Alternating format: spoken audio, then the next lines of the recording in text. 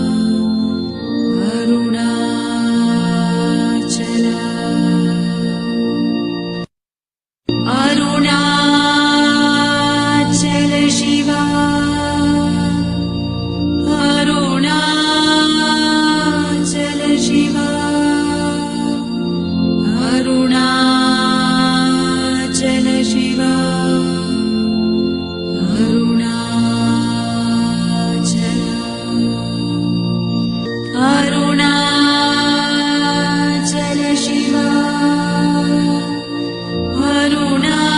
Arunachala Shiva,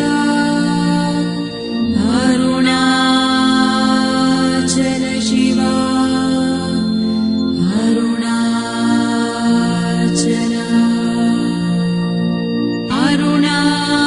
Arunachala Shiva,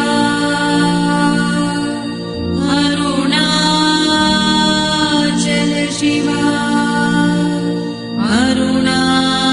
Arunachala Shiva, Arunachala, Arunachala Shiva, Arunachala Shiva, Arunachala Shiva, Arunachala, Arunachala Shiva, Arunachala Shiva, Arunachala Shiva, Arunachala,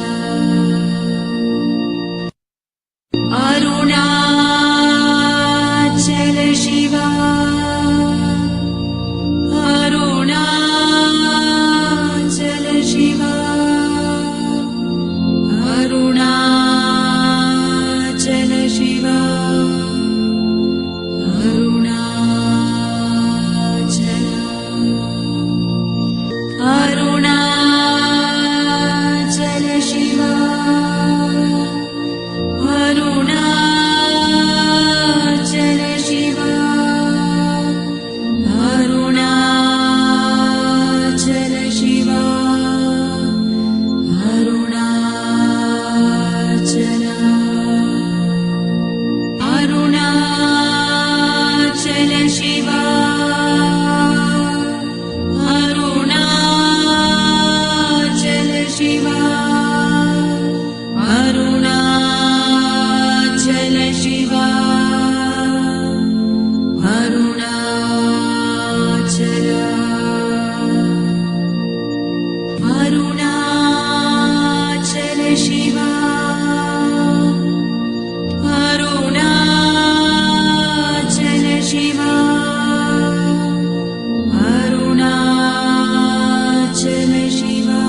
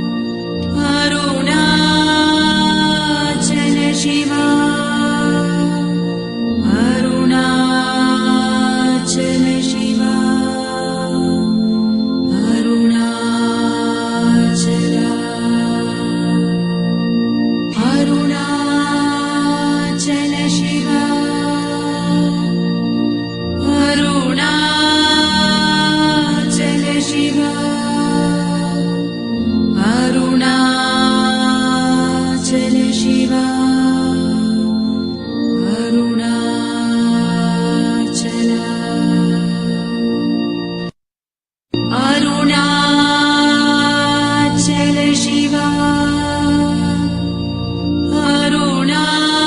Arunachala Shiva. Arunachala Shiva. Arunachala. Arunachala Shiva.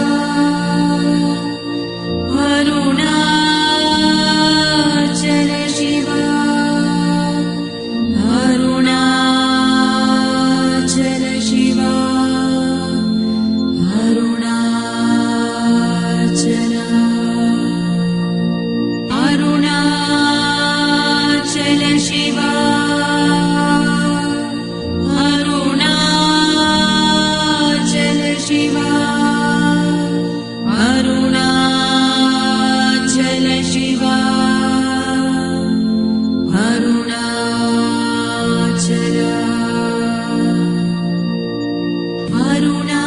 Arunachala Shiva.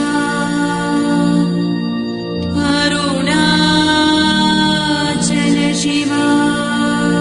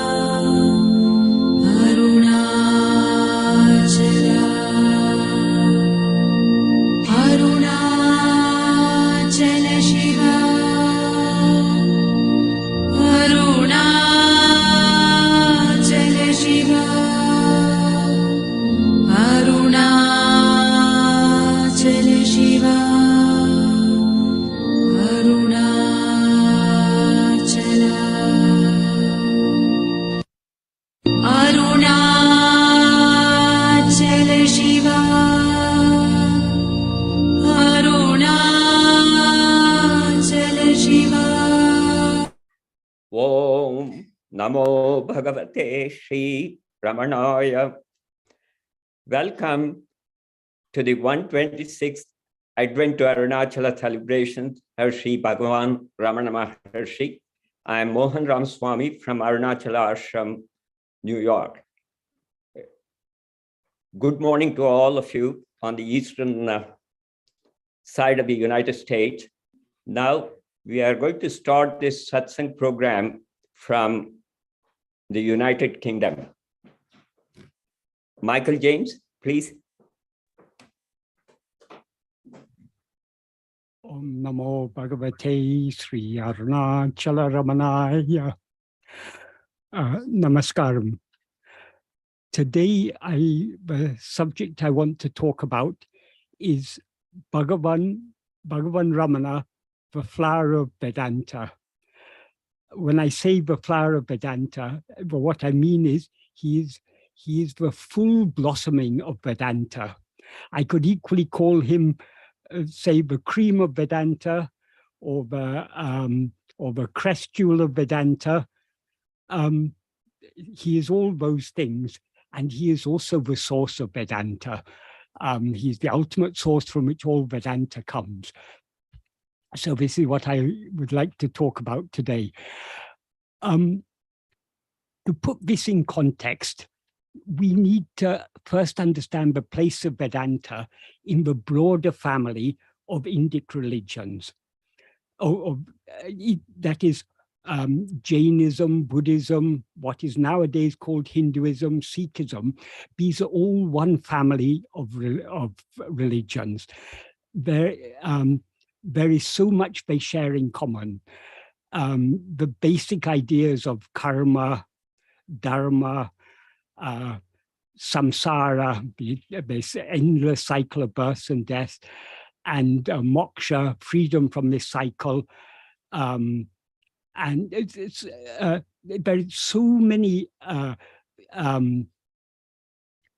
commonalities between all these. There are, of course, so many differences, so much variation. So there's a huge diversity, but with underlying commonality. So these are all one family of religions.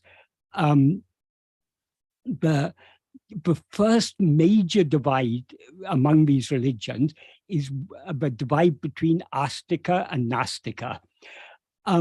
Even these terms are differently interpreted in different contexts by different people, but generally, that is one of the definitions. Is the Astika schools of philosophy accept the Vedas as revealed knowledge, and the Nastika do not accept. But even those, the Jains and the Buddhists do not accept the Vedas in as revealed knowledge.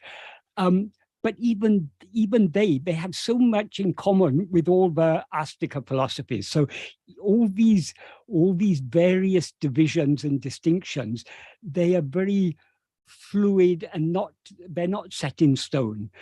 And undoubtedly Vedas influenced the development of Buddhism and Jainism. And Jainism and Buddhism has influenced the development of all the various forms of Hinduism. That is all the many different systems of philosophy that have flourished in India over thousands of years. Each, they were always interacting with each other, always feeding off each other, that is drawing inspiration from each other, influencing each other. In their arguing with each other, they were each leading to the growth of the other. So it's all one large family. But the Astika philosophies, as I say, they all accept the authority of the Vedas. But even among them, there's so much diversity of interpretation of the Vedas. And the Vedas are generally themselves divided, particularly by Shankara. He divided into two broad sections: the Karma Kanda and the Jnana Kanda. The Jnana Kanda is Vedanta, the Upanishads. The Jnana Kanda is called Vedanta because it is the philosophical conclusion of the Vedas. That is all the karma portions ultimately lead to. The final conclusion of all of the Vedas is Vedanta. So Vedanta is and nowadays, when we talk about the Vedas, generally we're talking about Vedanta. That is the old ritualistic portions of the Vedas. Though Vedic rituals are still practiced, they are not practiced in the same way as they were in the past. That is the whole, the Astika family of, that is the subfamily of that we nowadays call Hinduism, has developed in so many ways over the centuries. But the Vedas nowadays, when we talk about the Vedic religion, we're generally talking about Vedanta. And among the Astika schools of philosophy, they're generally classified as 6. That is Nyaya, Vaiseshika, Sankhya, Yoga, and Purva Mimamsa and Uttara Mimamsa. Uttara Mimamsa is another term for Vedanta. So these 6, but though these are 6 distinct systems of philosophy, each has contributed to the other. Each draws on the other. For example, Nyaya, the logic and the reasoning of the Nyaya system is used by all the other systems. So there's so much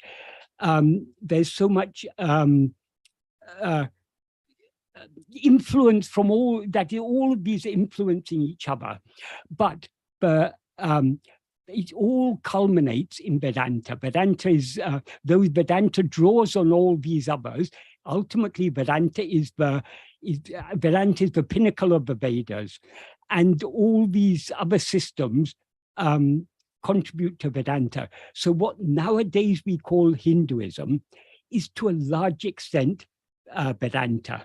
Of course, there are other systems. There's the various forms of Shaivism, for example, the Kashmir Shaivism, Shaiva Siddhanta in South India, which may not describe themselves as Vedanta, as part of Vedanta, but they are still strongly influenced by Vedanta. And of course, Shaivism has strongly influenced has such a strong influence in Vedanta. So it's all one large family, but it's all it's as if Vedanta is the crest jewel of this vast mountain. And the Buddhism and Jainism, they have also though they are distinct from Vedanta, they have been influenced by Vedanta, and Vedanta has been influenced by them. So it's all one large family. But the cream of this family, we can say, is Vedanta. And among Vedantins, there are so many different forms of Vedanta. There's the Advaita, which is Gaudapada and Shankara. There be the early representatives of the Advaita tradition. Then there's various forms of Beda Vedanta. There's Vishishta Advaita, there's Dvaita, there's Achintya Beda Vedanta, the Gaudiya school, so many different interpretations. All these different interpretations, one of the ways in which the distinction between Advaita and the other schools is Advaita focuses very much on Jnana. The other schools focus more on Bhakti. But Bhakti and truly speaking, Vedanta is both Bhakti and Jnana. I mean, we can't separate Bhakti from Jnana. Some Advaitins may have looked down on Bhakti or considered Jnana to be somehow superior. But if we see all the greatest Advaitins, Shankara, for example, he sang so many devotional hymns. And many of the later Advaitins, great Advaitins like Apaya Dikshita. He was a great Shaiva Bhakta and also a great Vedantin. And he was in South India. In North India, I think his name was Madhusadena Saraswati. He had written a commentary on the Gita in which he blended the Bhakti and Jnana. So truly speaking, to consider Advaita as distinct from Bhakti is a very limited view. But in Bhagavan's life, Bhagavan is the fullness of both Bhakti and Jnana. So Bhagavan, though philosophically, Bhagavan is very clearly an Advaitin, he that is why the other schools of Vedanta are so popular. Vishista Dvaita, Dvaita, Chintya Beda Vedanta, or the Gaudiya school. Why these are so popular? Because naturally Bhakti has a great appeal to people. It has an emotional appeal to people, as that is, our nature is not. We are as human beings, or as any embodied being, we are a mixture of intellect and emotion. That is, both of them are important sides of our nature. So we cannot that is. We cannot separate. We cannot deny the importance of the emotional side or the intellectual side. Both are important. Of course, Bhakti and Jnana is more than just intellect and emotion. It's more than, Bhakti is much more than just emotion, and Jnana is much more than just intellect. But these two sides, they're two sides of our nature. In fact, even our real nature, Atma Swarupa. What is Atma Swarupa? It is Sat Chit Ananda. Chit is Jnana. It's also called Satyam Jnanam Anantam. Satyam means being, what is. Jnanam means the awareness, the knowledge, and Ananta means it's infinite. So Brahman is the fullness of Jnana, Prajnanam Brahman. That is, Brahman is the pure awareness, but Brahman is also the fullness of love. Another description of Brahman is Asti Bhati Priyam. Asti means being, Bhati means shining, that's the awareness, and Priyam, the love. So Brahman is both the fullness of love and the fullness of Jnana. So since that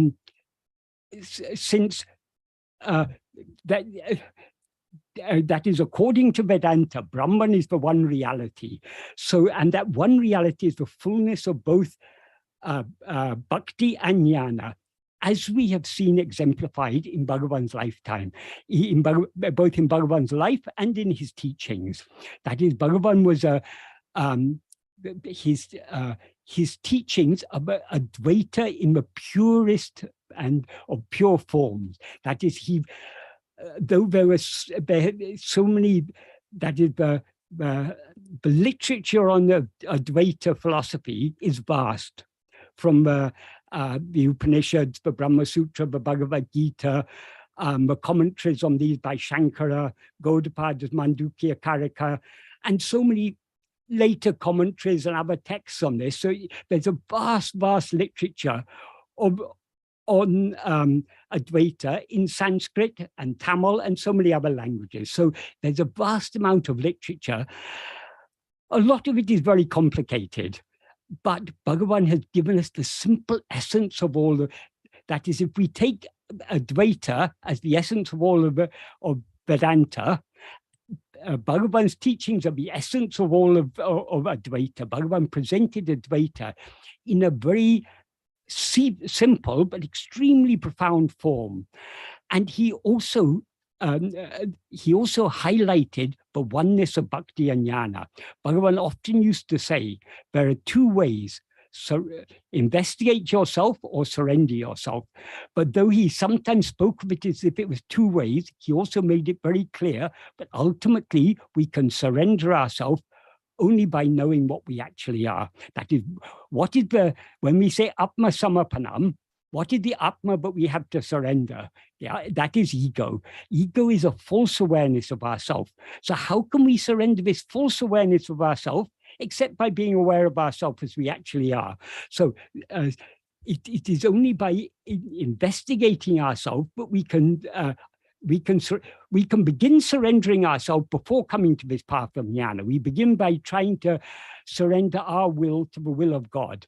But ultimately, we cannot surrender our will fully without surrendering the one whose will it is. Whose will is it? It's ego's will. So we need to surrender ego.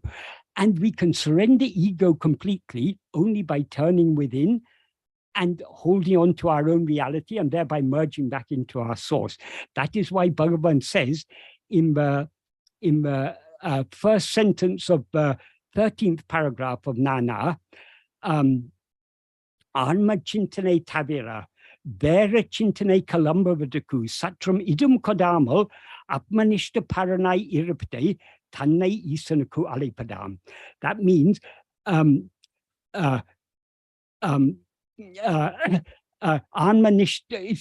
chintana tavira. That means accept Atma chintana. Atma chintana literally means thought of oneself. It implies self-contemplation or self-attentiveness. In other words, it's another term for Atma vichara. So accept self-attentiveness, giving not even the slightest room to the rising of any other thoughts, thereby being Atmanishta Param. Atmanishta Param means one who is firmly established as oneself, one who abides as oneself. That is giving oneself to God. So actually, I read the sentence in the order in which it's presented in Tamil, but in English we would say it the other way around, because the main clause is Atmanishta Paranai Iripade, that being one who is firmly established as oneself, alone is giving oneself to God. And then the first part of the sentence is an adverbial clause explaining how can we be Atmanishta Paran? Only by being so keenly self-attentive, by clinging so firmly to Atma Chintana, but we give no room to rising of any other Chintana. So there Bhagavan is clearly implying that surrender, the final surrender can be achieved only by means of self-investigation. So Bhagavan shows how Bhakti and Jnana merge together and become one. So though Bhagavan talked about two paths, Atma Vichara, self-investigation, and Atma Samapanam, self-surrender, truly speaking, these two are one. We cannot even begin to investigate ourselves without thereby surrendering ourselves. That is, to the extent to which we are turning our attention within, ego is thereby subsiding. The subsidence of ego is self-surrender. So in so many ways, Bhagavan highlighted the oneness of Bhakti and Jnana.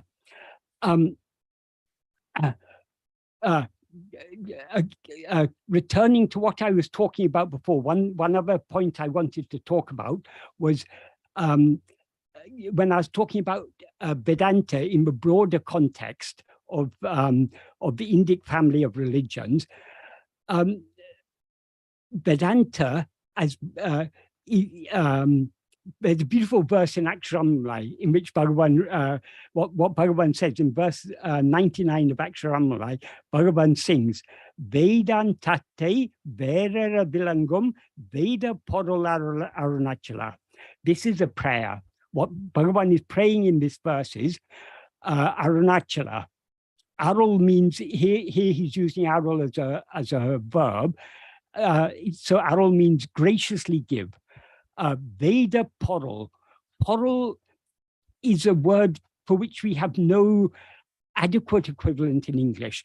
That is, the basic meaning of Porol is the substance.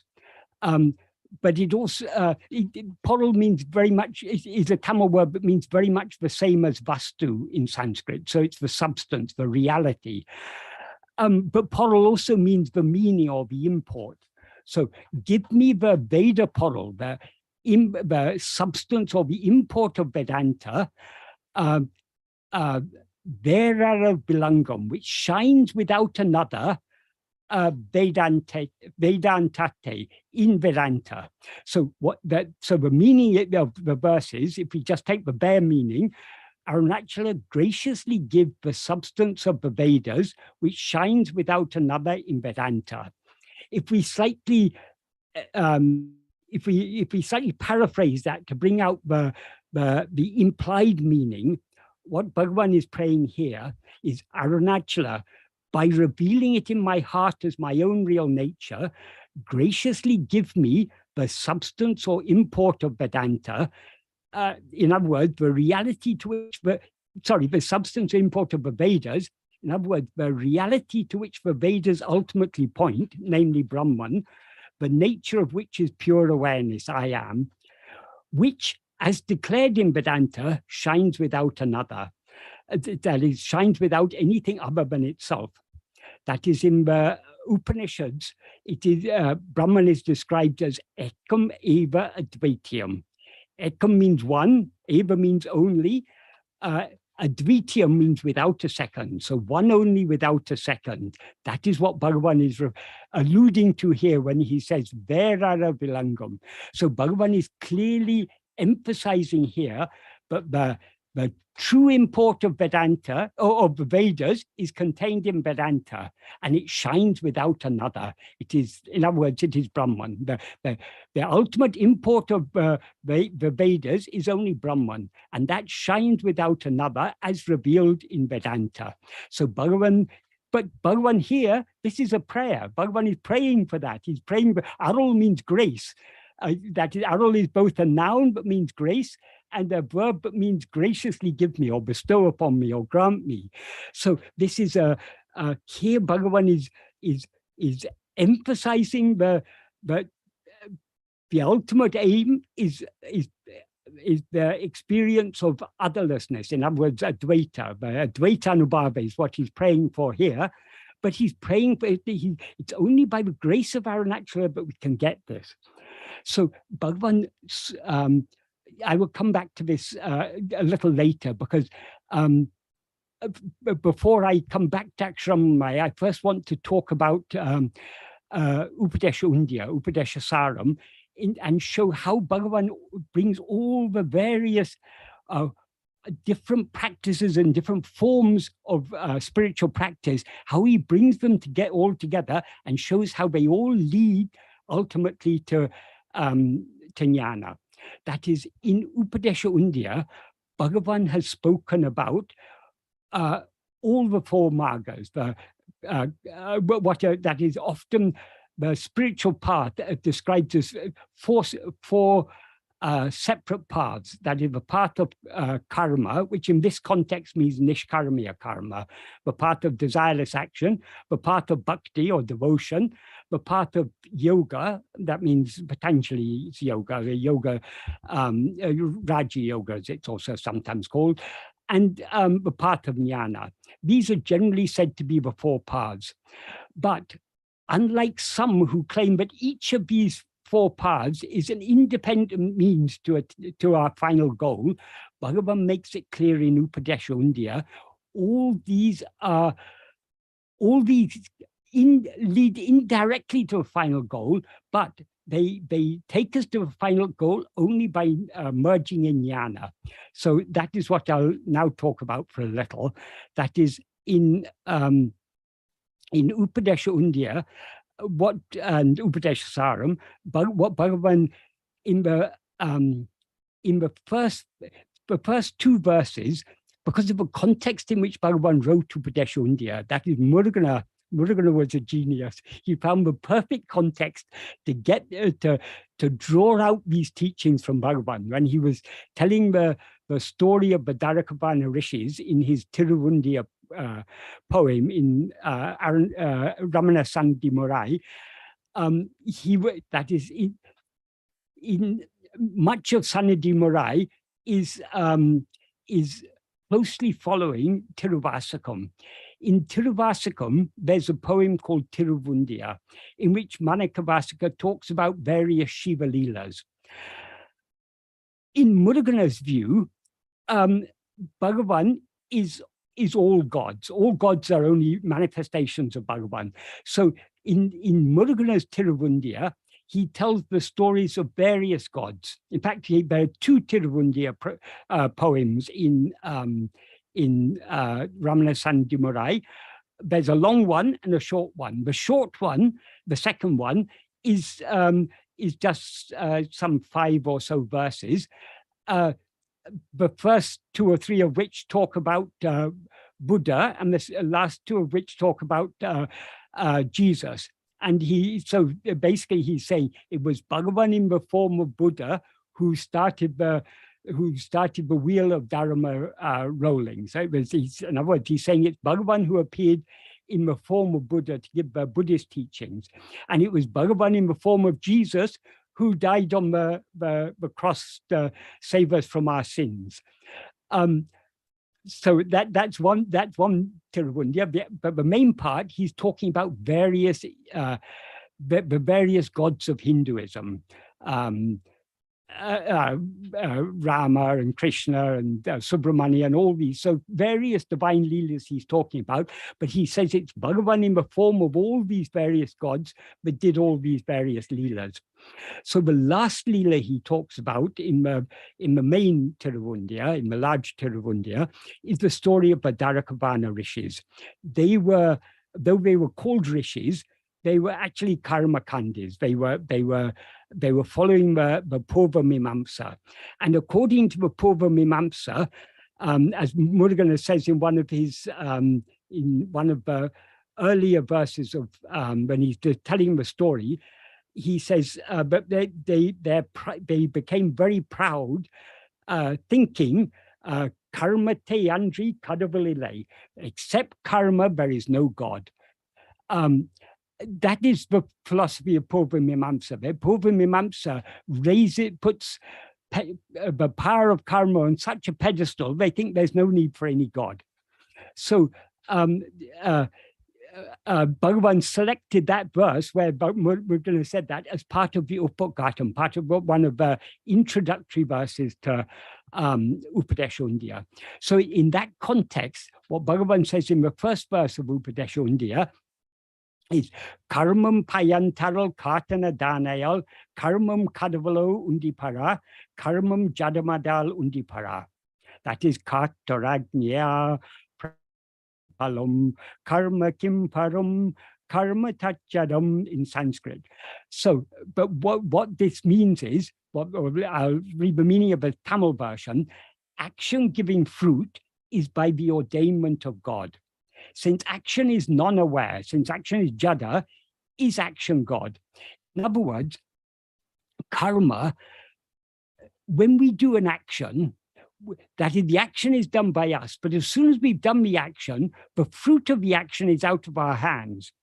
If we shoot an arrow, before we shoot the arrow, we can aim it in whatever direction we want. Once we've actually shot it, we have no control thereafter what its target will be. Likewise, when we do any action, we may do an action for a certain purpose, but once we've done the action, the fruit of that action is out of our hands. It's in the hands of God. So whatever action we do, that means whatever agamya we do, the fruit of that agamya is stored in Sanchita. And from Sanchita, God selects which fruit will be most favorable for us to experience when. And so what is the appropriate fruit for each karma, and when, where, and how we should experience that fruit, that's entirely in the hands of God. That's what Bhagavan means by karmam payandaro kartana danayal. It's in Sanskrit, kartaragnya prapyate palam. So the fruit are entirely in his hands. We are the doer of actions, but the fruit and when, where, which fruit is appropriate for which action is entirely in his hands. So, but in Purva Mimamsa, because they don't want to accept God, they say there is something called adrishta, something unseen, but decides what should be the fruit of the action. But according to Bhagavan, the fruit of the action is entirely in the hands of God. Then he asks, karmam kadavalo, can karma be God? Karmam kimparam. Karmam jadamadal. Since in Tamil he says karmam jadamadal, since karma is jada. In Sanskrit he says karmam tatjadam. Karma is insentient. So since karma is insentient, karma cannot decide which fruit is appropriate for which action. It is only God who decides that. So Bhagavan is here repudiating the philosophy of the Purva Mimamsa. He's showing that karma is always subservient to God. That we do the karma, but God decides the fruit. And it is God who allots us the fruit in the form of our prarabdha. Then in the next verse, Vinayam Delevu Vilevutru Vittai Vinay Kadal Vetiramundi Para Vidu Tarale Undi Para. That means the fruit of action perishing. That is, when we experience the fruit of any action, that fruit is finished. That is, if someone gives you a mango, you can't eat it today and keep it to eat tomorrow. Once you've eaten mango is finished. So likewise with the fruit of action. When the fruit of action is experienced, it's thereby finished. But though the fruit of action perishes, what remains is the seed. The seeds here means the vasanas. So as he then says, Vittai Vinay Kadal Vetiram, as seed causes to fall in the ocean of action. In the Sanskrit version, because Bhagavan wrote in a shorter meter, he doesn't mention the seed. So he leaves it there. In Sanskrit, he says in the first line, Kriti Mahodado Patana Karanam, the cause for falling in the vast ocean of action. What is the cause? He doesn't say. He leaves it for us to understand. But in the Tamil version, he makes it clear. It's the seeds. And what are the seeds? As he says in the Malayalam version, vasana kara vittai. That is the seeds in the form of vasanas. So it's the vasanas. That is, why do we do any action? We do action because we want to experience certain vishayas. So those inclinations to experience vishayas are what are called vishaya vasanas. And because the vishaya vasanas lead us to do actions, they're also called karma vasanas. So whether we call vishaya vasanas or karma vasanas, ultimately it's the same. So it's the vasanas that lead us to do action. And that is what causes us to fall in the great ocean of action. And then in Bhagavan, so Bhagavan concludes this verse in Tamil saying, Vidu Tarile, it does not give liberation. In Sanskrit, he says, Palamasaswatam, that is the translation of Vinayam Vilevutru, the fruit of action perishing. Palamasaswatam means the fruit is impermanent. That is, once you experience the fruit, it's finished. But then he says, Gati Nirodakam. That is, because the seeds, the vasanas, causes to fall in the great ocean of action, action cannot give liberation. Well, in Tamil, he says it cannot give liberation. In Sanskrit, he says even more forcibly, it obstructs liberation, nirodakam. So it's the obstacle to liberation. So how can we attain liberation? If action won't give us liberation, what can we do to attain liberation? Anything we do is only binding us all the more. So in verse 3, this is where the real spiritual teachings begin.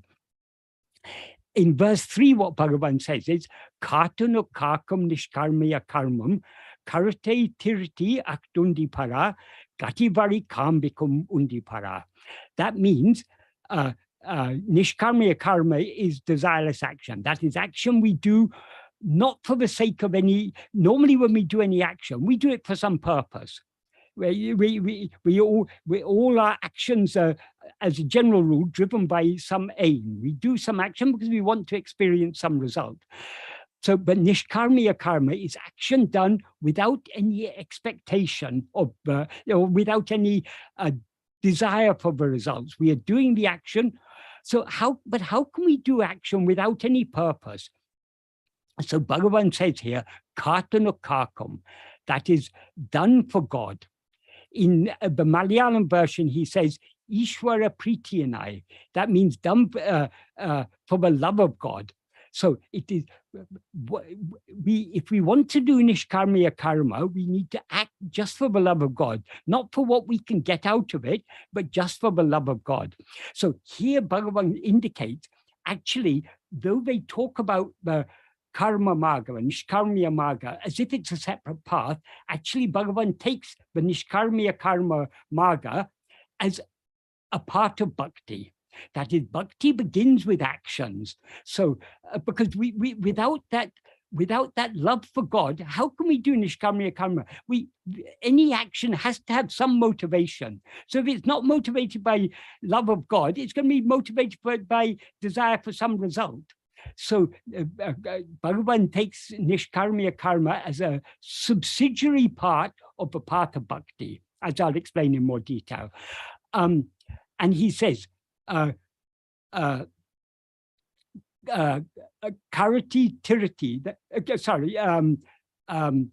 karate tirati.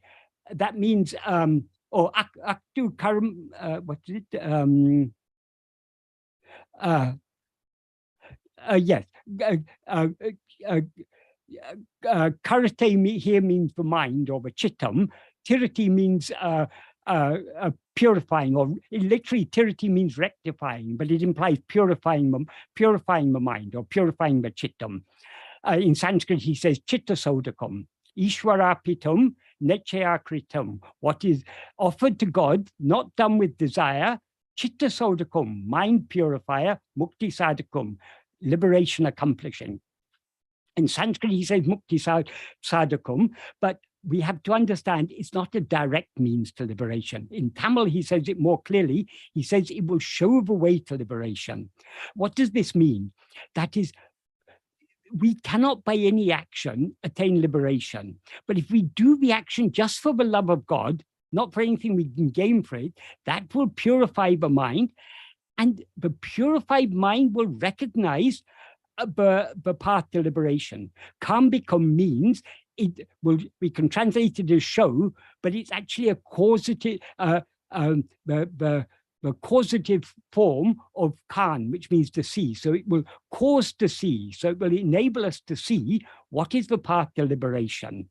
So the path to liberation is not karma per se, because karma obstructs liberation, but by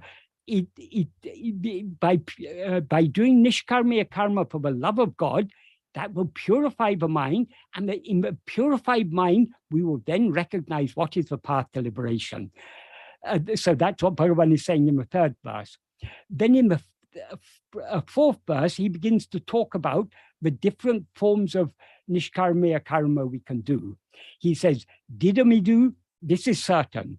Pujay japamum dhyanam udal vaku ula toril. Puja, japa, and dhyana are actions of body, speech, and mind. We have to understand respectively. That is, puja is an action of the body, japa is action of speech, and dhyana is action of mind. Weevu ahum ondril ondru. That literally means one than one is superior. What he means is, in this order, the more efficacious in purifying the mind than puja, japa. More efficacious than japa, dhyana. So in this order, each one is superior. When he says superior in this context, because the subject matter is that the aim of all these nishkarmiya karmas is the purification of the mind. So when he says it's superior, he means it's a more effective means to purify the mind. In the Sanskrit, he says, kaya vanmana karyam uttamam pujanam japa chintanam kramat. That means worship, repetition, or puja, japa, and dhyana. Actions to be done by body, speech, and mind are progressively superior. And then in the next three verses, he talks about each of these. In verse 5, he gives us a very broad definition of puja. What he says is, ennuru yabum irayuru amena enivari padal undipara isan nalpusane undipara. That means worshipping, thinking that all 8 forms are forms of God is good worship of God. The 8 forms here, this is a Shaiva concept, that is, it Shiva is often referred to as Ashtamurti, and he's the one with 8 forms. And the 8 forms are said to be, different books give slightly different classification, but generally what is the 8 forms are the 5 elements: earth, water, fire, and space, and sun, moon, and sentient beings, jiva. So that's virtually the whole, that everything is included. Everything is made of the 5 elements. So worshipping anything, taking it to be a form of God, is good worship of God. So if you see a hungry person and you consider and you offer food to that person with the attitude that you're offering food to God, that is good worship of God, because it's God in the form of that person who has come to you with a need for food. Or if you see, nowadays we live in a world with so much environmental damage we see going on. So if we try to live an eco-friendly lifestyle, trying to avoid causing more damage to the environment, if we have the attitude that the whole world is God, all the elements are God, and so we are trying to avoid doing harm to the world because we consider the world to be God, that is good worship of God. So the Bhagavan doesn't limit puja just to the ritual puja. Of course, ritual puja is also a good form of worship, but Bhagavan gives us a very broad definition of worship. And then in verse 5, he talks about japa. He says, Varotilil Vaku, Vaikul Japatil, Virupamam Manadum Undipara, Vilumbam Dhyanami Undipara. This is Bhagavan. Bhagavan this is a real sutra here, because Bhagavan packs so much into it. But the literal meaning of this is, rather than praising, loud voice, rather than japa within the mouth, what is done by mind is beneficial. This is called dhyana. That is what Bhagavan is here talking about. He's classifying different practices. That is, rather than praising, rather than singing stotras aloud, doing japa in a loud voice is good. Rather than japa in a loud voice, japa whispered softly within the mind is good. Rather than whispered softly within the mouth is good. Rather than the softly whispered japa, japa done by the mind is good. And that japa done by the mind, this is a form of dhyana.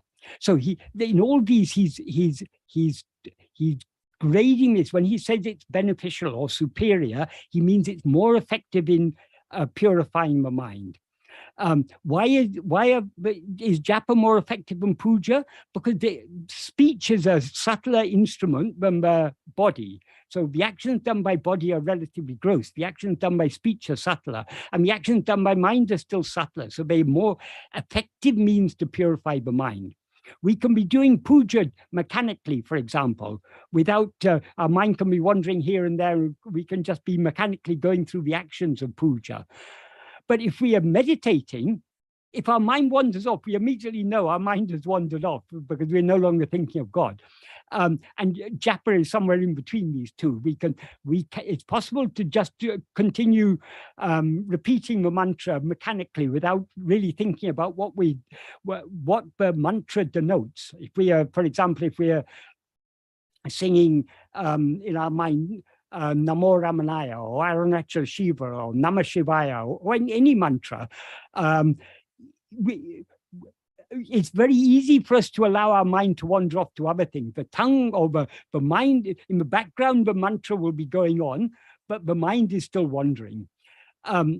So that's why each one is superior to the previous one. And so rather than singing stotras in a loud voice, doing japa in a loud voice. That is, japa implies you're concentrating just on a few words. So that's more focus.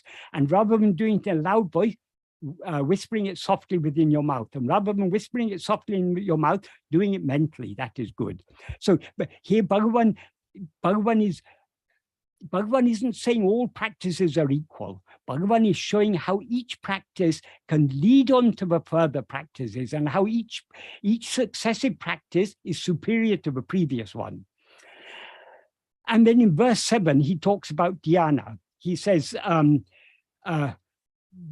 Vittu Karutalin, Arune Vichipol, Vidadu Unnale Undipara, Visedamam Unnabe Undipara.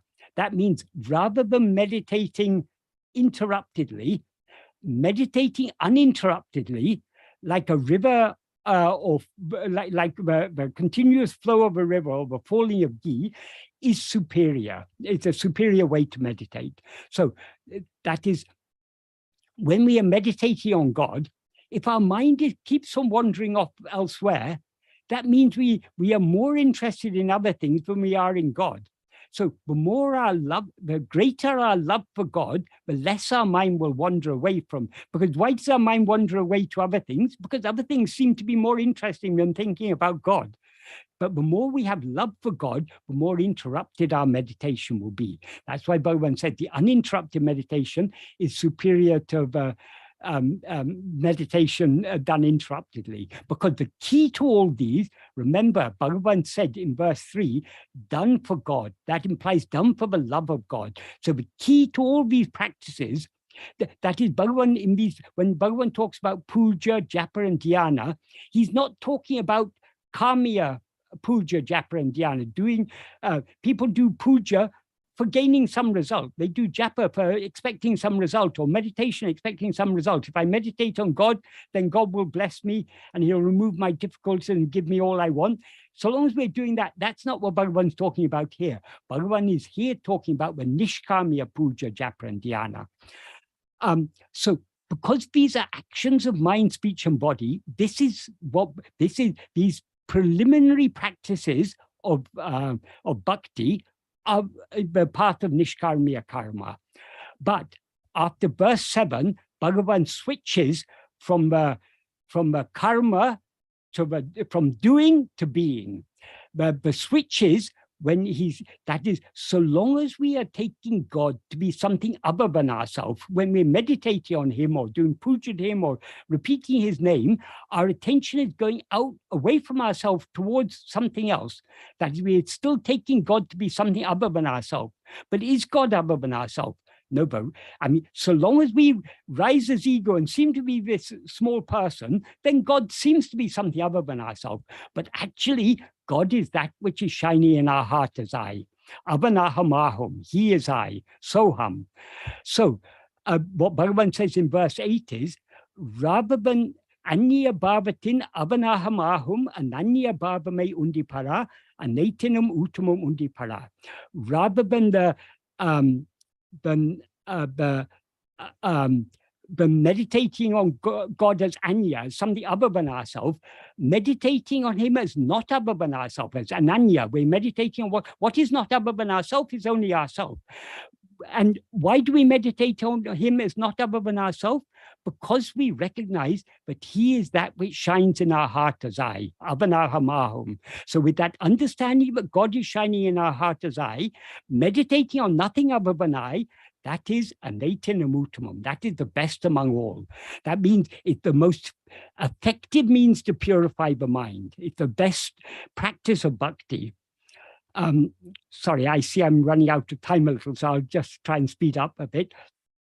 Then in verse 9, he says, Baba Balakinal Bhavanatita Baba Tirutale Undipara Parabhakti Tattva Mundipara. By the strength of that Baba, that is, what he refers to here as Baba is referring to what he referred to in the previous verse as the Ananya Baba. In other words, the meditation on oneself. So in other words, by the strength of self-attentiveness, Bhavana Tita Sat Bhava Tirutale, being in Sat Bhava. Sat Bhava means the state of being. So being in the state of being, by the strength of that self-attentiveness, and that state of being is Bhavana Tita. It is beyond all bhavana. Bhavana here implies meditation as an action, as a mental activity. So if we are focusing so long as we're allowing our attention to go out towards anything else, even the name or form of God, that is a mental activity, because it's a movement of our attention away from ourselves towards God. When we turn our attention back within to see who am I, our attention is not moving, it is subsiding back into its source. So by the strength of self-attentiveness, we remain in the state of just being, the Sat Bhava, which is beyond all mental activity. And that, Bhagavan says, is Parabhakti Tattva. That is the nature or reality of supreme devotion. So here Bhagavan has shown how karma is a subsidiary part of bhakti, and bhakti leads to eventually to a path of jnana, the path of meditating on oneself alone, nothing other than oneself, and that is the parabhakti tattva. So in effect, what Bhagavan is saying here, being as we actually are, by the strength of self-attentiveness, is parabhakti tattva. So Bhagavan is showing that the path of self-investigation is the pinnacle of the path of bhakti. It's not something, it's not a separate path, it's what the path of bhakti is leading up to. Because when we attend to ourselves, ego is thereby subsiding. So that is surrender. That is giving ourselves to God, as he says in the first sentence of the 13th paragraph of Jnana that I referred to earlier. So that is the parabhakti tattva. That means the nature or reality or true state of supreme devotion. So according to, when Bhagavan teaches the path of vichara, he's teaching us the ultimate practice of bhakti. And then in the next verse, verse 10, he summarizes everything. He says, that in verse 9, he referred to as being in our state of being. What he refers to there is being in Satbhava Tirutale, being in the state of being, is what he describes in verse 10 as Udita Idatil Odungi Iratal, being subsiding in the place from which we rise. That is being as we actually are by subsiding in the place from which we've risen. What is the place from which we've risen? The place from which we've risen is our real nature. That is, though he refers to it as a place, it's not literally, we shouldn't take place in a literal sense. That is, when ego rises, from where does it rise? It can only rise from our real nature. Because as he says in verse 26 of Uladunapdu, for example, if ego comes into existence, everything comes into existence. Ahande undain, anatum undahum. Ahande indrail, into anatum. If ego doesn't exist, everything doesn't exist. Everything there means all objects, all phenomena. So if everything else comes from ego, from where can ego come? It cannot come from anything else. It can only come from the one thing that always exists, namely Atma Swarupa, our own real nature, Brahman. So Brahman is our Udita, is the place from which we've risen. So being in that, being as we actually are, that is karma and bhakti, that is yoga and jnana. Is what Bhagavan, so this verse 10 is summarizing everything. So ultimately, all these paths are leading to the state of just being. Then in the next 5 verses, he talks about the path of yoga, and he shows how that leads to the to this path of vichara. First, in verse 11 and 12, he says, he explains why when one restrains the breath, the mind is also restrained, like a bird caught in a net. This is a means to restrain the mind, and he explains why, because the mind and the breath are like 2 branches of a single tree. And they have the respective functions of knowing and doing, but their root is one. So that's why if you control one, you control the other. So by controlling the breath, that's a means to subdue the activity of mind. But then in verse 13, he says, the dissolution of mind, that what he says in Tamil is, ilayamum nasum irendum mam odukum ilayatu ilayatulladu erum undipara eradu uru mind dedel undipara. What that means is dissolution. That means dissolution of mind is of two kinds, laya and nasa. What is lying down or dissolved in laya will rise. If its form dies, it will not rise. So in yoga, they're trying to control the mental activity. That is, by controlling the breath, they control the mental activity. They subdue the mental activity. But if we take that too far, we end up in manolaya. But our aim is not manolaya, because manolaya is only temporary. Our aim is manonasa. So how to attain manonasa? He explains in verse 14. What he says in verse 14, only odaka valiye odungum ulate vidakave ovari undipara vium adanuru undipara. That means only when one sends the mind, which will become calm when one restrains the breath, on the investigating path, will its form perish. That is what the word he uses for investigating path is orvari. Or is a word that has two meanings in this context. We can take it as one path. We can take it also as orum vari, the investigating path. So the one path by which the mind will die is the path of self-investigation. So Bhagavan is referring here to a path of self-investigation.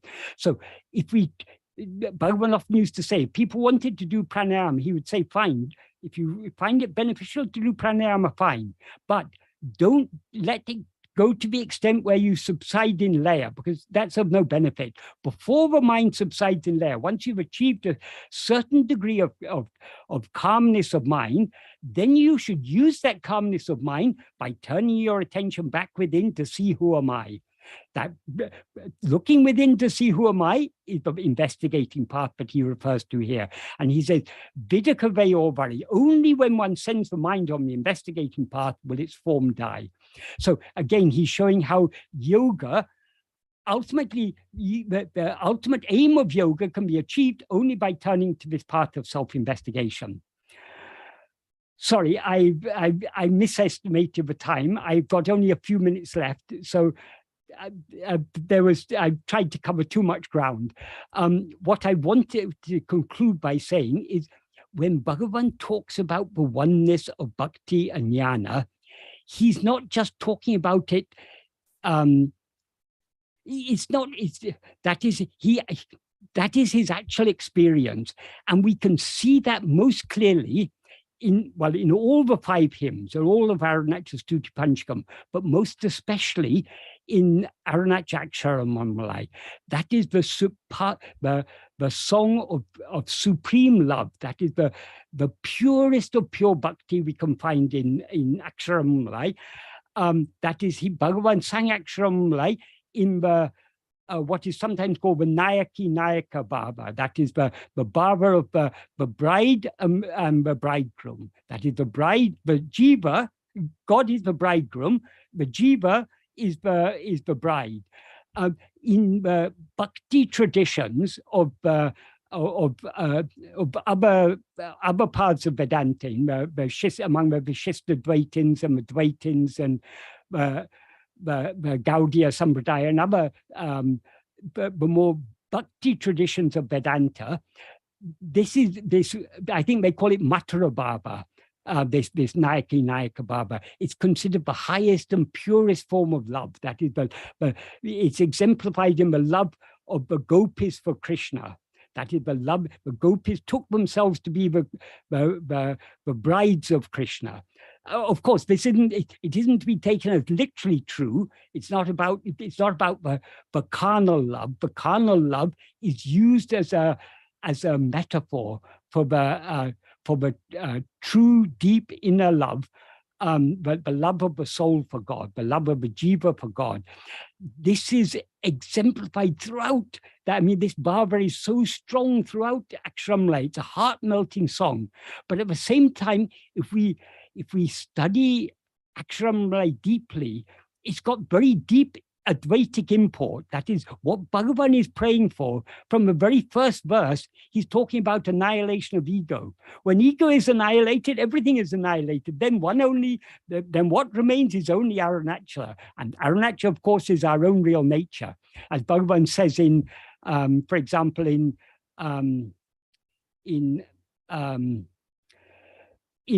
Arunachala Pancharatnam, in the second verse of Arunachala Pancharatnam, Bhagavan says in Sanskrit, Pridi Atma Iti Atmataya Nrityasi. As oneself you dance in the heart as I. And in Tamil he says, Nityamum, always, Nad Endru, as I, idiom Naditiduvayal. Since you always dance in the heart as I, they say your name is heart itself. So Arunachala is Atman, it's our own real nature, it is Atma Swarupa. So what Bhagavan is praying for in the heart-melting language of devotion, and I don't think any serious bhakta can read Aksharam and not be melted by it. It is such a heart-melting prayer, but it's all a prayer for the Advaitanubhava, that is the very second verse of Aksharam. Bhagavan prays, Arahu Sundaram Bol, Ahamum Niyum Travinama Irupom Arunachala. Like Arahu and Sundaram. Arahu is a Tamil word that means beauty, and Sundaram is a Sanskrit word that means beauty. So though the forms are different, they are one in meaning. And Arahu is also the name of Bhagavan's mother, and Sundaram is the name of his father. So Bhagavan is talking about, also alluding to the harmony and oneness of their marriage. But the primary meaning, he's talking about the words Arahu and Sundaram, which have the same meaning. Like Arahu and Sundaram, may you and I, we can split it in two ways. We can take it either as utru, which means becoming one, or we can take it as uniting. Utru can mean uniting, or we can take it as mutru, which means completely. So may you and I be completely non-different. That's one meaning. Another meaning is Bhagavan is saying you and I are non-different. We can take it another way. Either Bhagavan is reminding us there in the very second verse that he and Arunachala are one.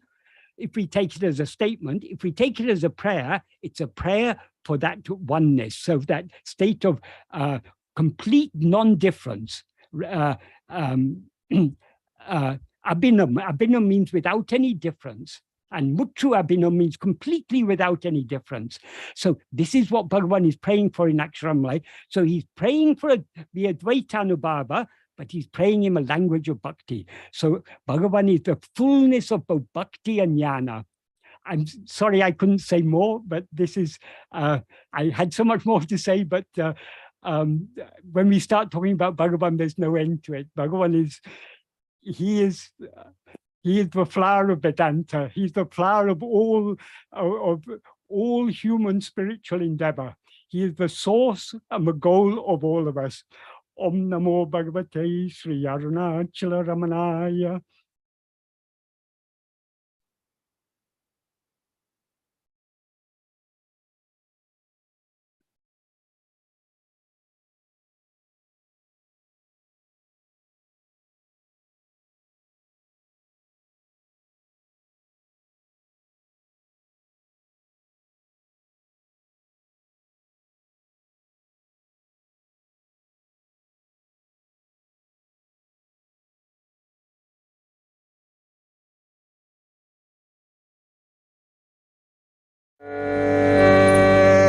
Ganesha Charanam Charanam Ganesham Ganesha Charanam Charanam Ganesham Ganesha Charanam Charanam Ganesha Ganesha Charanam Charanam Ganesham Ganesha Charanam Charanam Ganesham Ganesha Charanam Charanam Ganesham Ganesha Charanam Charanam Ganesham Ganesha Charanam Charanam Ganesham Ganesha Charanam Charanam Ganesham Ganesha Charanam Charanam Ganesham Ganesha Charanam Charanam Ganesham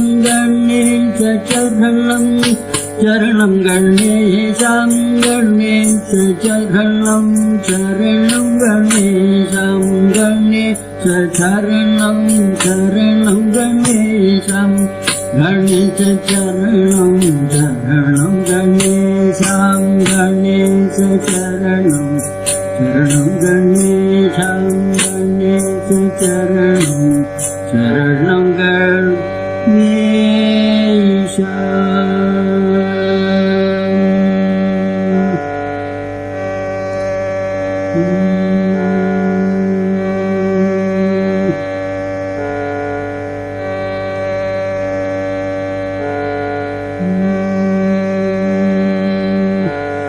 Shambho Mahadeva Devam Shiva Shambho Mahadeva Devesha Shambho Shambho Mahadeva Devam Shiva Shambho Mahadeva Devesha Shambho Shambho Mahadeva Devam Shiva Shambho Mahadeva Devesha Shambho Shambho Mahadeva Devam Shiva Shambho Mahadeva Devesha Shambho Shambho Mahadeva Devam Shiva Shambho Mahadeva Devesha Shambho Shambho Mahadeva Devam Shiva Shambho Mahadeva Devesha Shambho Shambho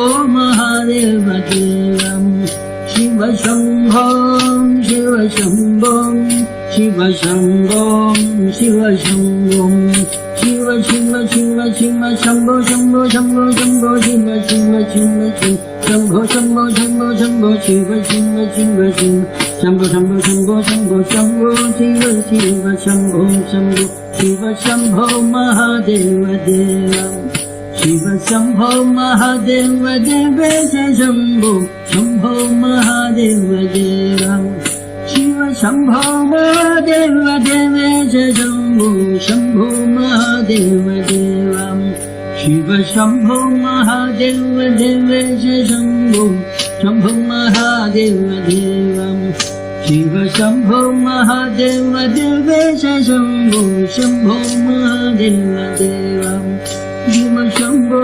Mahadeva Devam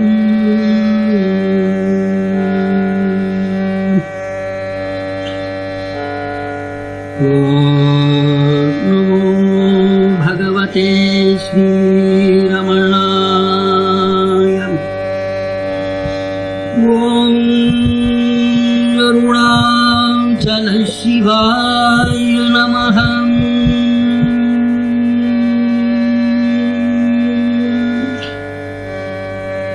Om Namo Bhagavate Sri Ramanaya Om Arunachala Shivaya Namaha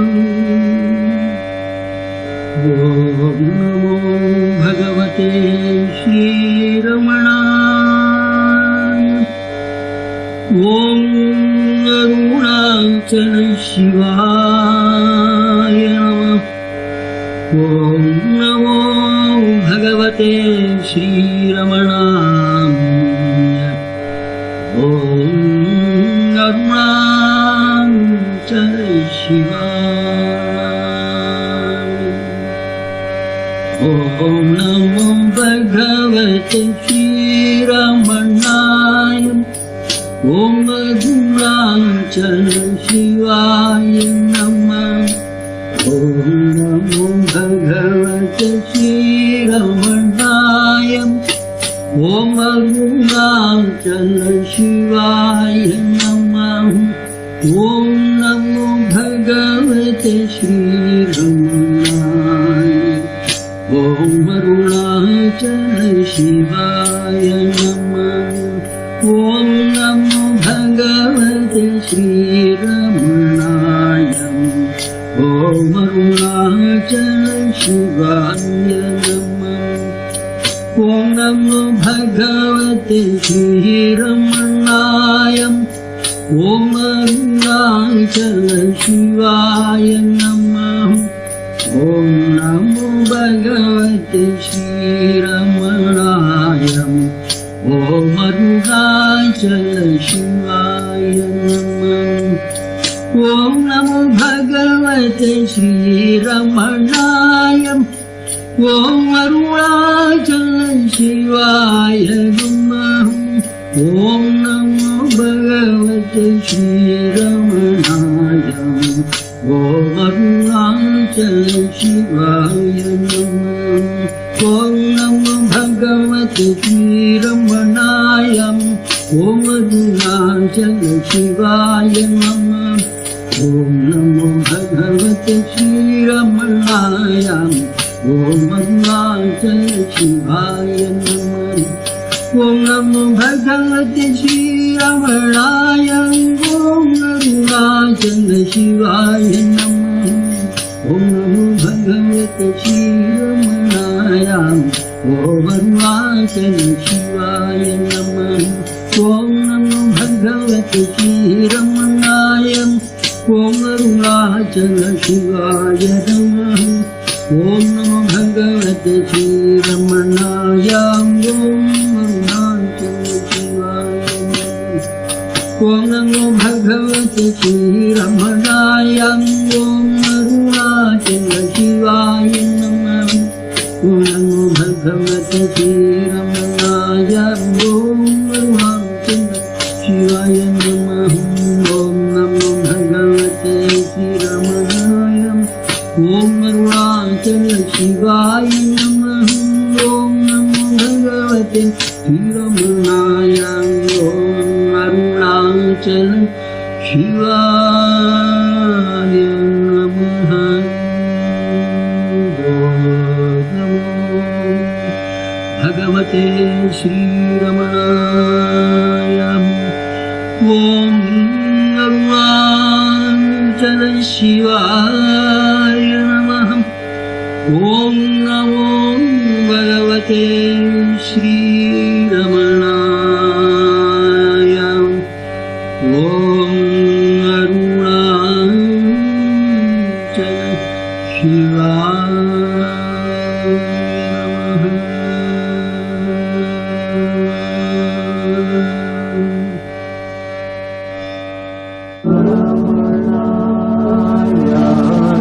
Ramanaya, Ramanaya, Ramanaya.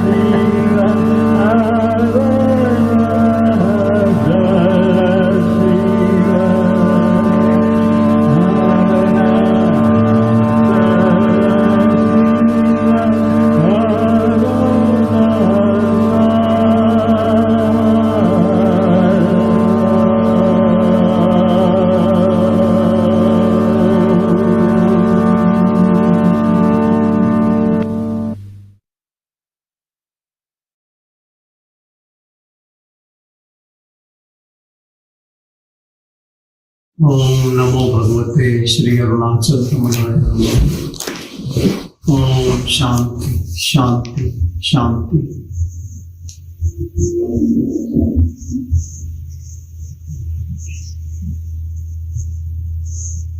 So we all have gathered today for our Satsang, which we lovingly call Bhagavan Satsang, Bhagavan Ramana Bhagavan Satsang group in Melbourne, Australia. And we have been asked to send a recording for Bhagavan's Advent Day. Now, what my understanding is, Advent Day is when Bhagavan arrived at Arunachala on 1st of September 1896. So it is 126th year of Advent Day celebration.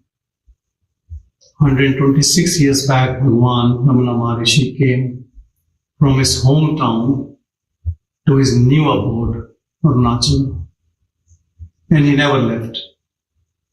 So what it means for a seeker or even a realized person, if he wants to understand the significance of this day, Bhagavan already was realized. He got realization by death experience in mid-July in 1896. He was 16 plus years of age.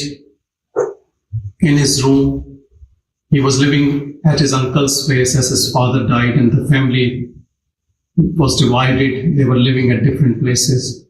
So he was living at his uncle's place along with his brother. And there he had a death experience which finished his ego. And after that ego disappeared, only eternal bliss prevailed. He was still a school student, but he could not focus on any of the studies. And therefore, he was lost in his own bliss. His brother commented that if you're sitting like a sadhu, a yogi, why don't you just leave all these things? Why do you still go to school? Why do you do all these things? And I think this must have triggered something in him. Something in him intuitively decided to go to Arunachala. Bhagavan in his own words said that he heard Arunachala from a relative few years before this experience.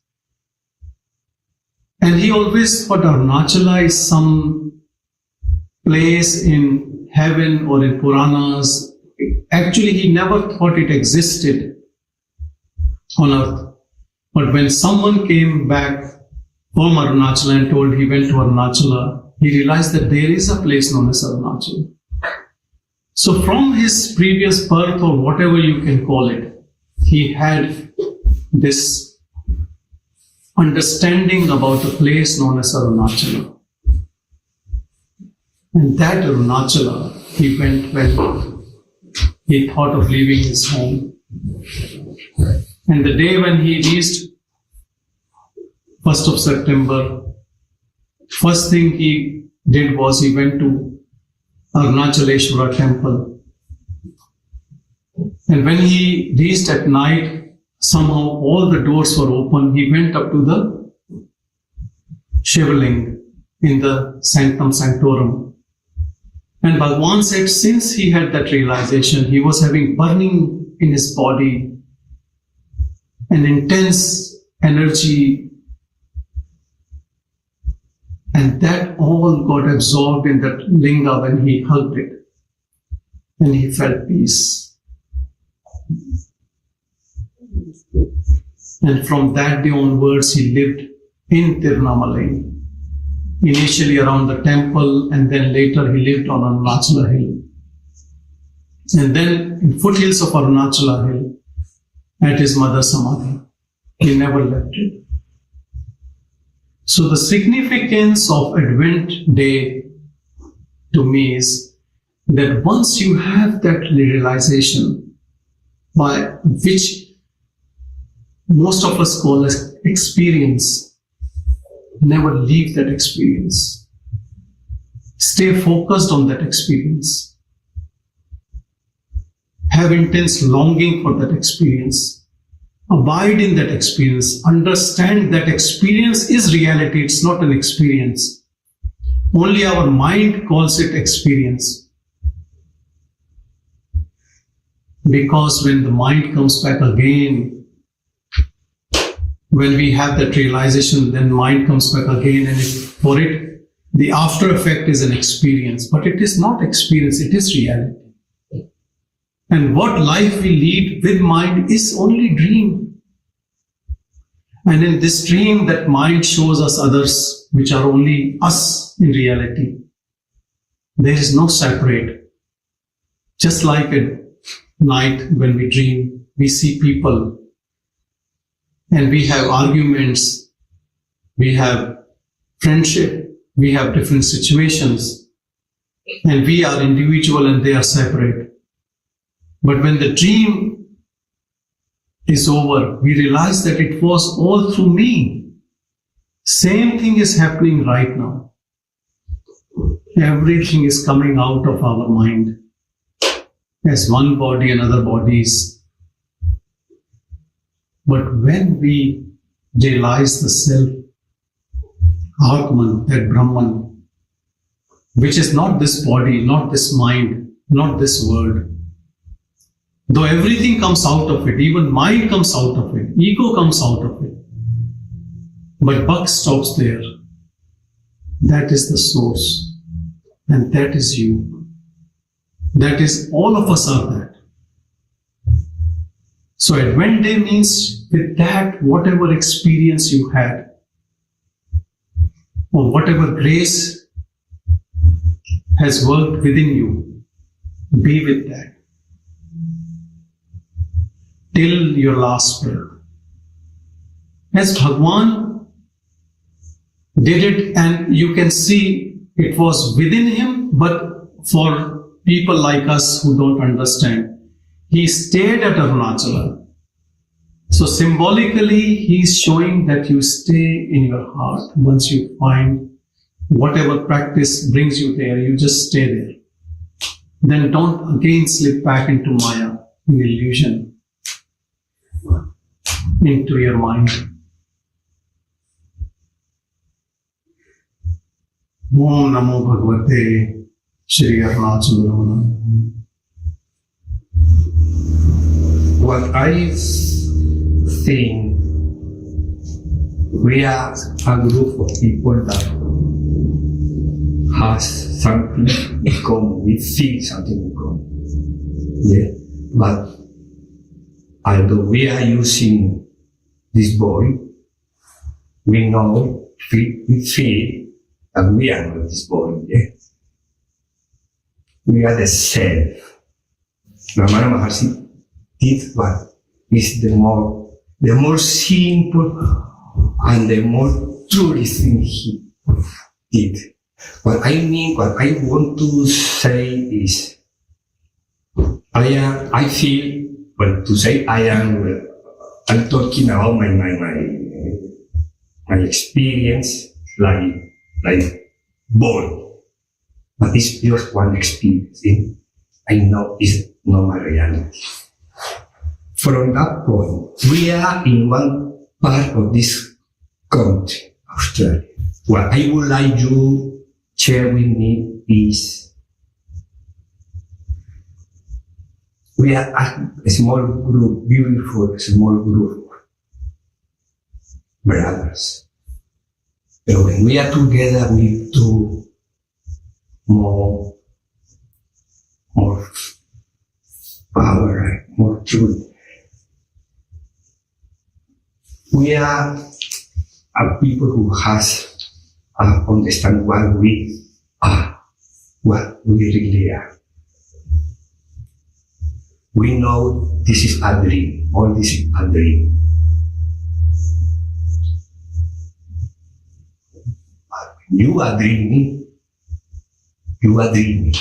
If you wake up inside the dreaming, and you know you are dreaming. I dream a lot. I dream every night many things, beautiful things, But now I realize to wake up in the dream when this body, die.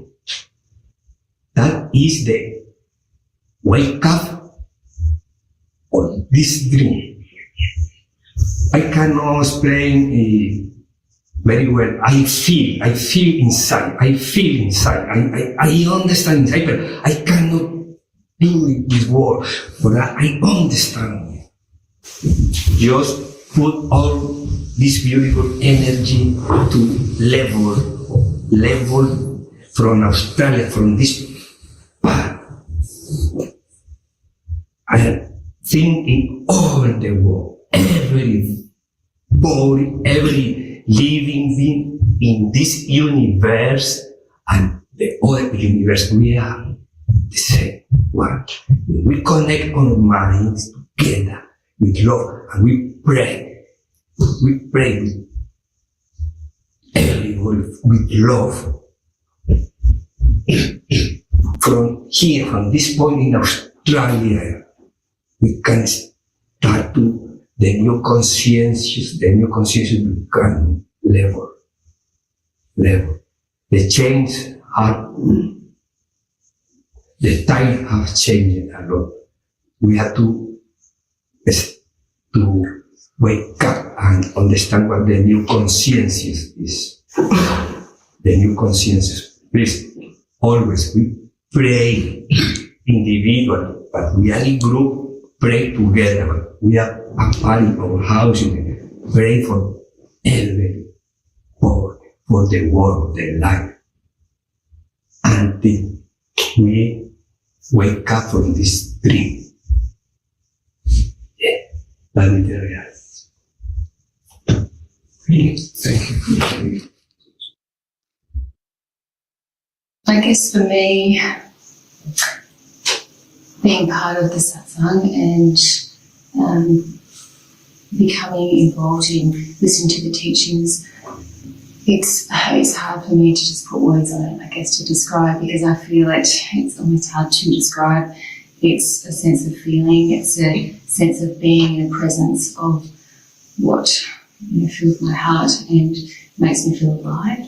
But it's also not, I guess, for me to just be part of that group. And this is something that I've learned a lot from the teachings, and particularly Sanjay, and a couple of things that Sanjay has said in terms of, it's important with meditation that the meditator keeps, or meditation keeps the meditator alive. And I think when I first started and when I first met Sanjay, that I was very focused on meditation, which I think is a good habit, but again, I've taken it out of its context to then see something different, to see it as an entity in its own self without actually living and feeling and breathing and being part of the true essence of really what life is, and to be connected again with everything and everybody. And so that's been a really lovely journey. And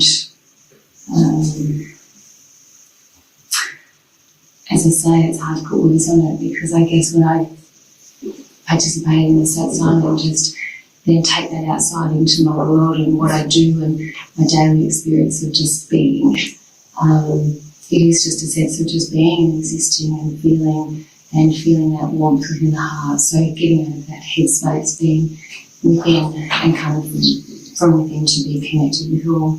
And so that for me has been a blessing. My first introduction to Bhagavan was around 1975. At the time, Muruganar had passed away, and my first visit, they said, just go into the ashram and feel the atmosphere. And I was quite skeptical, because I'd read about Bhagavan. Bhagavan had shed his mortal coil 25 years before.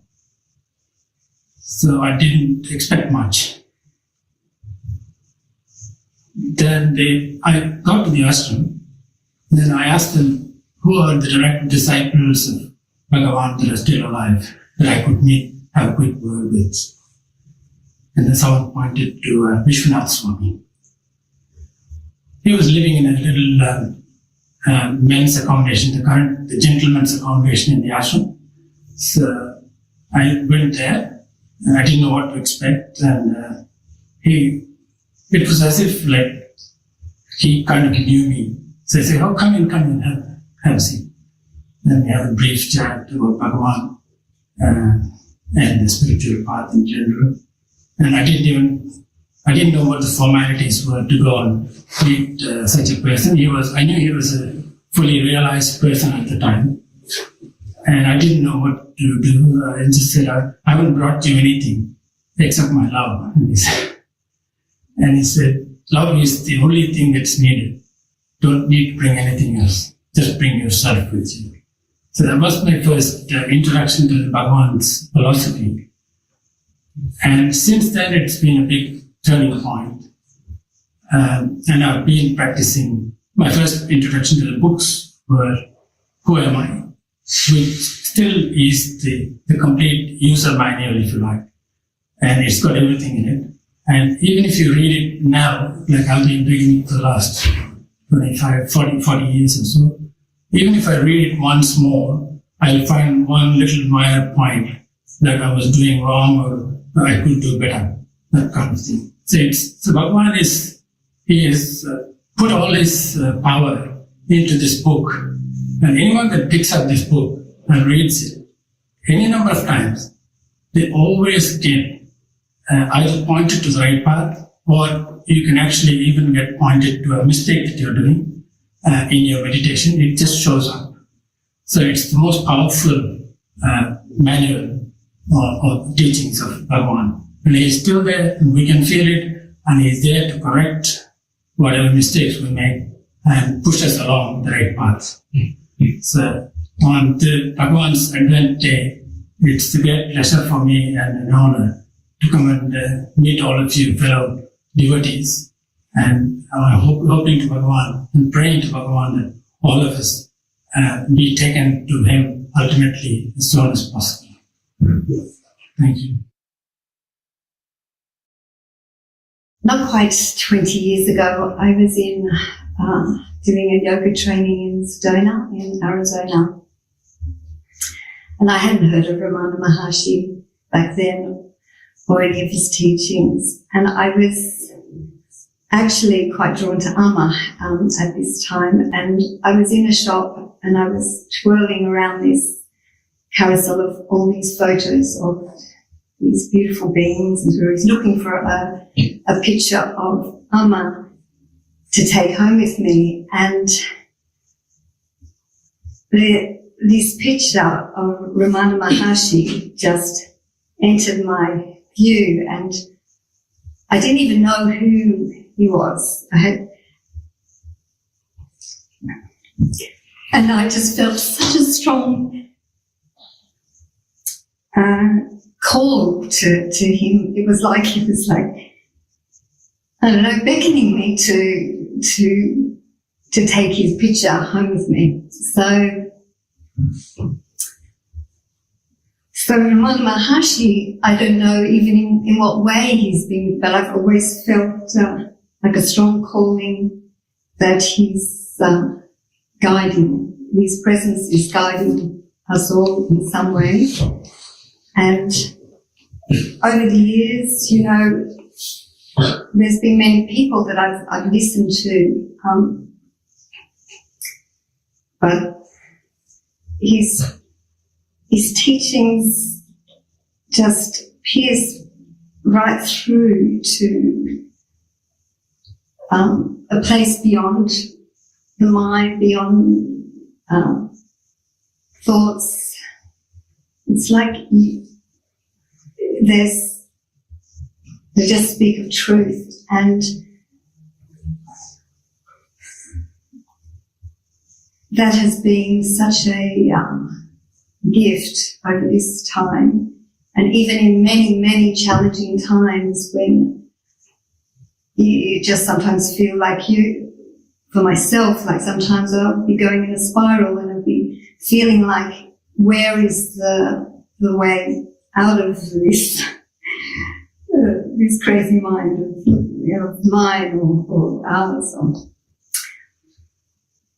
But as soon as I hear any of these words, and it's been a gift Sunday, being part of this Sangha and listening to you, and try and get to the Zooms, when I can, and which has been most of the time, but so far. And sometimes it's not easy, even with Ramana's Maharshi's presence. Sometimes it's like when the clouds sometimes feel very thick, and sometimes it's difficult to see beyond it.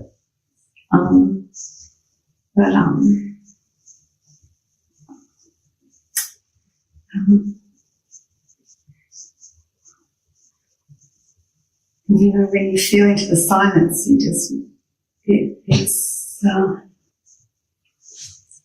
it's like a balm, like a sweet nectar that is there, and time. Well, time is a really it's just something made up in our thoughts in any case, but he's there. His presence is in us all, is there.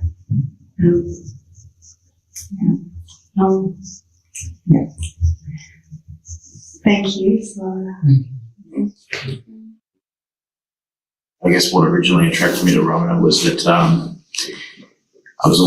he's like the perfect master, and that's what kind of differentiated him from other spiritual teachers. That's what made me attracted to him, was that it's kind of, he's like the perfect master. And he kind of said in that photo that it's just the ease. Anyway, so it's hard to describe. But for me, it was like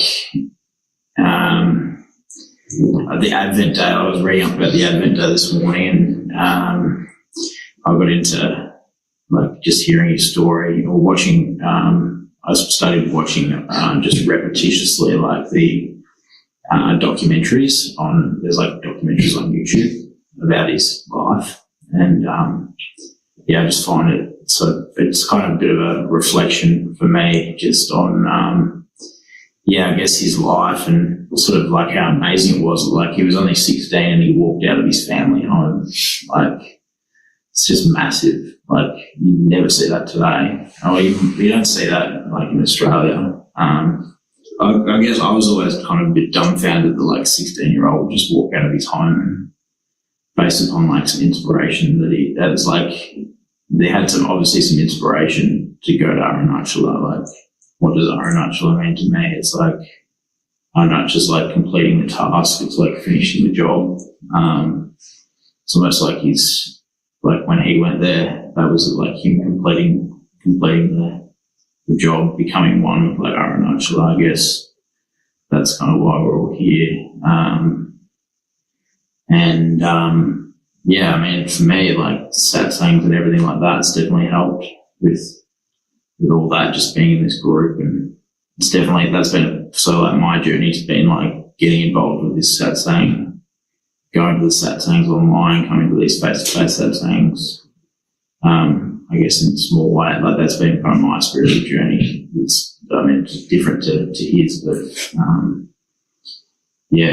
it's just an amazing story. I still can't believe the life that he lived, and I can't believe someone actually lived like that. So.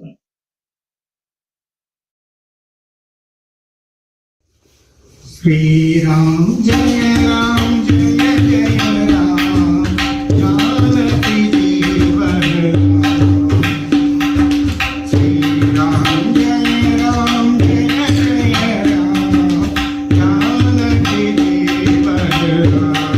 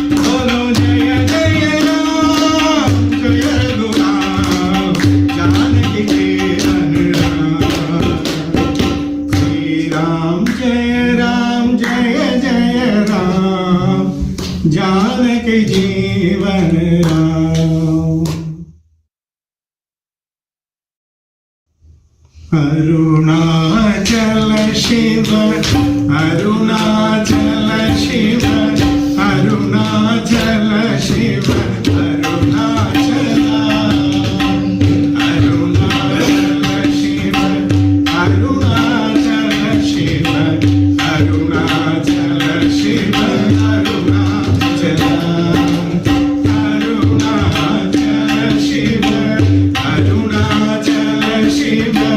Arunachala Shiva, Arunachala, Arunachala Shiva, Arunachala Shiva, Arunachala Shiva, Arunachala, Arunachala Shiva, Arunachala Shiva, Arunachala Shiva, Ramaneshwara.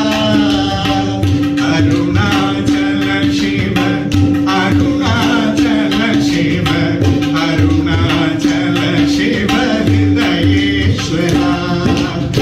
Arunachala Shiva, Arunachala Shiva, Arunachala Shiva, Arunachala, Arunachala Shiva, Arunachala Shiva, Arunachala Shiva, Ramaneshwara.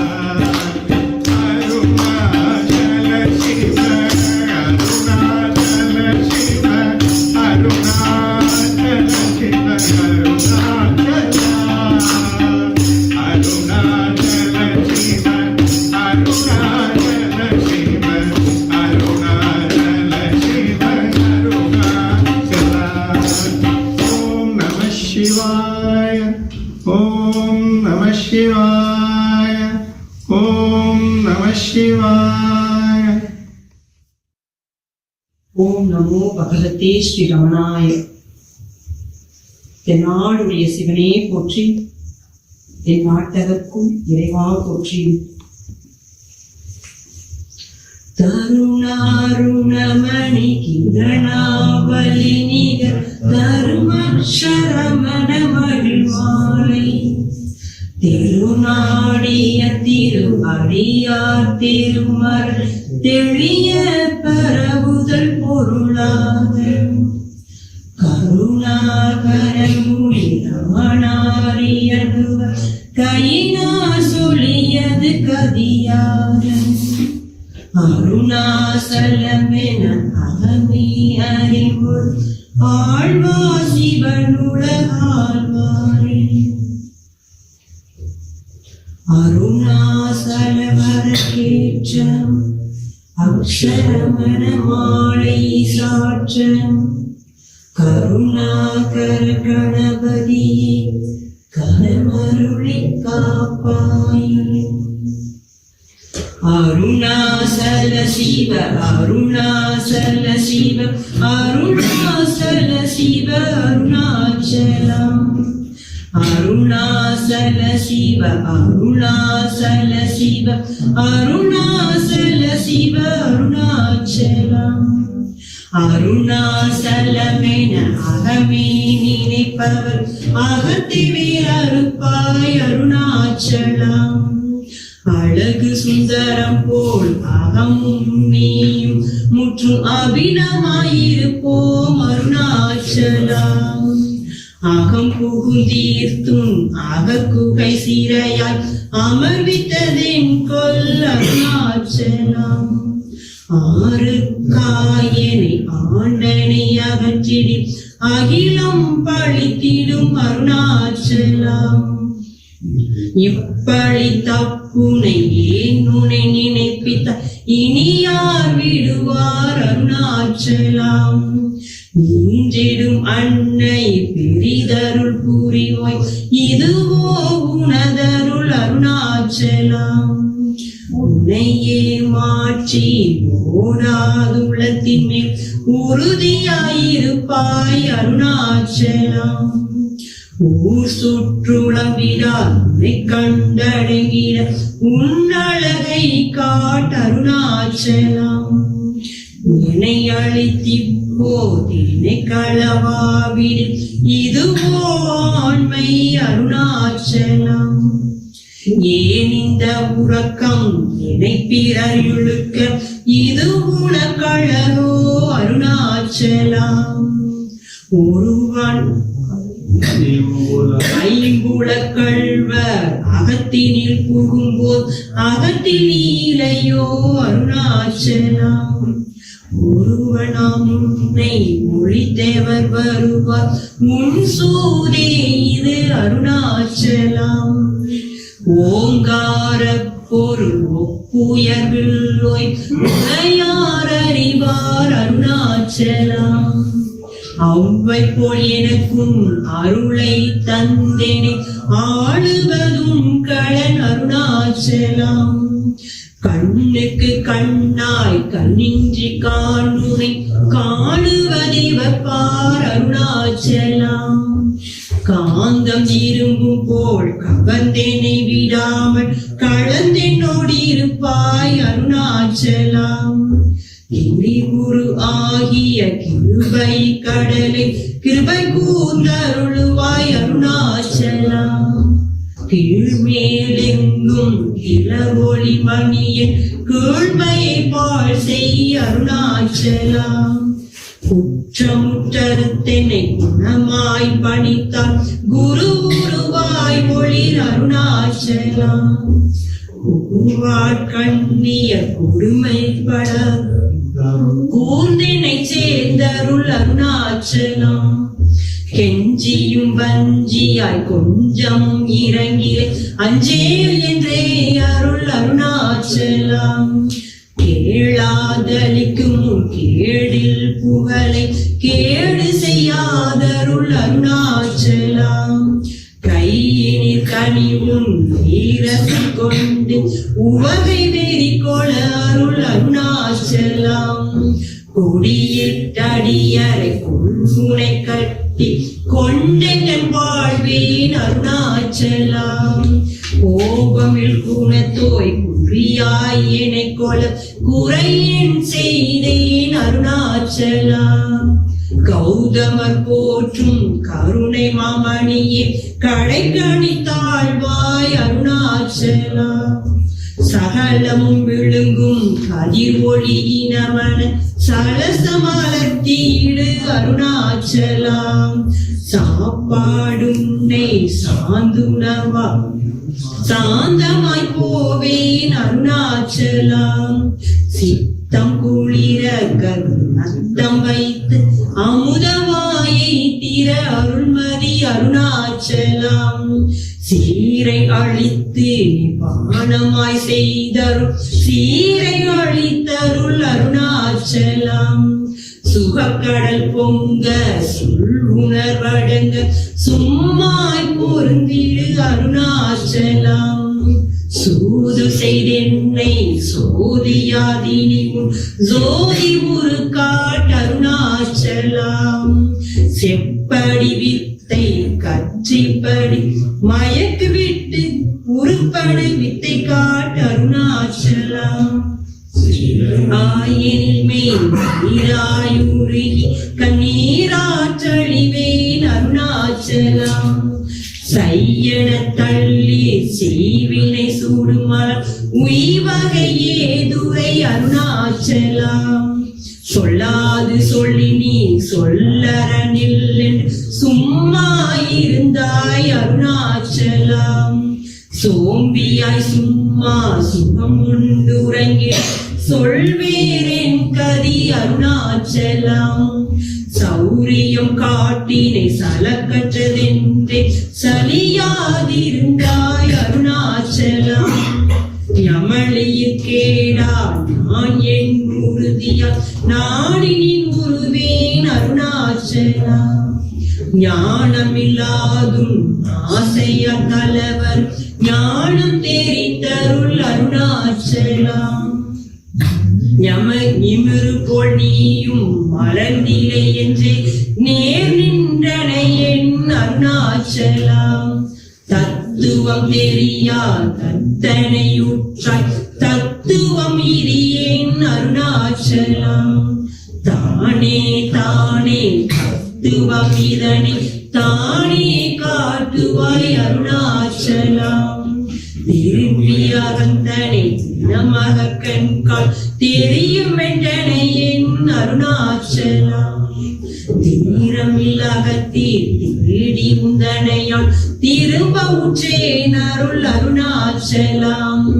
துப்பறிவில்லாய் இப்பிறப்பென்பை ஒப்பிடவாயின் Arunachalam. தூய்மனம் ஒழிய தூயும் மெய்யகம் தோயவை அருள் என் அருணாச்சலம். தெய்வம் என்று உன்னை சாரவே என்னை சேர ஒழித்தாய் அருணாச்சலம்.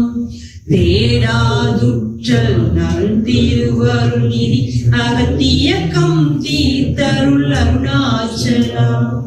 பிரியமோடும் மெய்யகனாடையில் தட்டழிந்தேன் அருள் அருணாச்சலம். தொட்டருள் கைமை கட்டிடாயினி நட்டமாவேன் அருள் அருணாச்சலம். தோடமினியகன் தோடொன்றி அருள் அருணாச்சலம்.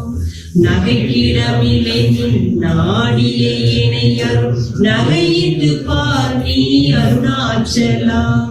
நானில நாடில நானாய் ஒன்றினி தாழுவான் நின்றனை அருணாச்சலம்.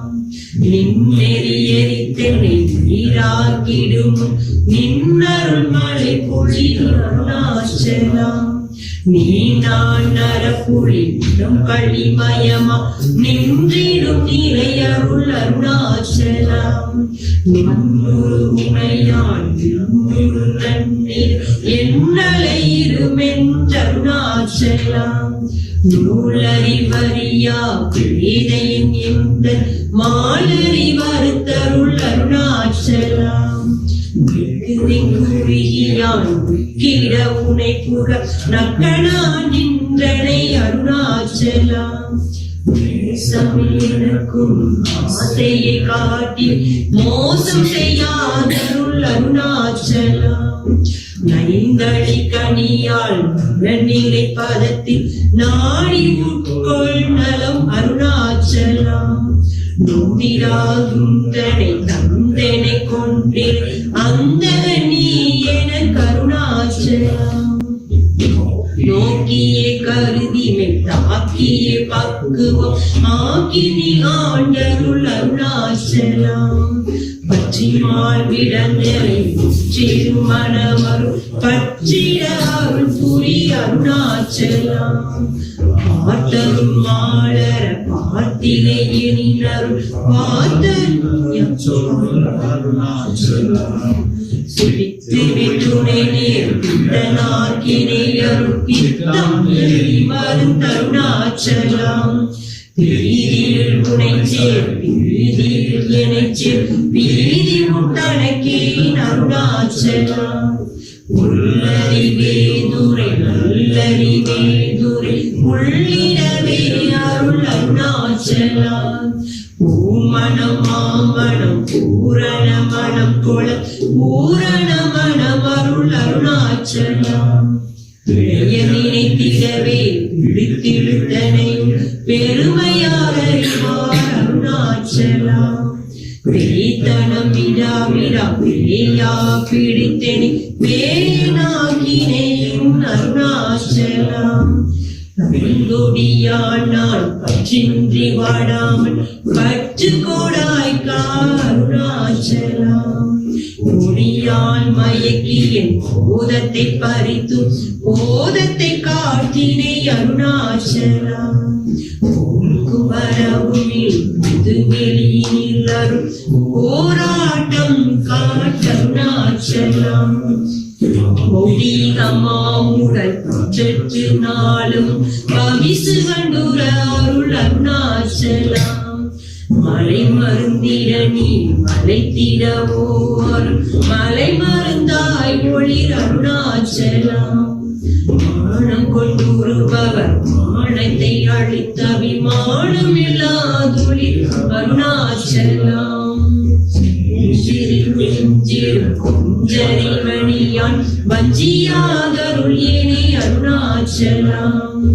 நீகாமல் இல்லாமல் மாக்காற்றலை கல ஆகாமல் காத்தருள் அருணாச்சலம். முடியடி காணா முடிவிடு தனினில் முடிவிட கடனிலை அருணாச்சலம். மூக்கிரன் காட்டு புறமாகாதேவி தூக்கி அணைந்தருள் அருணாச்சலம். மெய்யகத்தின் மனமென் மெய் கலந்திட அருள் அருணாச்சலம். மேன்மேல் தாண்டிடு வெள்ளிய சேர்ந்தி மேன்மையுற்றனையின் அருணாச்சலம். மையினால் உணரும் மைவசமாக்கினை அருணாச்சலம். முட்டை அடித்தனை வெட்ட வெளியில் நடமாடினை அருணாச்சலம். மோகம் தவிர்த்தும் மோகமா வைத்து மோகம் தீராயின் அருணாச்சலம். மௌனியாய் கற்போல் புலராதிருந்தால் மௌனம் இதாமோ அருணாச்சலம். எவன் வாயில் மண்ணிலை அட்டி என் பிழை பொழித்தது அருணாச்சலம். யாரும் அறியாதின் மகிழை மறுட்டி எவர் கொள்ளை கொண்டது அருணாச்சலம். நானுரைத்தேன் தோஷம் கொள்ளாதே ரமித்திடச் செய்யவா அருணாச்சலம். பகலில்லா திருவெளி வீட்டில் ரமித்திடுவோம் அருணாச்சலம். லட்சியம் வைத்தருள் அஸ்திரம் விட்டேன் கட்சித்தன் அருணாச்சலம். லாபம் மிக பர லாபம் எனை என்றுற்றனை அருணாச்சலம். மறுபடி சொல்லை வந்தென் படியல் வருந்திரும் தலைவிதி அருணாச்சலம். பாவென்றம் புகும் வாழ்வருள் இன்றே வாழ்விலத்தேன் அருள் அருணாச்சலம். வெற்றிடி கட்டமாம் விட்டிடாதுணை வெற்றிடாருள் புரி அருணாச்சலம். வீடு விட்டு துள வீடுக்கு பயமும் வீடு காட்டினை அருள் அருணாச்சலம். வெளிவிட்டும் செயல் விட்டிடாதும் அருள் வெளிவிட்டனை அருணாச்சலம். வேதாந்தத்தை வீரர விளங்கும் வேத பொருளருள் அருணாச்சலம். வைதளை வாழ்த்தா வைத்தருள் கூடிய வைத்தனை விடாதருள் அருணாச்சலம். அம்புவில் ஆளி போல் அன்புரு புனியனை அன்பா கரைத்தருள் அருணாச்சலம். என்னையான் உள்கண்ணி பட்டே உன் அருள் வளை தப்புமோ Arunachalam.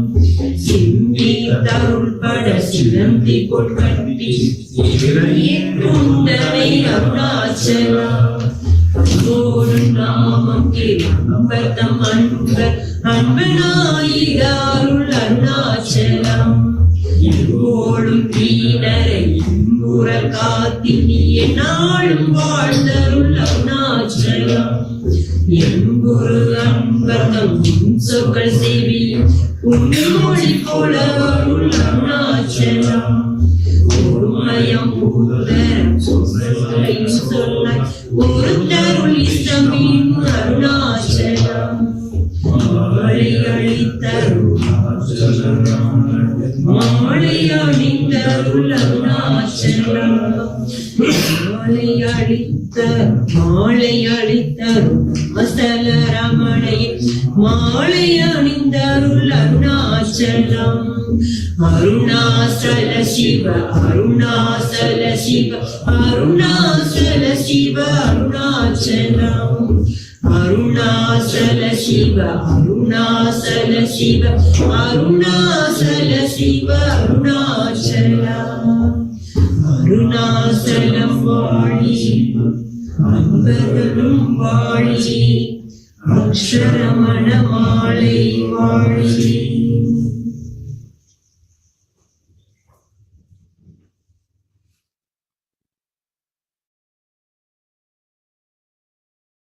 Om Namo Bhagavate Shri Arunachala Ramanaya. Welcome on this most holy and auspicious occasion of the Bhagavan Ramana Advent Day, which is the 1st of September 2022. The word Advent signifies the start or commencement of an event or the arrival of a person. And in this case, the Advent day was the day, the auspicious and the holy day on which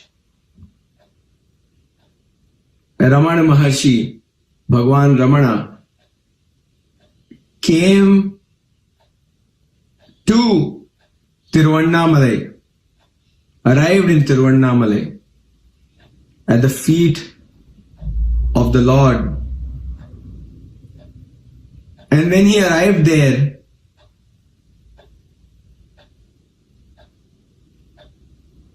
and this is being paraphrased, I came and I saw thee in all your glory as the hill, the Arunachala hill.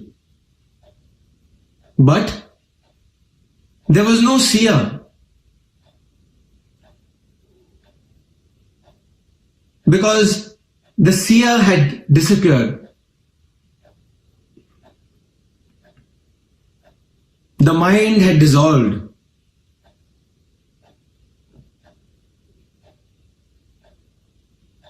And the seer and the seen and the process of seeing all merged.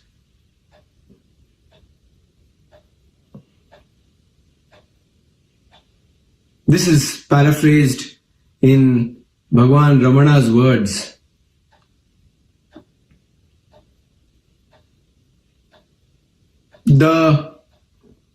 The experience of death and that experience of awakening had happened prior to that, a month prior to that. And on arrival in Arunachala, in Tiruvannamalai, Bhagavan Ramana Maharshi had already experienced that complete awakening, but it was only being established. And he was completely, there was only soaking in.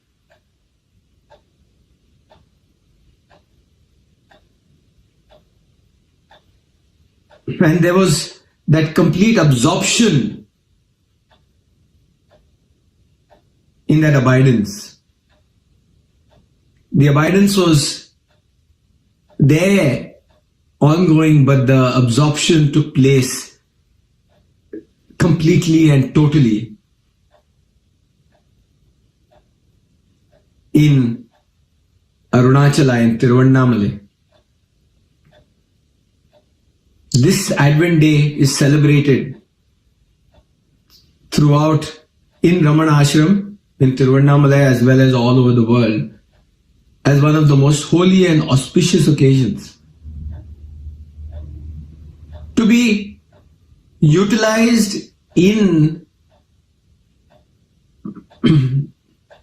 not just glorifying the advent of Bhagavan Ramana Maharshi, but to use this occasion as a process to inquire within, to find out who is the seer. Who is this that considers that I am seeing and doing the seeing? And when that inquiry happens, when that inquiry goes deeper and deeper, the realization takes place, because the I the seer dissolves. And when that happens, there is abidance in the self. Because all there is self, nothing more than that. Self is all there is.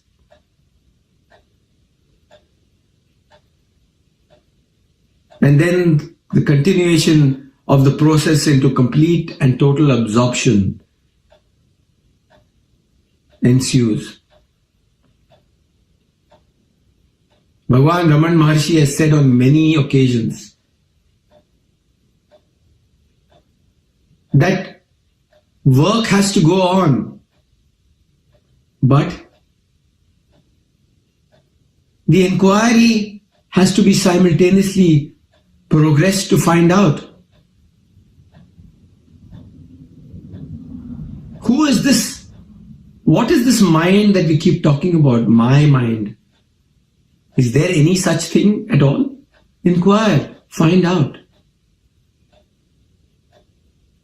Otherwise the chattering of the mind will continue endlessly. That's the very nature of the illusory concept of the mind. And the moment the inquiry and the questioning begins to find out who is this who considers that I am this mind, I am this body,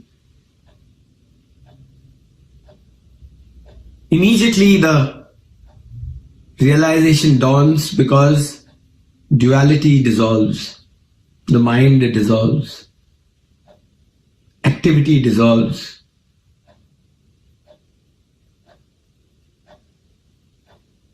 Because there is then complete and total awareness in purity of the self. And seeing is done not through the eyes of this limited eye, but seeing is done through the eyes of eternity. On this holy and auspicious Advent day, let us all use this opportunity to be completely and totally absorbed in that inquiry, to be resolved in that self which will automatically reveal itself. Because we are that self. You are that self. Ever existent, ever real, ever pure, eternal. Hari Om Tat Sat.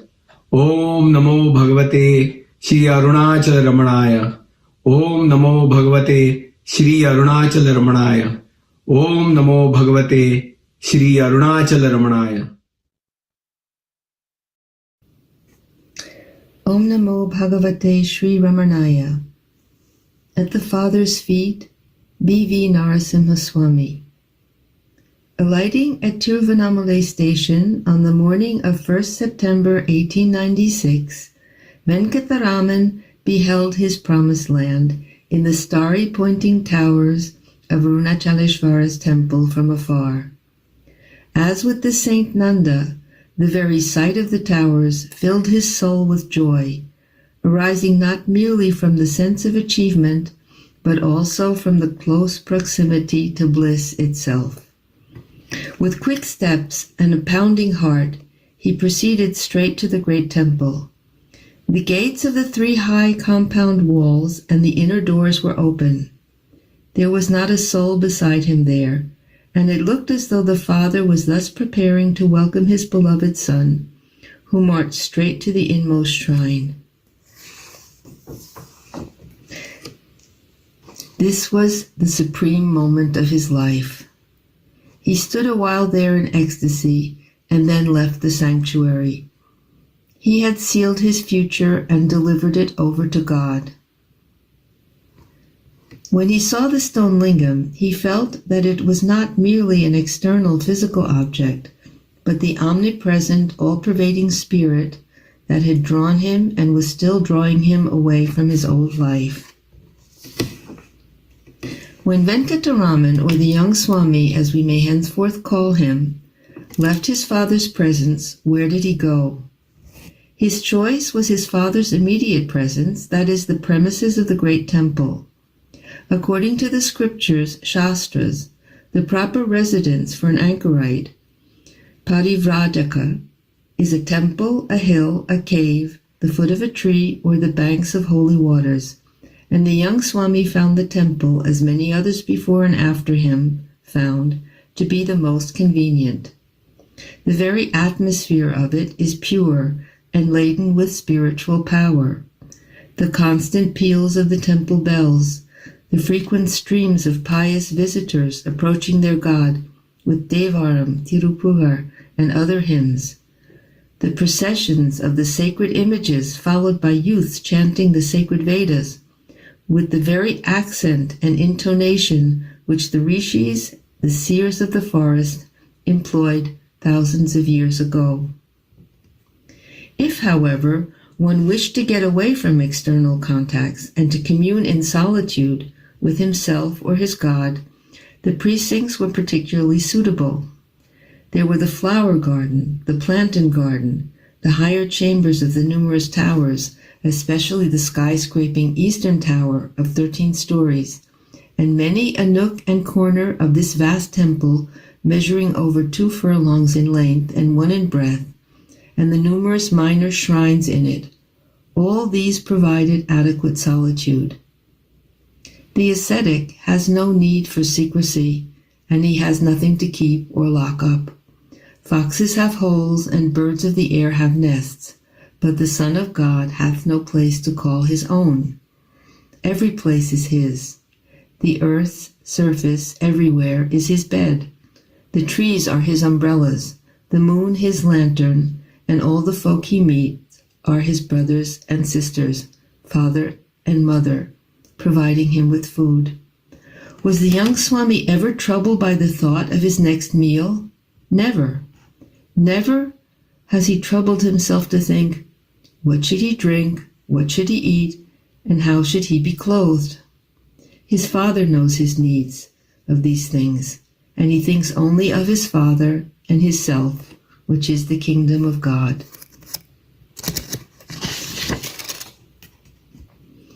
On the very day of his arrival, he had aimlessly walked to the Ayankulam tank and thrown away the bundle of sweetmeats given to him at the Keeler Bhagavatar's house, saying to himself, to this block, i.e. the body, why give any sweetmeats? As he walked back from the tank and came near the temple, someone accosted him and asked, do you want to have your tuft of hair shaved off? Yes, replied the young Swami, who was immediately taken to a barber and had the entire hair on his head shaved off. He then tore his cloth into shreds, and wearing one of them as a loincloth, cast away the rest, and all his money, amounting to 3.5 rupees. He also removed his sacred thread from his body and cast it away. He was not going to touch, and never after did touch, money. These vows of austerity, of holy poverty, were essential details of the good path he had chosen, and they served to set off and support his high tapas.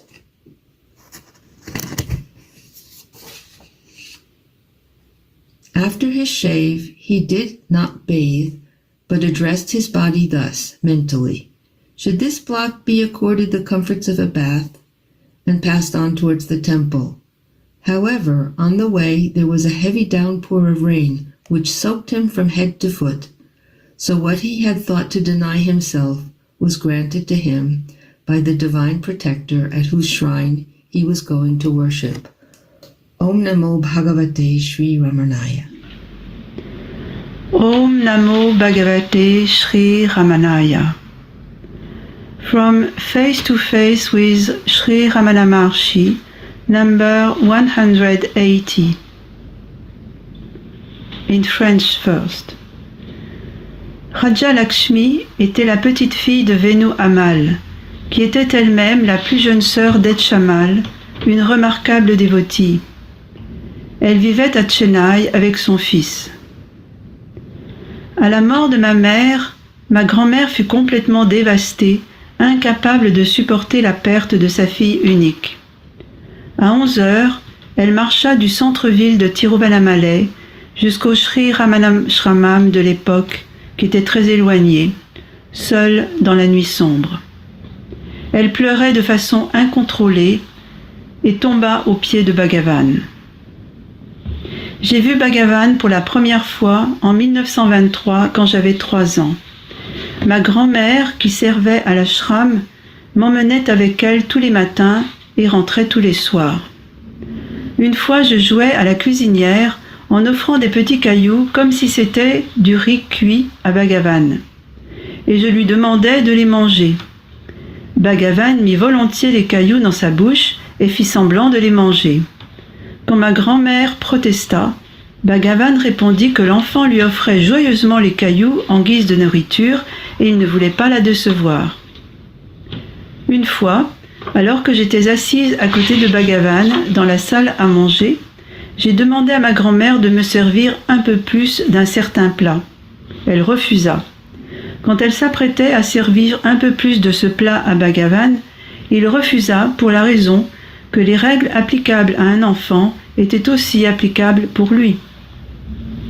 Bhagavan m'a enseigné le tamoul, le telugu et le sanskrit, en partant des alphabets. Il m'a aussi enseigné l'arithmétique. Le premier vers en sanskrit qu'il m'enseigna était tiré de Upadesha Saram. Finalement, j'ai appris les 30 vers et les récitais devant Bhagavan qui était très content. Bhagavan m'offrit une copie du livre Ramana Bhagavan de Siddhananda Bharati, après avoir écrit mon nom dessus. Le livre raconte entre autres le séjour de Bhagavan au Patalalinga. Étant curieuse, je suis allée voir cet endroit au grand temple Arunachaleshvara, mais je n'ai pu entrer à cause de la présence de chauves-souris et de la puanteur qui s'en dégageait. J'ai raconté à Bhagavan mon expérience et lui ai demandé comment il a pu rester dans un endroit pareil pendant si longtemps. Sa réponse fut qu'il n'avait pas conscience de son séjour là et il l'a pris par les autres. Ceci montre qu'il était complètement oublieux du temps et de l'espace quand il était à l'intérieur du Patalalinga. Dans mon école, les enfants jouaient au kolatam, un jeu utilisant 2 bâtons en bois. Je n'avais pas les bâtons pour y jouer et ma grand-mère n'était pas partante pour dépenser 2 pèses pour les bâtons. Quand j'ai confié mon problème à Bhagavan, il demanda à l'intendant Madhava Swami d'aller chercher une branche d'arbre à partir de laquelle il fabriqua 2 beaux bâtons et me les offrit. Au début de 1950, quand Bhagavan était très malade, j'étais à Lucknow. Ma grand-mère, qui travaillait à l'ashram, demanda à Bhagavan la permission de me rendre visite et ensuite d'aller à Kashi. Bhagavan lui dit que lorsqu'elle se baignera dans le Gange à Kashi, elle accomplisse son rituel pour lui aussi. Après être restée quelques jours avec moi, elle alla à Kashi. Et tandis que dans la soirée elle se baignait en pensant à Ramana, quelqu'un lui dit de regarder en haut. Et elle vit une grosse étoile filante brillante traverser le ciel. Et ceci s'est produit au moment même du Mahanirvana de Bhagavan.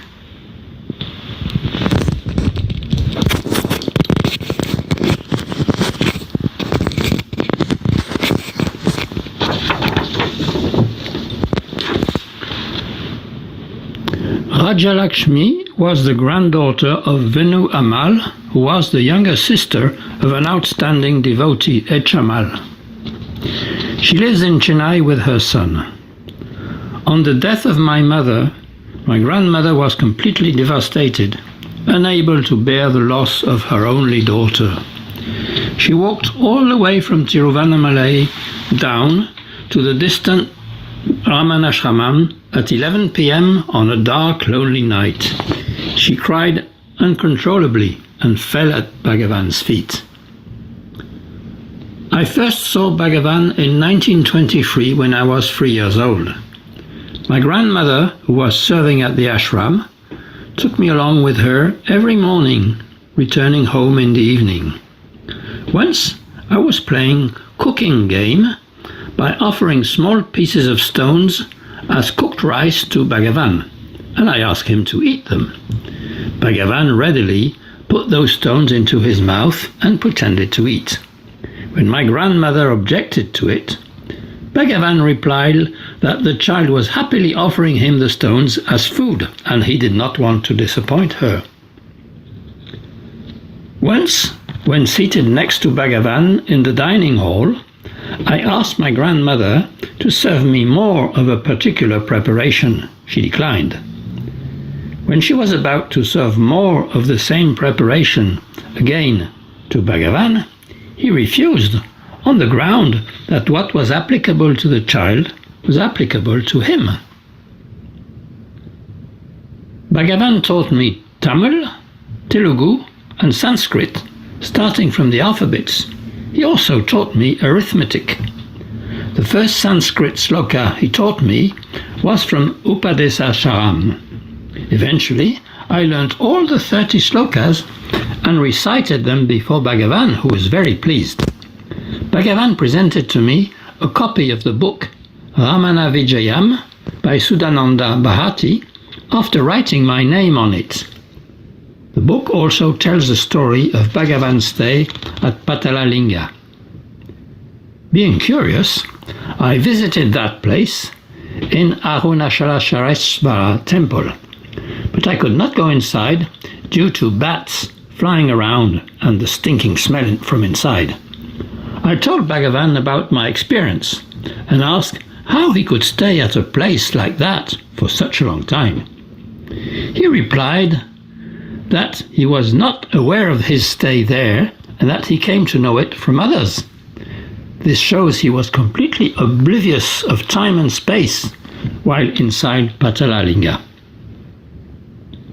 In my school, children used to play Kolatam, a game using 2 wooden sticks. I did not have the sticks to play. My grandmother was not willing to spend 2 paise, 1/32 of a rupee, for the sticks.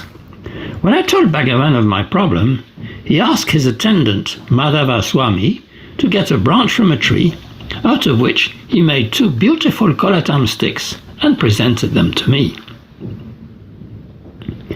In early 1950, when Bhagavan was very ill, I was at Lucknow. My grandmother, who was working at the ashram, asked Bhagavan's permission to visit me and then to go to Kashi. Bhagavan told her that when she took a dip in the Ganga at Kashi, she could perform the ceremony on his behalf too. After staying for a few days with me, she went to Kashi, and while taking a dip in the evening, thinking of Ramana, somebody told her to look up, and she saw a large bright star trailing its light across the sky. And this happened at the exact time of Bhagavan's Mahanirvana. Om Namo Bhagavate Shri Ramanaya. Yenna Vendam Song by Sadhum. Ai-je besoin? Ce dont j'ai besoin et ce dont je n'ai pas besoin. Tout cela, Ramana le sait bien mieux que moi. Il est le père et la mère de tous ceux et celles qui ont besoin de lui. Moi qui suis son fils, ai-je besoin d'aller voir quelqu'un d'autre? Il est juste que je demande et qu'il donne. Y aurait-il des choses bonnes qu'il ne souhaiterait pas? Il donne ce qu'il souhaite. Quelqu'un qui demande, pourrait-il être un devotee? Les actes de celui qui connaît tout pourraient-ils être mauvais? Y a-t-il une vie plus heureuse de qui ne désire rien? Y a-t-il plus grande béatitude que la connaissance sans pensée? Nous l'appelons notre Père, qui nous rend sans crainte. Tout ce que d'autres peuvent donner n'est que dérisoire. Il me montrera ce qui est bon à voir. Il maîtrisera mes sens et mon corps. Il me fera la grâce de tenir mon ego en échec. Il me fera danser au son de sa musique divine. Quand, quoi et où ai-je besoin de faire? Il le fera, dois-je le demander? Serais-je touché par quoi que ce soit, si ce n'est par le bien? Ai-je besoin de quoi que ce soit, ni de qui que ce soit, excepté Ramana? Traduit par Martine Le Petrec à Paris.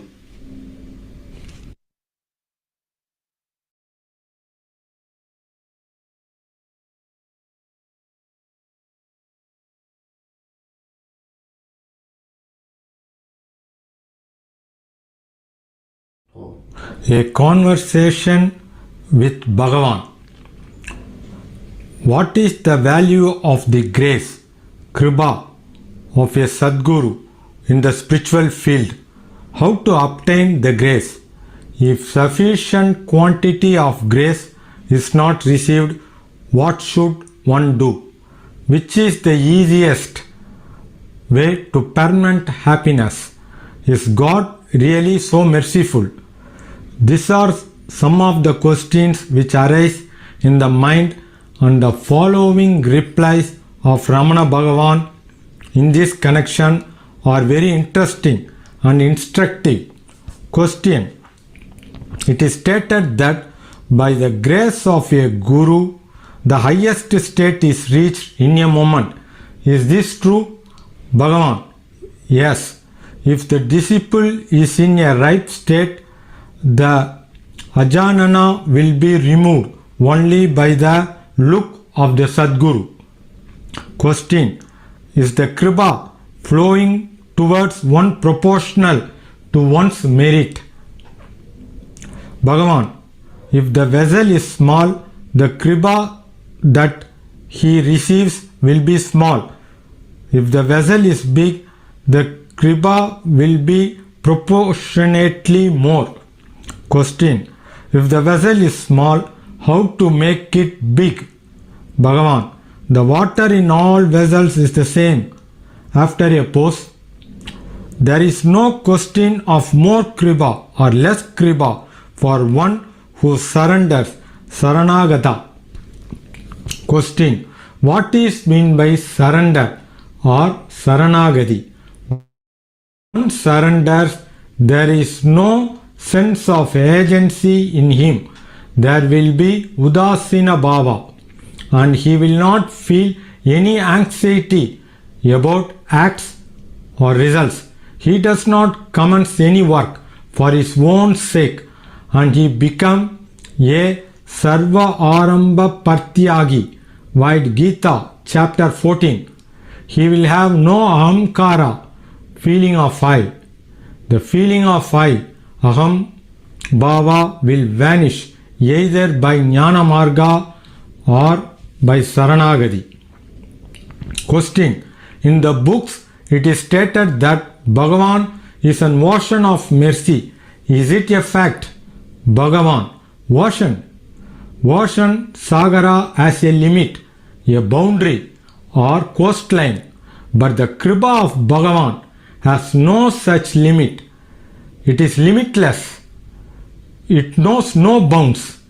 This explanation of Bhagavan gave us great satisfaction, rose new hopes, and opened a new chapter in our spiritual lives.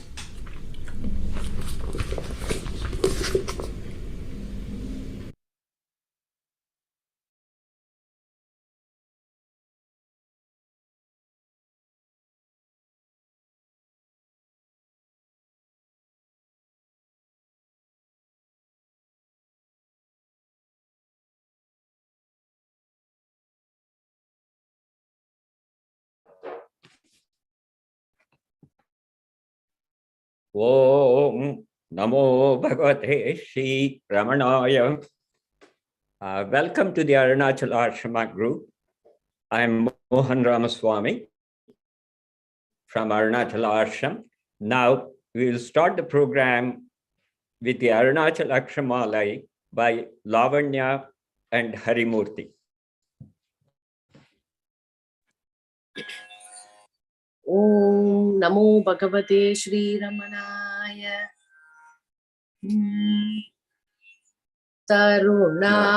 Tarunarunamani Kiranavali Nigatarumaksharamana Magilmalai Terunadiya Tiruadiya Terumara Teliya Paravudal Porulaga Karunaakaramuni Ramanariyanuvagai soliyadu gadiyaga Arunachalam enagame arivodum Alvar சிவனுலகாழ்வாரே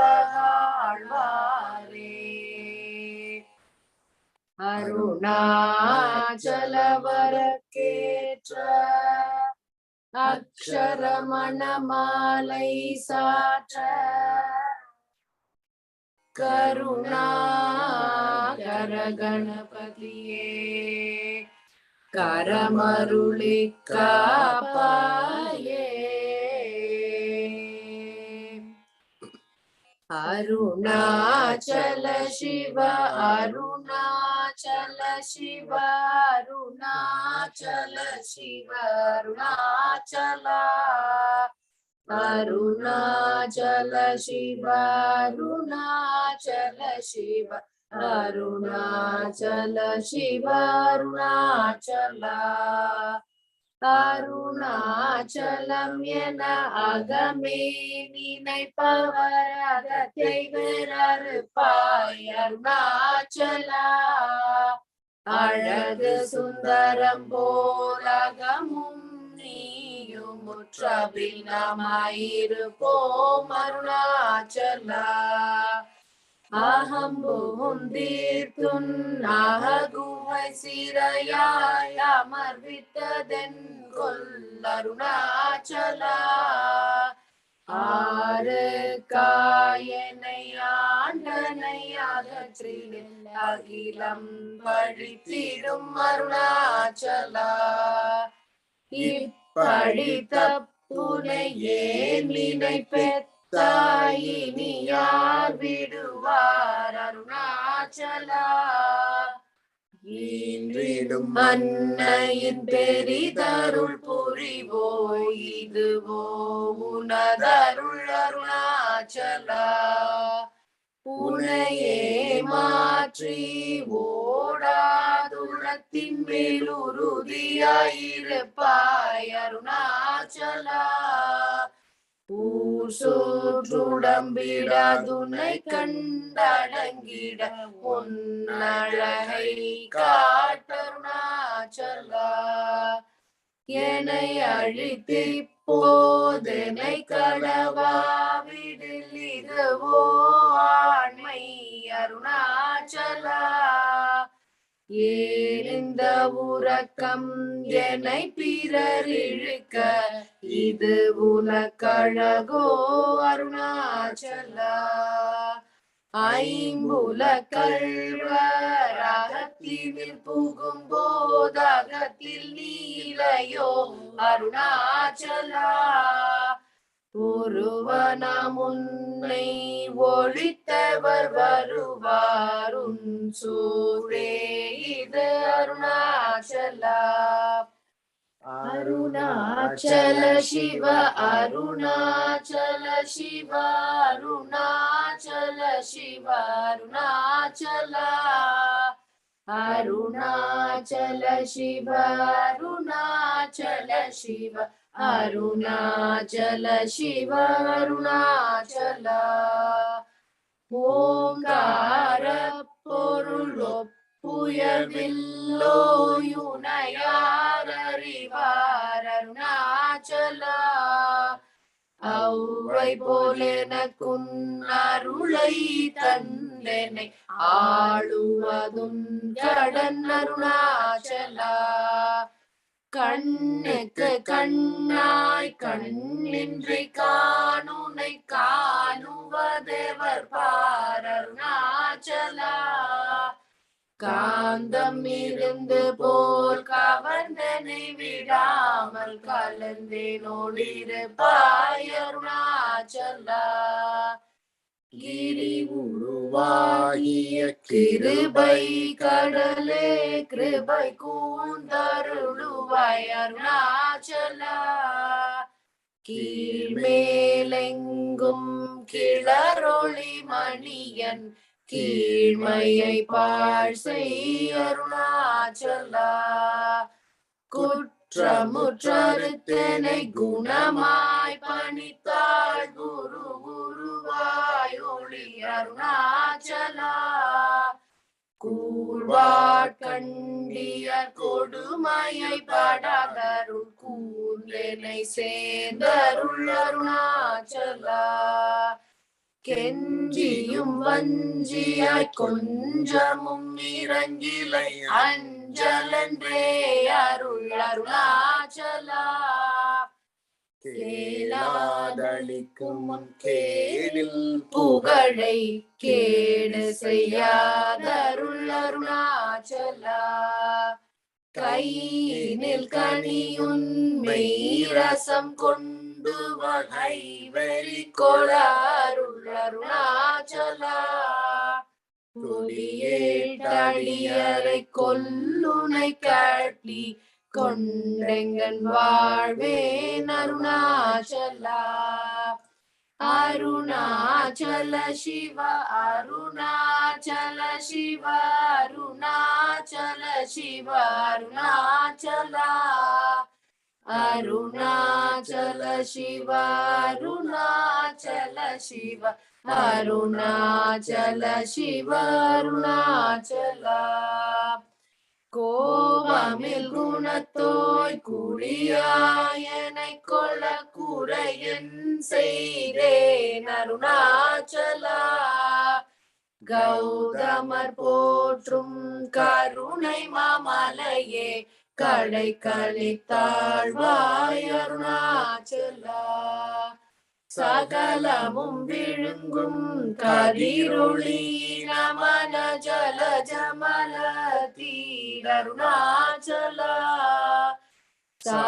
சாப்பாடுன்னை சார்ந்துணவாயான் சாந்தமாய் போவன் Arunachala. சிந்தம் குளிர கதிர் அத்தம் வைத்த முதமையை திட அருள்மதி அருணாச்சலா. சீரையளித்து நிர்வாணமாய் செய்தருள் சீரையளித்தருள் அருணாச்சலா. சுகக்கடல் பொங்க சொல்லுணரடங்க சும்மா புருந்திரங்க அருணாச்சலா. சூது செய்தென்னை ஜோதியாய் உன் ஜோதி உரு காட்டருணாச்சலா. செப்படி வித்தை கற்றிப்படி மயக்கு வெண்டூரு படு வித்தை காட்டருணாச்சலா. சேராயனின் மெய் நீராய் உருவி கண்ணீராற்றழிவேன் அருணாச்சலா. சையன கள்ளில் செய்வினை சுடுமலல் உய்வகையே துறை அருணாச்சலா. சொல்லாது சொல்லி நீ சொல்லறனில் என்று சும்மா இருந்தாய் அருணாச்சலா. அருணாச்சல சிவ அருணாச்சல சிவ அருணாச்சல சிவ அருணாச்சலா. அருணாச்சல சிவ அருணாச்சல சிவ அருணாச்சல சிவ அருணாச்சலா. சோம்பியாய் சும்மா சுகமுண்டுறங்கிடில் சொல்வேரென் கதி அருணாச்சலா. சௌவியம் காட்டினை சடக்கற்றதென்றே சரியாதிருந்தாய் அருணாச்சலா. ஞமலியில் கேளா நான் என்னுறுதி நாடி நின்றுருவேன் அருணாச்சலா. ஞானமில்லாது உன் ஆசையாய் தடர்வர் ஞானம் தெளித்தருள் அருணாச்சலா. நிமிரு போல் நீயும் மலர் நிலை என்றே நேரின்றன என் அருணாச்சலா. தத்துவம் தெரியாதத்தனை ஊற்றாய் தத்துவம் இது வென்றருணாச்சலா. தானே தானே தத்துவம் இதனை தானே காட்டுவாய் அருணாச்சலா. திரும்பிய ஹந்தனை தினமாக கண்காண் தெரியும் என்றன என் அருணாச்சலா. தீரமில்லகத்தில் தேடி உந்தனையா திரும்ப உற்றேன் அருள் அருணாச்சலா. துப்பறிவில்லாய் இப்பிறப்பெண் பயன் ஒப்பிடவாயே அருணாச்சலா. தூய் மனமொழிய தோயும் உன்னையகம் தோயவே அருள் என் அருணாச்சலா. தெய்வம் என்றுன்னை சாரவே என்னை சேர ஒளித்தாய் அருணாச்சலா. அருணாச்சல சிவ அருணாச்சல சிவ அருணாச்சல சிவ அருணாச்சலா. அருணாச்சல சிவ அருணாச்சல சிவ அருணாச்சல சிவ அருணாச்சலா. தீராது திருவருள் நிதியாக தியக்கம் தீர்த்தருள் அருணாச்சலா. தைரியமோடு உண்மையாக நாணயம் தத்தளித்தேன் அருள் அருணாச்சலா. தொட்டருள் கைமை கட்டிடாயெனில் நட்டமாவேன் அருள் அருணாச்சலா. தோடமில் நீயாக தோடொன்றி என்று சந்தோடம் ஒன்றிட அருள் அருணாச்சலா. நகைக்கிடமிலை நின் நாடியனை அருள் நகையிட்டு பார் நீ அருணாச்சலா. நானிலை நாடிட நானாய் ஒன்று நீ தானுவாய் நின்றனை அருணாச்சலா. நின்னெறியறித்தனை நீராக்கிடும் நின்னருள் மழை பொழி அருணாச்சலா. நீமானரப்பொலி நிதங்களிமயமான் என்றிடும் நிலை அருள் அருணாச்சலா. நுண்ணுரு உனையான் விண்ணுரு நன்னிடை என்னலை இருவென் அருணாச்சலா. நூலறிவறியா பேதையன் எந்தன் மாலைய வருத்தருள் அருணாச்சலா. நெக்கு நெக்குருகியான் புக்கிட உனை புகழ் நக்கனின்றனை அருணாச்சலா. நேசமில் எனக்கு உன் ஆசையை காட்டி நீ மோசம் செய்யாதருள் அருணாச்சலா. அருணாச்சல சிவ அருணாச்சல சிவ அருணாச்சல சிவ அருணாச்சலா. அருணாச்சல சிவ அருணாச்சல சிவ அருணாச்சல சிவ அருணாச்சலா. நைந்தடி கனியால் நலநிலை பதத்தில் நாடி உட்கொள் நலம் அருணாச்சலா. நொந்திரகுந்தனை தந்தனை கொண்டிலை அந்தக நீ எனக்கு அருணாச்சலா. நோக்கியை கருதிமை தாக்கியை பக்குவம் ஆக்கி நீ ஆண்டருள் அருணாச்சலா. பற்றி மல்விடம் தலை புற்றிரு முகம் அருள் பற்றிட அருள் புரி அருணாச்சலா. பார்த்தருள் மாலர பார்த்திலை எழிலருள் பாருணத்தார் சொல்வர் அருணாச்சலா. பித்து விட்டுனை நேன் பித்தனாக்கினை அருள் பித்தம் தெரிமருள் அருணாச்சலா. வீதியில் உனை சார் வீதியில் என்னை சேர் வீதி முற்றனக்கே அருணாச்சலா. புல்லறிவே துரை நல்லறிவே துரை புல்லிடவே அருள் அருணாச்சலா. பூரண மாமனம் பூரண மனம் கொள பூரண மனம் அருள் அருணாச்சலா. பெயர் நிலைத்திடவே பிடித்தெடுத்தனை பெருமையார் அறிவார் அருணாச்சலா. பேத்தனம் விட விட பேயாய் பிடித்தனை பேயனக்கினை அருள் அருணாச்சலா.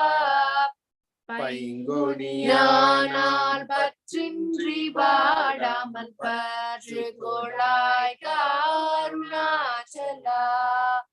அருணாச்சல சிவ அருணாச்சல சிவ அருணாச்சல சிவ அருணாச்சலா.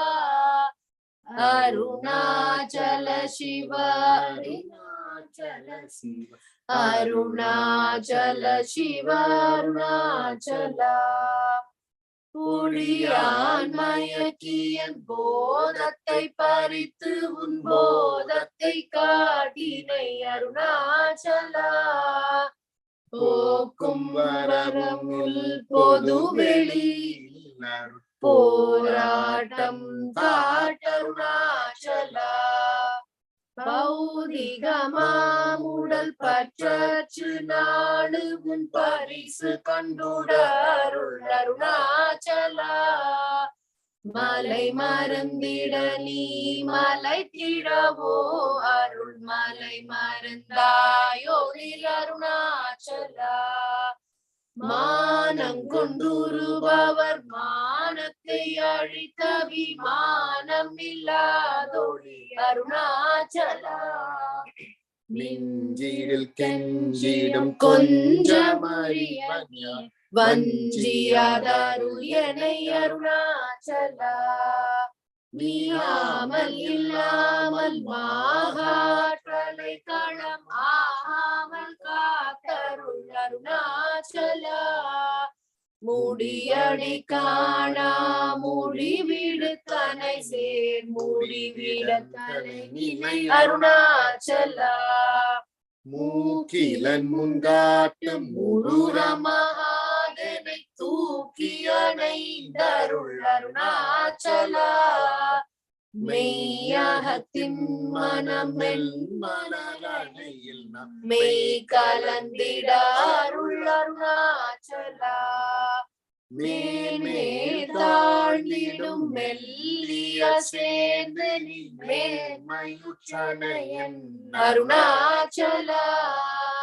மைமய நீ தருள் மையினால் உனது உண்மை வசமாக்கினை அருணாச்சலா. அருணாச்சல சிவ அருணாச்சல சிவ அருணாச்சல சிவ அருணாச்சலா. அருணாச்சல சிவ அருணாச்சல சிவ அருணாச்சல சிவ அருணாச்சலா. மொட்டையடித்தனை வெட்ட வெளியில் நீ நட்டமாதிரையன் அருணாச்சலா. மோகம் தவிர்த்து உன் மோகமாய் வைத்து உன் மோகம் தீராயன் அருணாச்சலா. மௌனியாய் கல் போல் மலராதிருந்தால் மௌனமிதாமோ அருணாச்சலா. எவன் என் வாயில் மண்ணினையட்டி என் பிழப்பொழித்த அருணாச்சலா யாரும் அறியாதன் மலினை மருட்டியவர் கொள்ளை கொண்ட அருணாச்சலா ரமணன் என்றுரைத்தேன் ரோசம் கொள்ளாதனை ரமித்திட செய்யவா அருணாச்சலா ராப்பகலில்லா வெறுவெளி வீட்டில் ரமித்திடுவோம் அருணாச்சலா லட்சியம் வைத்தருள் அஸ்திரம் வீட்டனை பற்றிய பிராணனுடருணாச்சலா லாபமீக பரலாபமியனை உற்று லாபமி மூச்சனை அருணாச்சலா வரும்படி சொல்லிலை வந்தென் படியட வருந்திடும் தலைவிதி அருணாச்சலா வாவென்றகம்புக்குன் வாழ்வருள் அன்றே என் வாழ்விழந்தேன் அருள் அருணாச்சலா விட்டிடில் கட்டமாய் விட்டிடாதுனை உயிர் விட்டிட அருள் புரி அருணாச்சலா அருணாச்சல சிவ அருணாச்சல சிவ அருணாச்சல சிவ அருணாச்சலா அருணாச்சல சிவ அருணாச்சல சிவ அருணாச்சல சிவ அருணாச்சலா வீடு வெட்டி தூள விடுவுக்கு பயமும் வீடு காட்டினை அருள் அருணாச்சலா வெளிவெடு உன் செயல் வெளித்திடாதுன் அருள் வெளிவிட்டனை காருணாச்சலா வேதாந்தத்தே வேறற விளங்கும் வேத பொருள் அருள் அருணாச்சலா வைதலை வாழ்தா வைத்தருள் குடியாய் வைத்தனை விடாதருள் அருணாச்சலா அம்புவினாலி போல் அன்புருவியனை அன்பா கரை தருள் அருணாச்சலா அருணை என்றனையான் அருட்கணிப்பட்டேன் உன் அருள்வரை தப்புமோ அருணாச்சலா சிந்தி தருள் பட சிலந்தி போல் கட்டி சிறையே தொண்டனை அருணாச்சலா அன்போடு நாமம் போல் அன்பரம் அன்பரு கண்பனாயிட அருணாச்சலா எம்போதும் வீரரை இன்புற காத்து நீ என்னாலும் வாழ்ந்தருள் அருணாச்சலா என் குரு அன்பதம் என் சொற்கள் செவியும் என் பொன்மொழி போல அருள் அருணாச்சலா உருமயம்பூதர புன் சொல்லை நன் சொல்ல பொறுத்தருள் இஷ்டம் பெண் அருணாச்சலா மாலையளி தருணாச்சல ரமணய மாலையளி தருள் அருணாச்சலா மாலையளி தருணாச்சல ரமணயன் மாலையளி தருள் அருணாச்சலா அருணாச்சல சிவ அருணாச்சல சிவ அருணாச்சல சிவ அருணாச்சலா அருணாச்சல சிவ அருணாச்சல சிவ அருணாச்சல சிவ அருணாச்சலா அருணாச்சலம் வாழி அன்பர்களும் வாழி அக்ஷரமணமாலை வாழி. ஓம் நமோ பகவதே Sri ரமணாய.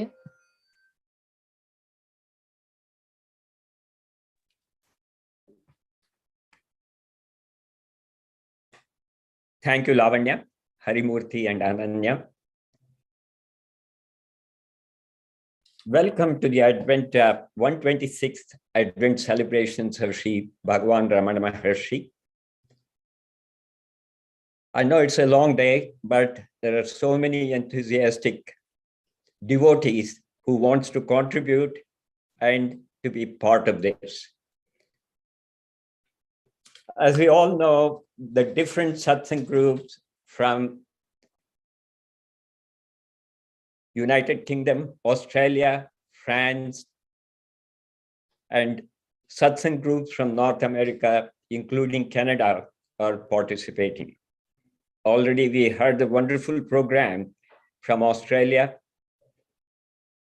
United Kingdom, and France.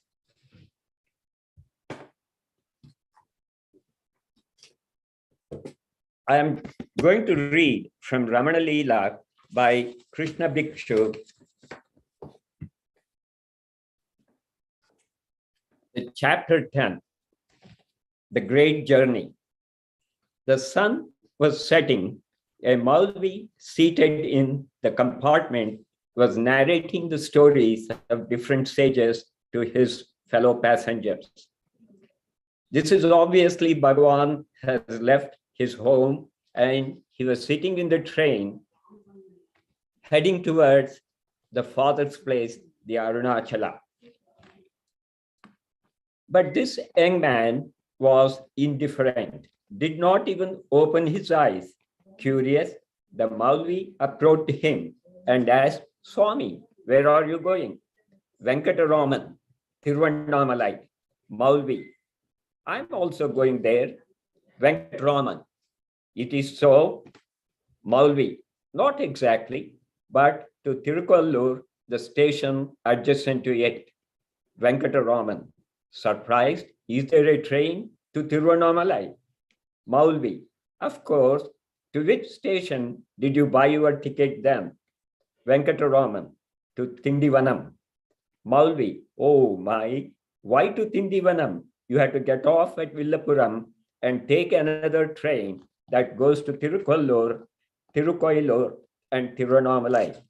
The father was lending a hand to lead his son. If not, why did the Maulvi get into that very compartment? Why did he accost him and give him so many details? Maybe the one with the matted hair, Shiva guided him. Gladdened, Venkataraman resumed his meditation. By the time he reopened his eyes, darkness had enveloped all around. The train reached Tiruchirappalli station. Quite strangely, the Maulvi who said he was going to Tirukoillur was not to be seen. Equally strangely, until then, Venkataraman was not hungry at all. It was dinner time, and then he felt hungry, as if he was duty-bound to feel so. He bought 2 country apples and began to eat. He just had 2 bites, by which time he felt satiated. This again was quite strange. Normally, he had a substantial meal, but on that occasion, a meager meal sufficed. He fell into meditation again. At the early hours of the next day, the train reached Villapuram. Venkataraman got down and began looking for the way to Tiruvannamalai. He was hesitant to ask anybody, yet his father carried on his duty. As Venkataraman walked along, he saw several guideposts, one of which pointed towards Mambalapattu. But he did not know that Mambalapattu was on the way to Tiruvannamalai. He roamed about, hungry and tired, and reached a hotel where he was told that meals would be ready only by noon. He decided to wait and sat there and fell into meditation.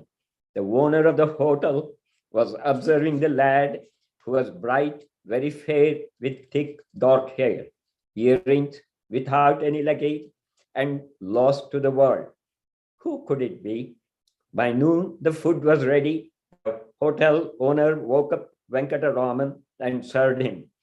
Venkataraman offered to pay for it, but the hotel owner declined to take it on learning that Venkataraman had very little money. Maybe that was the Lord's way of showing his grace. With the meager amount, Venkataraman could buy a ticket to Mambalapattu. He traveled by train up to that point and then began walking. He walked on till it was quite dark. He reached Arunachala, also known as Shivalankapuri, is a great pilgrim center. On a small hillock near the village is situated the Atulyanatheshwara temple. The great poet saint Jnana Sambandar sang in praise of Atulyanatheshwar. He also consecrated an image of Arunachaleshwara there. When Sambandar sat in meditation, Arunachaleshwara appeared first as a column of light and later as an old Brahmin. But Sambandar could not recognize him and made inquiries. The visitor replied that he belonged to Arunagiri and that he visited Arunachala every day to collect flowers for the Arunachaleshwara. Sambandar asked the Brahmin to take him also to Arunagiri, to which he agreed. On the way, the Brahmin disappeared. A band of robbers surrounded Sambandar and his retinue and robbed them of their belongings. Sambandar was taken aback and prayed to the Lord, who revealed himself and told Sambandar that the robbers were part of his retinue, the Gunas.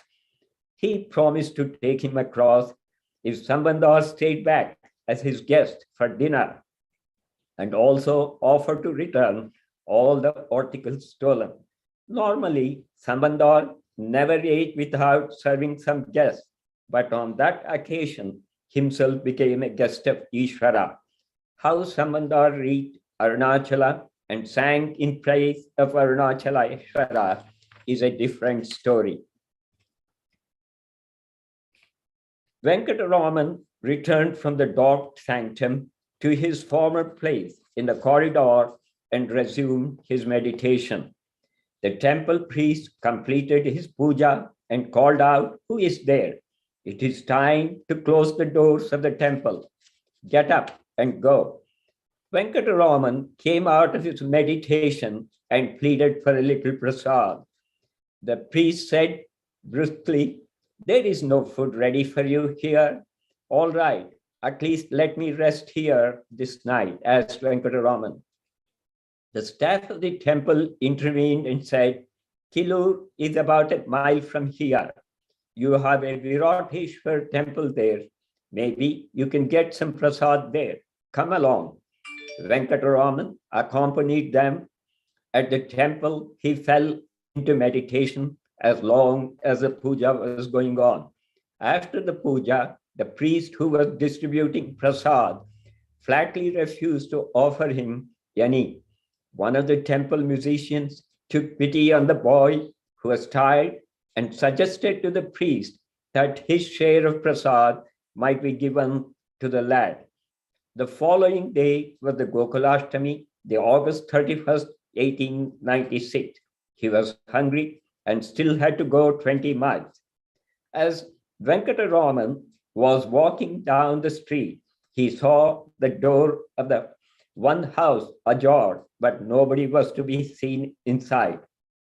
He went in and asked the owner, Muthu Krishna Bhagavatar, who was taking his bath in the backyard, for food. The Bhagavatar had a widowed sister who looked after the house, but at that moment, she had gone to the nearby river to fetch water. There were no other female members in the house. The Bhagavatar asked him to wait till she returned. In due course, she came and seeing the boy asking for the food, looked upon him as Shri Krishna himself come in the form of the Brahmin youth seeking food. She saw the hungry look on his face, and though she commenced cooking, she felt the lad would not be able to withstand the delay. She said to him, "Come along, I shall serve you some leftover for the present." Venkataraman had barely 2 morsels when his hunger vanished, but the lady would not leave him till he ate all that was served. Venkataraman had no energy left to walk any further, nor did he have any money to purchase a train ticket. What if he sold the ruby earrings? But he had no experience in such deals. Finally, he thought it best to raise a loan and approach the Bhagavatar. He answered all the Bhagavatar's questions and added for good measure that he had lost his luggage in the train. He gave his real address also, in the confidence that at that distant place, there were no chance of the news reaching any of his relatives. The Bhagavatar examined the earrings and was satisfied with their quality.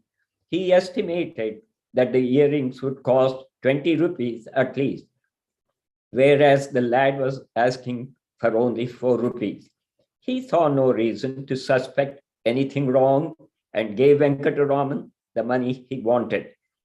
By then, the food was ready. The lady of the house invited both of them and served them a sumptuous meal.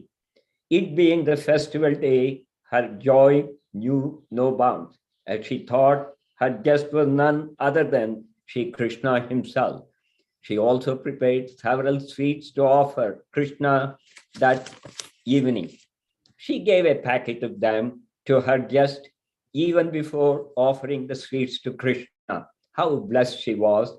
Venkataraman promised the Bhagavatar to take back his earrings as soon as possible. He collected the packet of sweets and set out for the station. At a little distance away from the house, he tore to pieces the slip of paper containing the Bhagavatar's address. Was he to get involved in worldly affairs anymore? He reached the station and slept there that night. The train was to arrive early in the morning. Venkataraman purchased a ticket for Tiruvannamalai. We have spoken several times about Venkataraman's hunger. It is true, he experienced hunger. His body felt weak and on several occasions would faint. But when he attempted to eat, even a little food would suffice. No reason could be given for this. Om Namo Bhagavate Sri Ramanaya.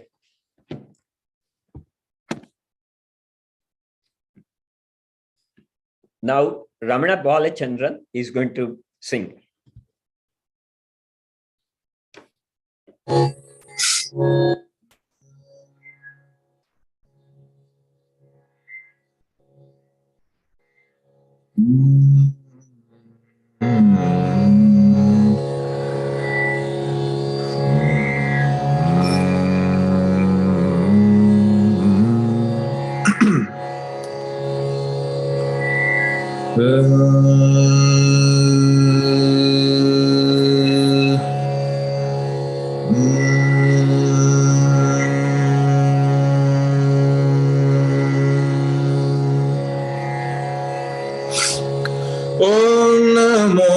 Bhagavate Shri Arunachala Ramanaya. Om Namo Bhagavate Shri Arunachala Ramanaya. Om Namo Bhagavate Shri Arunachala Ramanaya. Om Namo Bhagavate Shri Arunachala Ramanaya. Om Namo Bhagavate Shri Arunachala Ramanaya. Om Namo Bhagavate Shri Arunachala Ramanaya. Om Namo Bhagavate Shri Arunachala Ramanaya.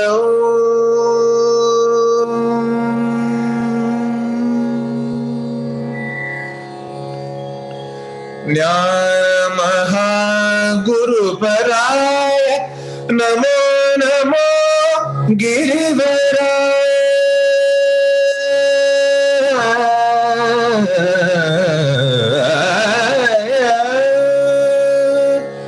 Jnana Mahaguruparaaya Namo Namo Girivaraya Jnana Mahaguruparaaya Namo Namo Girivaraya Jnana Mahaguruparaaya Namo Namo Girivaraya Dheera Bhakta Sukhakaraya Deva Deva Ramanaya Jnana Mahaguruparaaya Namo Namo Girivaraya Dheera Bhakta Sukhakaraya Deva Deva Ramanaya Om Namo Bhagavate Shri Arunachala Ramanaya Om Namo Bhagavate Shri Arunachala Ramanaya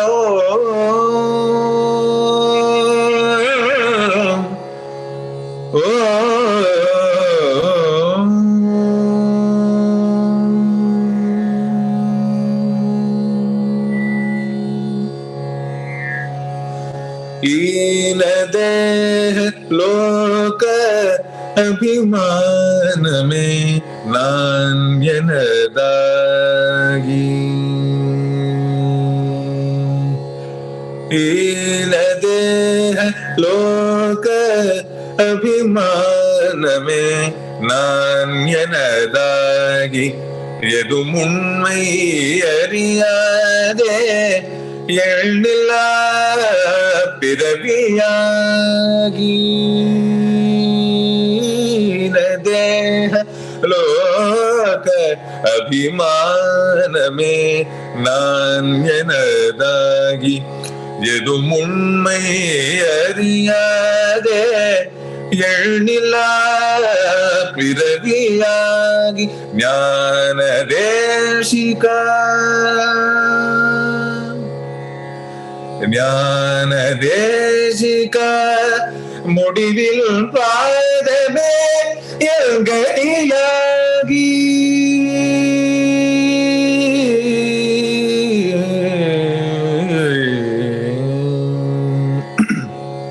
Jnana Deshika Mudivil Padame Yelgadiyagi Naradainden Mam Pahi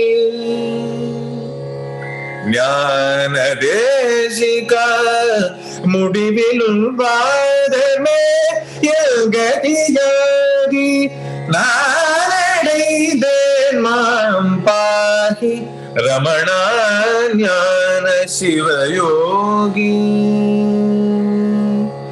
Jnana Deshika Mudivil Padame Yelgadiyagi Naradainden Mam Pahi Ramana Jnana Shiva Yogi Om Namo Bhagavate Shri Arunachala Ramanaya Om Namo Bhagavate Shri Arunachala Ramanaya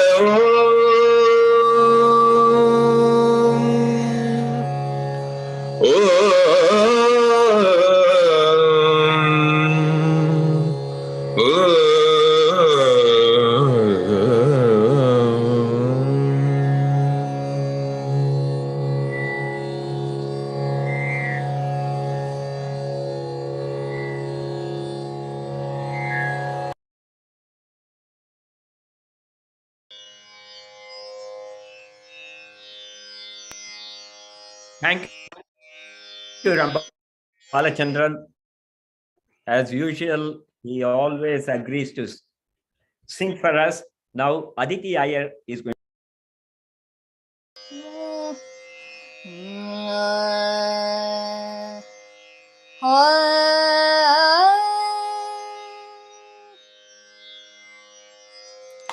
இளங்குயிலே அண்ணலிடம் எனக்காக நீ சென்று விளங்கும் உனதருள்தாக வேட்கையினால் வெம்புகின்றாய்.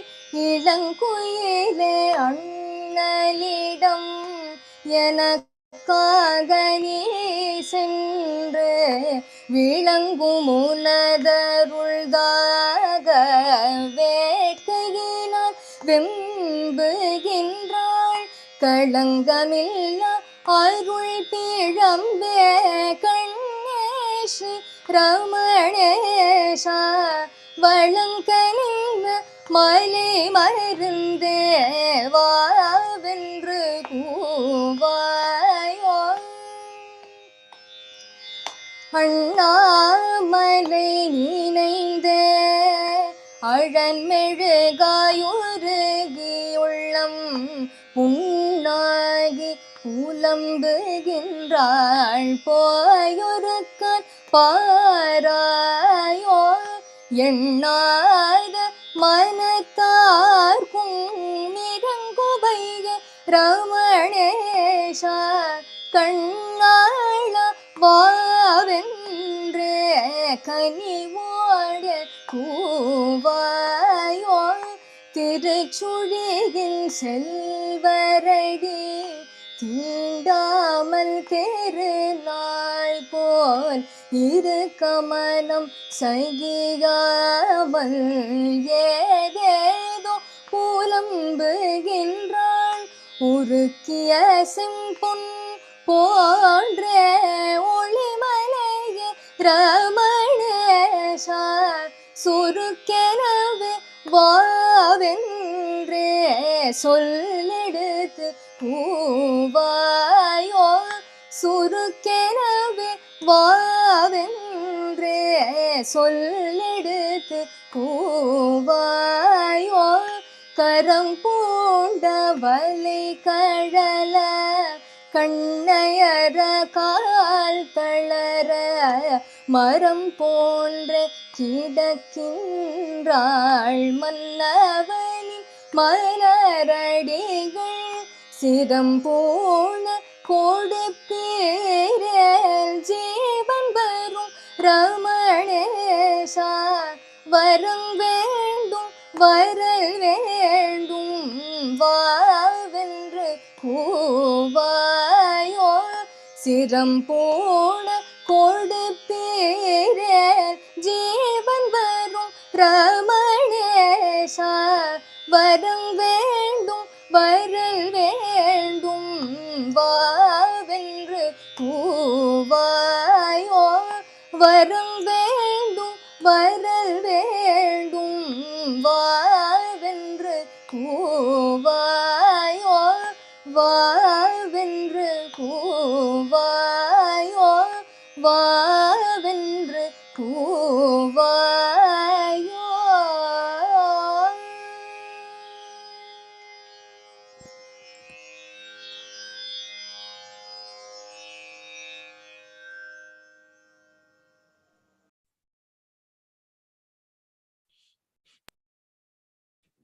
Thank you, Aditi. Now, Aruna and Ramkumar are going to chant. Om Namo Bhagavate Sri Ramanaya. Appalapattu. அப்பளம் இட்டு பாரு அத்தை சாப்பிட்டு நாசையை தீரு. அப்பளம் இட்டு பாரு எப்பூவி தன்னில் ஏங்கி திரியாமல் சர்போத சுக சத்குருவானவர் செப்பாது சொன்ன தத்துவமாகிற ஒப்புயர்வில்லா ஓர் மொழியின்படி அப்பளம் இட்டு பாரு அத்தை சாப்பிட்டு நாசையை தீரு அப்பளம் இட்டு பாரு தானல்ல ஐங்கோச சேத்திரமிதில் வளர் தானெனும் மானமாம் தானிய உளுந்தை நானால ஞான விசாரத்திரிகையில்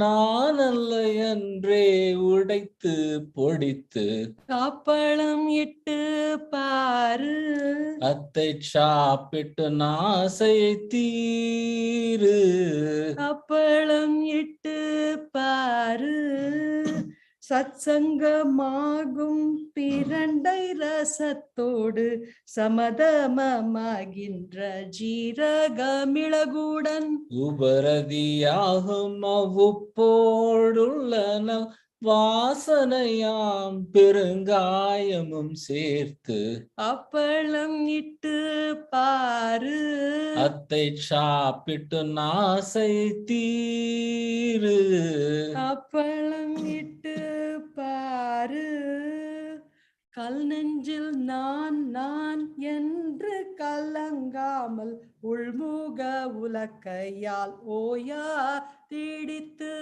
சாந்தமாம் குழவியால் சமமான பலகையில் சந்ததம் சலிப்பற சந்தோஷமாகவே அப்பளம் இட்டு பாரு அத்தை சாப்பிட்டு நாசையை தீரு அப்பளம் இட்டு பாரு மோனம் முத்ரையாகும் முடிவில்லா பாத்திரத்தில் ஞானாக்னியார் காயும் நற்பிரம்மனையதில் நானதுவாகவே நாளும் பொறித்து தானே தானாக புஜிக்க தன்மய அப்பளம் இட்டு பாரு அத்தை சாப்பிட்டு நாசையை தீரு அப்பளம் இட்டு பாரு.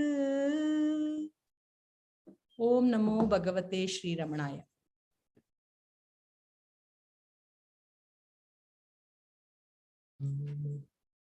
Thank you, Aruna and Ram Kumar. Now, Sangeeta Swaminathan is going to sing.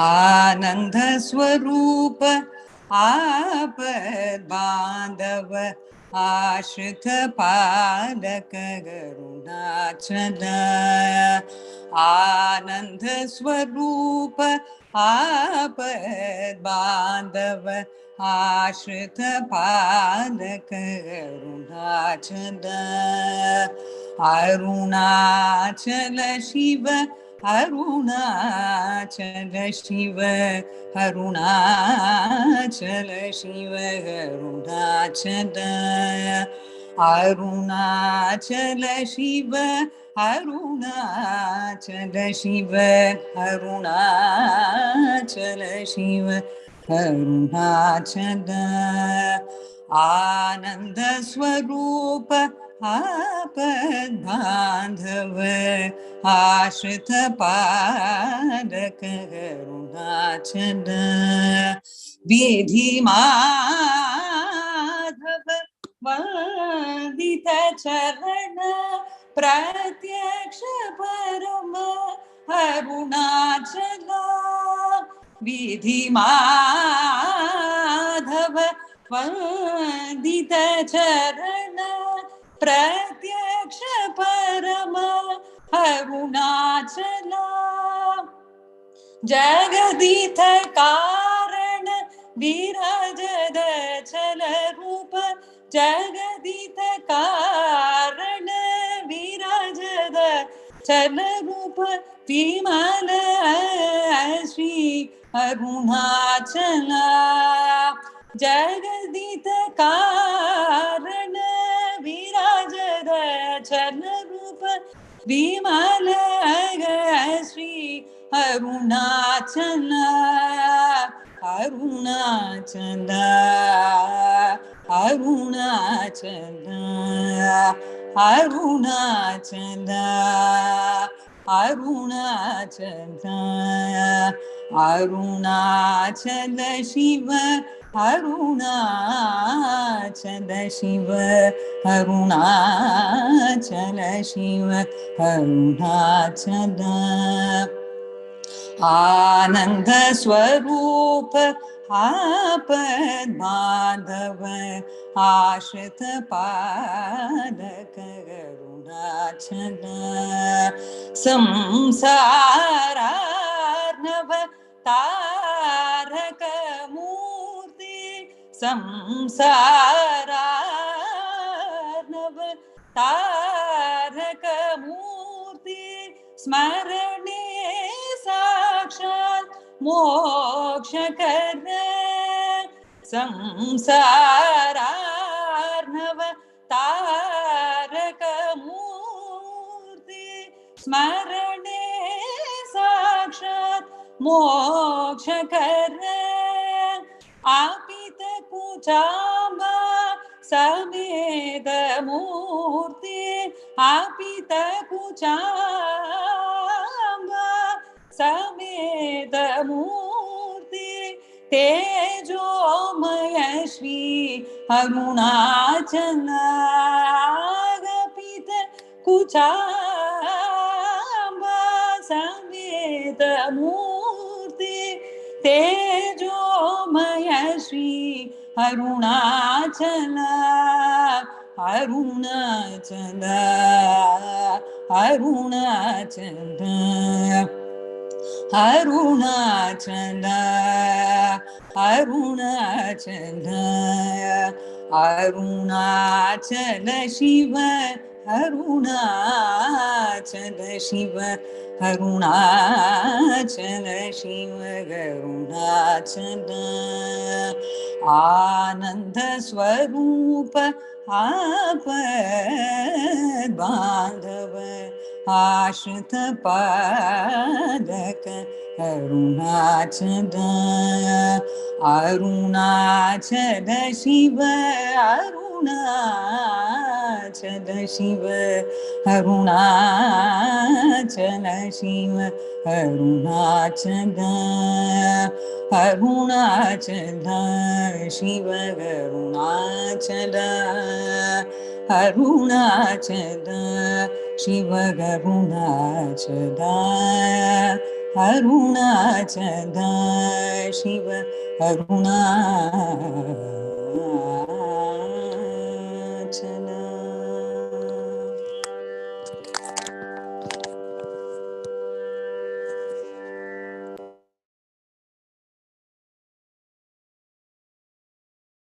Kamala Vishnu.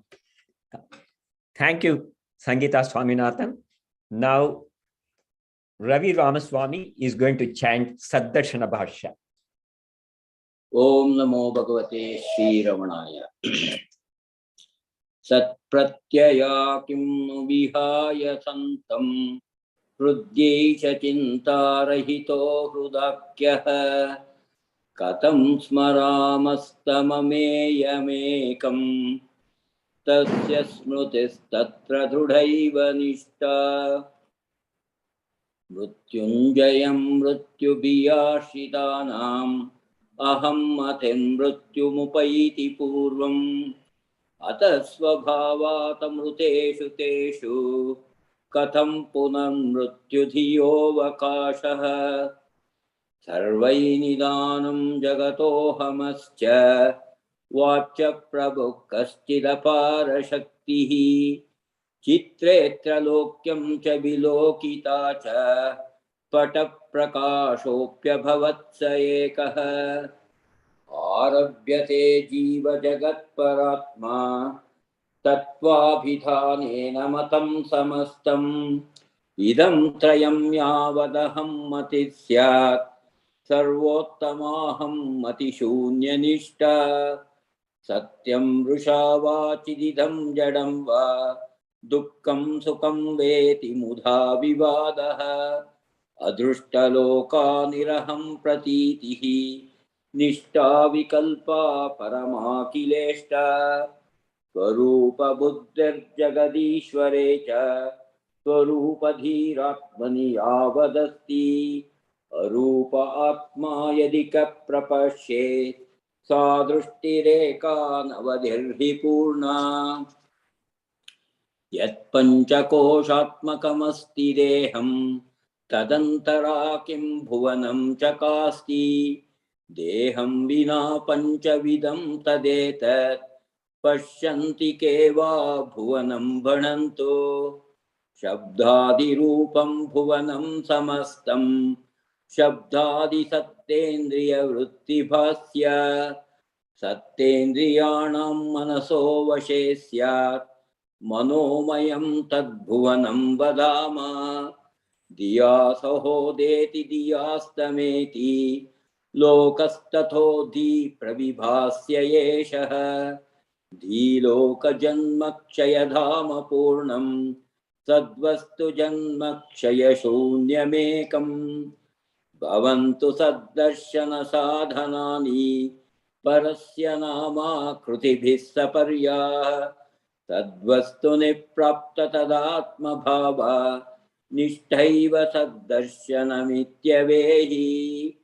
द्वन्द्वाणि सर्वाण्यखिलास्त्रिपुट्यः किञ्चित् समाश्रित्य विभान्ति वस्तो तन्मार्गणे स्याद्गलितं समस्तं न पश्यतां सञ्चलनं कदापि विद्या कथं भाति न चेदविद्या विद्या विना किं प्रविभात्य विद्या द्वयं च कस्येति विचार्य मूल स्वरूपनिष्ठा परमार्थ विद्या बोद्धारमात्मानमजानतो यो बोधस्य किं स्यात् परमार्थबोधः बोधस्य बोध्यस्य च संशयं स्वं विजानतस्तद्विषयं विनश्ये निद्रा न विद्या ग्रहणं न विद्या गृह्णाति किञ्चिन्न यथार्थबोधे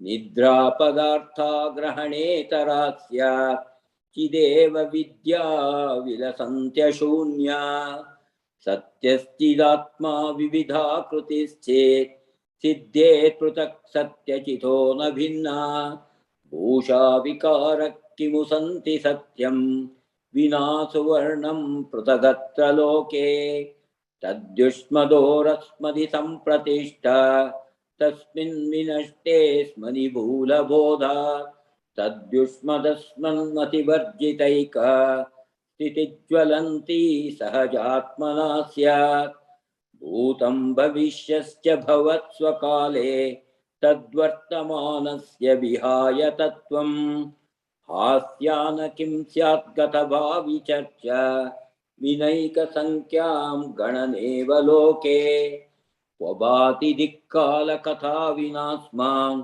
दिक्काललीलेह वपुर्वयं चेत् न क्वापि भामो न कदापि भामो वयं तु सर्वत्र सदा च भामः देहात्मभावेन जडौ समानो एकस्य देहे हृदि दीप्त आत्मा आक्रम्य देहं च जगच्च पूर्णः परस्य मेयं तनुमात्रमात्मा अग्नस्य विघ्नस्य च विश्वमस्ति पूर्वस्य दृश्यं जगदेव सत्यं परस्य दृश्याश्रयभूतमेकं सत्यं प्रपूर्णं प्रविभात्य रूपं विदे प्रयत्नस्य च कोऽपि वादः तयोर्द्वयोर्मूलमजानतां स्यात् विदे प्रयत्नस्य च मूलवस्तु संजानतां नैव विधिर्न यत्नः यदि शीतुर्वीक्षणमीक्षितारम् अवीक्ष्य तन्मानसिके क्षणं स्यात् न द्रष्टुरन्यः परमोहितस्य वीक्षास्वमूले प्रविलीय निष्ठा आत्मानमीक्षेत परं प्रपश्येत् इत्यागमोक्ते सुलभो न भावः नात्मैव दृश्यो यदि का कथेशे स्वयं तदन्नी भवनं तदीक्ष्य धिये प्रकाशं परमो वितीर्य स्वयं धियोऽन्तः प्रविभाति गुप्तः धियं परावर्त्य धियोऽन्तरेऽत्र संयोजनानेश्वर दृष्टिरन्या न वक्ति देहोऽहमिति प्रसुप्तौ न कोऽपि नाभूवमिति प्रवक्ति यत्रोदिते सर्वमुदेति तस्य धियाहमशोदय जन्मदेशम् देहो न जानाति सतो न जन्म देह प्रमाणोऽन्य उदेति मध्ये अहं कृतिग्रन्थि विबन्ध सूक्ष्म शरीर चेतो भव जीवनाम रूपोद्भवो रूपतति प्रतिष्ठो रूपाशनोद्धूत गृहीत रूपः स्वयं विरूपस्व विचार काले दावत्यहंकार पिशाच एषः भावेऽहमः सर्वमिदं विभाति लयेऽहमो नैव विभाति किञ्चित् तस्मादहं रूपमिदं समस्तं तन्मार्गणं सर्वजयाय मार्गः सत्यास्तितिर्नाहमुदेति यत्र तच्चोदयस्थानगवेषणेन विना न नश्येद्यदि तन्न नश्येत् स्वात्मैक्यरूपा कथमस्तु निष्ठा कूपे यथा गाढजले तथान्तः निमज्य बुद्ध्या शितया नितान्तं प्राणं च वाचं च नियम्य चिन्वन् विन्दे निजाहं कृतिमूलरूपम् मौनेन मज्जन्मनसा स्वमूल चर्चैव सत्यात्मविचारणां स्यात् येषोऽहमेतन्न मम स्वरूपम् इति प्रमासत्यविचारणाङ्गम् गवेषणात् प्राप्य हृदन्तरं तत् पदेदहन्ता परिबुग्नशिष्या अताहमन्यः स्फुरति प्रकृष्टं नाहं कृतिस्तत्परमेव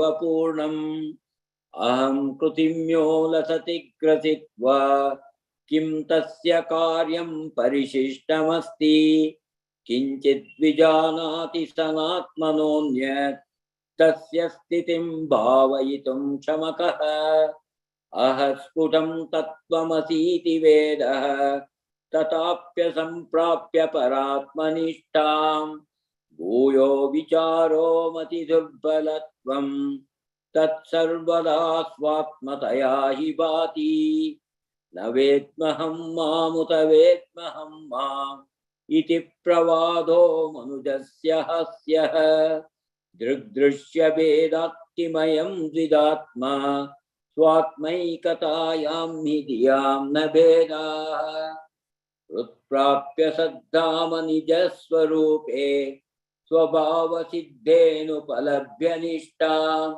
मायाविलासत्सदसत्स्वरूपः विरूपनानैकमुखप्रवादाः सिद्धस्य वित्तिः सत एव सिद्धिः स्वप्नोपमानो खलु सिद्धयोन्याः स्वप्नप्रबुद्धस्य कथं नु सत्यः सतिस्थितः किं पुनरेति मायाम् सोऽहं विचारेव पुरात्मभावे साहाय्यकारी परमार्गणस्य स्वात्मैक्यसिद्धौ स पुनर्निरर्थो यतः नरत्वप्रमितिर्नरस्य द्वैतं विचारे परमार्थबोधेत् अद्वैतमित्येष न साधुवादः गवेषणात् प्राग्दशमे विनष्टे पश्चाश्च लब्धे दशमत्वमेकम् करोमि कर्मेति नरो विजानन्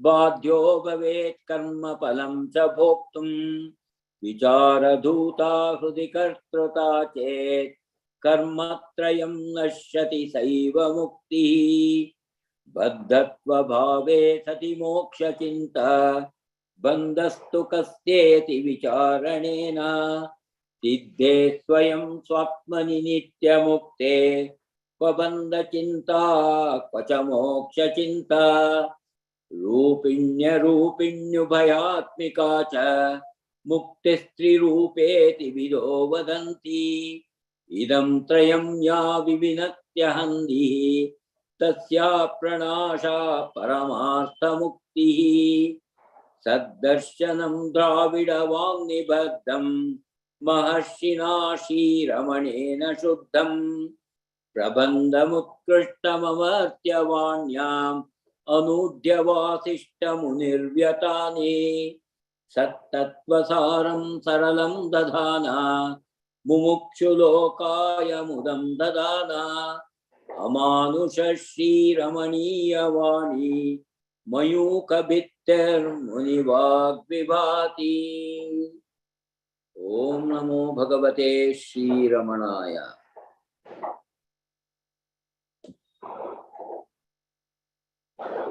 Thank you, Ravi. Now, Hema and Badri are going to chant. Om Namo Bhagavate Shri Ramanaya. உன்னையொத்த ஒரு புருஷோணையில் அன்னையோத்த அருட்குருவாகிய மின்னையோத்த ரமணமை வேதியன் தன்னை கண்டவர் தம்மை மறப்பரே. ஆதிவேதிய அன்புருவாகியோ ஜோதி மாமலை சோனையில் வந்தவா நீதியோது ரமண நிரஞ்சன காதில்லோது கதி பெருமாகமே. பஞ்சபூத தடங்கிட பாவனன் மஞ்சுருங்குகை மாவிரு பாட்சியில் பஞ்சு தங்கு பதத்துடன் நான் செஞ்சொல் என்ப ரமணமை தேசிகன். மண்ணும் நீரும் வளர்ந்தெழுதேயுவும் விண்ணும் காரும் நுழைந்து விளங்கிடும் எண்ணும் சங்கையும் எல்லையும் இன்றிய கண்ணு காவி ரமணனின் காதலன். அருணை வாழும் அழகனமுதனின் கருணை வாழும் கடவுளன் காட்சியாம் தருண ஞான சதோதய சூரியன் பொருணலந்தரு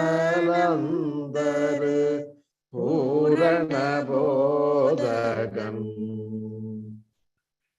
கஞ்சன் மாலும் கடித்தெழுந்தோடியும் மிஞ்சி நின்று மிளிரும் பொறுப்பிடை கொஞ்சி நின்று குலவுவதன்றியும்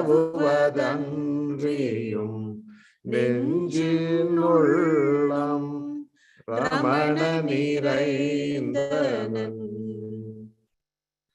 வாரும் வாரும் ரமண மகாமுனி தாரும் தாரும் அருளென தாழ்ந்திட ஆருங்கோரும் வரமதளிப்பவன் காருள்ளூரி கசிந்திடும் மாரியா. தங்கும் இன்ப ததும்பிடும் பாடலான் சங்கையின்றி ஜகத்தொழு ஞானியா கங்கை தங்கு கடவுளுருவினான் இங்கு தங்கும் இறைவன் ரமணனே.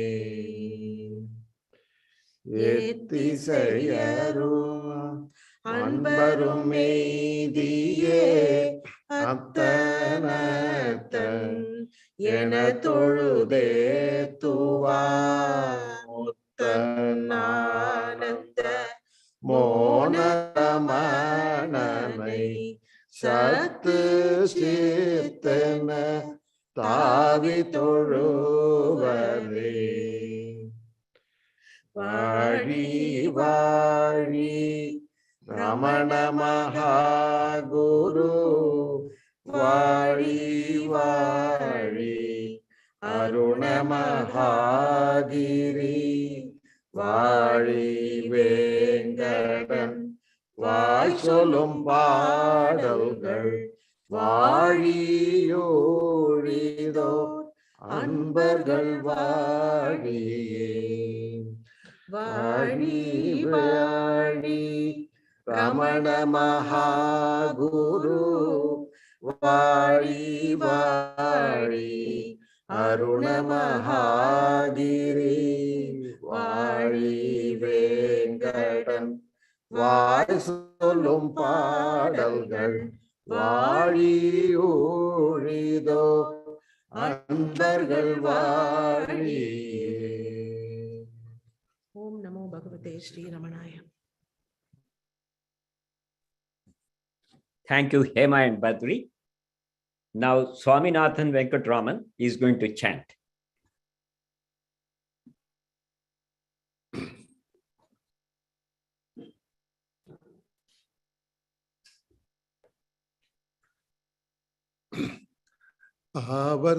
आवर्तपुर्यां जनितं प्रपद्ये पाण्ड्येश देशे विहृतं प्रपद्ये शोणाचलप्रस्थचरं प्रपद्ये भिक्षुं तपः क्लेशसहं प्रपद्ये रमणं प्रपद्ये रमणं प्रपद्ये आब्रह्मकीटान्तसमं प्रपद्ये जितारिषड्वर्गमहं प्रपद्ये सर्वज्ञतासारभृतं प्रपद्ये निस्सीमकारुण्यनिधिं प्रपद्ये रमणं प्रपद्ये रमणं प्रपद्ये अस्मात् प्रपञ्चादधिकं प्रपद्ये विश्वाधिकोक्तेर्विषयं प्रपद्ये कालग्रहगाह भयापुनत्पनुत्यै कृतान्तशिक्षाकृतिनं प्रपद्ये रमणं प्रपद्ये रमणं प्रपद्ये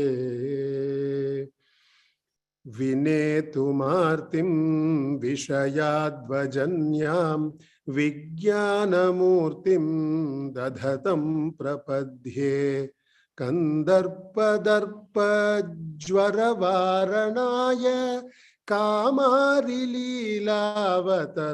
प्रपद्ये रमणं प्रपद्ये रमणं प्रपद्ये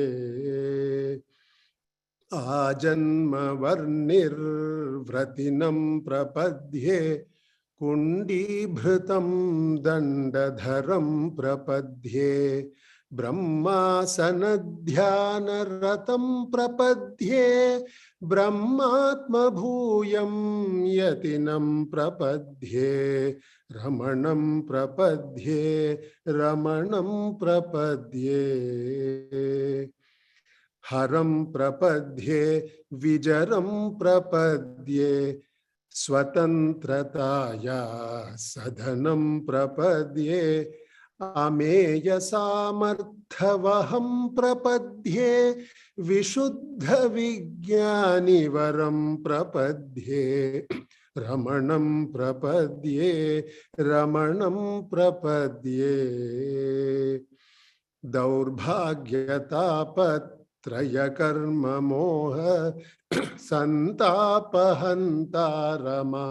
प्रपद्ये यथार्थसङ्कल्पमपेतपापम् अवाप्तकामं विशुचं प्रपद्ये रमणं प्रपद्ये रमणं प्रपद्ये मनः प्रसादं भजतां ददानं मुग्धस्मितोल्लासिमुखं प्रपद्ये व्यथामशेषां व्यपनीयमोद प्रदेन नाम्ना रमणं प्रपद्ये रमणं प्रपद्ये रमणं प्रपद्ये शिवं प्रपद्ये शिवदं प्रपद्ये गुरुं प्रपद्ये गुणिनं प्रपद्ये मदीयहृत् पद्मजुषं प्रपद्ये शरण्यमीशं शरणं प्रपद्ये रमणं प्रपद्ये रमणं प्रपद्ये प्रपत्तिं रमणस्यैतां तन्वतां तत्त्वदर्शिनः तत्क्रतुन्याय रसिकाः तत्तादृशफलाप्तये रमणं प्रपद्ये रमणं प्रपद्ये रमणं प्रपद्ये रमणं प्रपद्ये रमणं प्रपद्ये रमणं प्रपद्ये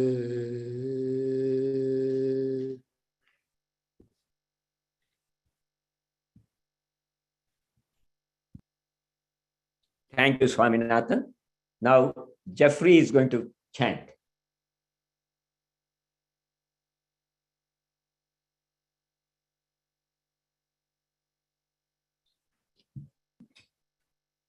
Neti neti yadivaka nireditu murta murtam yedume tallar killa yedaisu aswarupamaga Udarun saduadur ullatil kolluvargal adimei arivananda avattu andro nidan Uttiyang kuttinale umiyenum maindu kosam buddhiyar pirittu pinnar porundirum marisipolum Yettinai sattu kalkandu idayatil anubhavipar attamil nitta siddha avattu andro nidan purigalam parigal tammai pulangalil vilangundoda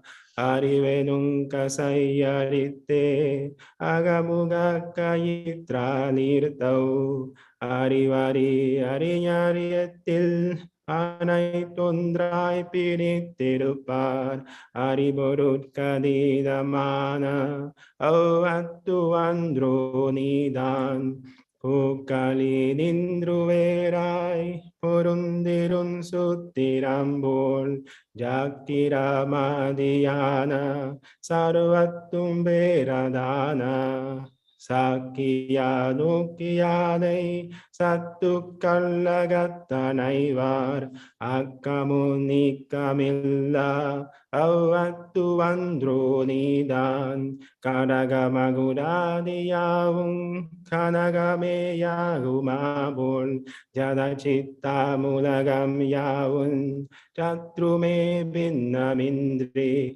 Sudaramau vadivayendra sutrirum vedam yadai Aninaru murivillada avattu andro nidan Inanilittanu vilyana Ilanguan yegane yendre anisamum vedayadi ayinormuyarchiyodum inamaya yeduturaipar yettatuvattainandrai anartamil yedartamana avattu vandro nidan arumarai vakinale agatti nirsraddayodum arundavam yagandanam adinal narangalale arumaraya vargalyettai arindira vavugindrar arumarai porolai nindra avattu vandro nidan santi mudalana utra santadantannardannil Aindedaya harinyar kandau arivindameya yendrum indela mudito nirvar migubava kedanite arndarita dvamana avattu vandro nidan. Om Namo Bhagavate Sri Ramanaya.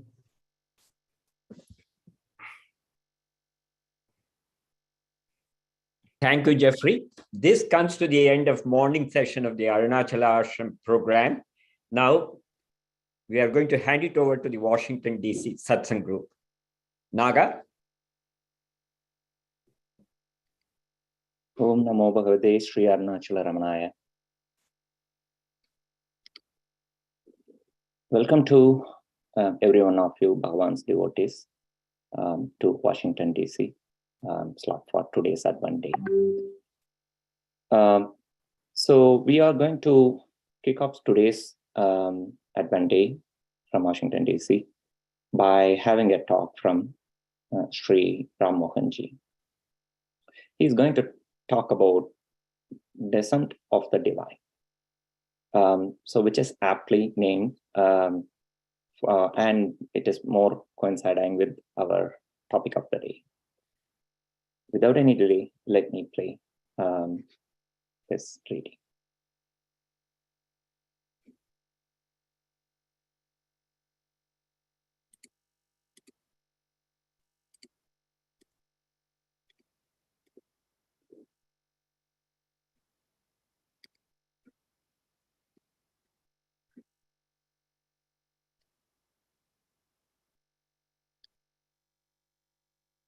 In the Srimad Bhagavatam, there's a beautiful Antaryasya Bahir Vidutamiram Jyotirmayam Saswatam Thanam Prapti Virajate Viramatam Majnana Manmulayan Pasyan Viswamapita Mallasatiyo Viswasya Pare Para Tasmai Sri Ramanaya Lokaguravi Sokasya Hantre Namaha.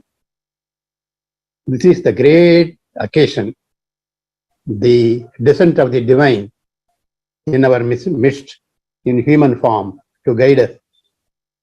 In the Srimad Bhagavatam, there's a beautiful sloka. Tavakathamritam tapta jivanam kavibhiriditam kalmashapaham Sravana mangalam srimadadadam bhuvi grundite bhurita janaha. The nectar of thy excellence revives the scorched spirit of man. It purifies the sinner, while holy men live on it. To hear it itself is auspicious. And peace granting, they are real gift makers who spread their message far and wide. That is what the Satsang is doing today. The word Advent in the Western world normally refers to the period preceding Christmas, leading to the advent of Christ in human form amidst the seekers. But in Arunachala, Advent refers to the day in which the great master of all times, our own Bhagavan, entered his true abode, the sacred Arunachala. The first, there were two advents of Shiva, we can say, figuratively. The first advent refers to the eons ago when Shiva descended as the pillar of fire to settle the dispute between Vishnu and Brahma. figuratively the mind and the prana.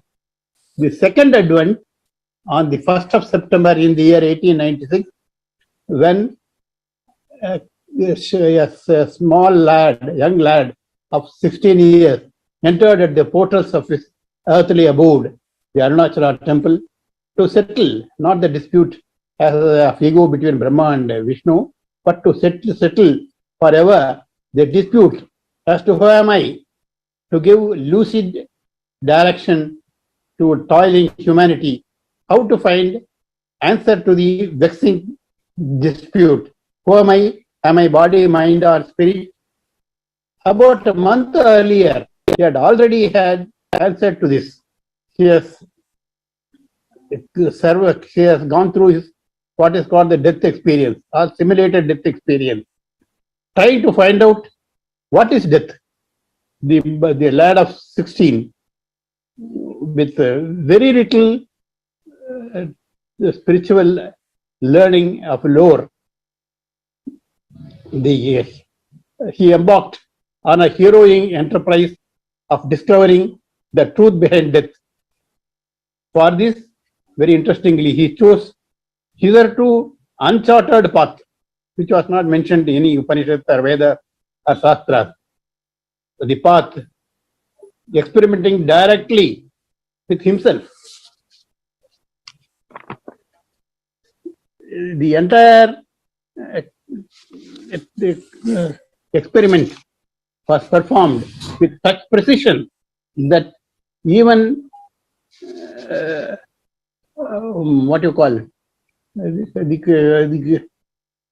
every spirit, every atom of his was brought into play by stilling the prana and silenced mind. My silenced mind and silenced will. Any sense of an individual existence was brought to nil. No object was there. Everything was dissolved. Aided and guided by the by the divine, all the energies that condensed into the sense of I were gathered together. In a flash, the perfect divine plunged into the spiritual heart. The advent of the desire of the divine, the Satori or Satyanipadam in the Siddhanta, in torrential flow, swept away the speck of the embedded individual consciousness. Anything was left. It dissolved into the ocean of infinity. The drop became the ocean. No, truly speaking, the ocean became the drop. In the words of poet Kabir, he says in a poem, very similar. A drop falling into the ocean, everybody knows. But the ocean becoming the drop, only the rare gifted ones know. The voyage of to his spiritual home, provided, egged on by so many things, which led him to nirvana, the state of abiding in the unborn eternal Brahman, the transcendented subject facing itself anywhere and everywhere. That is a transcendented subject. I is the transcendental subject. From confined to a mortal frame, so far, now it is seen everywhere, experienced everywhere and everything. Henceforth, ceaseless abidance in the self became his nature. He entered the entire experience is indeed a grand scenario of the supremacy of divine grace over everything else. After that event, we see the continuance of the divine play of grace. It was too evident that Arunachala plays the part. He is the grand choir maker. There was the providential provision of money for his journey by his brother.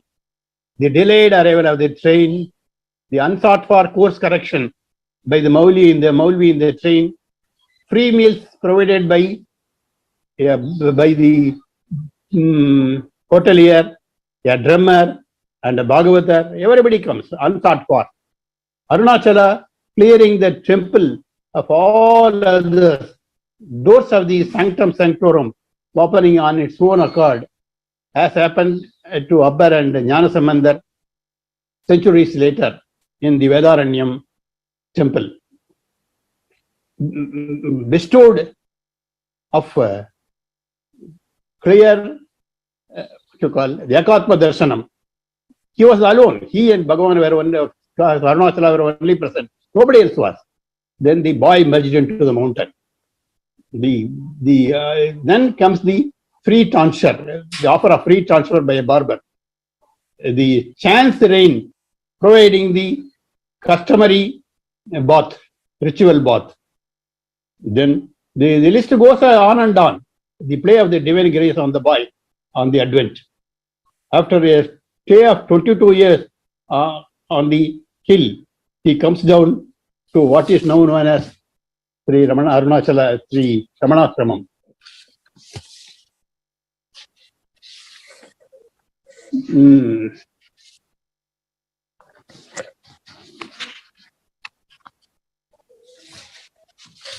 Henceforth, ceaseless abidance in the self became his nature. The entire episode is evident of a grand scenario. And the divine play continues.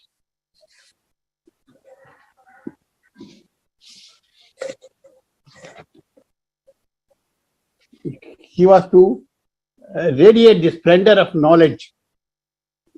The ashram, in course of time, became home for countless millions on their pilgrimage through life. The boy who renounced home, family, and security became the master, father, mother, guide, God, and close friend to countless devotees there. He renounced everything, but he became everything to everybody. He, the sky of awareness, had no belongings, yet everyone surrendered their souls themselves, looked upon itself as belonging to him. All souls belonged to him was the devotee's attitude towards him. Like a swarm of bees, countless millions entered the fragrant flowers of his words, gathered and benefited. For him, the universe was but a clear garden, a garden of divinity. In the ashram, everyone feels, this is the word from the Upanishad, Swargada Adhikartharam Sthapanam Amrutam Drishyam Iva Agatosmi. That means that abode of repose, transcending heaven as if it were the deathless heart center itself. I seem to have resolved into it. Bhagavan virtually speaks of grace in these words, reveling in the bliss of self and silence. No thought has entered. He has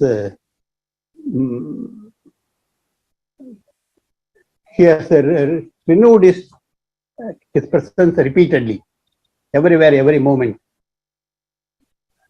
He was living in a solitary cave in the slopes of Arunachala, far from the madding crowd. But what a miracle! Living in the solid cave earlier, he helped the mankind unknown to itself. His radiation spread and attracted like bees coming to the flower.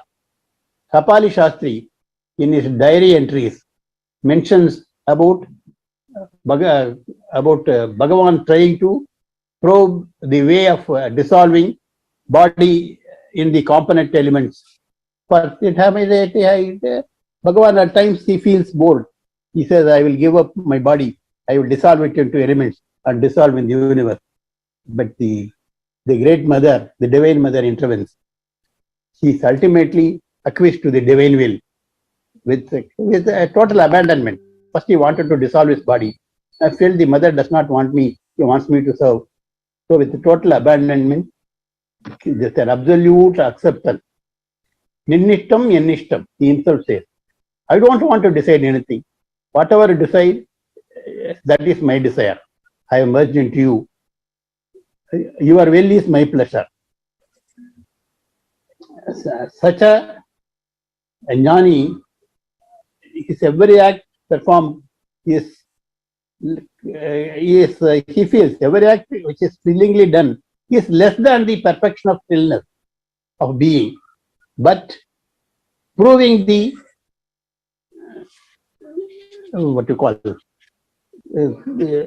proving the Upanishadic verity, Upanishadic statement. Then he used to use beautiful statement.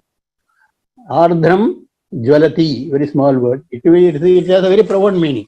It means wet is fire. Ardhram is wet. Jvalati means fire. Ardhram jvalati. Bhagavan, the incandescent fire of Jnana, melted away in infinite compassion for the suffering humanity. Not only humanity, suffering, flora and fauna, everything. He saved a fetus which is inside an egg to come out of its travails and come out as a bird just by strapping it around his hand with a towel. He is the flame of love, becoming as the savior of knowledge, savior of the world, and he became the salver of knowledge. The flame of love becomes the salver of knowledge. After the Advent, his story of the infinite self became the story of the devotees. His story is our story. And the whole world. Divine grace became the mission for his Advent. That is, this Advent is a divine mission.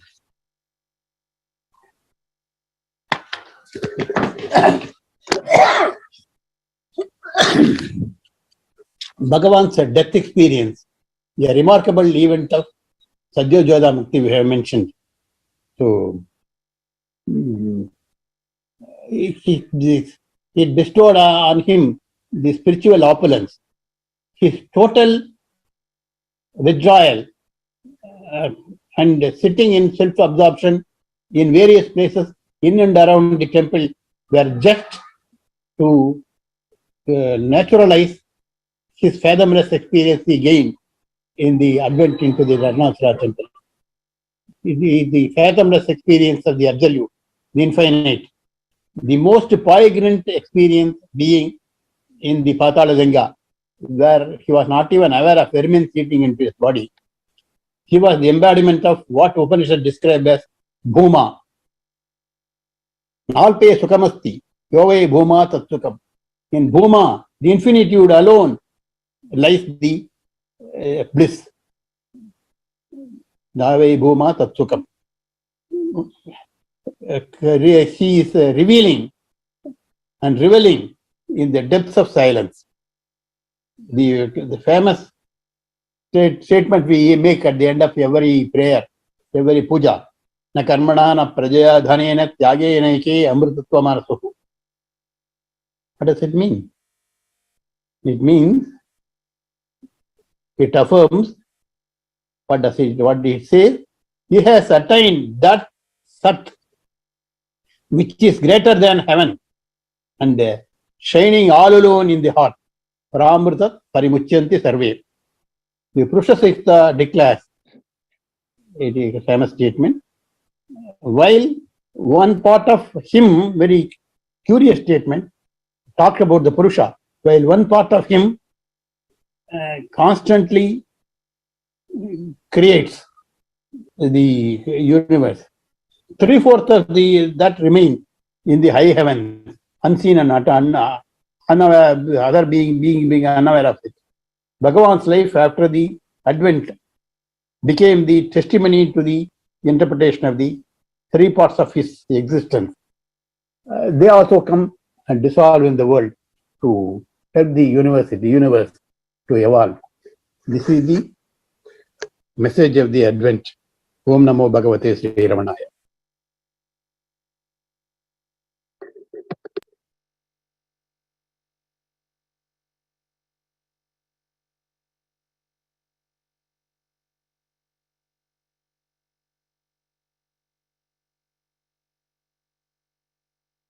Welcome back to DC event, and thanks Ramahanji for his beautiful talk as usual. Sri Dakshinamurti Stotra. It's written by Adi Sankaracharya. It is most profound Advaita Vedanta and extraordinarily beautiful poetry. Verses in this stotra are rich in Vedantic teachings. At the same time, they are presented in very elegant, poetic manner. It is a wonderful prayer. It is a prayer to the Lord Shiva. It is filled with pious Vedantic teachings. So I would like to request Skanda to sing Dakshinamurti Stotra.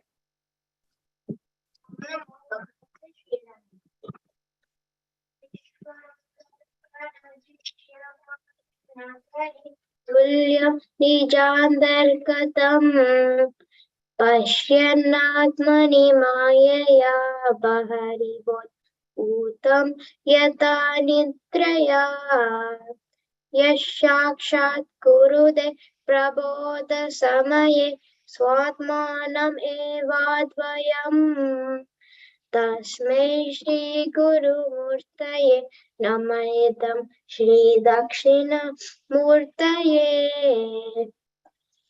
Bijasyantari Vankuro Jagadidam Pranirvigalpam Punaha Maya Kalpita Desha Kala Kalana Vaichitriya Chitrikritam Maya Viva Vrijambayat Yapimaha Yogi Vayasvachaya Tasmai Shri Guru Murtaye Namayidam Shri Dakshina Murtaye Yasyaiva Spuranam Sadatmakam Asat Kalpartagam Bhashade Sakshatatvamas iti veda vachasa yo bodhayadyashritan yat sakshat karanat bhavena punar avrittir bhavambonidau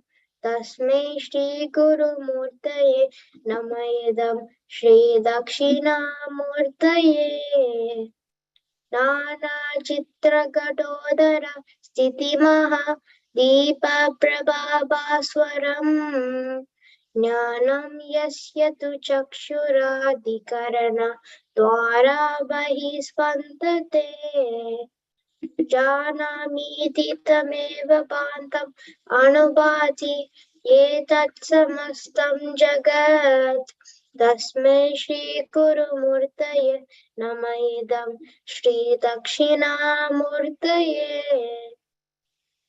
Deham Pranam Api Indriyani Api Chalam Buddhim Cha Sunyam Viduhu Sri Balanda Chadopamastu Ahamiti Branta Brisham Vadinaha Maya Shakti Vilasha Kalpitamaha Vyamoha Samharine Tasmai Shri Guru Murtaye Namayedam Shri Dakshina Murtaye Rahu Grahta Divakarendu Sadashaha Maya Samachchadanat Sanmatra Karana Upasamharanataha Yo Butchushupta Puman Praga Swapsamiti Prabodha Samaye यप्रत्यभिज्ञायते तस्मै श्री गुरुमूर्तये नमः इदं श्री दक्षिणामूर्तये बाल्या आदिष्वपि जाग्रदादिषु तदा सर्वासु अवस्थास्वपि व्यावृतासु अनुवर्तमानम् अहमिति अन्तःस्फुरन्तं सदा सवातनं प्रकृति करोति भजदं यो मुद्रया भद्रया तस्मै श्री गुरुमूर्तये नमः इदं श्री दक्षिणामूर्तये विश्वं पश्यति कार्यकारणतया स्वस्वामी सम्बन्धतः शिष्याचार्यदया दतैव पितर्पुत्रादि आत्मना भेदतः स्वप्ने जागृति वाय ईश पुरुषः माया परिभ्रामितः तस्मै श्री गुरुमूर्तये नमः इदं श्री दक्षिणामूर्तये भूरम्भांशनलो नीलोऽम्बरमहर् नातो हिमांशु पुमान् इत्याभाति चराचर आत्मकमिदं यस्यैव मूर्त्यष्टकम् नान्यत् किञ्चन विद्यते विमशदाम् यस्मात् परस्माद् विभो तस्मै श्री गुरुमूर्तये नमः इदं श्री दक्षिणामूर्तये सर्वात्मत्वमिति स्फुटीकृतमिदं यस्मादवुष्मिन्स्तवे तेनास्य श्रवणादर्थमननात् ध्यानात् च संकीर्तनात् सर्वात्मत्वं विभूतिसहितं स्यात् ईश्वरत्वं स्वतः सिद्ध्येतत् पुनरष्टधा परिणतं च ऐश्वर्यमव्याहतम्। ओम नमो भगवते Shri रमणाय। Thank you, Skanda.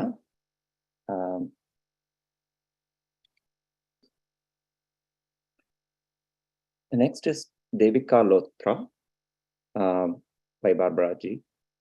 This work is one of the Upa-agamas, explains the supreme wisdom to be attained by mature souls and their mode of life, as expounded by the Supreme Lord Shiva to Devi Parvati.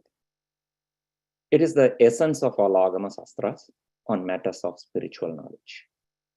I'd like to request Barbara Ji to read about Devi Kalotara.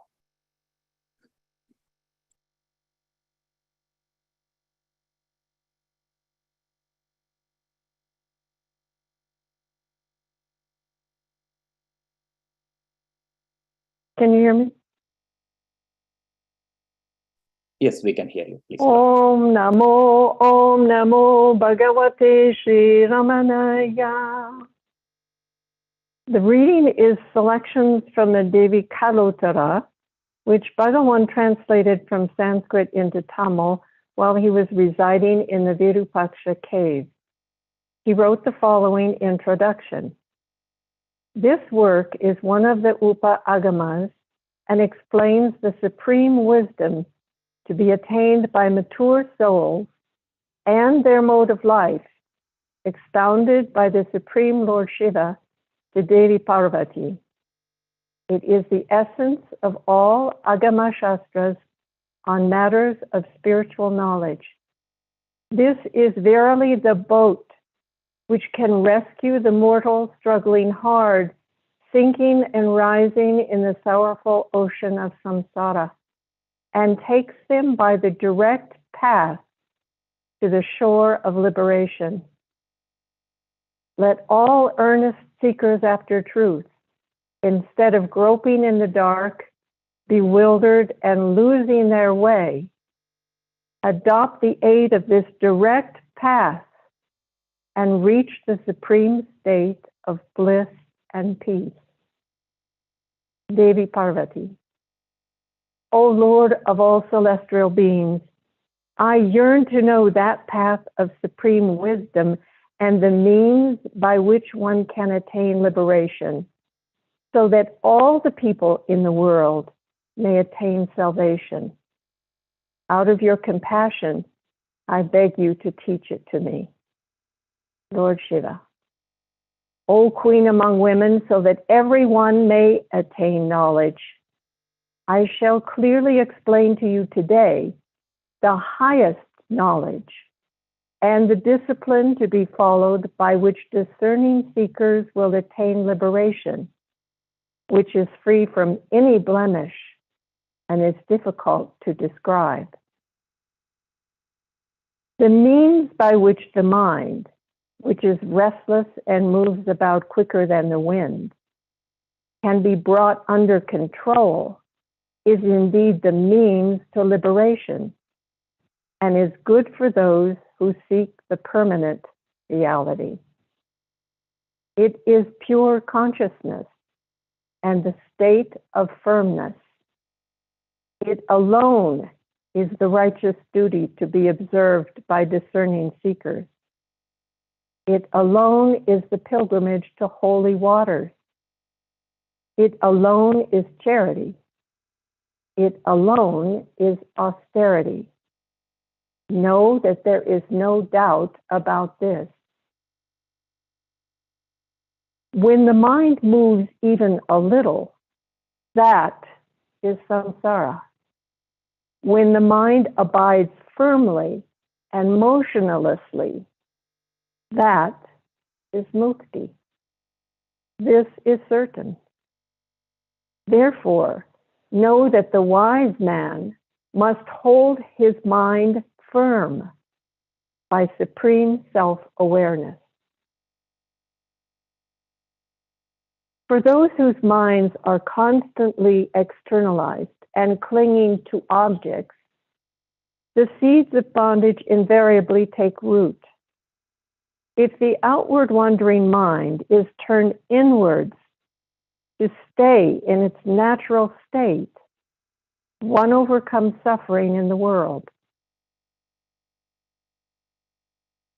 Unite with that one totality, which is all pervasive and which has no within or without, up or down, midway or sideways. It assumes all the forms in creation, and yet itself is formless. It is self-luminous and can only be known by itself.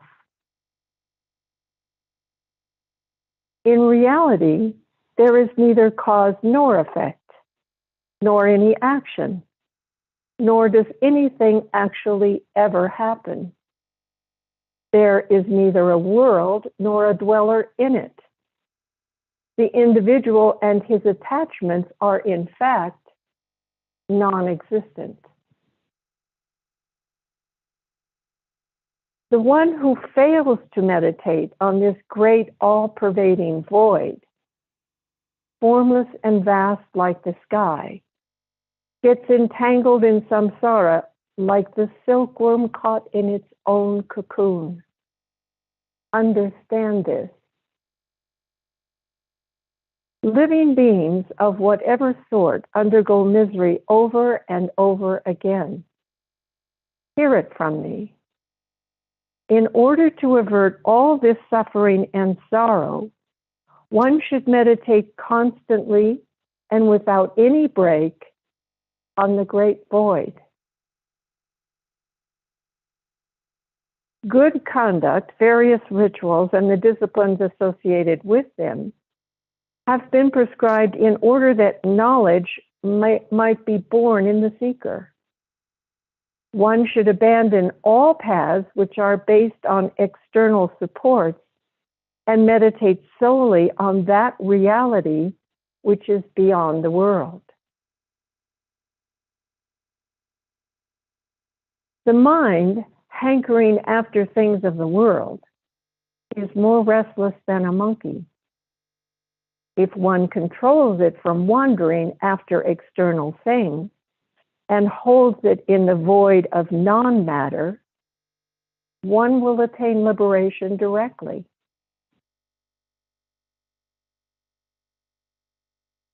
This complete wholeness pervades inside and outside all creations like ether, merging with them, and is itself formless. Oh, my beloved, those who are submerged in this supreme bliss become that supreme bliss themselves. See how wonderful. The outgoing mind dissolves of its own accord when deprived of anything to hold on to. Just as a fire dies down and goes out when deprived of fuel. Turn away from confusion, delusion, ignorance, dreaming, sleeping, and waking.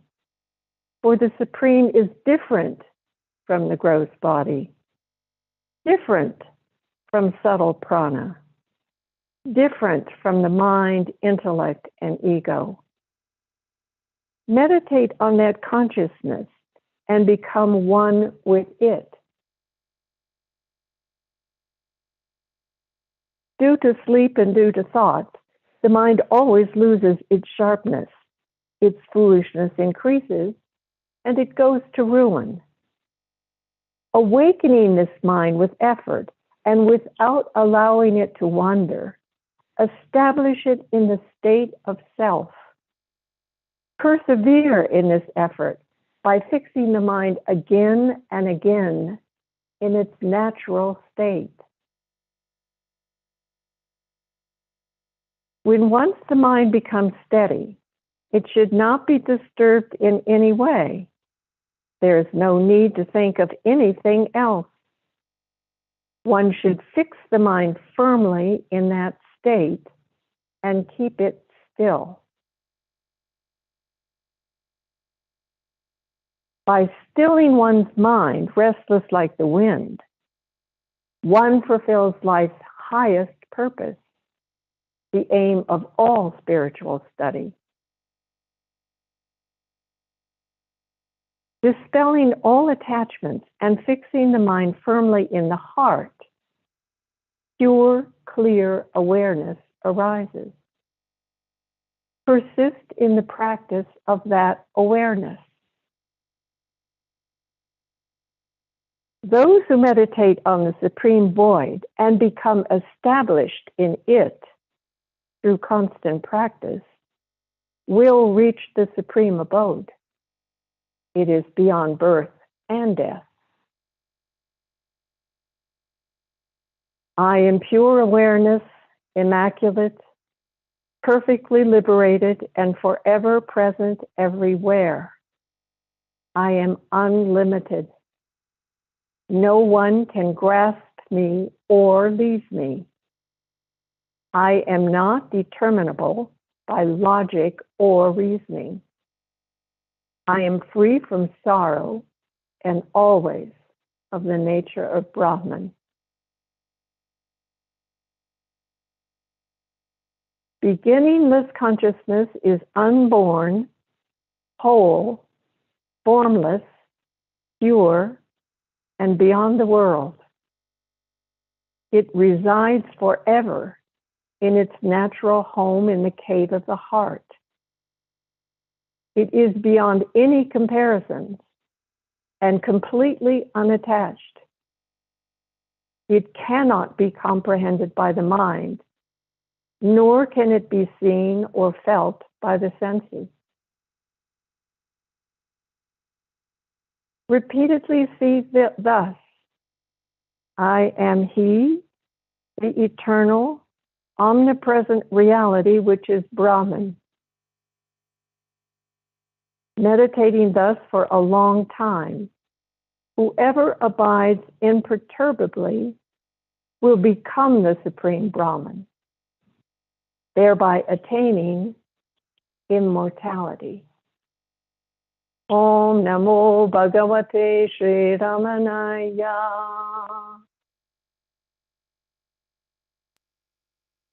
Thank you. Thank you, Barbaraji. Next, I would like to invite PSG for us singing.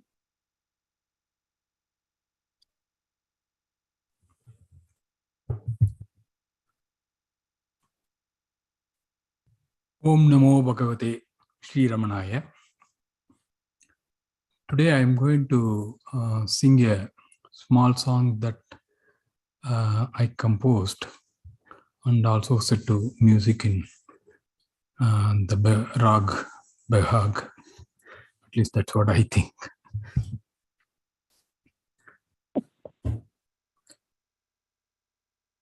Madurai திருநகரில் தொடங்கி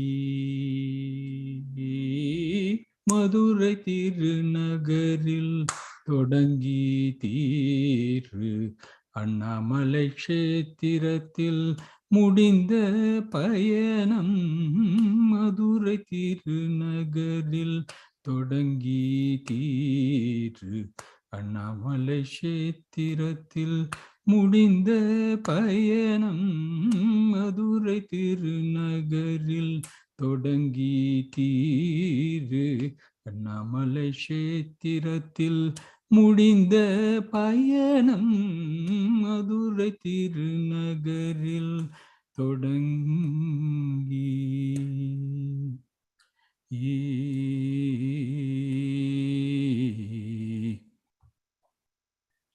ரமணரின் ஞான பாதை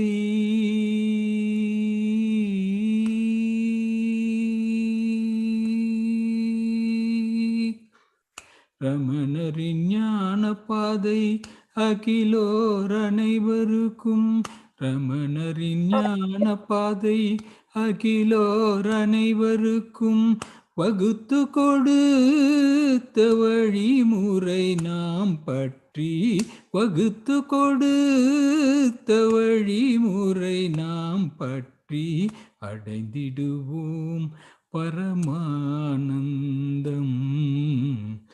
அடைந்திடுவோம் பரமானந்தம்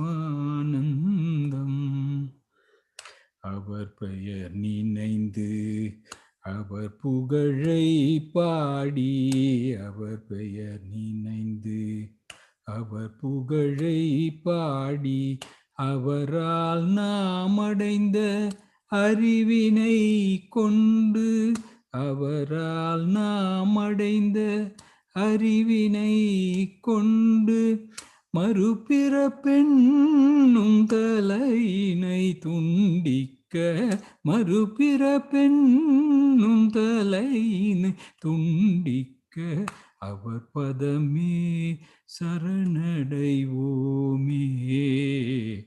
அவர் பதமே சரணடைவோமே அவர் அருள் சுரந்து அவர் கருணையாலே அவர் அருள் சுரந்து அவர் கருணையாலே நமக்குள் அவர் இறங்கி ஆன்ம விசாரத்தால் நமக்குள் அவர் இறங்கி ஆன்ம விசாரத்தால் நம்மை நாம் உணர்ந்து அவரிடம் ஒன்றிடுவோம் நம்மை நாம் உணர்ந்து அவரிடம் ஒன்றிடுவோம் மதுரை திருநகரில் தொடங்கி தீரு அண்ணாமலை க்ஷேத்திரத்தில் முடிந்த பயணம் மதுரை திருநகரில் தொடங்கி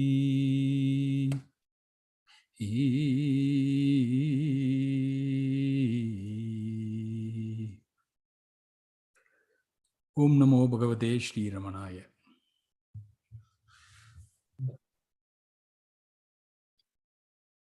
Thank you, PSG. Next, we're going to invite Kiranji for Ramana Desikam. So it's noted that Desikam, while it has become a family name in many contexts, means someone who knows the territory or direction. And in the Sanskrit sound, dik, from which came the disha, meaning direction, and Desikan meaning one who knows the direction in an area. So with that, I would like to invite Kiranji for singing Ramana Desikam. This is Ramana Desikam by Sri Kavyakanta Ganapati Muni.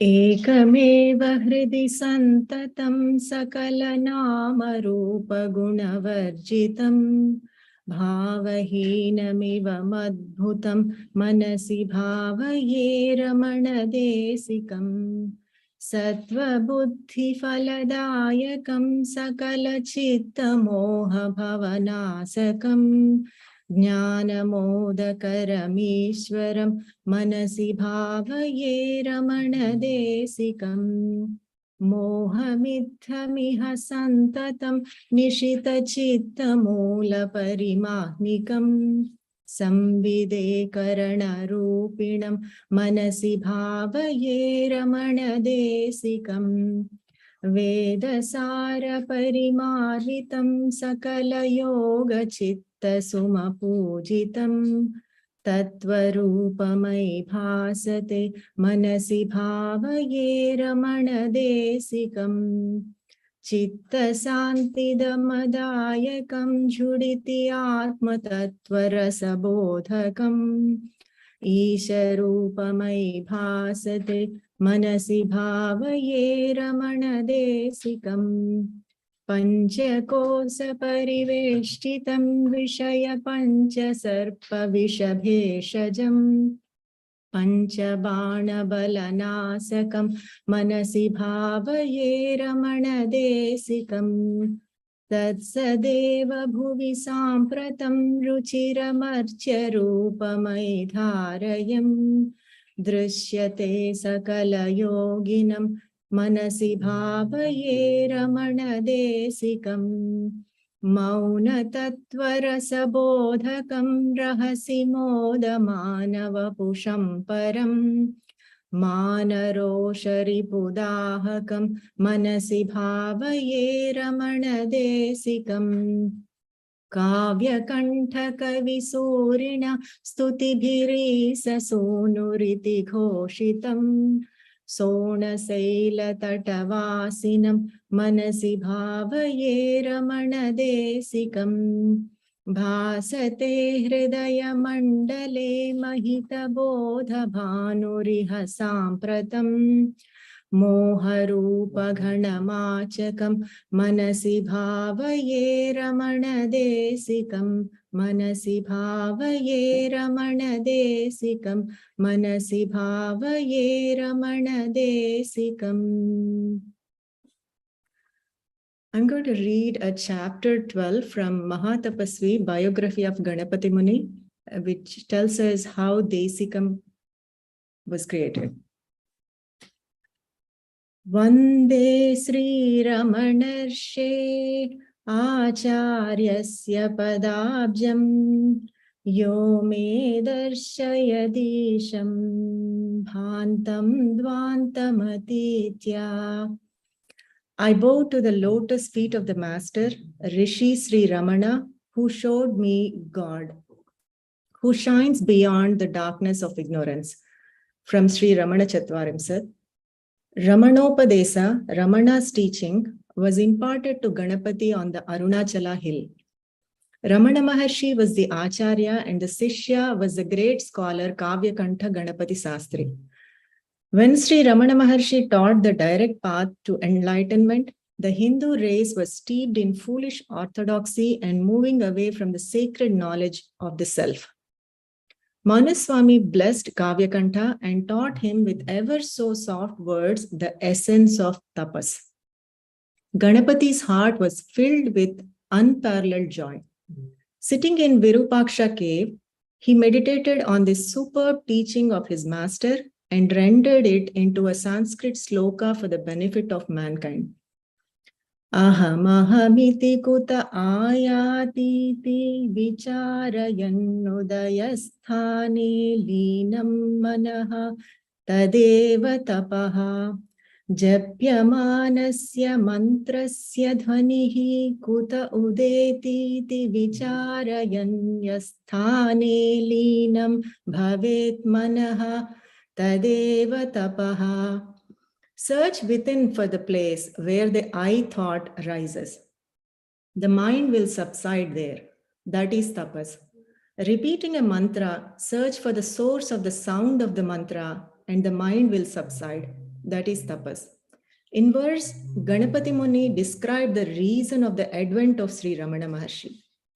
O Great One, thou hast manifested thyself to save those who are satisfied with only the intellectual grasp of scriptural texts by bestowing on them true knowledge of the self.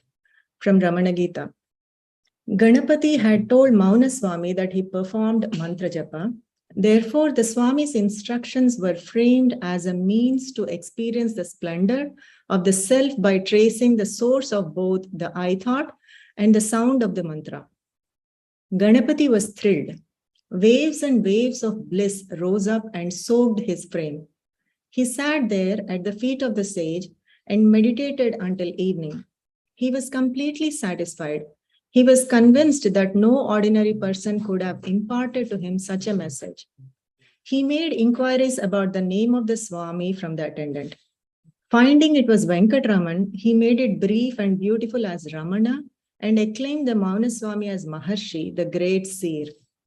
Next day, Vasishta Ganapati Muni wrote to his intimate disciples, I have found my master, my guru.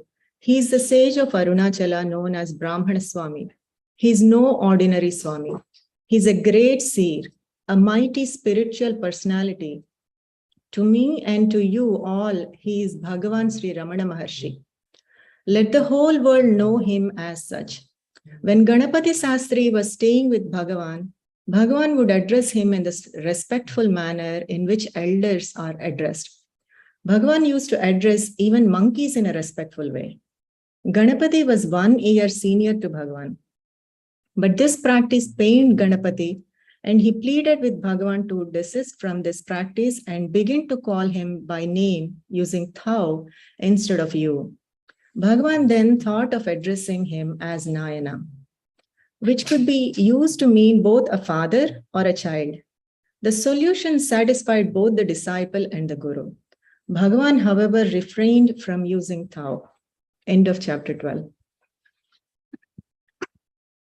This small sloka was written by Swami Pranavananda.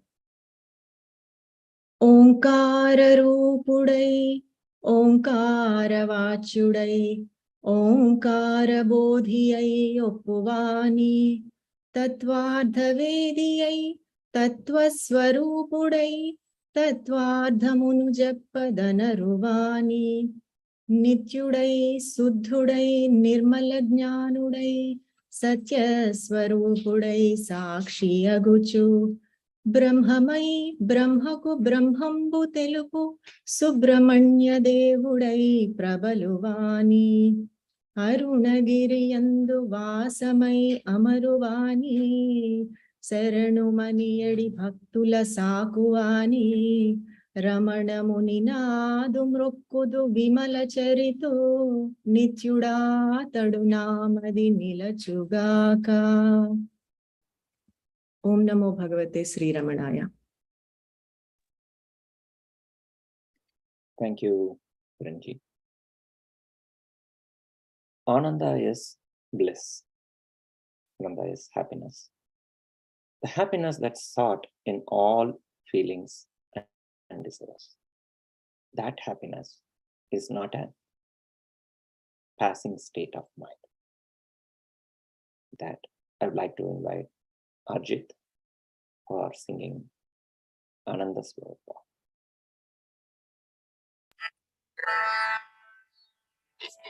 Om Namo Bhagavate Swaramaya.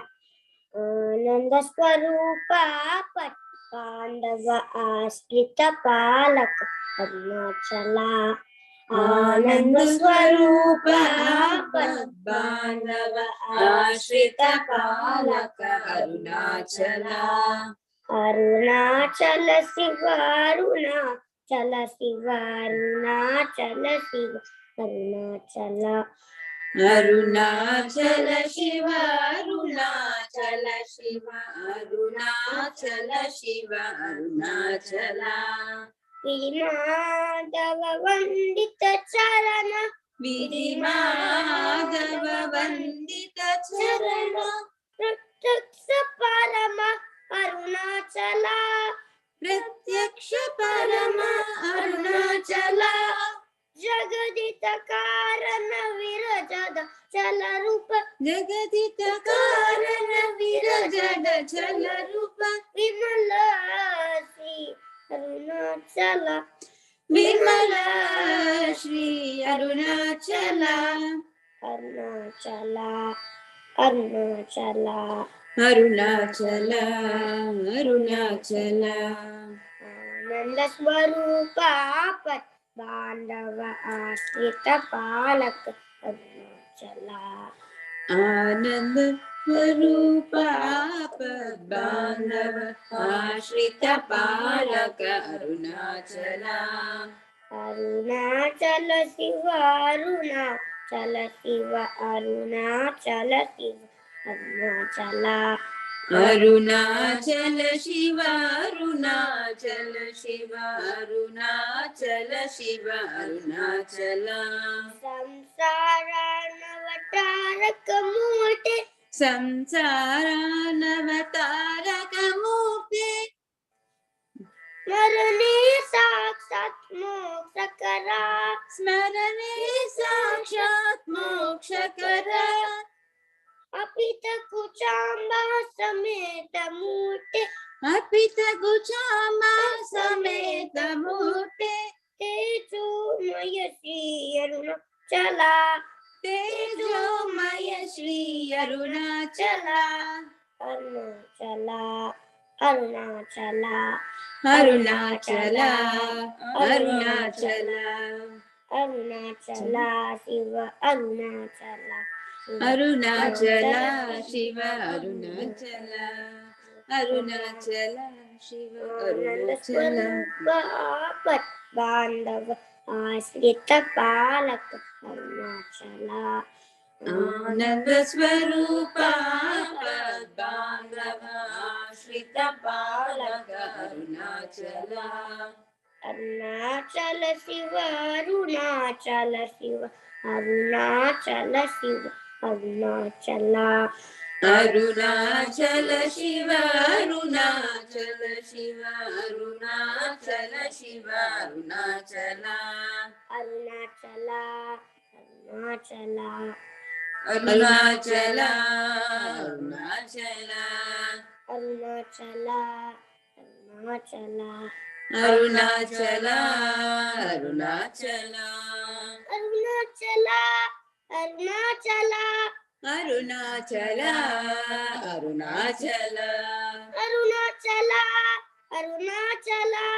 Arunachala. Arunachala. Om Namo Bhagavate Sri Ramanaya.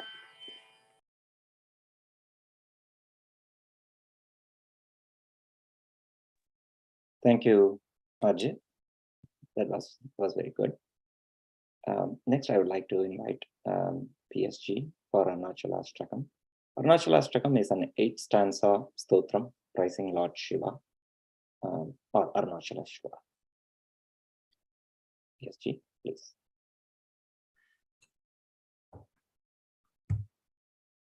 Arunachala Ashtakam. Om Namo Bhagavate Sri Ramanaya. Arunachala Ashtakam by Bhagavan is what I am going to chant.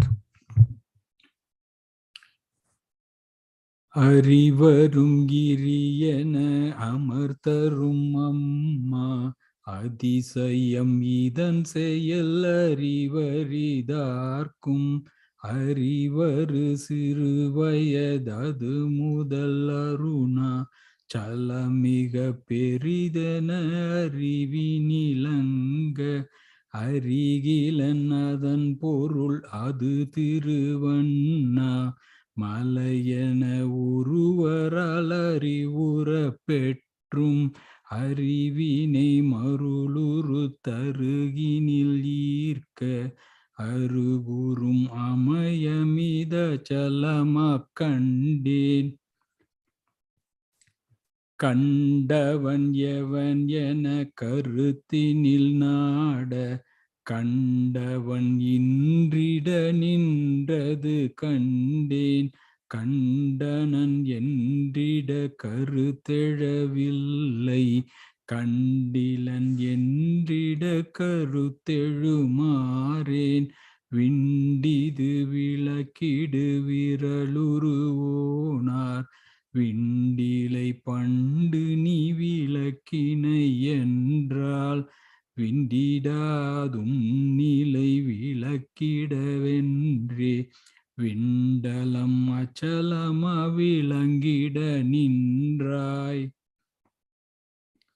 நின்னையான் உருவென எண்ணியே நன்ன நிலமிசை மலையனு நிலையினை நீதான் உன்னுரு அருவென உன்னிடின் விண்ணோ குறவுல கலை தரும் ஒருவனையொக்கும் உன்னுரு உணலற உன்னிட முன்னீர் ஒரு சரு கரையுரு என உருவோயும் என்னையான் அறிவுற என்னுருவேரே. திருந்தனை அருணவான்கிரி என இருந்தோய். இருந்தொளிர் உனை விடு தடுத்திடர் தெய்வம் இருட்டினை விளக்கெடு தடுத்திடலே கான்.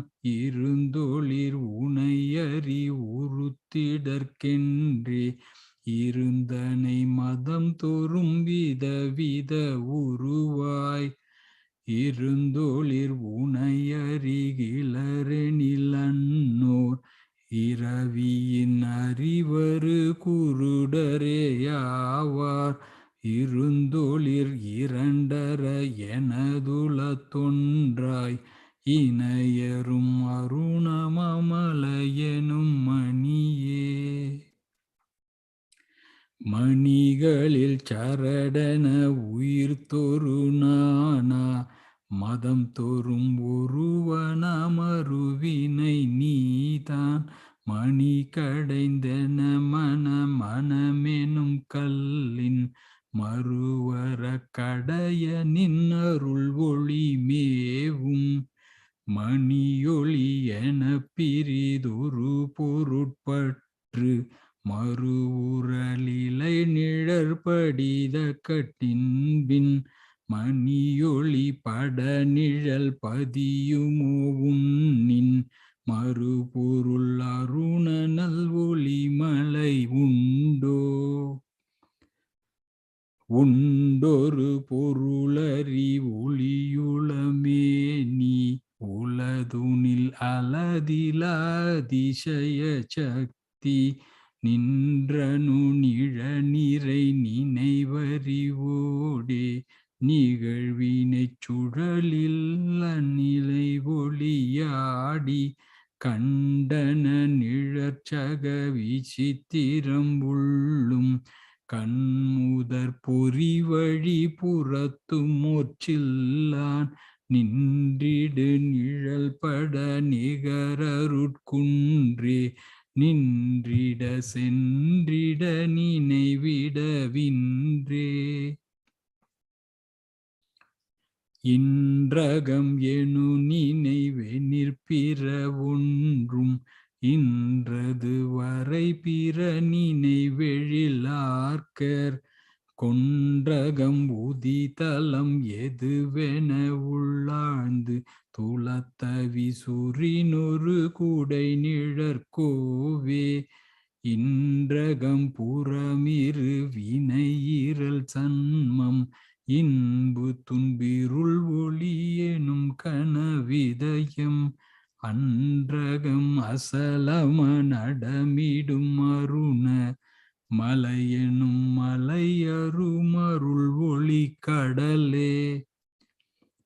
கடல் எழும் எழிலியார் பொழி தரு நீர்தான் கடநிலை அடைவரை தடை செய்யின் இல்லா உடலுயிர் எனில் எழும் உணையுருவரையில்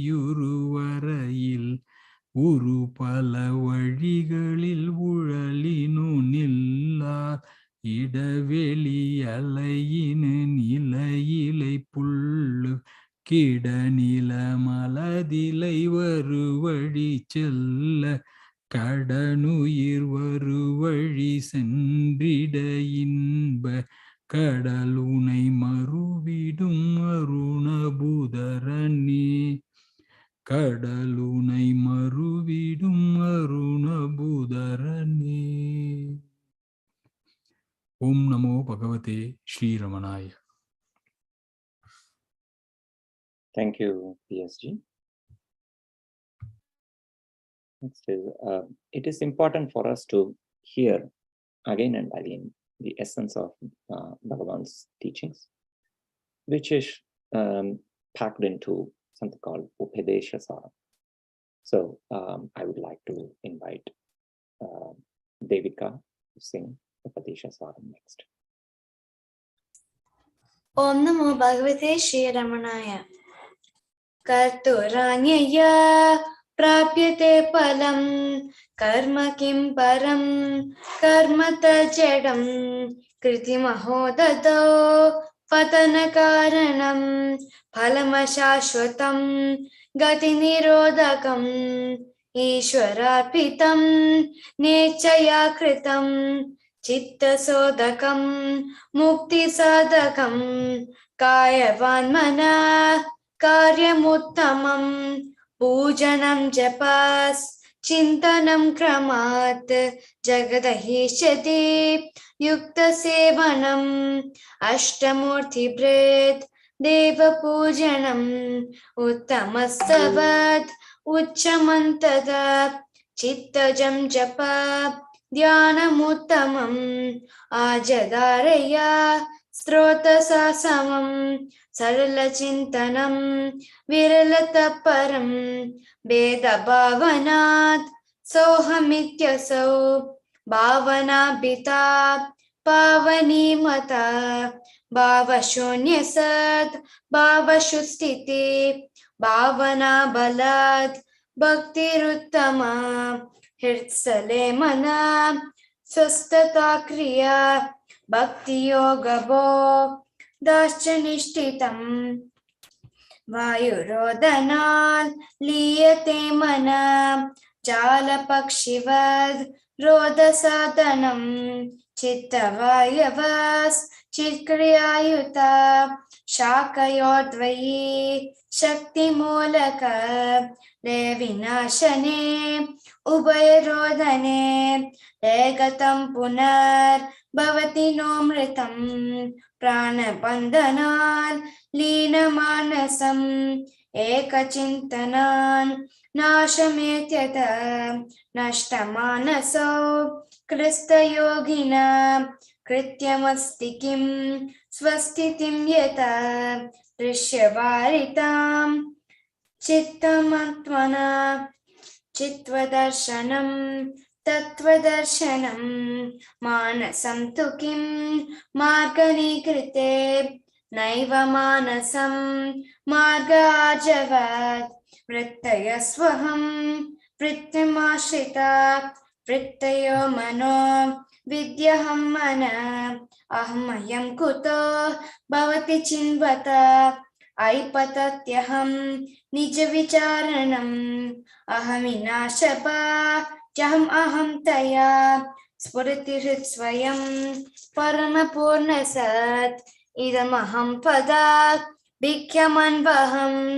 अहमिलीनके प्यलयसत्तया विग्रहेन्द्रिया प्राणदीतमा नाहमेकसत् तच्चडं ह्यसत् सत्त्वभाषिका चित्त्ववेतरा सत्तया हि चेत् चित्तया ह्यहम् ईशजीवयोर्वेषदीपिता सत्स्वभावतो वस्तु केवलं वेषहानता स्वात्मदर्शनम् ईशदर्शनं स्वात्मरूपता आत्मसंस्थिति स्वात्मदर्शनम् आत्मनिर्वयाद् आत्मनिष्ठिता ज्ञानवर्जिता अज्ञानहीन चेत् ज्ञानमस्ति किं ज्ञानमन्तरं किं स्वरूपम् इत्यात्मदर्शने अव्यया भवा पूर्णचित् सुखं पन्दमुख्यति तं परं सुखं विन्दति हजि वस्तुदैविका अहमपेतकां निजविभानकां महदिदं तपो रमणवागियम्. Om Namo Bhagavate Shri Ramanaya. Thank you, Devika. That was well sung. And prostration to the divine. So if you interpret it in Tamil, it will be Unake Namaskaram. I would like to invite Bhaskar and Malati to sing Unake Namaskaram. Next.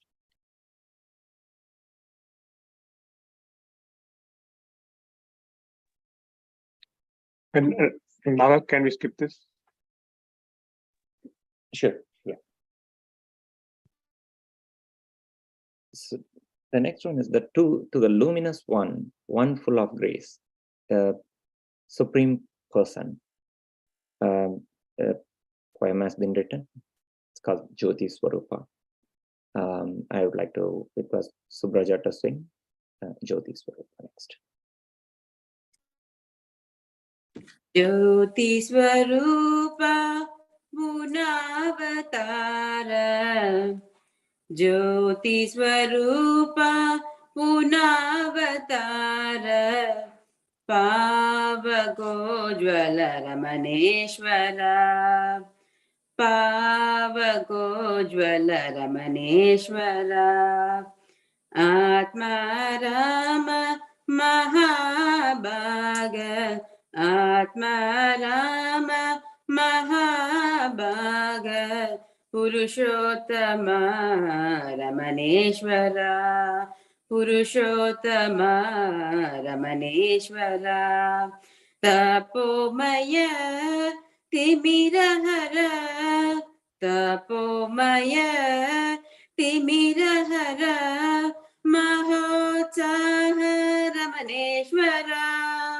Tapomaya Timirahara Mahotsaha Ramaneshwara Trigunatita Sukumara Trigunatita Sukumara Kripa Puna Ramaneshwara Kripa Puna Ramaneshwara Jyoti Swarupa Punavatara Pavako Jwala Ramaneshwara Atma Rama Mahabhaga Purushottama Ramaneshwara Tapomaya Timirahara Mahotsaha Ramaneshwara Mahotsaha Ramaneshwara Trigunatita Sukumara Kripa Puna Ramaneshwara Jyoti Swarupa Punavatara Pavako Jwala Ramaneshwara Pavako Jwala Ramaneshwara. O Namo Ramana Shri Ramaya. Thank you. To the Shiva, the bestower of bliss, the master, the store of all virtues, I surrender. To the indweller of my heart lotus, I surrender. To the refuge and Lord, I surrender. Prapatti is a word for surrender. So I would like to invite Gopika to sing Prapatti Ashtakam next. Om Namo Bhagavate Shri Ramanaya. आवत्तपुर्यां जनितं पवत्ये पान्देशदेशे विधिनं पवत्ये सोनाचलपस्तचरं पवत्ये भिक्षं तपक्लेशसहं पवत्ये रमणं पवत्ये रमणं पवत्ये आबम्मकीतान्तसमं पवत्ये चितादिसत्त्वगमहं पवत्ये सर्वज्ञता सारभृतं पवत्ये निस्सीमकारुण्यनिधिं पवत्ये रमणं पवत्ये रमणं पवत्ये अस्मात् प्रपञ्चादधिकं पवत्ये विश्वादिकोक्ते विषयं पवत्ये कालग्रहग्राहभयानुवृत्ते कृतान्तशिक्षा कृतिनं पवत्ये रमणं पवत्ये रमणं पवत्ये विनेतुमातिं विषयात्वजन्यं विज्ञानमूर्तिं ददतं पवत्ये कन्दर्पतर्पज्वलवादनाय कामालिलीलावतरं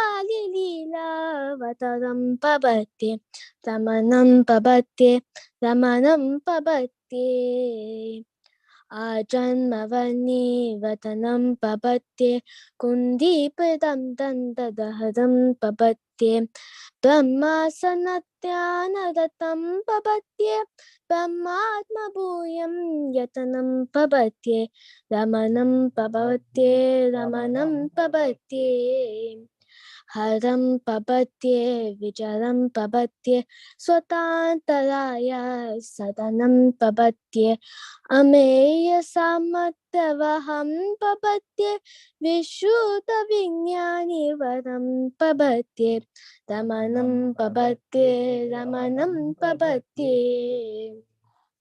दौर्भाग्यतापत्रयकर्ममोह सन्तापहन्तारमहं पवत्ये यतादसत्कल्पमपेतपापम् अवाप्तकामां विशुचं पवत्ये रमणं पवत्ये रमणं पवत्ये मनःप्रसादं भजतां ददानां मुक्तास्मितोलासिमुखं पवत्ये व्यातन्मशेषं वपनीयमोद पदीननाम्ना रमणं पवत्ये रमणं पवत्ये रमणं पवत्ये शिवं पवत्ये शिवदं पवत्ये कुदं पवत्ये गुणिनं पवत्ये मतिर्हितपद्मजुषं पवत्ये शरण्यमीशं शरणं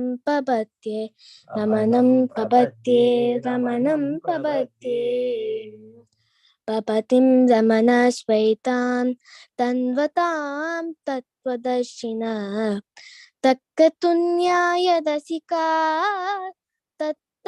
तत्तादिशा फलाप्तये रमणं पवत्ये रमणं पवत्ये रमणं पवत्ये रमणं पवत्ये रमणं पवत्ये रमणं पवत्ये ओम नमो भगवते Shri रमणाय. Thank you, Gopika. Very well sung. I would like to invite Sri Hari for the next song. Om Namo Bhagavate Sri Ramanaya. Today I am going to sing Sri Ramana Charita Sara Kumi by Sadhuam Swamigal. I am singing a part of it till Bhagavan reaches Arunachalam. Om Namo Bhagavate Sri Ramanaya. கும்மியடி அருள் கும்மியடி ஒன்றாய் கூடி குரு பத கும்மியடி அம்மையடி நம கப்பனடி ரமணாய நமோ என கும்மியடி சாந்த சமுத்திர ரமணனடி அவதார சரிதை இசை போமடி காந்த அருள் வலை கண்ணனடி கலிகால துதித்த கடல் கடவுளடி. வேந்தியர் சுந்தரர் மைந்தனடி பெயர் வெங்கடராமன் என்றோதிடடி. ஆதி திருச்சுழி அப்பதியில் அழகம்மை வயற்றில் உதித்ததடி. கும்மியடி அருள் கும்மியடி அருள் குடி குரு பத கும்மியடி. அம்மையடி நமக்கு அப்பனடி ரமணாய நமோ என கும்மியடி. சின்னஞ்சிறிய பிராயத்திலே குருதேவனின் சிந்தையின் ஆழத்திலே மன்னருணாச்சலம் என்பதுவே மிக மாண்பெகும் எண்ணம் இருந்ததடி.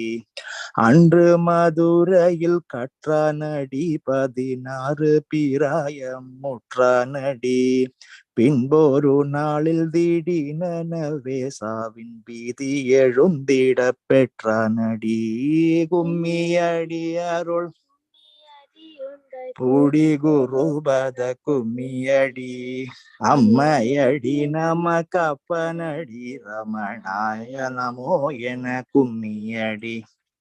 சாவின் ரகசியம் ஏதனவே அதை தானே யாராய துணிந்தானடி. சாவது உடம்பன அப்படியே உடல் சாய்த்து மரணத்தை ஆய்ந்தானடி. நாடியும் மூச்சும் அடங்கிடவே உள்ளே நான் யார் என தேடி கண்டானடி.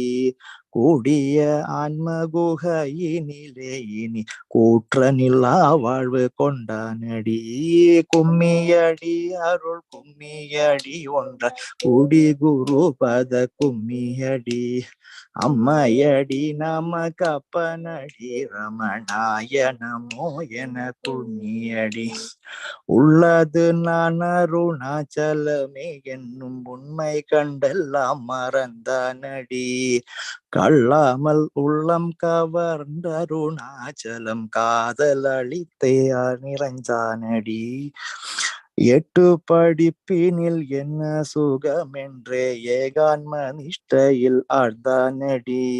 வீட்டில் இருப்பது வீணனவே கண்டு விண்ணருணாச்சலம் Vandhanadi.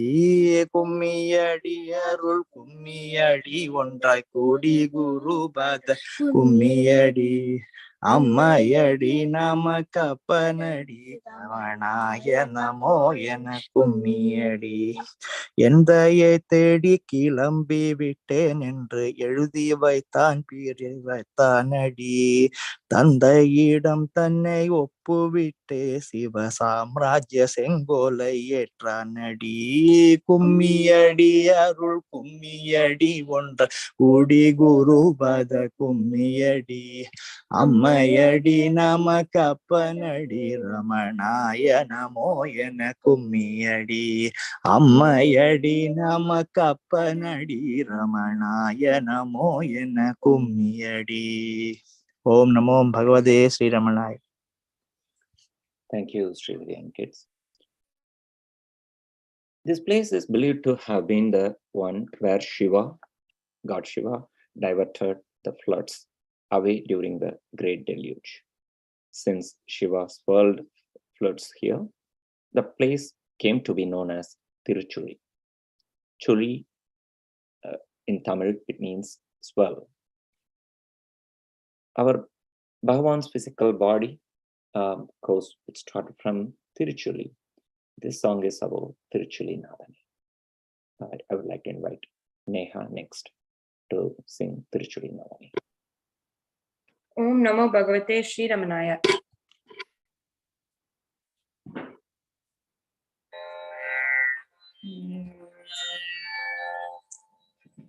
Tiruchuli Nadani Ramana Satguru. Tiruchuli Nadani Ramana Satguru. Virupa Ramana Satguru. Virupakshapasane Ramana Satguru. Ramana Satguru. Ramana Satguru. Ramana Satguru. Ramana Satguru. Tiruchurinathane Ramana Satguru. Tiruchurinathane Ramana Satguru. Kamupnena Vasanaya Ramana Satguru. Kamupnena Vasanaya Ramana Satguru.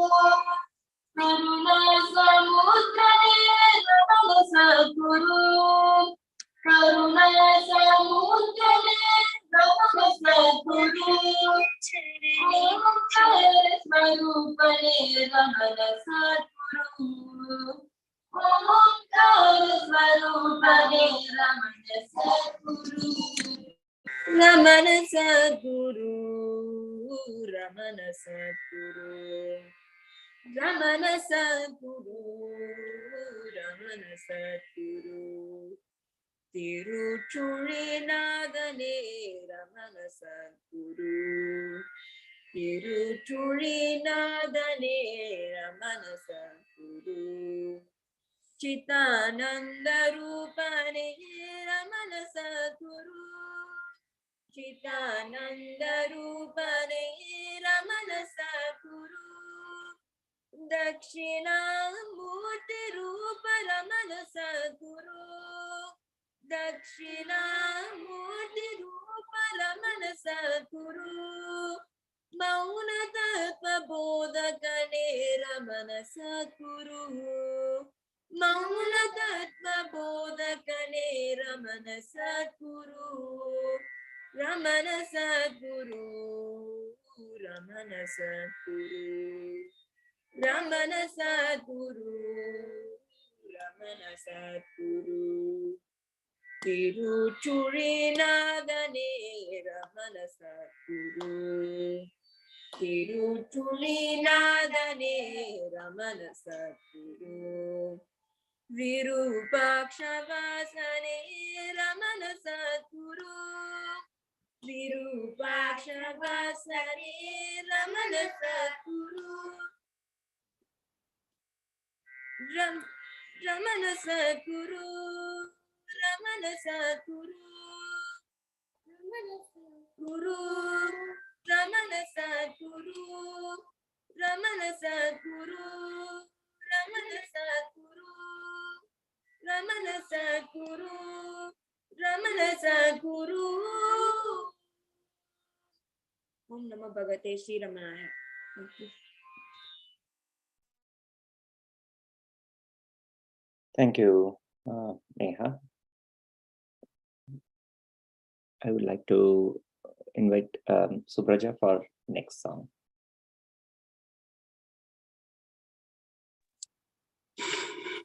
Om Namo Sri Ramanaya.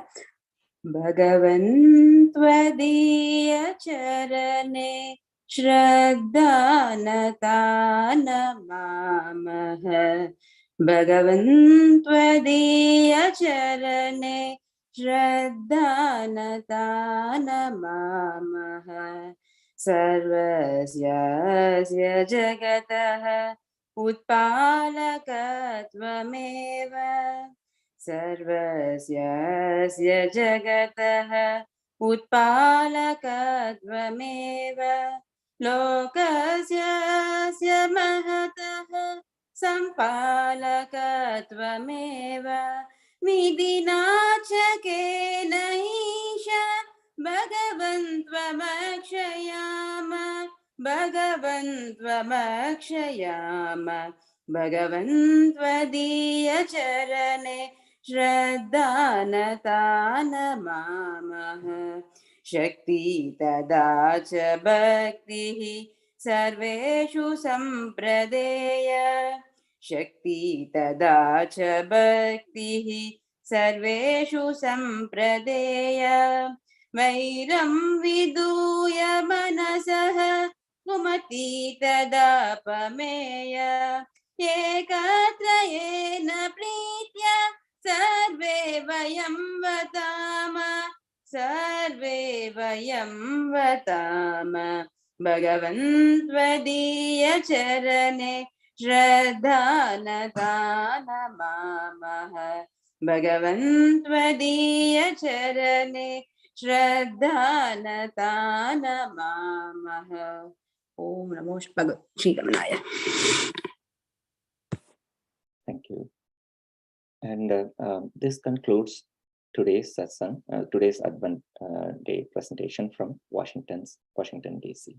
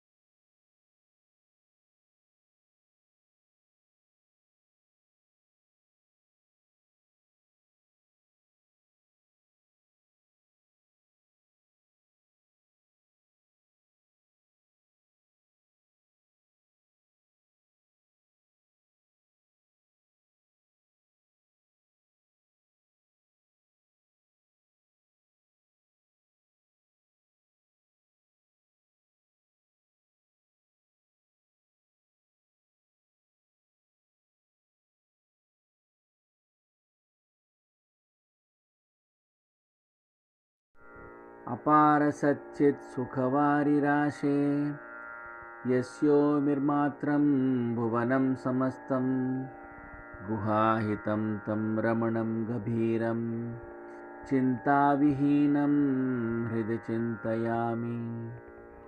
Om Namo Bhagavate Sri Ramanaya. To celebrate Bhagavan's 72nd Aradhana, the devotees from Nova Scotia Arunachala Ashrama, Ogdensburg Ramanachalam and the Ottawa Satsang group are very pleased to make the following offerings. Selected slokas from Ribhu Gita rendered by Dr. Anil Sharma and Vijaya Sharma. This will be followed by readings on Spiritual Heart from Ramana Gita and Gems by Evelyn Safier and Darlene Karamanos. Bhajans will be rendered by Aparna Ramnath, Madhu Padmanabhan and Ramya Krishnan by Kashvi Dilip. We will conclude with chanting of Pasuram, Ekasloki and Mohamudgaram by Ananta Padmanabhan. Om Namo Bhagavate Sri Ramanaya. Om Namo Bhagavate Sri Ramanaya. Let us imagine ourselves sitting in front of Sri Bhagavan, either in Virupaksha cave or in Skandashramam, while we chant a soul-stirring text that describes Sri Bhagavan's state of abidance in the one reality. The sacred text referred to is none other than the Ribhu Gita, whose study Sri Bhagavan recommended to some devotees as a valuable aid in their spiritual growth. Here we offer some representative verses from chapter 26 of Ribhu Gita. Vegovidamai tondrayidum bhedam ellam vicharikilloru kalam illave illai akilamume anmavukka bhinnamana akanda parabrahmam endrum adunan endrum tagamemigum tidamana nichayattai tappamalleppodum abhyasittai Sakalumumei handu para brahmatondrai santatamum tanmayamai sakitarupai.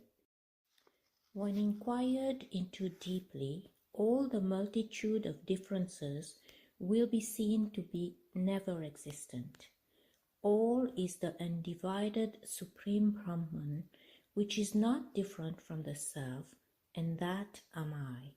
By always correctly practicing in this exalted certitude and relinquishing all else, be in the bliss of being ever that itself. Vidam vidamai vilangiyavattu vidam ellam vicharakilyadanadyalilada dagum tidumarova karyakaranangal ellam Tilamalavum yedanadayalilada dagum யதனதனில் மனது கலந்திருக்கும் காலே இத்துவிதா பயம் அனுபவமில்லாததாகும். அதன் மயமாய் துவித்த பயம் அனுபவமின்றி அசஞ்சலமாய் அனவரதம் சுகித்தரூபாய்.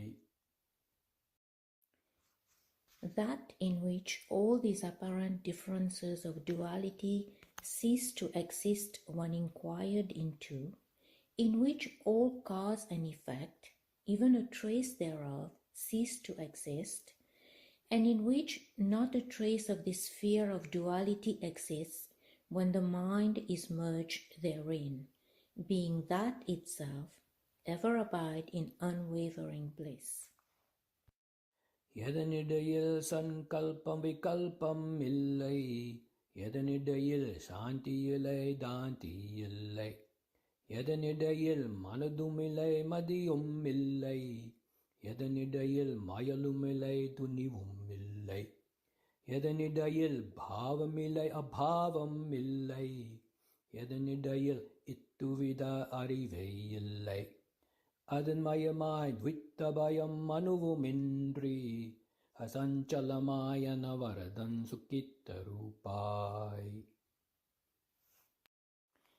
That in which there is neither a sankalpa nor a vikalpa, in which there is neither peace nor perturbance, in which there is neither mind nor intellect, in which there is no confusion or conviction, in which there is no bhava or absence of bhava, in which there is no cognition of duality at all, being as that itself, without the least fear of duality, ever abide in unwavering bliss.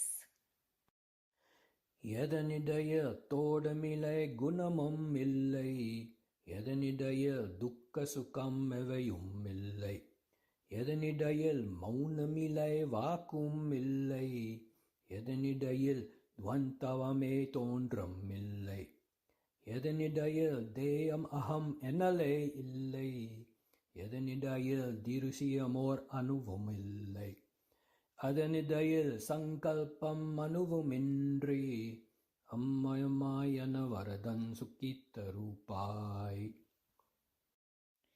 That in which there is nothing bad or good, in which there is neither sorrow nor pleasure, in which there is neither silence nor speech, in which there are no pairs of opposites, in which there is no distinction of I or body, and in which there is not the least thing to perceive, ever abide in bliss, without a trace of a concept, in that itself as that itself.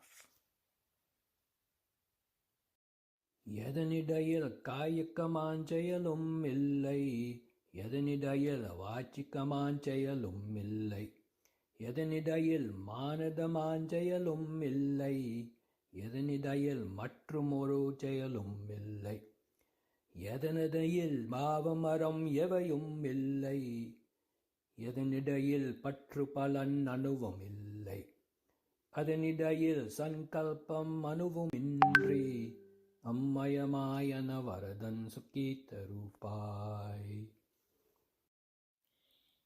That in which there is no activity of body, in which there is no activity of speech, in which there is no activity of the mind, in which there is no activity of any other kind, in which there is nothing sinful or meritorious, and in which there is no trace of desire or its consequences, ever abide in bliss, without a trace of a concept, in that itself as that itself. எதனிடையில் கல்பனையே என்றும் இல்லை, எதனிடையில் கல்பிப்போன் தானும் இல்லை, எதனிடையில் பிரபஞ்சம் இருக்கவில்லை, எதனிடையில் பிரபஞ்சம் இருக்கவில்லை, எதனிடையில் பிரபஞ்சம் ஒடுங்கவில்லை, எதனிடையில் எவையும் ஒரு காலம் இல்லை.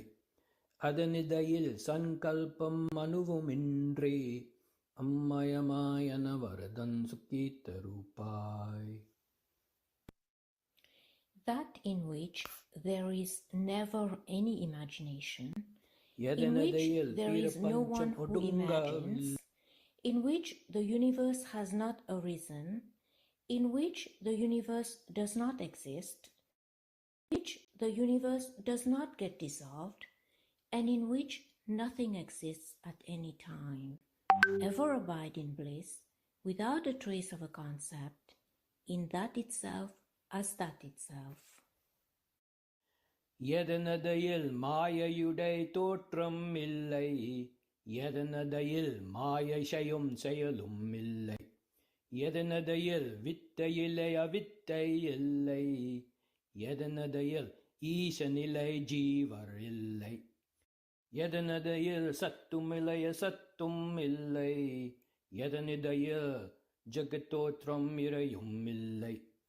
அதனிடையில் சங்கல்பம் அணுவமின்றி அம்மயமாயன வரதும் சுகீத ரூபாய். That in which there is no appearance of Maya, in which there are no effects of Maya, in which there is neither knowledge nor ignorance, in which there is neither Lord Ishvara nor individual Jiva, in which there is neither reality nor unreality, and in which there is not the least appearance of the world, ever abide in bliss, without a trace of a concept, in that itself as that itself.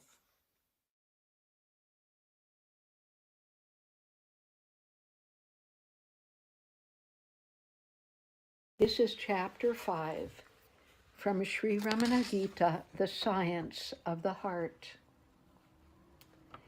In the aforesaid year, on the night of the 9th of August, Ramana Muni spoke exhaustively regarding the heart. That from which all thoughts of embodied beings issue forth is called the heart. All description of it are only mental.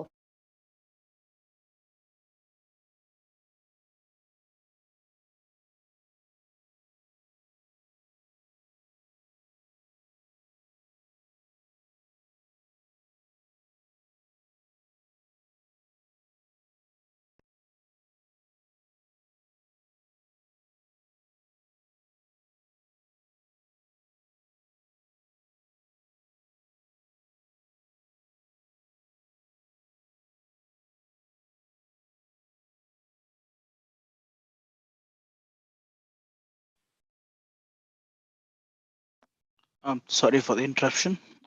Can't play the video. Bear with this.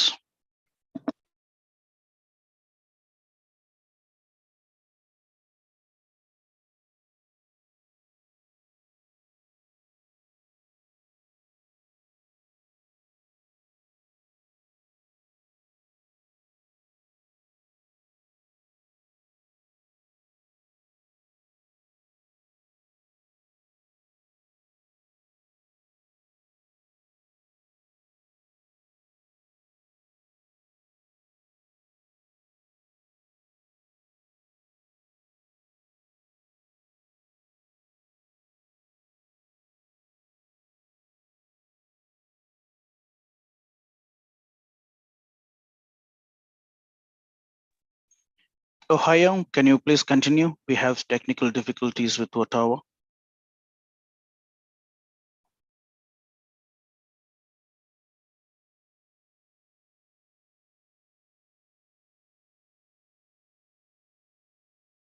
Ohio, are you there? Another, let's wait for a few minutes until. Okay. Okay.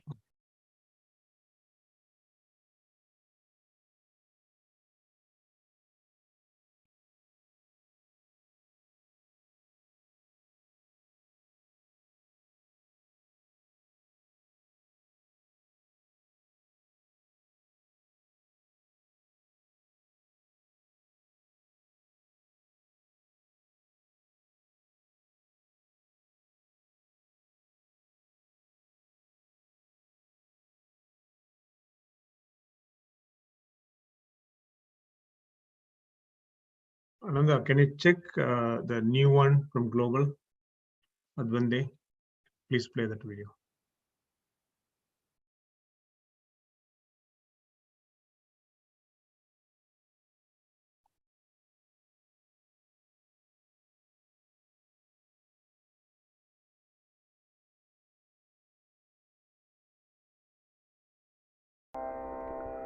Om Namo Bhagavate Sri Ramanaya. Namaskar. The devotees from Nova Scotia Arunachala Ashrama, Ogdensburg Ramanachala Mandiram, and Ottawa Satsang Group are very pleased to offer the following for celebrating Bhagavan's Day of Advent. Ribhu Gitam by Dr. Anil Sharma and Vijaya Sharma, poem taken from Face to Face by Evelyn Safier, reading from Bhakta Bhagavat's Reminiscence about the Day of Advent by Dr. Anil Sharma, Prapatti Ashtakam by Krishnan, a few bhajans sung by Madhu Padmanabhan and Krishnan, and finally Padmanabhan will be presenting shlokas from Tayumanavar's Tiruchadagam, Kantaranubhuti and Tirupugal. Om Namo Bhagavate Sri Ramanaya.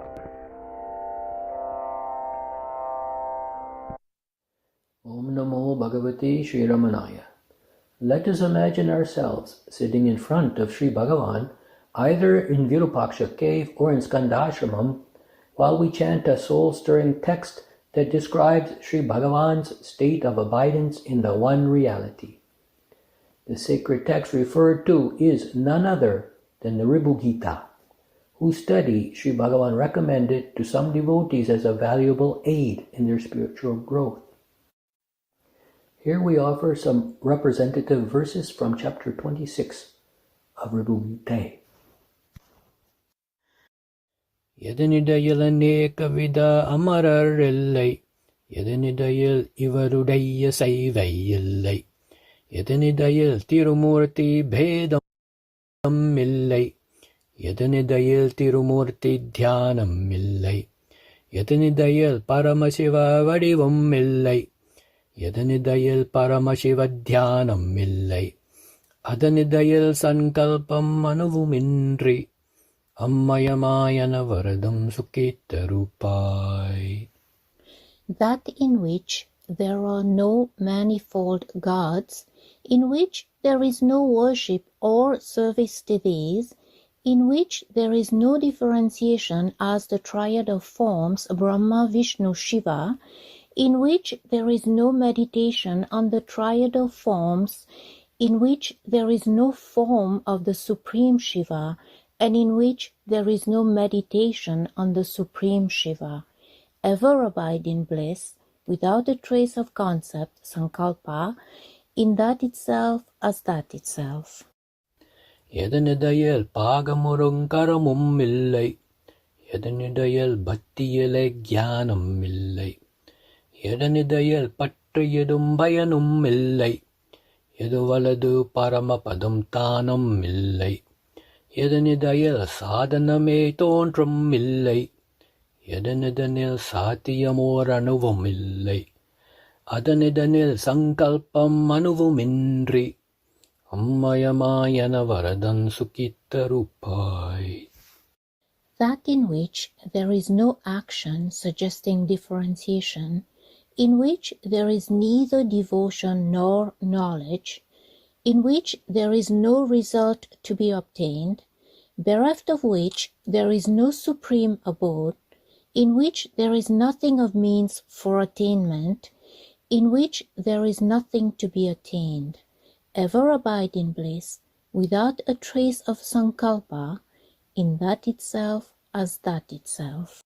எதனிடையில் ஆக்கிபுரி உயிர்கள் இல்லை, எதனிடனில் மனதமதி சித்தம் இல்லை, எதனிடையில் அகங்காரம் அவித்தை இல்லை, எதனதனில் அவையின் அபிமானி இல்லை, எதனடையில் சமட்டியலவியட்டி இல்லை, எதனதனில் சம்சார லேசம் இல்லை, அதனிடையில் சங்கல்பம் அணுவுமின்றி அம்மயமாயன வரதம் சுகித்தருப்பாய். that in which there is nothing of the body or senses or life, in which there is nothing of mind or intellect or thought, in which there is nothing of ego or ignorance, in which there is no experiencer of these, in which there is no macrocosm or microcosm, and in which there is not a trace of samsara. Ever abide in bliss, without a trace of sankalpa, in that itself as that itself. Yadanidayo kamamadu kobham millai, Yadanidayalo lobhamadu moham millai, Yadanidayal macharamum madamum millai, Yadanidayal matramanattugalum millai, Yadanidayal bandamenum mayalum millai, Yadanadanil mochamanum mayalum millai, Adanidanil sankalpam manuvumindri, Ammayamayana varadan sukita rupai. That in which there is no desire and no anger, in which there is no covetousness and deluded infatuation, in which there is no arrogance and envious malice, in which there are no other impurities of the mind, and in which there is no delusive notion of bondage, and in which there is no delusive notion of liberation. Ever abide in bliss, without a trace of sankalpa, in that itself as that itself. Yadanidayal adiyalai yantam millai, Yadanidayal adinadivu mudivum millai, Yadanidayal talamumalai devam millai, Yadanidayal dhanamilai tarumam millai, Yadanidayal kalamilai desham millai, Yadanidayal kankindra vattu villai, Adanidanil sankalpam manuvumindri, Ammayamayana varadam sukita rupai.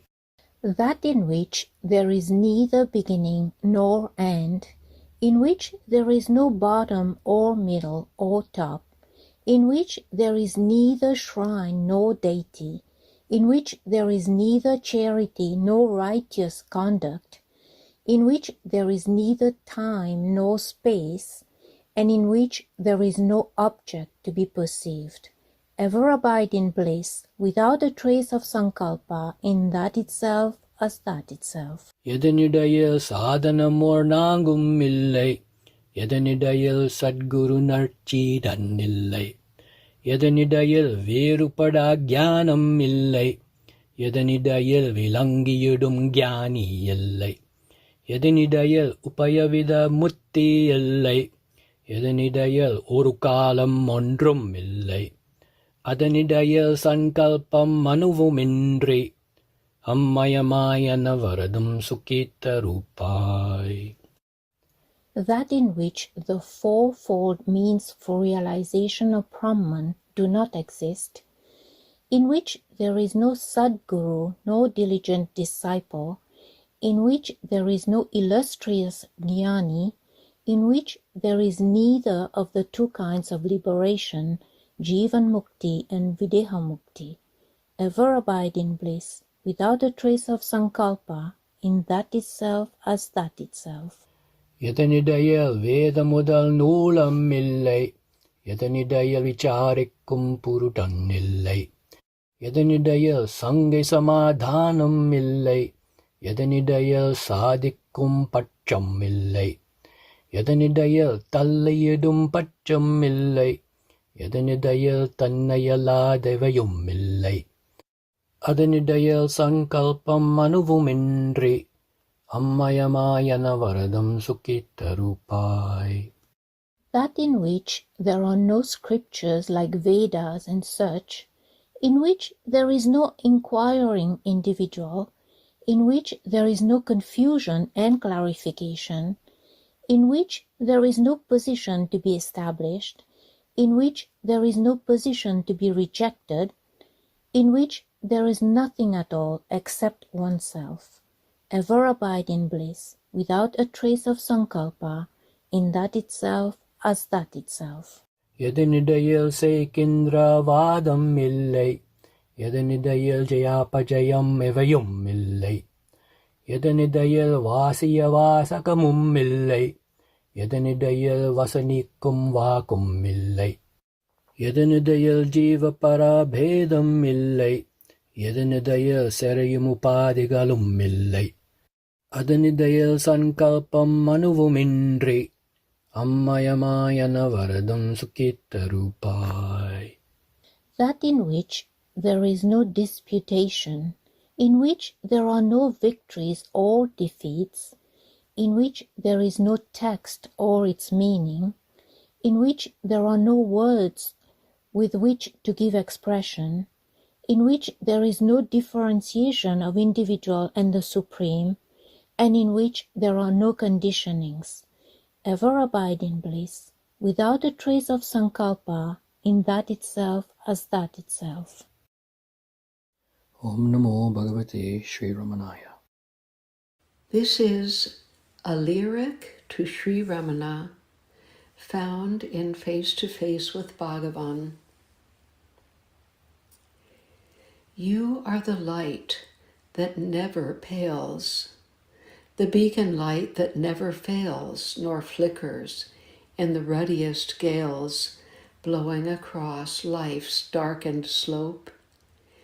You are the comfort that endures, the constant kindly touch that cures, the voice that ever reassures the heart when it is losing hope. You are a huge horizon bent over a world of discontent. Even in storm you strike a note of safety, while our floundering boat gives up all hope of reaching shore. O human body thrice divine, how very silently you shine lamp-like upon the borderline of all our struggle, all our strife. Give us the high illumined grace to make the heart your dwelling place, and may we evermore contain your presence in each passing pain. Increase our silence and our power. Be with us every fleeting hour. Om Namo Bhagavate Sri Ramanaya. Sri Arunachala Bhakta Bhagavat, the founder of Arunachala Ashrama, wrote a piece titled Advent of Bhagavan Sri Ramana Maharshi at Arunachala on August 30th, 1974, at the Arunachala Ashram in Nova Scotia, Canada. Here are some excerpts from that piece. September 1st, Tuesday morning of 1896, is the gleaming, glowing, shining, and dazzling day for me, when the world was blessed and graced with the advent of Bhagavan Sri Ramana Maharshi. Out of all the important and memorable days in the life of the silent sage Ramana, 1st September is the dazzling sun, which reminds me that I must abide in him without the least reservation and let his will be done. How I like to pour out my heart in words and sentences so that I could express the inmost thoughts of my central being. The very scene of his advent at Arunachala melts me into the ocean of peace and happiness. The surging Ganga of Bhagavan Sri Arunachaleshwara Shiva Sri Ramana Sadguru is flowing unceasingly within the cavity of the lotus of my heart. The creation of movements and manifestations has become merged in him once and for all. The lifelong dream of taking up the staff of kindness and compassion has been fully realized, and there is now nothing else for me to do but to march along towards the shining peaks of the holy hill of the beacon light and cross the sea of transmigration with his name on the tip of my tongue. All paths to realization of the self have become merged in his direct path of self-inquiry of who am I? With every breath I call on him in the cave of my heart. Since the early morning of September 1st, 1896, till 8:47 p.m. on Friday evening, April 1950, Bhagavan Sri Ramana tenanted the body at the holy hill of the Beacon Light, and never for a second did he stir out of the confines of the holy Arunachala mountain. He taught mostly by silence, like the primeval teacher, Lord Dakshina Murti Sadashiva, and the doubts and delusions of all aspirants, searchers, seekers, devotees, and disciples were removed. Although Sri Bhagavan taught with words too, his most potent teaching has always been by silence, and he incarnated to simplify the path of practice for aspirants the world over for all time. He is the Self, the Supreme Self, shining, gleaming, and glowing as I in the cave of the heart. Anyone, anytime, and anywhere who will turn to him with the firm faith and open heart will find to his or her surprise that Bhagavan Sri Ramana Maharshi solves all the problems and drives away the darkness of ego and ignorance from the heart. All those who are thirsting for the eternal water of peace, bliss, and happiness will have to leave behind the creation of names and forms and turn within to the widest expanse of their innermost being and become liberated from the ever-rotating cycle of births and deaths.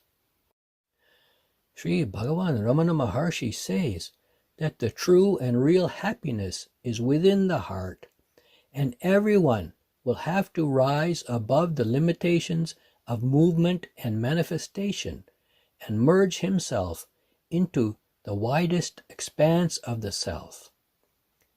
So long as the mind is wandering in the phenomenal existence for peace and happiness, it is chasing shadows. It is certain that the shadows will never be captured.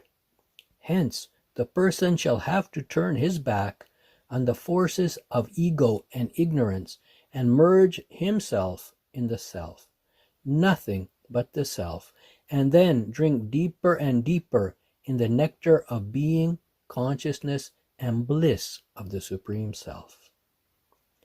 My heart is throbbing and pulsating at the mere remembrance of the effulgent, radiant, resplendent, and shining Self, Bhagavan Sri Ramana Guru. How I would like to flood the 10 corners of the globe with the chanting and recitation of Arunachala Shiva, Arunachala Shiva. Bhagavan is the indweller of my heart, and nothing is hidden from him. He knows it full well that his loving son and his humble servitor, Arunachala Bhakta Bhagavat, has all along been striving strenuously to unfurl his banner in the cavity of the lotus of his heart, and without his infinite grace and mercy, this mission will never be completed. Hence, there is no other option for me but to do my best to abide in the self, nothing but the self, in the cave of the lotus of my heart, and cross the sea of transmigration.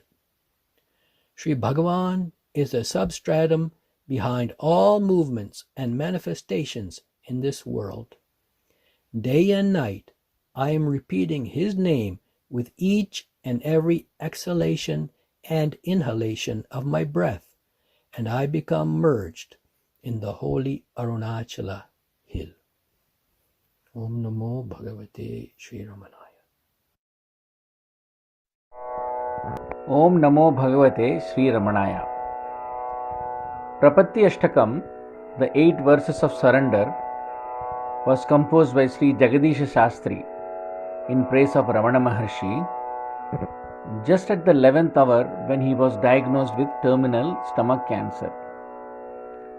The Maharshi was so moved by the prayer that he saved Shastri to live for 38 more years. Om Namo Bhagavate Sri Ramanaya.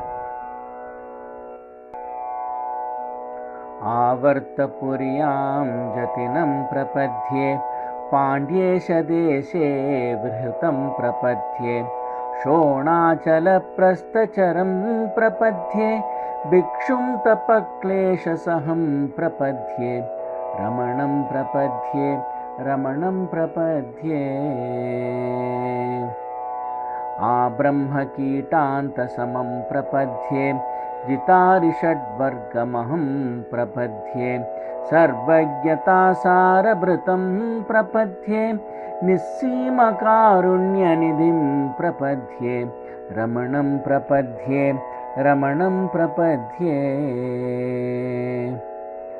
Asmat prapanchadadikam prapadhye Vikshvadikokte vrishayam prapadhye Kalagrahagraha bhayapanutyai Kritanta shiksha kritinam prapadhye Ramanam prapadhye Ramanam prapadhye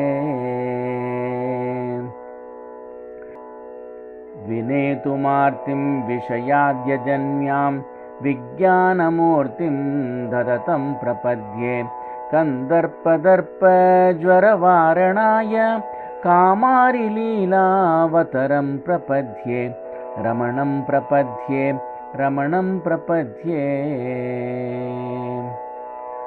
Ajanmavarnim vratinam prapadhye Kundibhradam dandadharam prapadhye Brahmasanadhyanaratam prapadhye Brahmata bhuyam yatinam prapadhye Ramanam prapadhye Ramanam prapadhye Haram prapadhye Vijaram prapadhye Swatantrataya Sadanam prapadhye Ameya samarthavaham prapadhye Vishuddha Vijnanavaram prapadhye Ramanam prapadhye Ramanam prapadhye Daurbhagyatapatraya karma moha Santapahantaramaham prapadhye Yathartha sankalpamapeta papam Avapta kamam vishucham prapadhye Ramanam prapadhye Ramanam prapadhye Manaprasadam bhajatam dhadanam Muktasmitollasi mukham prapadhye Vyathamashesham vyapaniya moda Pradena namnam Ramanam prapadhye Ramanam prapadhye Ramanam prapadhye Shivam prapadhye Shivadam prapadhye Gurum prapadhye Guninam prapadhye Madiya hritpadmajusham prapadhye Sharanyamisham sharanam prapadhye Ramanam prapadhye Ramanam prapadhye Prapattim ramanasyetam Tatvatam Tatvadarshinaha Tatkratu nyaya rasikaha Tatadrisha falaptaye Ramanam prapadhye Ramanam prapadhye Ramanam prapadhye Ramanam prapadhye Ramanam prapadhye Ramanam prapadhye Om Namo Bhagavate Sri Ramanaya.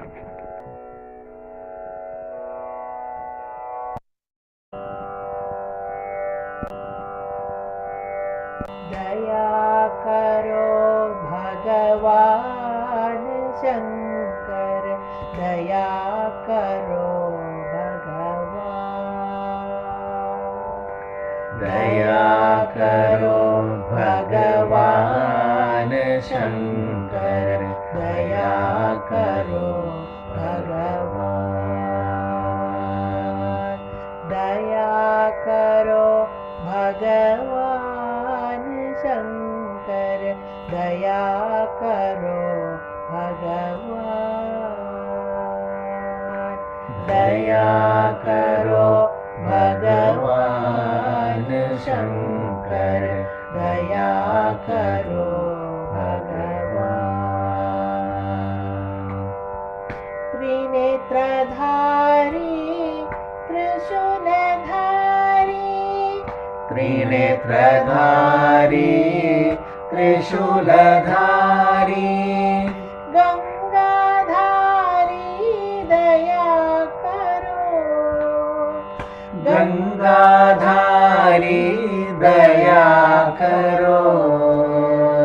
त्रिनेत्रधारी त्रिशूलधारी, त्रिनेत्रधारी त्रिशूलधारी, Gangadhari दया करो, गंगाधारी दया करो। गंगाधारी दया करो, गंगाधारी दया करो, गंगाधारी दया करो, गंगाधारी दया करो, दया करो भगवान शंकर, दया करो भगवान, दया करो भगवान शंकर, दया करो भगवान। चंद्रशेखर गंगा जटाधर, चंद्रशेखर गंगा जटाधर, सांब सदा शिव दया करो, सांब सदा शिव दया करो।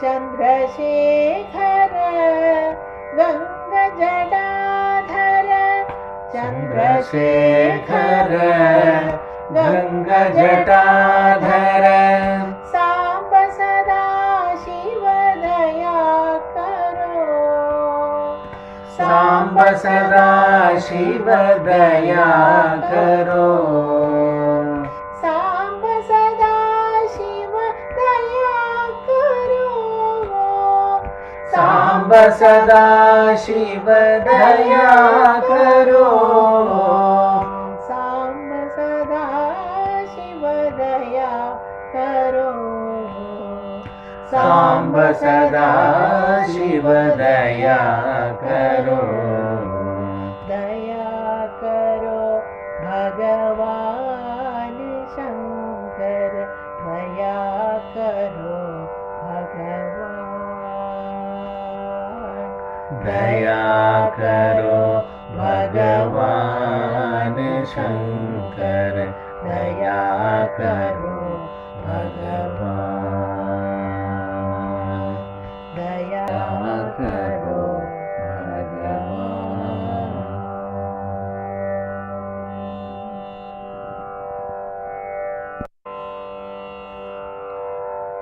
शंकरा शिव शंकरा, शंकरा शिव शंकरा, शंकरा शिव शंकरा, शंकरा शिव शंकरा, चंद्रशेखर पाहि मां, चंद्रशेखर पाहि मां, शंकरा शिव शंकरा, शंकरा शिव शंकरा, नित्यमंगल नीलकंठा, नित्यमंगल नीलकंठा, भक्त पोषक पार्वतीशा, भक्त पोषक पार्वतीशा तांडव प्रिय दिगंबरेशा तांडव प्रिय दिगंबरेशा शंकरा शिव शंकरा शंकरा शिव शंकरा शंकरा शिव शंकरा शंकरा शिव शंकरा शंकरा शिव शंकरा शंकरा शिव शंकरा शंकरा शिव शंकरा शंकरा शिव शंकरा शंकरा शिव शंकरा शंकरा शिव शंकरा शंकरा शिव शंकरा शंकरा शिव शंकरा शंकरा शिव शंकरा शंकरा शिव शंकरा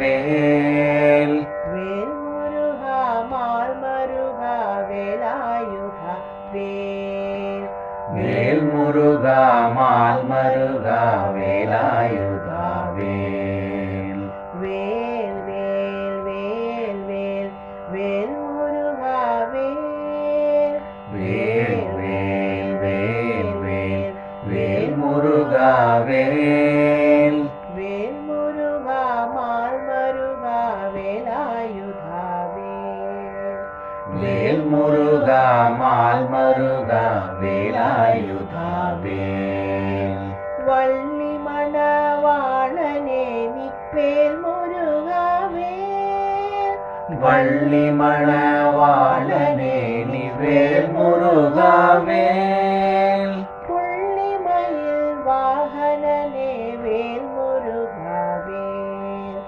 புள்ளிமயில் வாகனனே வேல் முருகா வேல் வேல் வேல் வேல் வேல் வேல் முருகா வேல் வேல் வேல் வேல் வேல் வேல் முருகா வேல் வேல் முருகா மால் மருகா வேலாயுதா வேல் வேல் முருகா மால் மருகா வேலாயுதா வேல் பழனிமலை பாலனே நீ வேல் முருகா வேல் பழனிமலை பாலனே நீ வேல் முருகா வேல் பாபங்களை போக்குகின்ற வேல் முருகா வேல் பாபங்களை போக்குகின்ற வேல் முருகா வேல் வேல் வேல் வேல் வேல்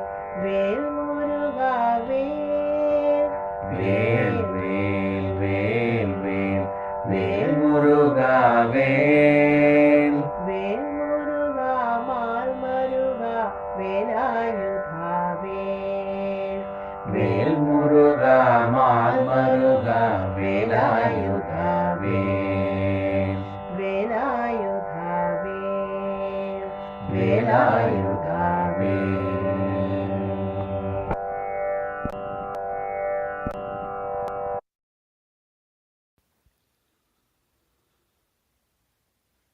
Om Namo Bhagavate Sri Ramanaya.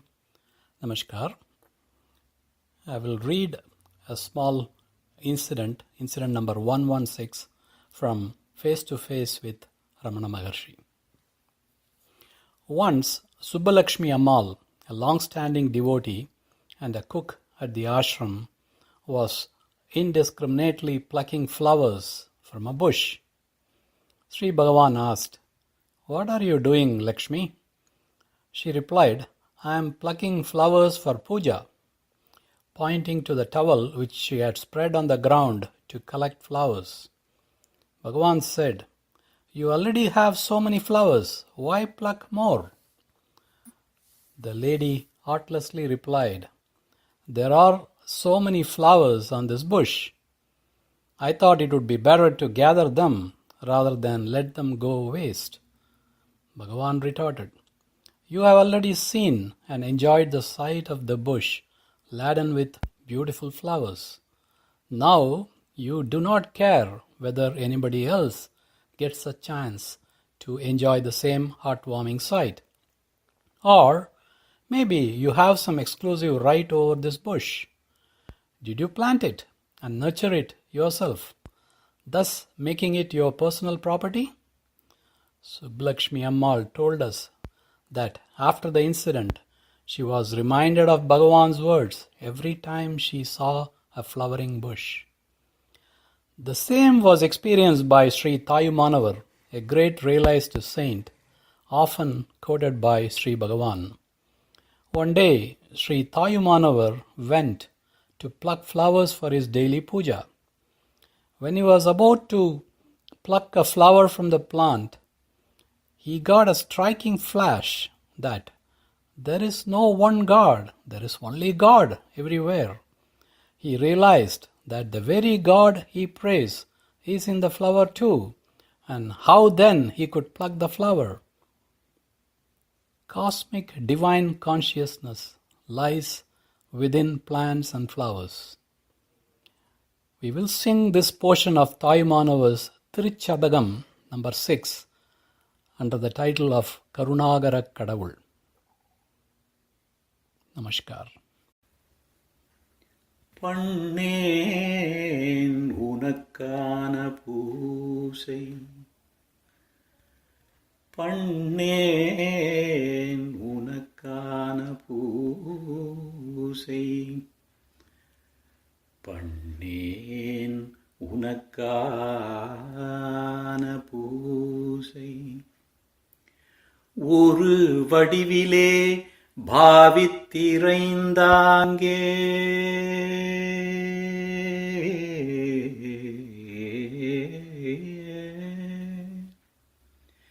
பண்ணேன் உனக்கான பூசை, ஒரு வடிவிலே பாவித்திரைந்தாங்கே,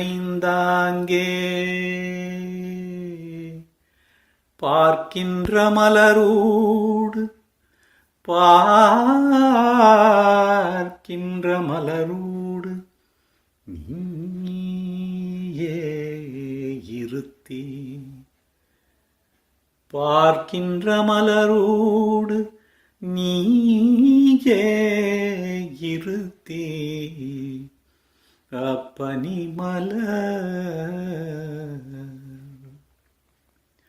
அப்பனி மலர் எடுக்க மனமும் நன்னே, பண்ணேன் உனக்கான பூசை, ஒரு வடிவிலே பாவித்திரைந்தாங்கே, பார்க்கின்ற மலரோடு நீயே இருத்தி, அப்பனி மலர் அப்பனி மலர் எடுக்க மனமும் நன்னே, பண்ணேன் உனக்கான பூசை, ஒரு வடிவிலே பாவித்திரைந்தாங்கே, பார்க்கின்ற மலரோடு நீயே இருத்தி, அப்பனி மலர் எடுக்க மனமும் நன்னே, நன்னே நன்னே.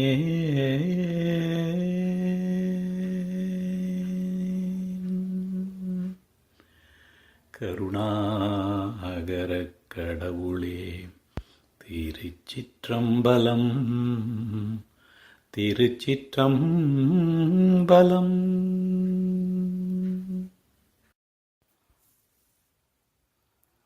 We will now conclude with a few verses of Arunagirinada's Kandar Anubodhi that describe the bliss in realization, followed by a Tirupugal Valthu.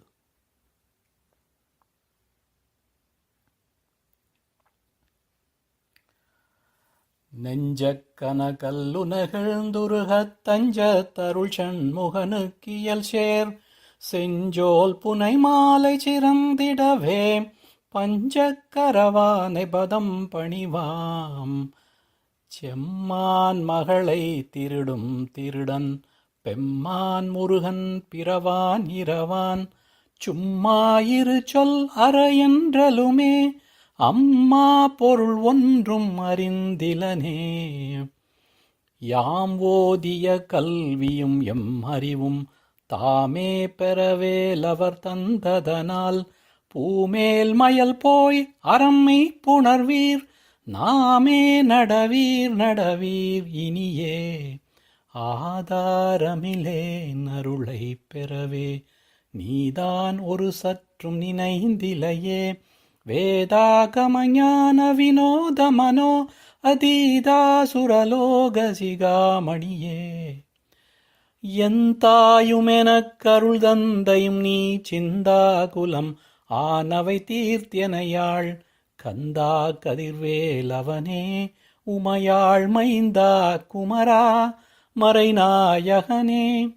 தன்னம் தனி நின்றது தான் அறிய இன்னம் ஒருவர்க்கிசைவிப்பதுவோ மின்னும் கதிர்வேல் விகிர்தா நினைவார் கிண்ணம் களையும் கிருபை சூழ் சுடரே.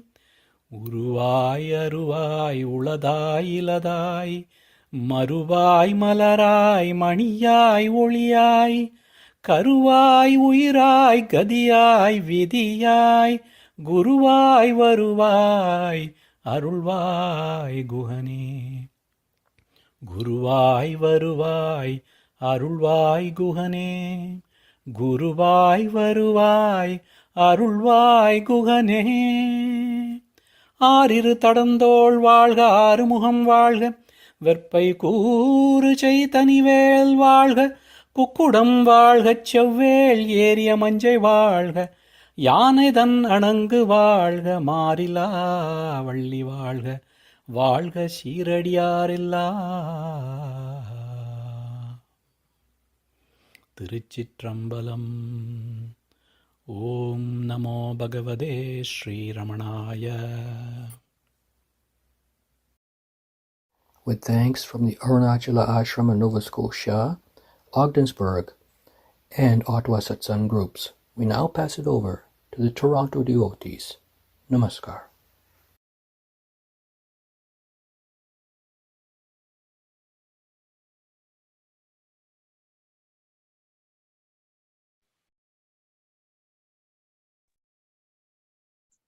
Namo Ramana to all from Bhagavan devotees of Ohio Satsang group. I am Abhilash Mangamuru, coordinating from our Ohio Center. We are all happy to offer our prayers to Sri Bhagavan as part of the 126th year Bhagavan's advent to Arunachala. First, Chiranjeevi Ramana Sanat Kumar will be sharing us about the events happened in 1896 with young Venkatraman. Namo Ramana. I will be reading an excerpt from the book The Boy Sage. One day, in July of 1896, young Venkatraman was alone in the upstairs room of his uncle's house. Although he was healthy, a sudden fear of death overwhelmed him. He did not panic. He was not afraid. He decided to question, who is it that dies? He then lay down as if he was dead. But the question remained, with the death of the body, am I dead? He searched deeply within himself and asked, who am I? What he discovered removed forever the fear of death. A total change came over him. He no longer felt like a boy, limited to a body. He discovered an infinite I with no limitations within his being. He felt free like a bird flying in the sky, or a fish swimming in an ocean of internal happiness. He now knew who he was. He was the deathless spirit. Something special had happened. He no longer lived and acted as the boy Venkatrama. He had no further needs, wants, or desires. From that moment on, the divine worked through him to remove the suffering of all living beings. In big words, he became self-realized, or Atmanishta. He now started to visit the Meenakshi temple more often. Most of the time, he just stood there silently, with a prayerful heart. His eyes would shed tears of pure joy. Sometimes he prayed for God's grace to make him more like the 63 saints and increase his devotion. His friends and family noticed a change in him. He was no longer interested in playing games with his friends. He ate without any desire for taste. He was indifferent to what he did. He became quiet, humble, and polite. Schoolwork no longer interested him. Instead of studying, he preferred to sit quietly, close his eyes, and be lost. This newly found inner peace and joy. The silent call of Arunachala became strong, and he knew that he must go to this holy mountain. So one afternoon, he simply closed his school books and walked to the train station. He knew his family would worry about him, so he left a note and put it in a place where they could find it. In the note, he asked his family neither to worry nor to search for him, since he was going on a holy mission in search of his father. No one saw him leave. It took him 3 days to get to Arunachala. Most of the journey was by train, and part of the way he walked. On September 1st, 1896, Venkatraman reached the town of Tiruvannamalai. He walked into the big Arunachala temple at the foot of the holy Arunachala mountain.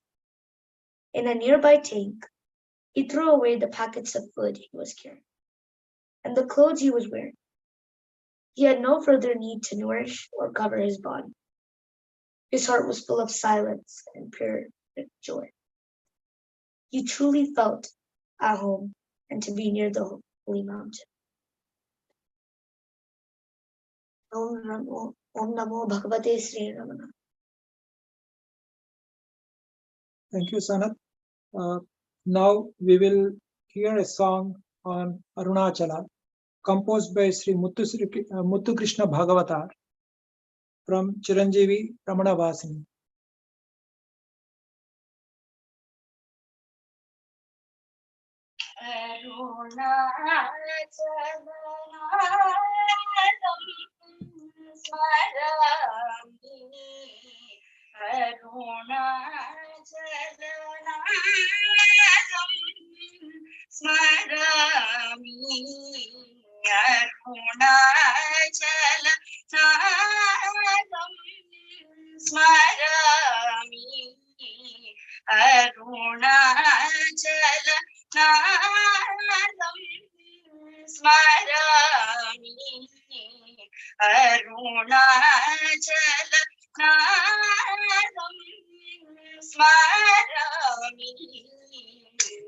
Nishkama kuchamba savitam Arunachala nadam smarami Nishkama kuchamba savitam Arunachala nadam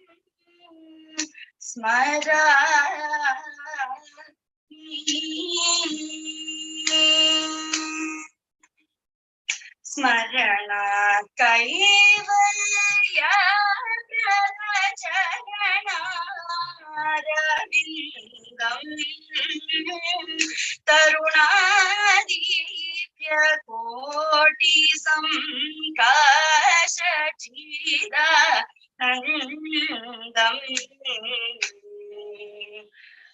स्मरणात् कैवल्यप्रदचरणारविन्दम् तरुणारीत्य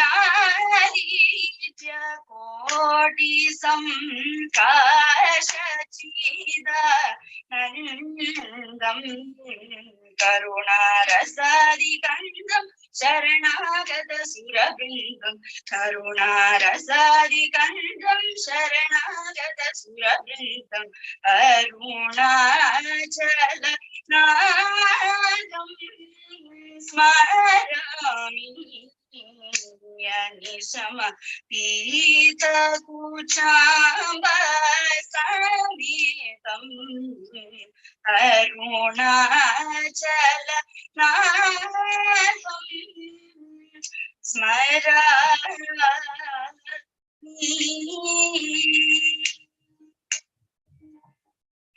अप्राकृत तेजोमयलिङ्गम्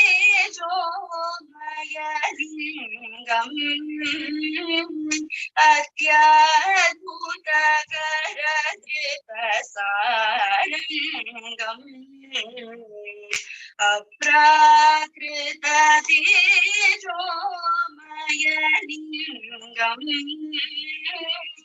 अत्याद्भुतकरकृतसारङ्गम्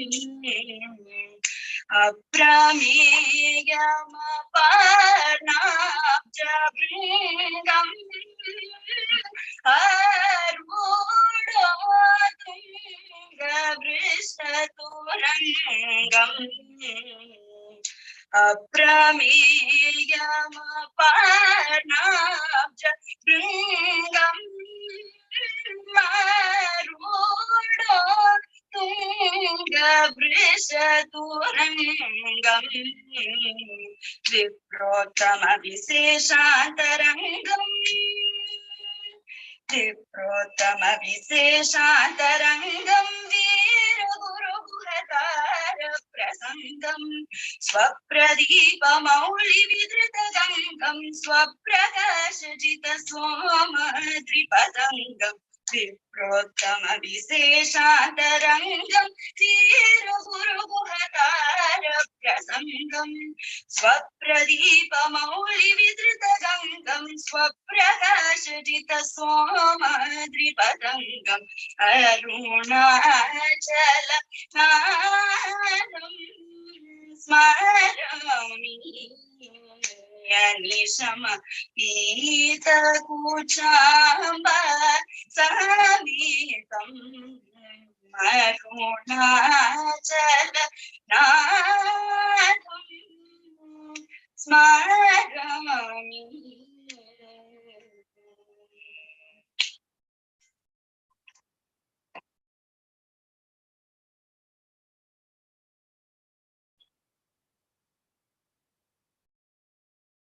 We are happy that 100 years ago, Bhagavan blessed and accepted our family into his fold. Our maternal grandfather, Sri Griddaluri Satyanarayana Rao, along with Sri Sarvepalli Narasimham Garu, who is known as Sri Pranavananda Swami, went to Tiruvannamalai during the Kartikeya festival and then paid his visit to Sri Bhagavan and surrendered himself fully to Bhagavan from then. After that, all his family, all the brothers, everyone and his mother, they all came to Bhagavan's fold and all surrendered themselves, and the whole family became devoted to Bhagavan. Later, in around 1930s, Sri Griddalur Lakshmi Narasimham Garu, with Bhagavan's blessings, translated Sri Arunachala Pancharatnam, Bhagavan's original in Tamil, into Telugu. We are happy to offer this to Bhagavan on this occasion, and we will be chanting Aksharamana Malai in Telugu, followed by Arunachala Stuti Panchakam, that also in Telugu, which are translated by Sri Griddaluri Lakshmi Narasimharao. In this chanting, Kumar Chiranjeevi Kashyap will be also rendering few of the verses along with all the other devotees of our Satsang group, for which even there would be some mridangam played by Kumar Ramana Sanat Kumar to give us this offering. Sakshadharunagiri Swaravaraarhamagu Aksharamanamala Nansarinchutaguno Karuna Karundagu Ganapati Yosagi Karama Bhayakaramu Kapadugaka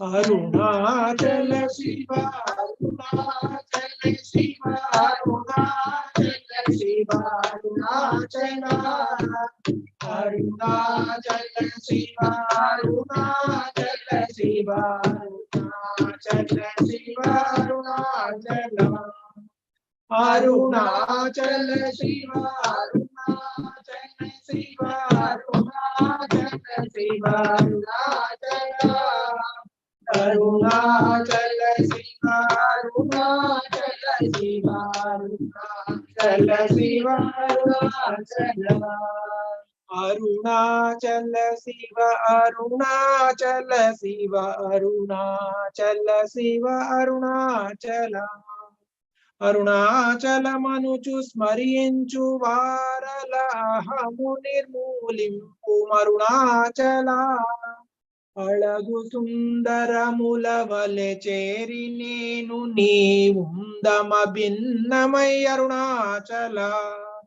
Loduri Nilo Guhanu Jeragananu Sarinchite Moko Arunachala Yavarikiga Nanu Yeliti Vidichina Akhilamo Nindinchu Arunachala Inimda Tappu Ninnetiki Talapinchitika Viduvarevar Arunachala Kanina Janani Kanagana Dayadayaka Idiyaya Nugraham Arunachala Ninne Marchi Aruganika Yallamupaini Urudiganundu Marunachala Ururu Tiruga Kavullamuninu Gani Anagani Jyoti Chupu Marunachala Nanu Cherapi Pudu Nanu Kaluvaka Viduti Dimagatana Mokko Arunachala Arunachala Arunachala Shiva Arunachala Shiva Arunachala Itiki Nidura Nannitaruulu Lagaka Idini Kunyayam Arunachala Panchendriya Khalulu Madilona Durucho Madini Undavo Arunachala Okadavo Ninumaya Munarinchi Vachuvarevaridini Jala Arunachala Omkara Vyakyarda Uttama Samahina Ninnevarirguvar Arunachala Avaboleyasagi Nakuni Karuna Nannelutani Bharam Arunachala Kannuku Kannai Kanuleka Kanu Ninnu Kanuvarevaru Ganu Arunachala Kanta Minumuvale Gavisinen Miduvaka Kalasina Tonundu Arunachala Girupa Mainatti Karuna Samudrama Krupa Chesi Nannu Elu Arunachala Krinda Meedatanu Chennendu Kirnamani Na Krindu Gati Mapu Arunachala Arunachala Shiva Arunachala Shiva Arunachala Shiva Arunachala Putramantayogi Gunamuga Palinchu Guru Rupamai Velugu Arunachala Jevalgannula Kota Badaga Krupa చేసి నన్ను చేరికావు అరుణాచల పంచకావేదియున్ కొంచెమున్ గరుగవే అభయమం చేలుమా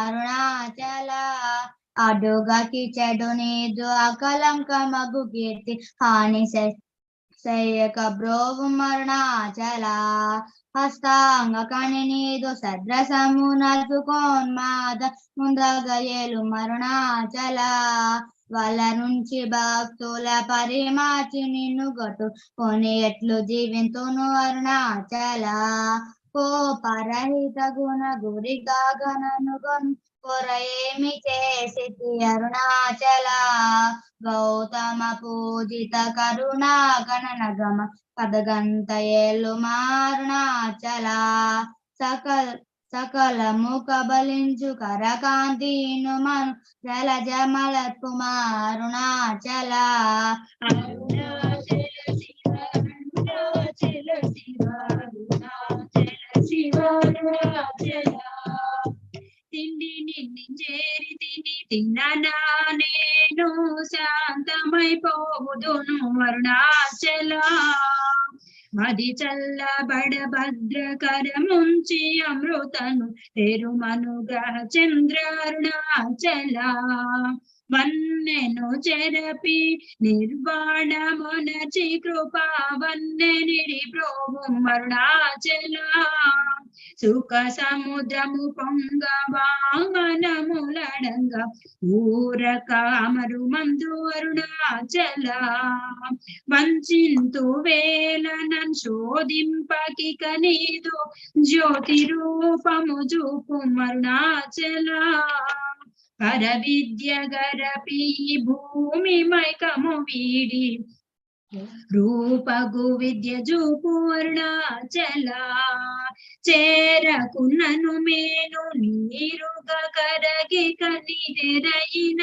సింసు అరుణాచల చీయని ద్రోసిన చేయు కర్మ తపనగా కేది మనుమారం అరుణాచల చెప్పక చెప్పి నీవు మౌనతనుండని యూరకందువే అరుణాచల అరుణాచల శివ అరుణాచల శివ అరుణాచల శివ అరుణాచల మరియాయితిని మిన్నని సుఖ నిద్ర కన్న వేరేది గతి అరుణాచల శౌర్యము చూపిసి సమయించినని మాయ చెలింపుకున్నావు అరుణాచల కుక్కకు నీచమే నేను గుర్తుకొని వెదకి నింజేరుడు అరుణాచల జ్ఞానము లేకని ఆసదన్యము బాబా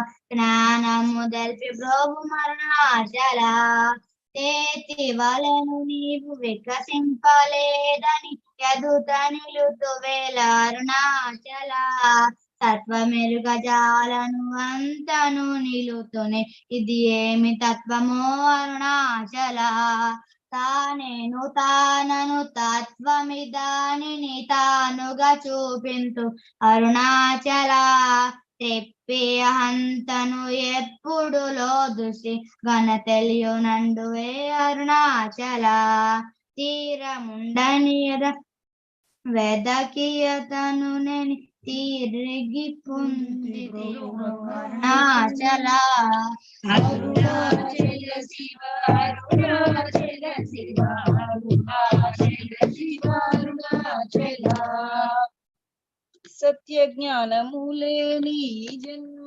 ఫలమేమి ఒప్పగరావేల అరుణాచల శుద్ధ వాగ్మనములందు దోచుని నిజ అంత గల్పి నేను నన్ను బ్రో అరుణాచల దైవమనుచు నిన్ను దరిచేరగా నన్ను పూర్ణనాశమునర్చితి అరుణాచల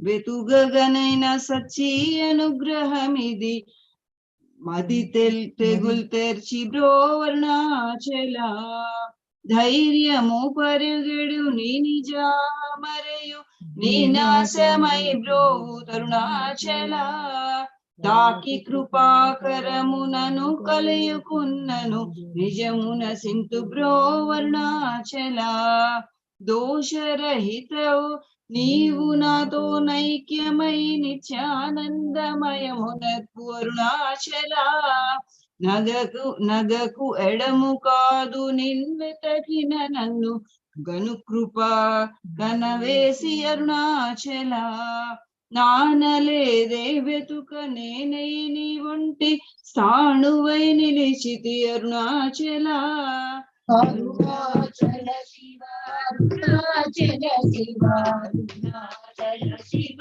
అరుణాచల జ్వాలగాల్చిన నీరు సెసడు మున్నె నీ కృప వర్షింపు మరుణాచల నీవు నేననుగ నిత్యానందమయముగా నిలుచు స్థితి కరుణింపు మరుణాచల అణురూపం నిన్ను నేమిను రూపం జర భావోర్ములెపుడాగు అరుణాచల సూత్ర జ్ఞానములేని మాయ జ్ఞానము గోసిగా అరుణాచల మక్కి మక్కి కరగి నే నిన్ను శరణందనగ్నుడవై నిల్చితి అరుణాచల నేస్తముండని నాకు నీ ఆశ చూపి నన్మోసగింపగ బ్రోవు అరుణాచల నవిసి చెడు ఫలమునందేమి ఫలమేరి పక్వతలోగును మరుణాచల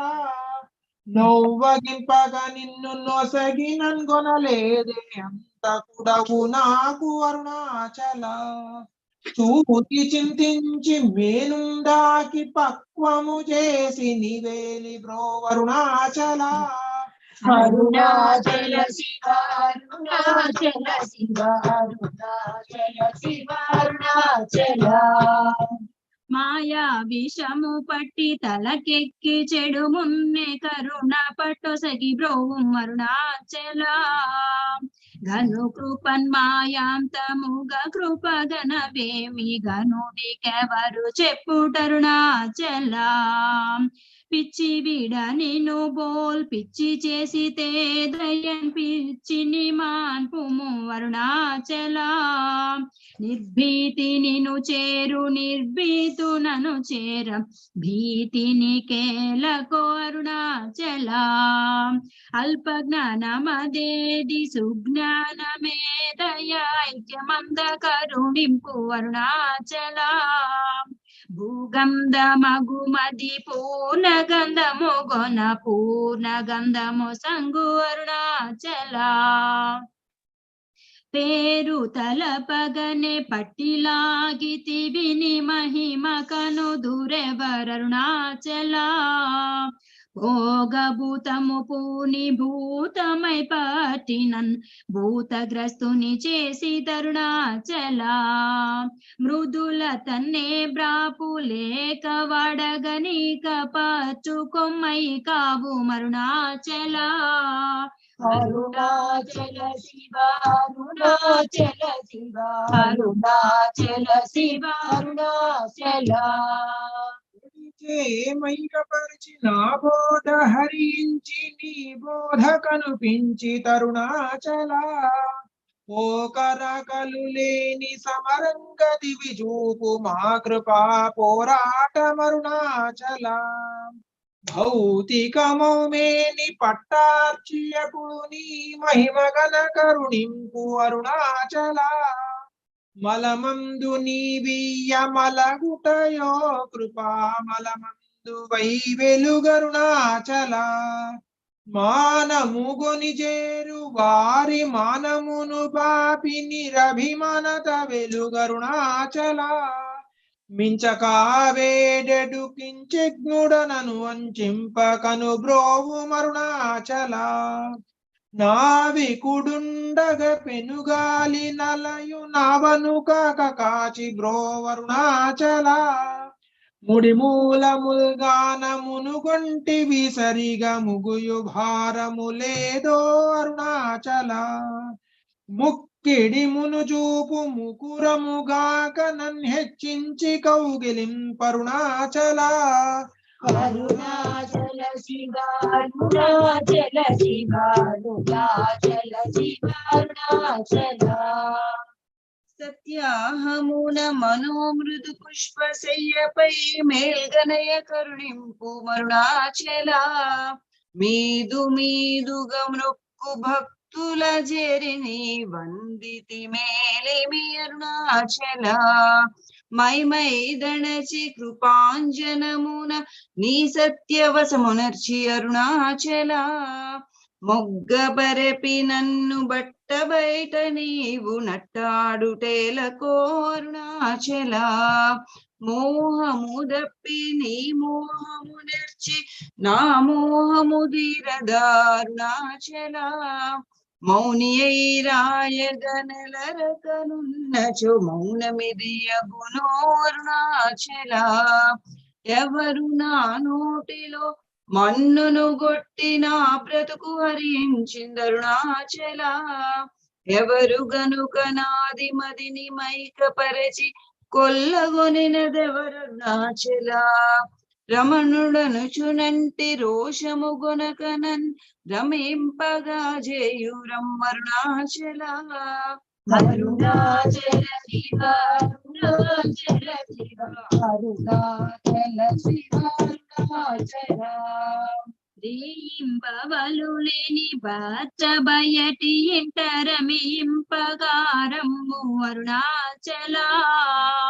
లక్ష్యముంచి అనుగ్రహ ఆశ్రము వైచి నన్గబళించి తుసురుతో అరుణాచల. లాభమేహ పర లాభహీనుని చేరు లాభమేమి అందితివి అరుణాచల. రమ్మని అనలే దేవచిన వందివ్వ వెరకున తల విధి అరుణాచల. రమ్మని లోదూరి నీ జీవమిడు నాడే నా జీవమును బాసి తరుణాచల. విడిచిన కష్టమౌ విడక నిన్ముసురును విడువాను గ్రహింపు అరుణాచల. ఇల్లు విడువలాగిలో నింటిలో చొచ్చి యోగినీదు నిలు చూపి తరుణాచల. వెలిపుచ్చి తిన్నీదు సేతకినియకని కృప వెలిబుచ్చి కావు అరుణాచల. వేదాంతమున వేరు లేక వెలింగెడు వేద పదమ బ్రోవు అరుణాచల. అరుణాచల శివ, అరుణాచల శివ, అరుణాచల శివ, అరుణాచల. ఆశీస్సుగా కొని దయపాత్రుగా చేసి విడక కావు అరుణాచల. నీట హిమముగా ప్రేమ కారుణిలో నన్ ప్రేమగా గరగిరో అరుణాచల. అరుణాద్రి అననే కృపావల బడితి తప్పునే నీ కృపవల అరుణాచల. చింతింప కృప పడసాలీడు వలగట్టి చెరపెట్టి భక్షించి తరుణాచల. ప్రేమతో నీ నామ మాలించు భక్త భక్తుల భక్తుగా బ్రోగుము అరుణాచల. నను బోలు దీనుల నింపొందగా చూచు చిరజీవి వై బ్రోగుము అరుణాచల. యముకల రుబుదాసు మృదువాక్కు వినుచ విన్గొనుమానయల్పోక్తులరుణాచల. క్షమగల గెరగిరి అల్పవాక్కు సద్వాక్కుగా గోని కావు మరి ఇష్టమరుణాచల. మాలను దయచేసి అరుణాచల రమణ నామాల దాల్చి బ్రోవరుణాచల. మాలను దయచేసి అరుణాచల రమణ నామాల దాల్చి బ్రోవరుణాచల. మాలను దయచేసి అరుణాచల రమణ నామాల దాల్చి బ్రోవరుణాచల. Arunachal Shiva, Arunachal Shiva, Arunachal Shiva, Arunachal. Arunachal Shiva, Arunachal Shiva, Arunachal Shiva, Arunachal. Arunachal Shiva, Arunachal Shiva, Arunachal Shiva Arunachala Arunachala Shiva Arunachala Shiva Arunachala Shiva Arunachala Arunachala Shiva Arunachala Shiva Arunachala Shiva Arunachala Mangalam Arunachalamunaku Mangalamu Bhakta Shreniki Mangalam Aksharamanamalakuну Jaya Mangalam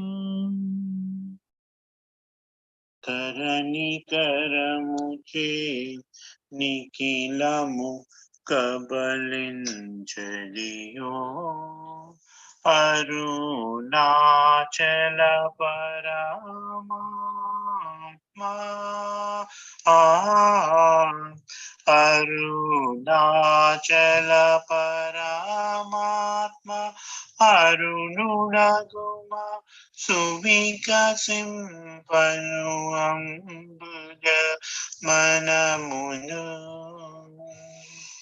Janana Stiti Vilayam Mulalla Nagunu Chitra Arunachala Nilone Nanu Natmavai Rudini Nartana Maduta Velasina Vrudayamanu Peranu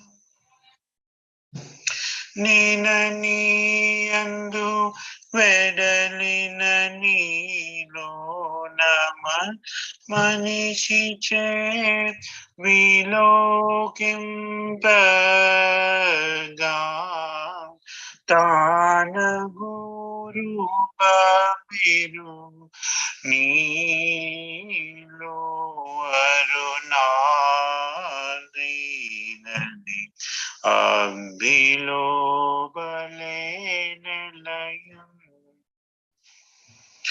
Purani Veli Vishayamula Pranani Rodamuna Manasu Bandinchi Ninuno Dhyaninchu Yogi Kanchun Lonana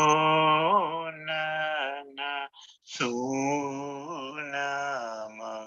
Ni Velugu Arunadri Arunadri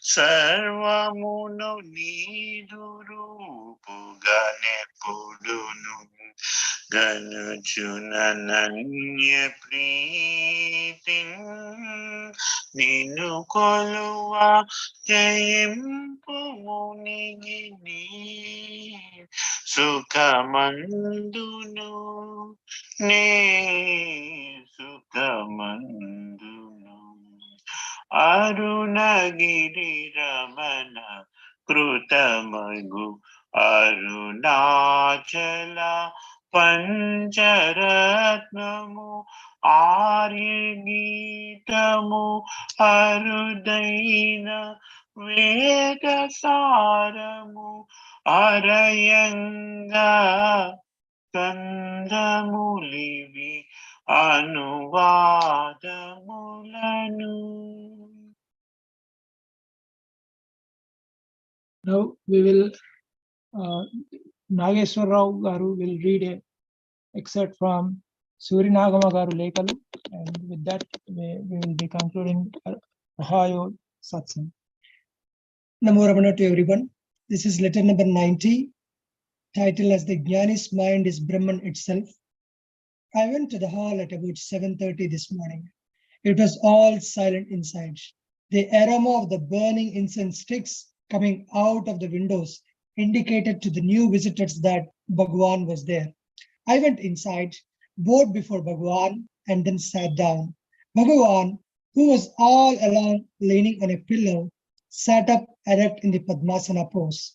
In a moment, his look became motionless and transcendent, and the whole hall was filled with pleasure. Suddenly, someone asked, Bhagavan, Swamiji, do the Jnanis have a mind or not? Bhagavan cast a benevolent look at him and said, There is no question of one realizing Brahman without a mind. Realization is possible only if there is a mind. Mind always functions with some upadhi. Suppose there is no mind without upadhi. It is only in connection with the upadhi that we say that one is a jnani. Without the upadhi, how can one say that someone is a jnani? But how does the upadhi function without mind? It does not. This is why it is said that the jnani's mind itself is Brahman. The jnani is always looking at Brahman. How it is possible to see without a mind? That is why it is that the jnani's mind is Brahmankara and Akhandakara. But in reality, his mind itself is Brahman. Just as an ignorant man does not recognize Brahman within, but only recognizes the external vrittis, things. So also, though the jnani's body moves about in the external vrittis, he always recognizes only the Brahman within. That Brahman is all pervading. When once the mind is lost in the Brahman, to call the mind Brahmankara is like saying that a river is like the ocean. When once all the rivers get lost in the ocean, it is all one vast sheet of water. Can you then distinguish in that vast sheet of water, this is the Ganges, this is the Gautami, this river is so long, that river is so wide, and so on? It is the same with regard to the mind also. Someone else asked, they say that Sattvam is Brahman and the Rajas and Tamas are Abhasa. Is that so? Bhagavan replied, yes. Sat is what exists. Sat is Sattvam. It is the natural thing. It is the subtle movement of the mind. By its contacts with Rajas and Tamas, it creates the world with its innumerable forms. It is only due to its contact with Rajas and Tamas that the mind looks at the world, which is Abhasa, and gets deluded. If you remove that contact, Sattva shines pure and uncontaminated. That is called pure Sattva or Shuddha Sattva. This contact cannot be eliminated unless you inquire with the subtlest of the subtle mind and reject it. All the vasanas have to be subdued and the mind has to become very subtle. That means subtle among the subtlest. They say anoraniyam, atom within an atom. It should become atomic to the atom. If it becomes subdued as an atom to the atom, then it rises to the infinite among infinites. Mahato Mahaniyam. Call it the mind seeing or the mind acquiring powers. Call it whatever you like. By whatever name it is called, when we sleep, the mind with all its activities lies subdued in the heart. What do we see there? Nothing. Why? Because the mind lies subdued. We wake up from our sleep and so on. As we wake up, there is mind, there is Sat and Brahman. As soon as the mind that is awake is attached to the gunas, every activity emerges. If you discard those guna vikaras, vagaries of the mind, the Brahman appears everywhere, self-luminous and self-evident, the aham, I. Then everything appears tanmayam, all pervading. See the technical language of the Vedanta. They say Brahmavid, Brahman knowing, Brahmavidvarishta, supreme among the Brahman knowing, and so on. And they say Brahmaiva Bhavati, he becomes Brahman itself. He is Brahman itself. That is why we say that the Jnani's mind itself is Brahman. Someone else asked, they say that the Jnani conducts himself with absolute equality towards all. Bhagavan replied, yes. How does a Jnani conduct himself? Maitri, friendship, Karuna, kindness, Mudita, happiness, and Upeksha, indifference, and such other bhavas become natural to them. Affection towards the good, kindness towards the helpless, happiness in doing good deeds, forgiveness towards the wicked. All such things are natural characteristics of the Jnani. Om Namo Sri Bhagavate Ramana. With this offering to Sri Bhagavan, now we request Michigan Satsang group to continue with their offerings to this global Advent to Arunachala celebrations. Namo Ramana. Om Namo Bhagavate Ramanaya. This is Murli from Michigan Satsang. Happy Advent Day. Today we have a reading from Sri Bhargav Mehta on Arunachala Pancharatnam and by myself on Bhagavan's cooking from Ramana Smriti. Om Namo Bhagavate Sri Ramanaya. I am Bhargav Mehta from Michigan, USA. I am presenting a synopsis on Sri Arunachala Pancharatnam. That is a word-for-word translation and the explanatory paraphrases. The original verses in Sanskrit and Tamil graciously were composed by Bhagavan Sri Ramana, and word-for-word English translation and commentary by Sri Sadhu Om and Mr. Michael James. Verse number 1. Karuna Purna Sudabde Kabalita Gana Vishwarupa Kirana Valya Arunachal Paramatman Aruno Bhavachitta Kanja Suvikasaya.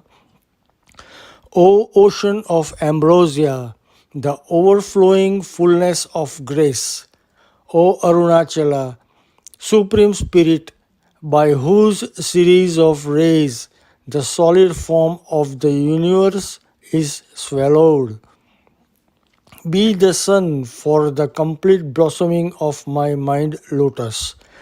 The explanatory paraphrase, O ocean of Amrita, the ambrosia of immortality, which is the fullness of grace, O Arunagiri, the Supreme Self, the Paramatma, who swallow everything, that is, the entire world appearance, by spreading rays of the light of self-knowledge, graciously shine as the sun of self-knowledge that will cause my mind lotus, which is swelling with love and ready to blossom fully.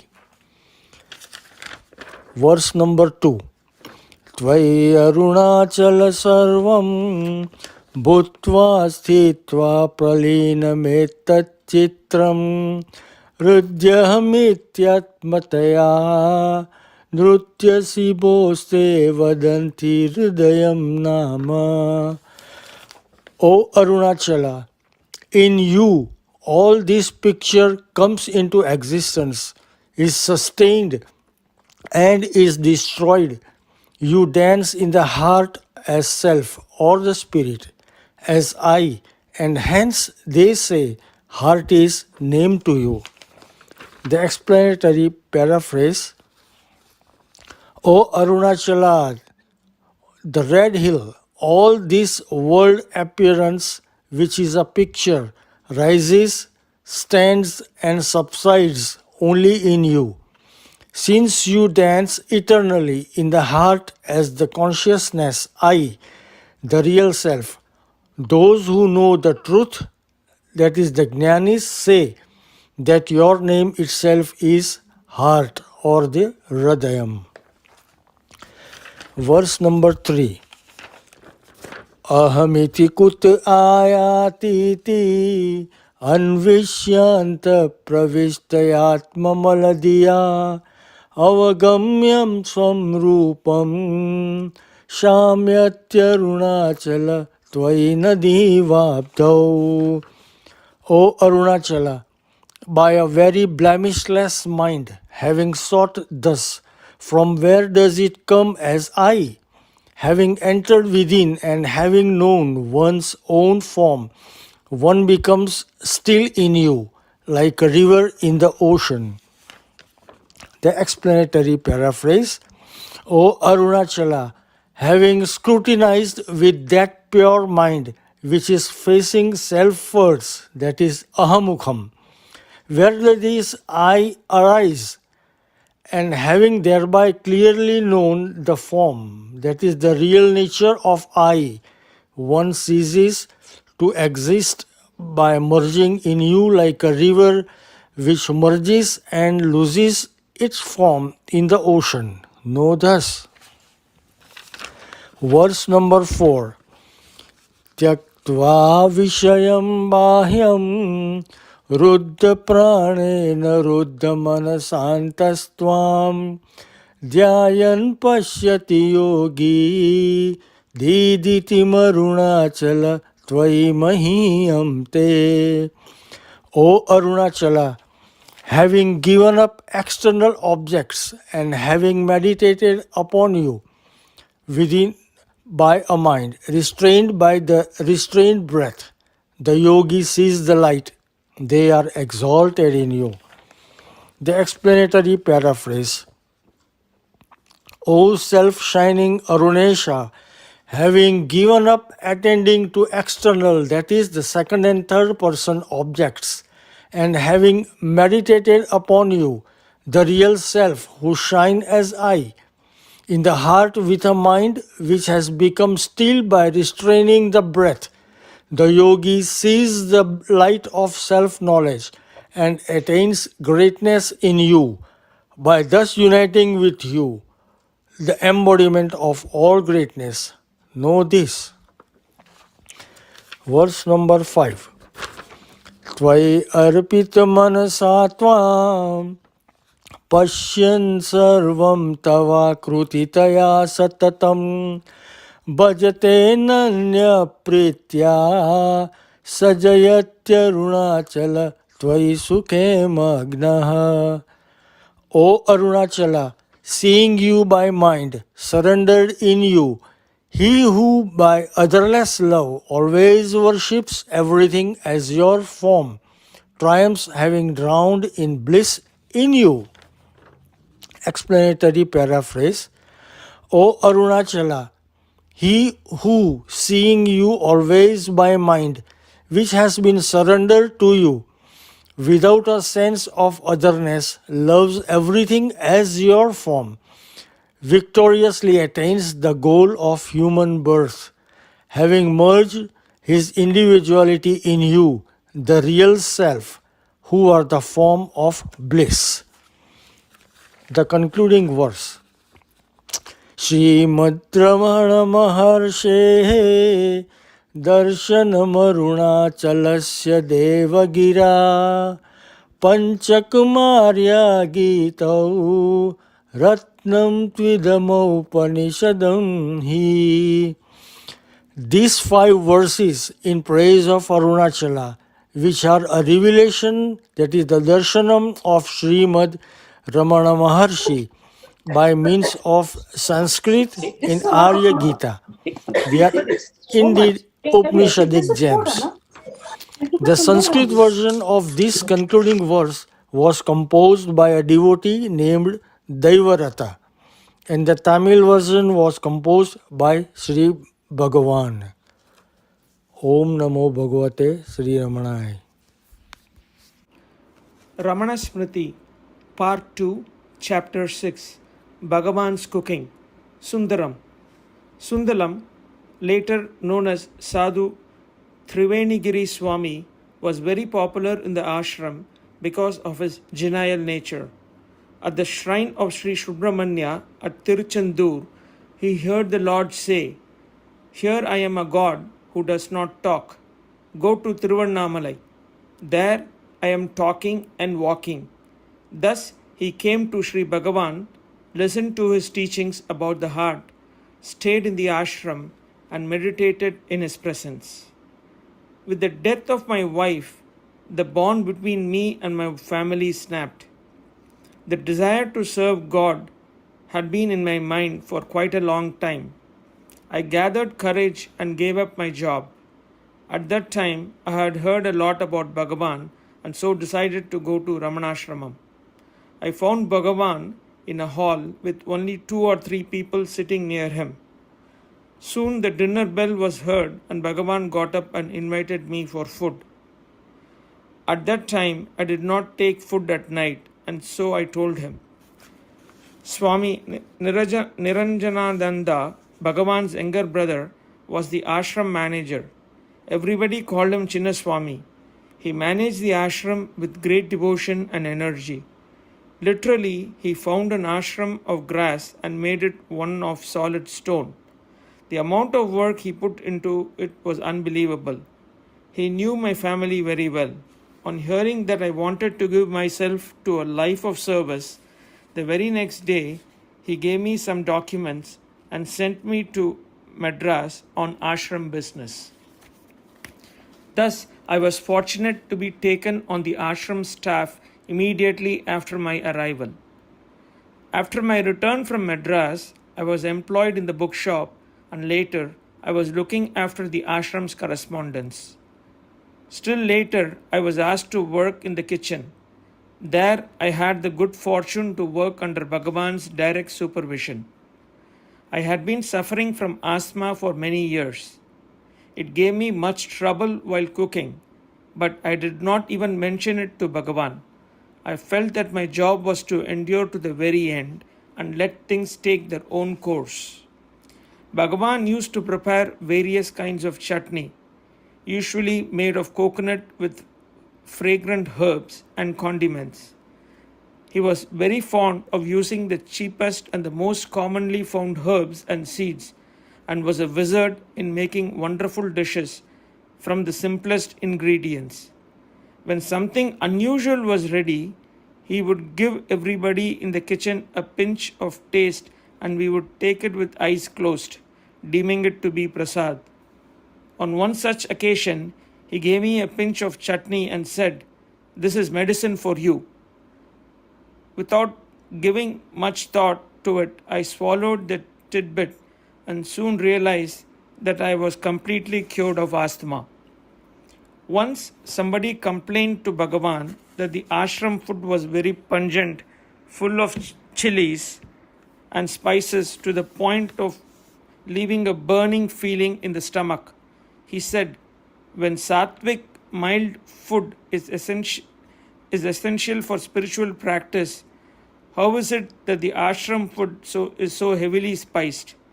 Bhagavan explained that as long as the ingredients are pure and prepared in a pure place and in the proper way, seasoning is a matter of taste and habit and does not make the food any less sattvic. In the north, he said, people take plenty of milk and butter and hardly any spices, yet they quarrel and fight like anything. In Tanjore, they spice their food up so that it tastes like fire, and yet they are cool-headed and mild people. We must prepare food that would please everybody. Those who find it too hot can dilute it with rice or buttermilk. The ashram resources would not permit an increase of the permanent staff beyond a certain number, so there was plenty of work to do. An unwritten rule in the ashram demanded that until the last meal was served and cleared, the workers should attend to the duties only. Sitting in meditation or in Bhagavan's hall was strongly discouraged. The manager argued, with good reason, that devoted service to the ashram was itself spiritual practice of the highest order, and no other practice was needed.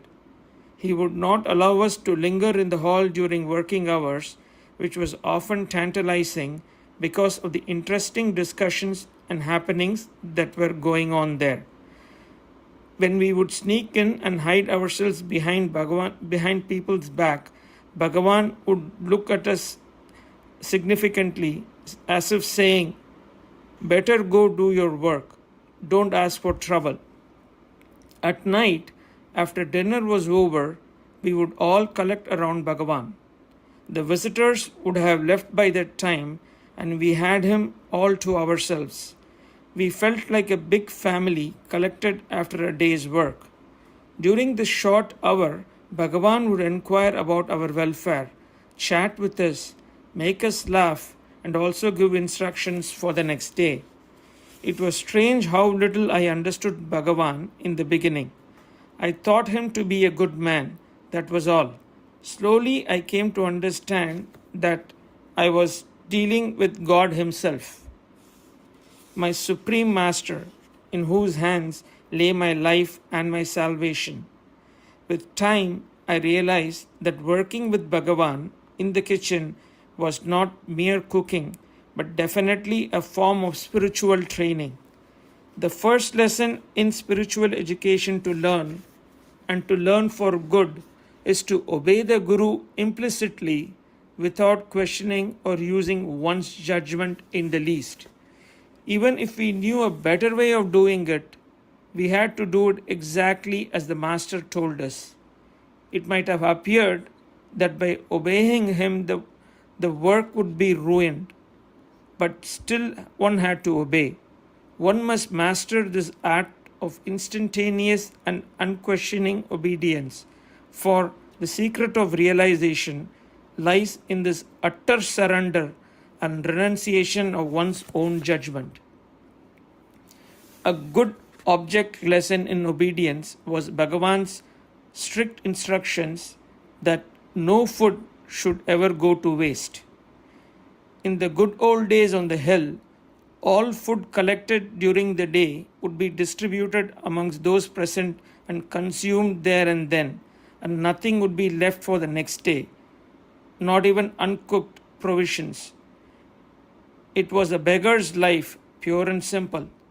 When the number of devotees increased and Bhagavan's mother came to live with her son, she started a kitchen for the sake of the devotees whom she wanted to serve. This led to a Ramana ashram with a storeroom and a kitchen and regular cooking.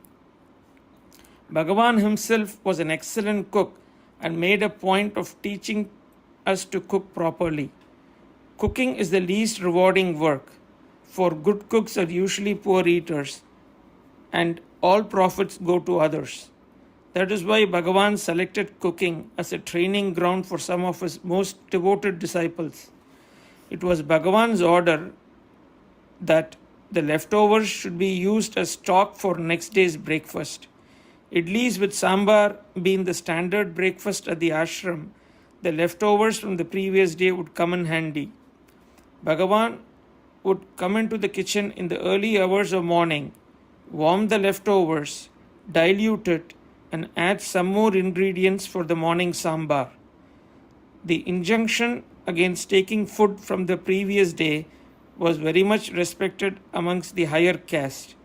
He insisted that avoidance of waste overrules everything else, and he would never permit God's gifts to be thrown away.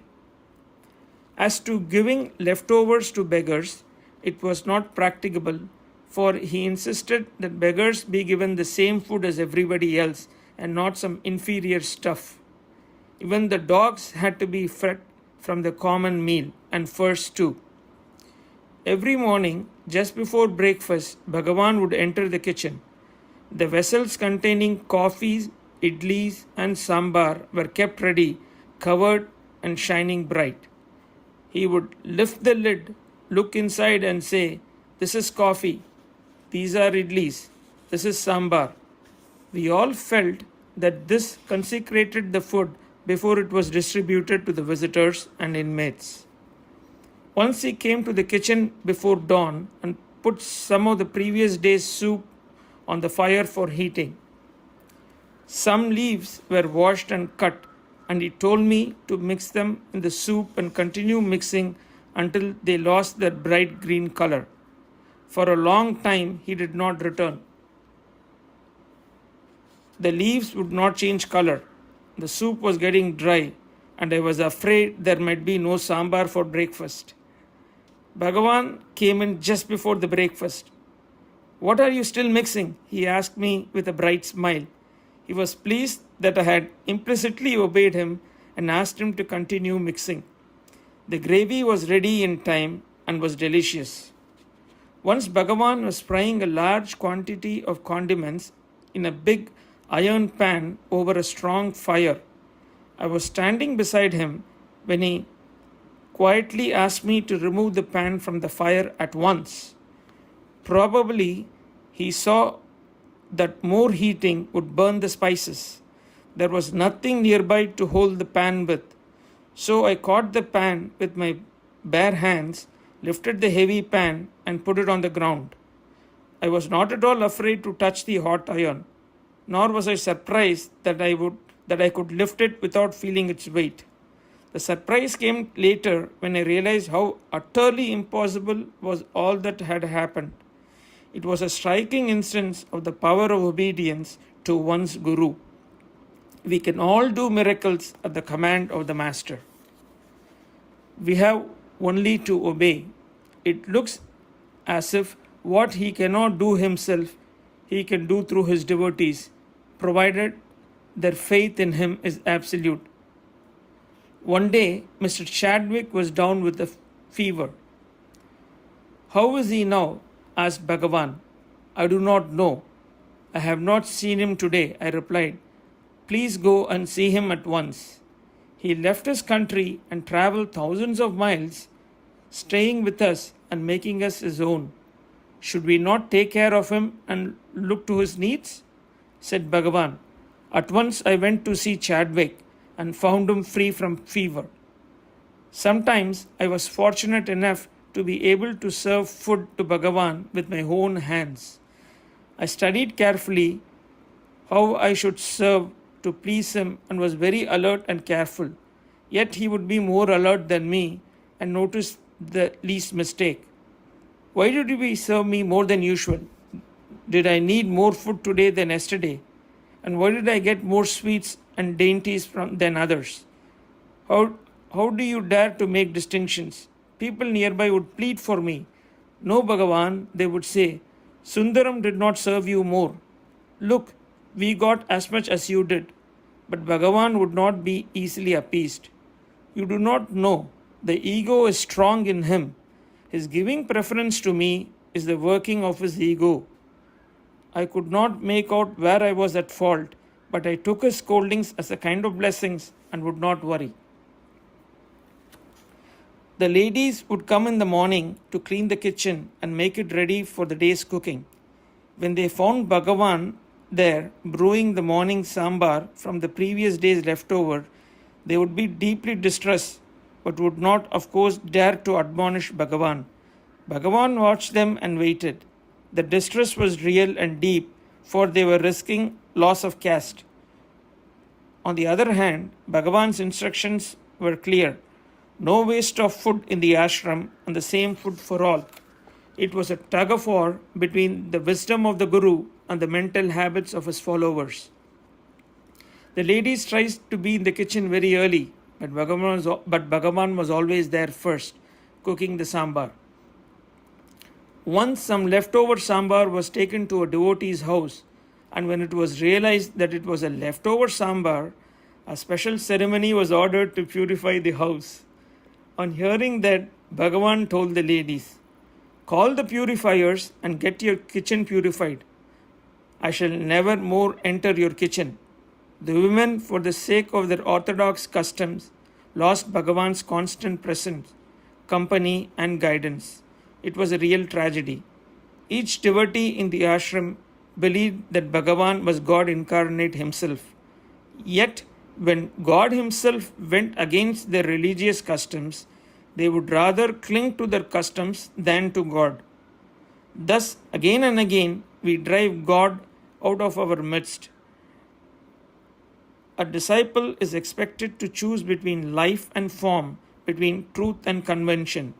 Blessed were those who had no other rule but obedience to Bhagavan. One day, we were cooking a variety of yam which had to be cooked very well or it would irritate the throat. In the earlier days, Bhagavan would know what was going on in the kitchen and there would be no trouble. But now we all had the freedom to cook as we liked and the yam was not properly prepared. I got orders not to serve any to Bhagavan. I would not dare disobey, so Bhagavan did not get his yam. He noticed at once and asked the attendant, Look, I was not served that yam. The attendant called me and I had to explain that the yam might irritate the throat, for it was not properly boiled. Was it right then to serve it to everybody else? Was Bhagavan's bitter remark. It was clear that he was trying to teach us the simple lesson that in his presence no rule was valid except the rule of the absolute surrender. But it was not an easy lesson to learn. Again and again, old habits and loyalties would assert themselves and make us pit our will against this to our greatest harm. Once a moon eclipse was due at about 7:30 p.m., which is the usual meal time in the ashram. It was decided by the management that food would be served at 5:30 p.m. to enable everybody to avoid taking food during the eclipse. But Bhagavan was neither consulted nor informed. Perhaps it was taken for granted that meals are not taken during an eclipse. The bell rang at 5:30. Bhagavan inquired what the bell was for. He told that the dinner was to be early for an eclipse was coming.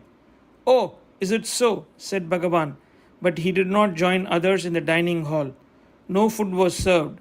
At 7:30, Bhagavan looked significantly at the clock, but there was no bell. At 9:30, the bell was sounded and all sat down for food, but Bhagavan did not appear. People were told that Bhagavan was not hungry and they had their dinner without him. Bhagavan would never grant holiness to his body or to anything that touched his body. Once a devotee asked him for a morsel of food from his leaf as a sign of grace. Bhagavan refused point blank. "Even if I give you so little, others will ask for as much and there will be nothing left for me," he joked. Visitors would not always be treated equally and complaints would reach Bhagavan that in the matter of food or accommodation, distinctions were made. For instance, higher castes were enabled to follow the restrictions and limitations imposed on them from birth. Hospitality demanded that the needs of visitors should be met, yet there were grumblers. Bhagavan's standpoint was quite clear. He used to say, "Mix rice with vegetables or curds, wrap measured quantities in leaves, and give each visitor a parcel. Thus everybody will be served equally, and only who came for the spiritual progress will have the courage to stay. The idea that people came there to have a good time will vanish and other troubles along with it. It appeared to be a simple and easy solution, but the management was anxious to please the visitors and the idea was not considered. In justice to Chinnasamy, one must say that there was very little discrimination and a minister would sit for food by the side of his peon. The feeling that in Bhagavan's presence all are equal was very strong. Only the orthodox Brahmins who would not interdine at home would not be permitted to do so in the ashram and had to eat in their own enclosure. The idea was that if they obeyed caste rules at home, the ashram was not the place to break them. Bhagavan was not a rebel or a reformer. He did not discourage people from following the religious customs at home, but in the ashram, he would not take all customs for granted. In the ashram, he was the religion and the custom, and those who would forget it had to face his very strong will. Om Namo Bhagavate Ramanaya.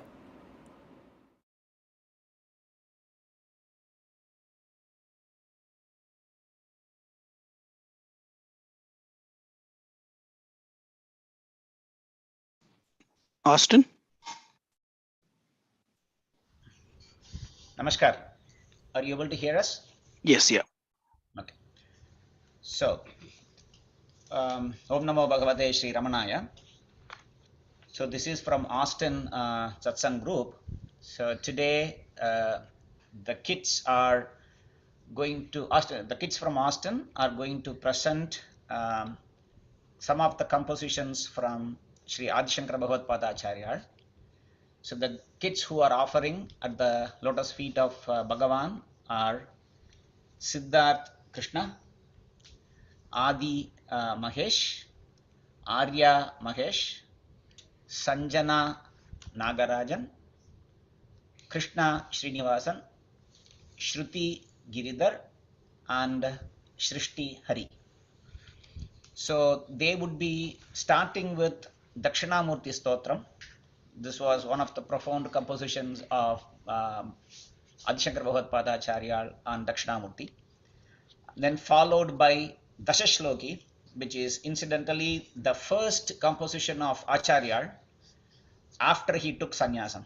So this was the answer which Acharya gave to his guru, Govinda Bhagavad Acharya, when he asked, "Who are you?" Which was the, which was Bhagavan's, one of the Bhagavan's repetitive, who are my question. So that was the question which Adishankara Bhagavad Acharya's guru asked him when he first met him. So it was 10 shlokas basically explaining who I am. And then this is just 10 shlokas, which is called Dashashloki. That would be followed by Kanakadara Sostram. Again, that was the first composition, at least known composition of Acharya before he took sannyasam. And probably that is the only composition of Acharya before he took sannyasam, at least what we have. That would be, then the kids will conclude that with Subramanya Bhujangam on Lord Subramanya. So hopefully we will be able to all get it done in 30 minutes. Can start.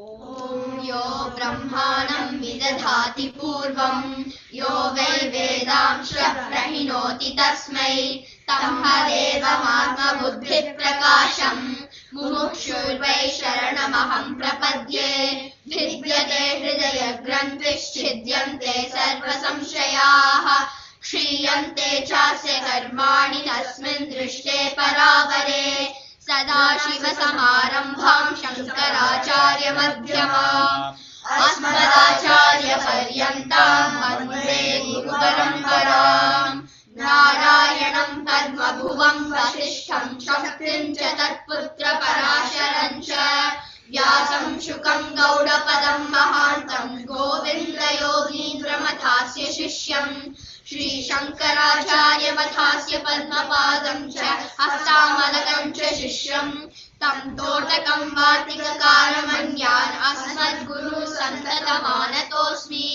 मौनव्याख्या प्रकटितपरब्रह्मतत्त्वयुवानं वरिशिष्ठान्ते वसदृशिगणैरावृतं ब्रह्मनिष्ठैः आचार्येन्द्रं करकलितचिन्मुद्रमानन्दमूर्तिं स्वात्मारामं मुदितवर्णं दक्षिणामूर्तिमीडे वटविटविसमीपे भूमिभागे निषण्णं सकलमुनिजनानां ज्ञानदातारमारात् त्रिभुवनगुरुमीशं दक्षिणामूर्तिदेवं जननमरणदुःखच्छेददक्षं Namami चित्रं वटतरोन्मूले वृद्धा शिष्या गुरुर्युवा गुरोस्तु मौनव्याख्यानं शिष्यास्तु छिन्नसंशयाः गुणधरे सर्वलोकानां दृश्यते भवरोगिणां निलये सर्वविद्यानां दक्षिणामूर्तये नमः ॐ नमः प्रणवार्ताय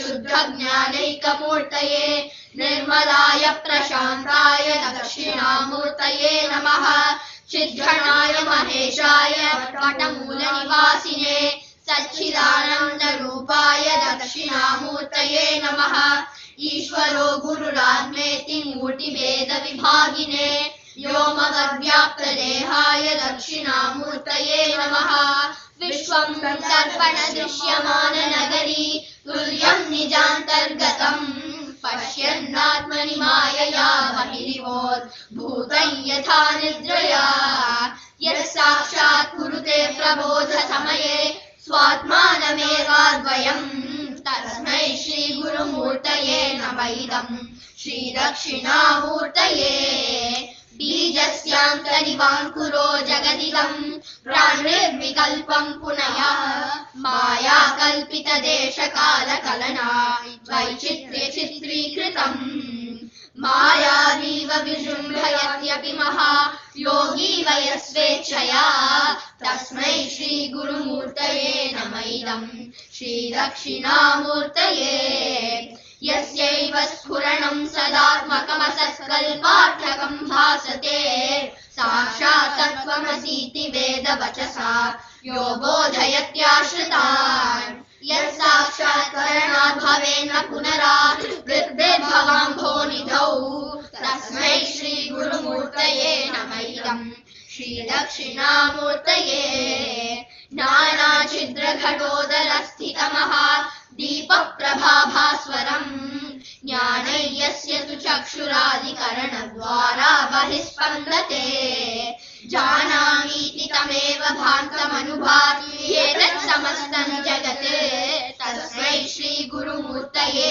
नमः इदम् श्रीदक्षिणामूर्तये देहं प्राणमपीन्द्रियाण्यपि चलां बुद्धिं च शून्यं विदुः स्त्रीबालाङ्घजडोपमास्वहमिति भ्रान्ता वृषंवादिनः मायाशक्तिविलासकल्पितमहा व्यामोहसंहारिणे तस्मै श्रीगुरुमूर्तये नमः इदम् श्रीदक्षिणामूर्तये राहुग्रस्तदिवाकरेन्दुसदृशो माया समाच्छादनात् सर्वमात्रकरणोपसंहरणतो यो भूत्सुषुप्तः पुमान् रागस्वाप्समिति प्रबोधसमये यः प्रत्यभिज्ञायते तस्मै श्रीगुरुमूर्तये नमः इदम् श्रीदक्षिणामूर्तये बाल्यादिष्वपि जाग्रदादिषु तथा सर्वास्वस्थास्वपि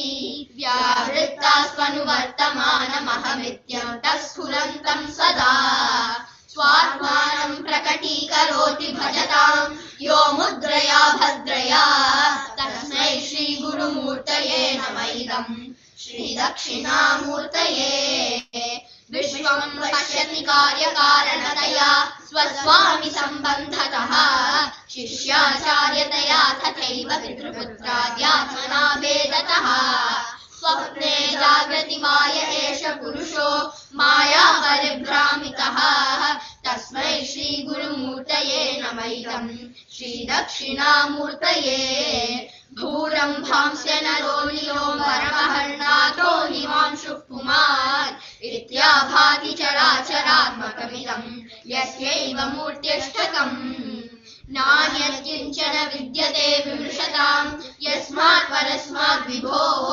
तस्मै श्रीगुरुमूर्तये नमः इदम् श्रीदक्षिणामूर्तये सर्वात्मत्वमिति स्फुटीकृतमिदम् यस्मादमुष्मिन् सवे तेनास्य श्रवणार्थदर्थमननात् ध्यानात् च संकीर्तनात् सर्वात्मत्वमहाविभूतिसहितम् स्यादीश्वरत्वं स्वतः सिद्ध्येतत् पुनरष्टधा परिणतम् ऐश्वर्यमव्याहतम्. Next one, they are going to say Dashashloki.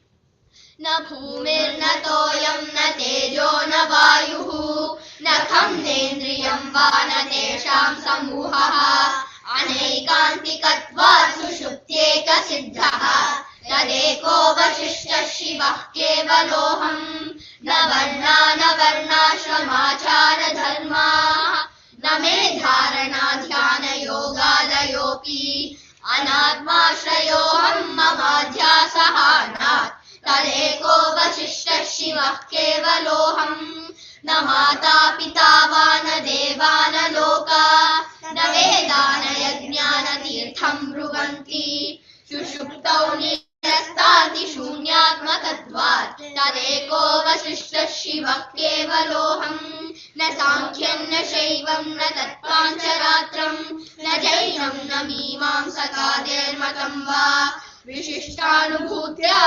अध्यात्मकत्वात् तदेको वशिष्ठः शिवः केवलोऽहम् न चोर्ध्वं न चाधो न चान्तर्न बाह्यं न मध्यं न तिर्यं न पूर्वापरादिक् विहद्व्यापकत्वादखण्डैकरूपः तदेको वशिष्ठः शिवः केवलोऽहम् न शुक्लं न कृष्णं न रक्तं न पीतं न कुब्जं न पीनं न ह्रस्वं न दीर्घम् अरूपं तथा ज्योतिराकारकत्वात् तदेकोऽवशिष्टः शिवः केवलोऽहम् न शास्ता न शास्त्रं न शिष्यो न शिक्षा न च त्वं नाहं न चायं प्रपञ्चः स्वरूपावबोधो विकल्पा सहिष्णुः तदेकोऽवशिष्टः शिवः केवलोऽहम् न जाग्रन्न मे स्वप्नको वा सुषुप्तिः न विश्वो न वा तैजसः प्राज्ञको वा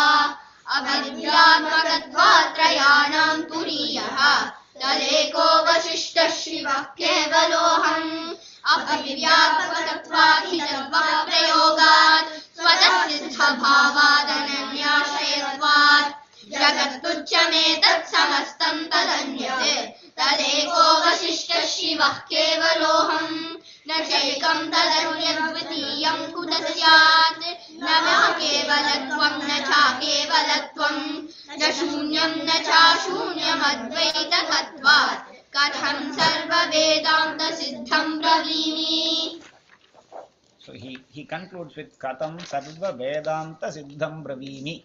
So which is this, that the 10 shlokas which he said, Nambhumir Natoyam, I am not the earth. So he starts with the 5 elements. I am not this, I am not that, I am not this. I am neither a man nor a woman, he just goes on in the elimination process. Tadeko vasishta Shivah Kevalokam. I am that one, that Shivah Kevalokam. So that's how he goes in every shloka, So that was the first composition or the answer which Acharya gave it to his guru, Govinda Bhagavat Acharya. So the kids learned this probably in the last 2 weeks, just for the right time to offer it at the feet of Bhagavan. So we are expecting Navaratri pretty soon in a couple of weeks. So we thought it is an appropriate time to recite Kanakadara, which is again the first composition as a kid by Acharya when he was standing in front of a poor house asking for alms. So they didn't have anything to offer. So at that time, so the lady came with amlaki or the gooseberry and offered it to Acharya. So Acharya's compassion just outpoured in this composition Kanakadara Sostram or Kanakadara Stavam, however you want to call it. Go ahead. Angambhare kulabhushanamaashrayanti bhringanganeva mukulabharanam tamalam angikritaakhila vibhutirapangaleela mangalyadastu mama mangala devatayah mugdha muhurvidadhati vadane murarehe prematrapa pranihitani gatagatani मालादृशोन्मधुकरीव महोत्पलेया सा मे श्रियं दिशतु सागर सम्भवायाः आमीलिताक्षमधिगम्य मुदा मुकुन्दम् आनन्दकन्दमणिमेषमनङ्गतन्त्रम् आकेकरस्थितकणीनिकमक्ष्मनेत्रम् भूत्यै भवेन्मम भुजङ्गशयाङ्गनायाः बाह्वन्तरे मधुजितश्रितकौस्तुभेया हारावळीव हरिनीलमयी विभाति कामप्रदा भगवतोऽपि कटाक्षमाला कल्याणमावहतु मे कमलालयायाः कालाम्बुदारि ललितो रसिकैकभारे धाराधरे स्फुरति या तडिदङ्गनेव मातुः समस्तजगतां महनीयमूर्तिः भद्राणि मे दिशतु भार्गवनन्दनायाः प्राप्तं पदं प्रथमतः खलु यत्प्रभावान् माङ्गल्यभाजि मधुमाथिनि मन्मथेन मय्यापते तदिह मन्थरमीक्षणार्धं मन्दारसं च मकरालय कन्यकायाः विश्वामरेन्द्रपदविभ्रमदानदक्षम् आनन्दहेतुरधिकं मुरविद्विषोऽपि ईशन्निषीदतु मयि क्षणमीक्षणार्धम् इन्दीवरोदर सहोदरमिन्दिरायाः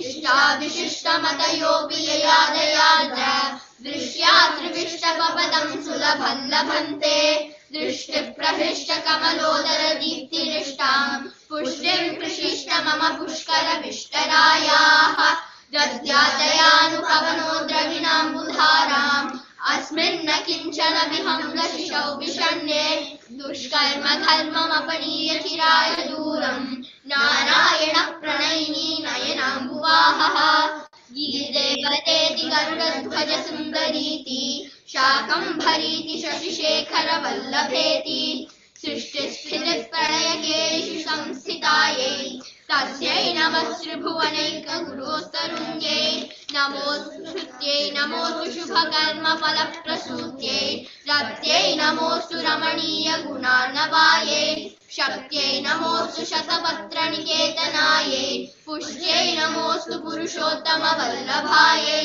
नमोस्तु नालीकनिभाननायै नमोस्तु दुग्धोदधिजन्मभूम्यै नमोस्तु सोमामृतसोदरायै नमोस्तु नारायणवल्लभायै नमोस्तु हेमाम्बुजपीठिकायै नमोस्तु भूमण्डलनायिकायै नमोस्तु देवादिदयापरायै नमोस्तु शार्वायुधवल्लभायै नमोस्तु देव्यै भृगुनन्दनायै नमोस्तु विष्णोरुरसिस्थितायै नमोस्तु लक्ष्म्यै कमलालयायै नमोस्तु दामोदरवल्लभायै नमोस्तु कान्त्यै कमलेक्षणायै नमोस्तु भूत्यै भुवनप्रसूत्यै नमोस्तु देवादिविरचितायै नमोस्तु नन्दात्मजवल्लभायै सम्पत्कराणि सकलेन्द्रियनन्दनानि साम्राज्यदानि विभवानि सरोरुहाक्षि त्वद्वन्दनानि दुरितोद्धरणोद्यतानि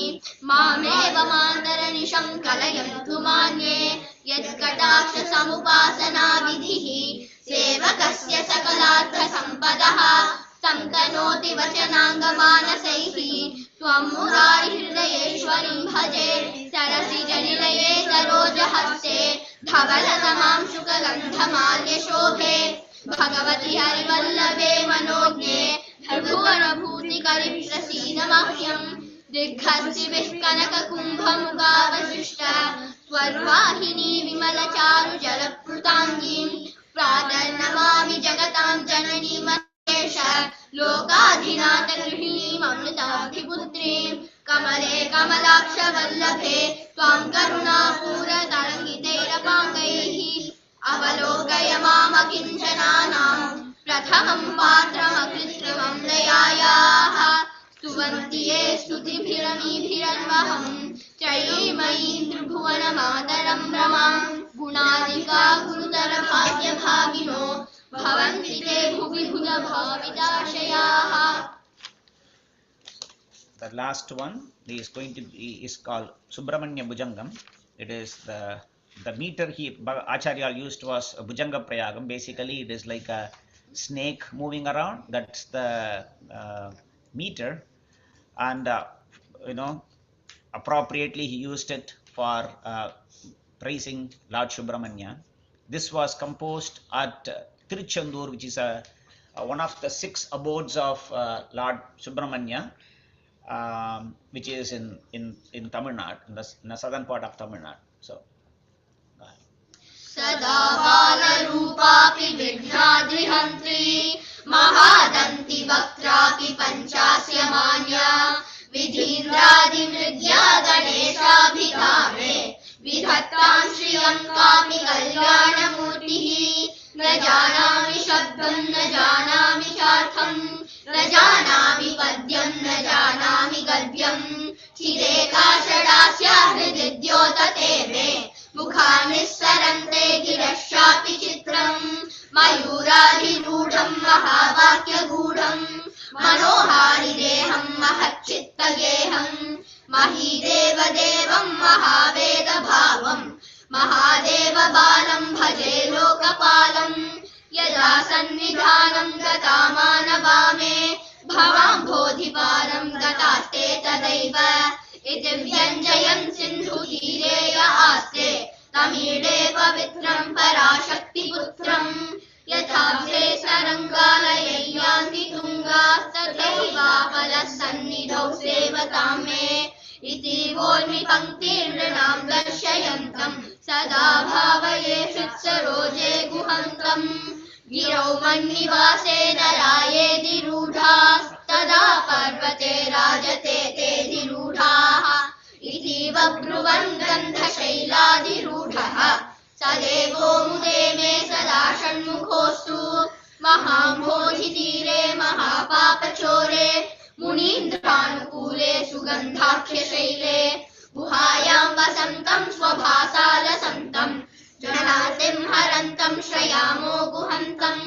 लसत्स्वर्णगेहे नृणां कामदोहे सुमः सोमसञ्छन्नमाणिक्यमञ्चे समुद्यत्सहस्राततुल्यप्रकाशम् सदा भावये कार्तिकेयं सुरेशं प्रणद्धं सखे मन्धुरेत्यन्तशोणे मनोहारि लावण्यपीयूषपूर्णे मनः षट्पदो मे भवक्लेशतप्तः सदा मोदतां स्कन्दते पादपद्मे सुवर्णाभदिव्याम्बरैर्भासमानां क्वणः किङ्किणी मेखला शोभमानां लसद्धेमपट्टेन विद्योतमानां कटिं भावये स्कन्दते दीप्यमानां पुलिन्देशकन्या घना भोगतुङ्गा स्तनालिङ्गनासक्तकाश्मीररागम् नमस्याम्यहं तारकारे तवोरः स्वभक्तावने सर्वदा सानुरागम्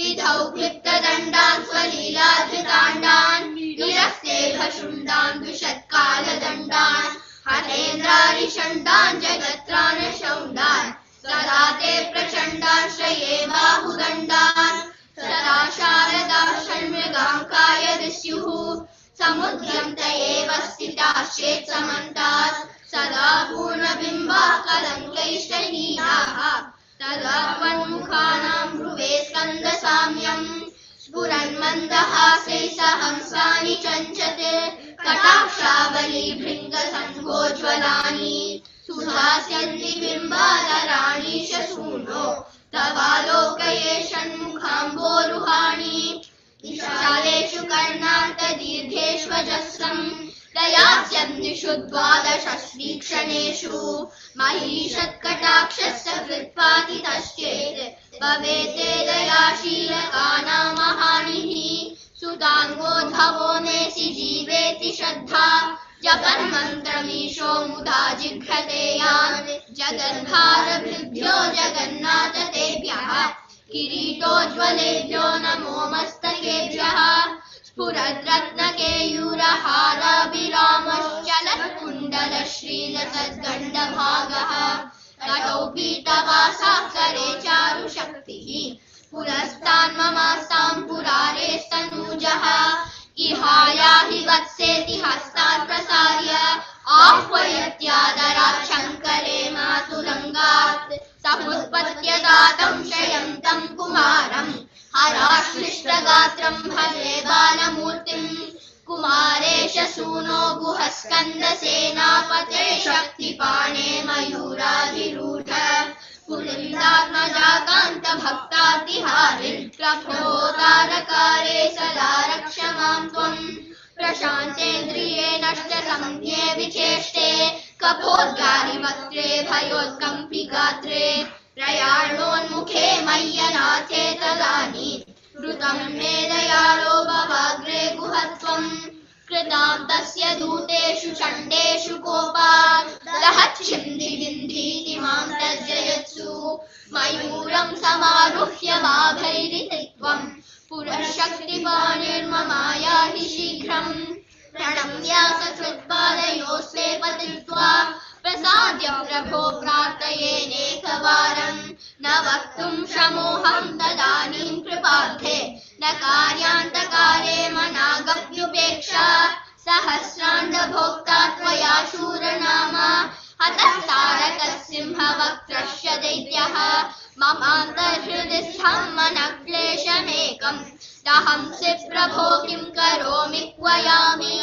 अहं सर्वदा दुःखभारावसन्नो भवान् दीनबन्धुस्त्वदन्यन्न याचे भवद्भक्तिरोधं सदा क्लुप्तबाधं ममाधिं द्रुतं नाशयो मासु तत्त्वम् अपस्मारकुष्ठक्षयाशः प्रमेह ज्वरोन्मादगुल्मादिरोगा महान्तः पिशाचाश्च सर्वे भवत्पत्रभूतिं विलोक्य क्षणात्तारकाले द्रवन्ते दृशिस्कन्दमूर्तिः श्रुतौ स्कन्दकीर्ते मुखे मे पवित्रं सदा तच्चरित्रम् करे तस्य कृत्यं वपुस्तस्य भृत्यं गुहे सन्तु लीना ममाशेषभावाः मुनीनामुताहो नृणां भक्तिभाजाम् अभीष्टप्रदाः सन्ति सर्वत्र देवाः ऋणामन्त्यजानामपि स्वार्थदाने गुहादेवमन्यं न जाने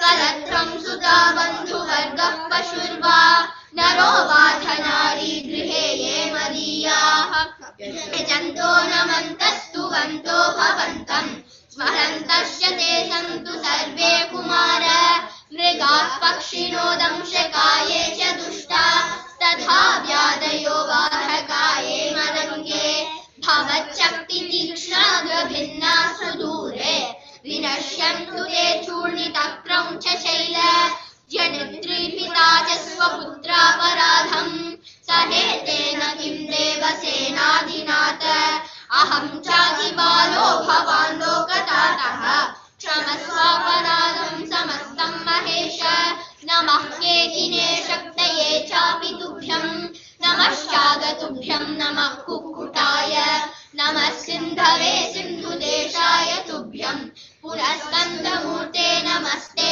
नमोऽस्तु जयानन्द भूमन् जयापारधामन् जयामोघकीर्ते जयानन्दमूर्ते जयानन्द सिन्धो जयाशेषबन्धो जयत्वं सदा मुक्तिजानेश सूनो भुजङ्गाख्यवृत्तेन कृतं स्तवय्यः पठे भक्तियुक्तो गुहं सम्प्रणम्य सपुत्रां कलत्रं धनं भीर्गवायुः लभे स्कन्दसायुज्यवन्तेन रसः. So with that we conclude. We offer it, at the holy feet of Bhagavan.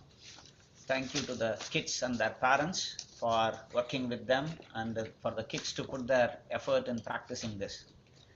So again, some of the slokas were very rare and not being recited that often outside. So with that, we hand it over to Houston.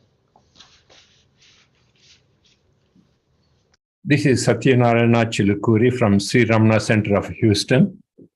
Following a prayer song, Sri Arunachala Ashtakam in Telugu by Lakshmi, we will present today's selections from Sri Guru Ramana Prasadam, composed by Sri Muruganar, one of the foremost disciples of Bhagavan Ramana Maharshi and a self-realized master.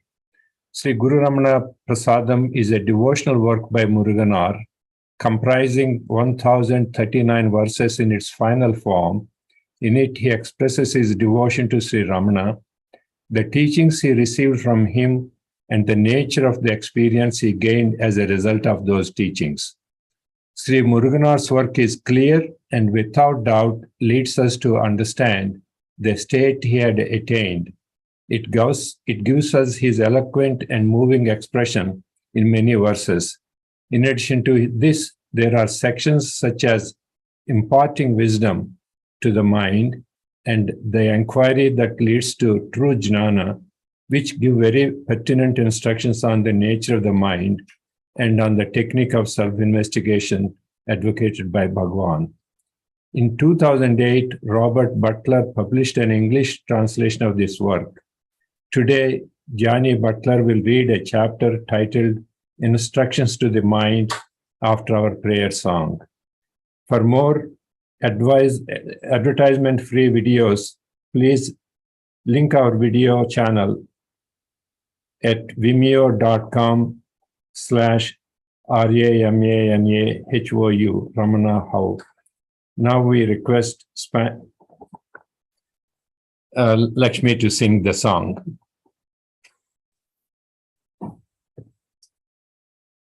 Thank you, Satya Garu. Namaskaram. My name is Lakshmi and my son Krishnadas Usarla will be joining me with Mridangam. Om Namo Bhagavate Sri Arunachala Ramanaya.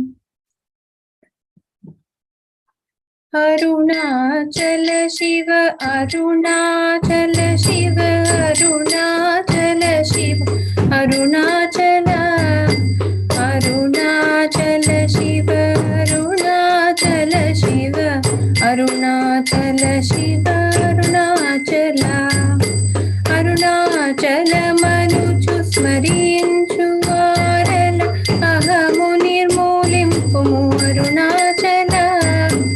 Azhagu సుందరముల వలె చెరినేనుని ఉందమ పిండమై అరుణాచల లోదూరి లాగిని లోకువను చెరగా అనుసరించి తేముగో అరుణాచల ఎవరికి నన్ను ఏలితి విడచిన అఖిలము నిందించు అరుణాచల తప్పు నిన్నేటికి దలపించితి కవిడువారెవ అరుణాచల కనిన జనని కన్న ఘన దయదాయక ఇది అనుగ్రహం అరుణాచల నిన్నే మాచి ఎరుగని కయుళ్ళముపై నీ ఉరుదిగా నుండుమా అరుణాచల ఊరూరు తిరుగక ఉళ్ళము నినుగన అణగని దుతి చూపు అరుణాచల నన్ను చెరపి ఎప్పుడు నన్ను కలువక వీడుట ఇది మగతన మొక్కు అరుణాచల ఏటికి నిదుర నితరులు నాగక ఇది నీకు న్యాయమా అరుణాచల అంచేంద్రియ కళులు మదిలోన దూరుచు మదిని ఉండవో అరుణాచల ఒకడవో నిన్ను మయమొనరించి వచ్చువరు ఎవరిది నీ జాలం Arunachal Arunachal Shiva Arunachal Shiva Arunachal Shiva Arunachal Arunachal Shiva Arunachal Shiva Arunachal Shiva Arunachal. Thank you. Please go ahead and play the video. Thank you.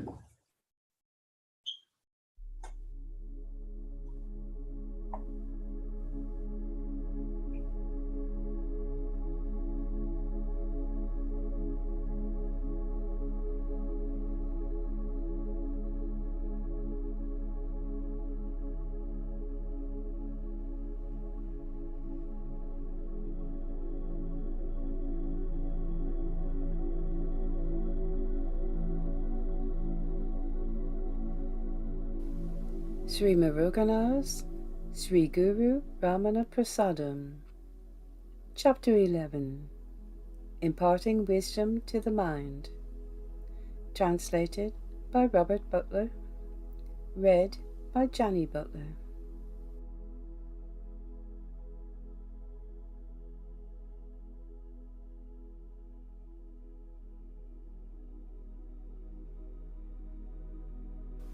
Mind. Cultivate the qualities of one-pointed focus and unforgetting self-awareness so that, illuminated by the intense light of devotion to your Guru, you root out the confusion of I and mine, even as it arises, and experience the clarity which comes from the undisturbed peace of Jnana.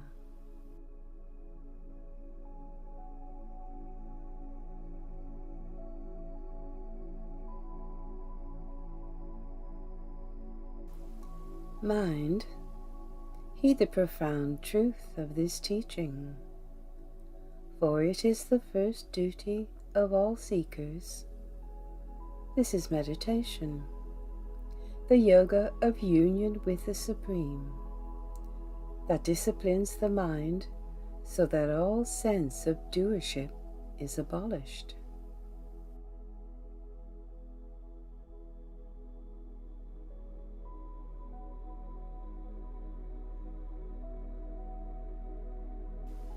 My mind, you will perish if you investigate earth and the other elements, taking them to be real. Rather, should you hone your discriminating faculty with the question, who am I? And come thus to perceive directly the truth of your own eternal Atman.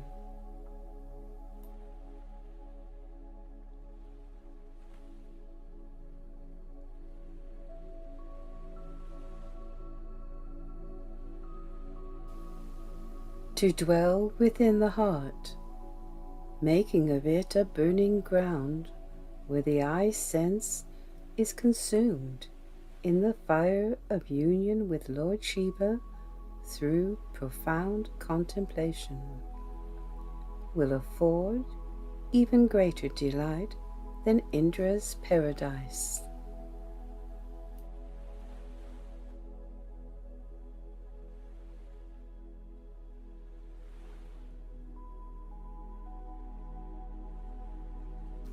If happiness were not your true nature, how could you have any love for yourself?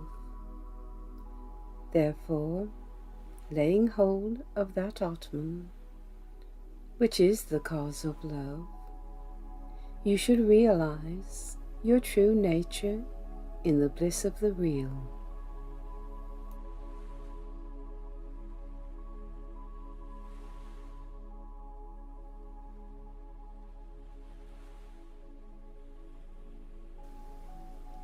Take heed, my mind, and mark the true path. Pay attention to the eye that has become a prey to the holy feet of the Lord and been annihilated. That is the great and noble state, the nature of the Atman that shines as your true support.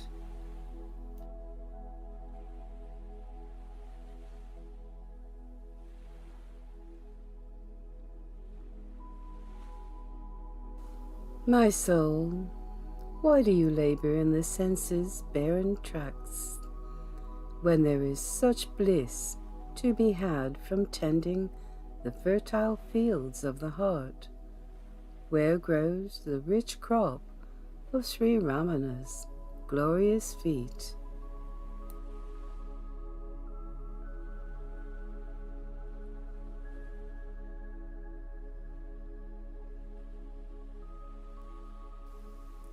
When we mistake that which is impermanent for that which is enduring, it only serves to emphasize the disharmony within our hearts.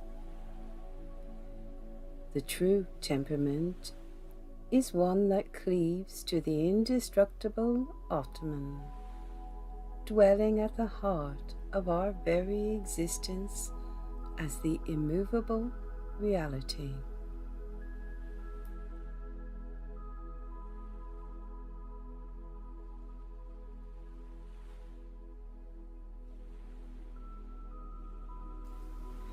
Only those who direct their investigation inward and perceive the light of their own true Atman are in truth Brahmins. All the rest are like men who spend their lives laboring unceasingly in a vain attempt to fill up an insatiable stomach.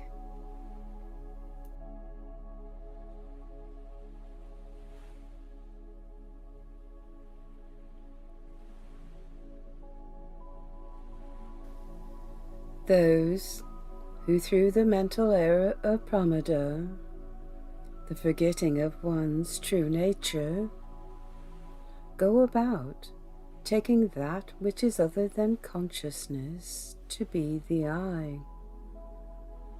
will go mad and meet their ruin. Locked in the prison of birth engendered by their deeds, their existence will be a sad and weary one.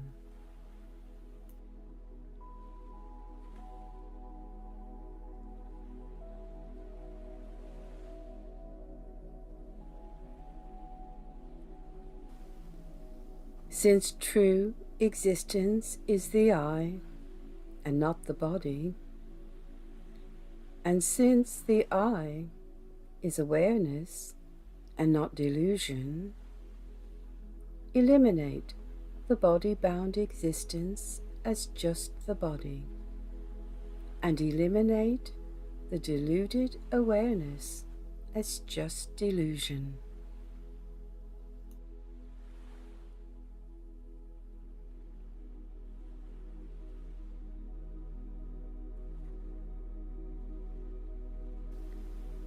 The correct course of action is to cleave to those who, turning their attention away from external things, bear the stamp of true wisdom, thus abiding within the heart and seeking the path of the Absolute through investigation. The exalted state of reality will be gained.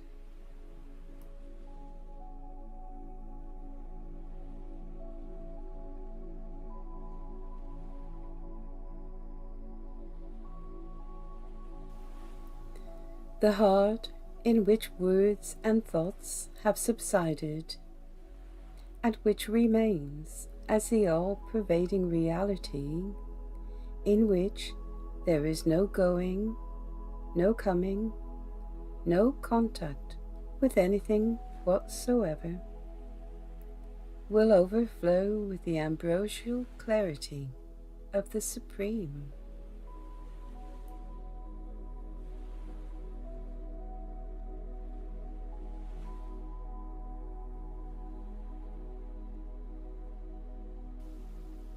Even now, if you entirely eradicate the personal ego based on the multifarious nature of the non-self, you will experience an intense and limitless awakening as your true nature, the Supreme Reality, shines out.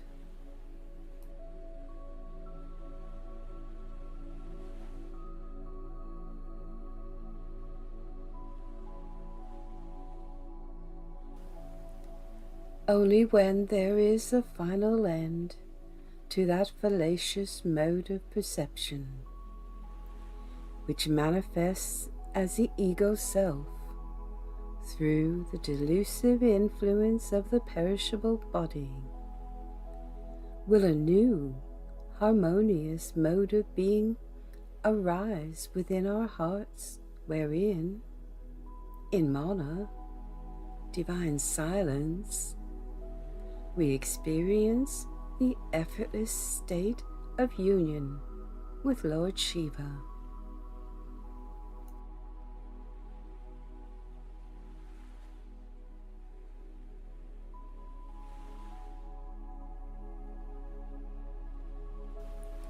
The true Atman cannot be reached by mental effort. It exists as one with the Jiva, which it will illuminate with its own radiance, once the hostility of that ego-based awareness tainted by desire is eliminated.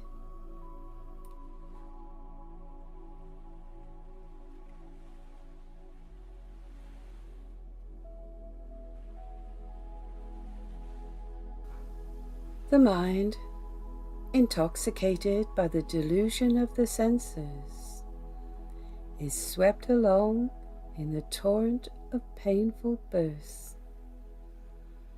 It is only the heart, illuminated by the realization of the abiding truth, that remains merged with the absolute supreme awareness.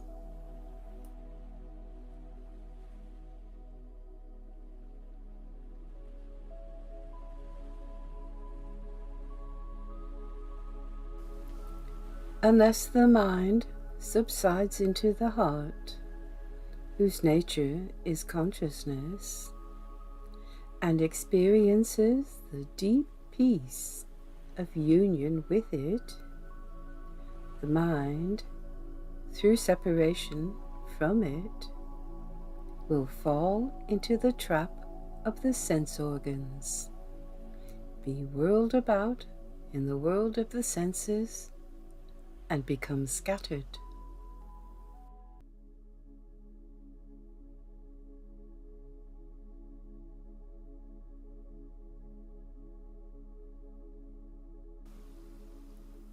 True nobility can be found at the feet of those great ones in whom there is no separation from the all-transcending radiance of their own true Atman, and who, even in the other states of waking, dream, and sleep, remain in the fully awakened state where realization's light is always present.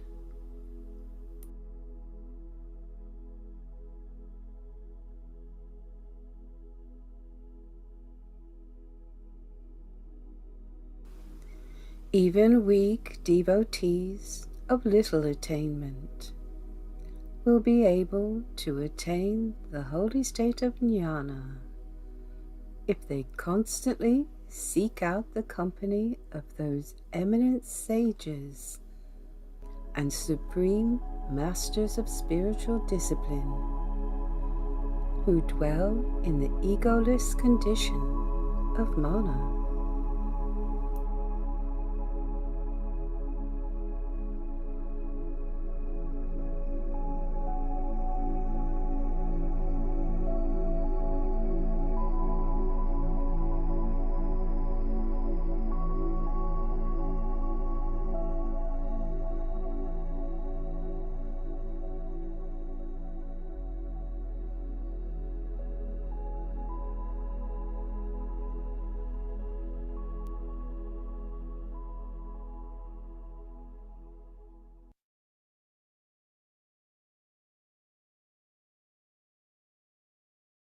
Om Namo Bhagavate Sri Arunachala Ramanaya. Permanezcamos unos segundos en silencio.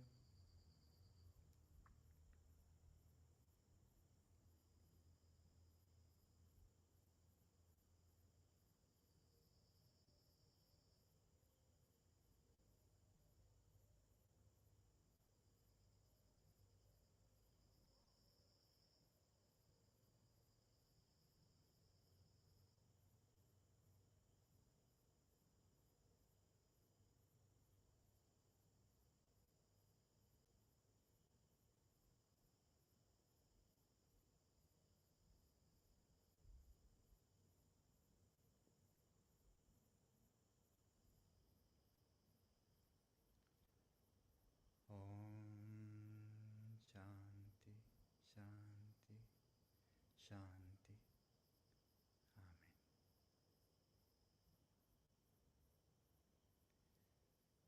Namo Ramana. El motivo de esta charla es el Adviento o la llegada de Bhagavan al pie de la montaña sagrada, Arunachala. La historia de esa aventura mística es bellísima, única y deriva mucha inspiración. Sin embargo, siento que el verdadero propósito de esta charla no es el narrar la historia. Los devotos de Bhagavan ya bien la conocen. sino siento que el verdadero propósito es el aprovechar esta oportunidad de oro para realizar cuál es el significado de el adviento de Sri Bhagavan Ramana Maharshi al pie de la montaña Arunachala.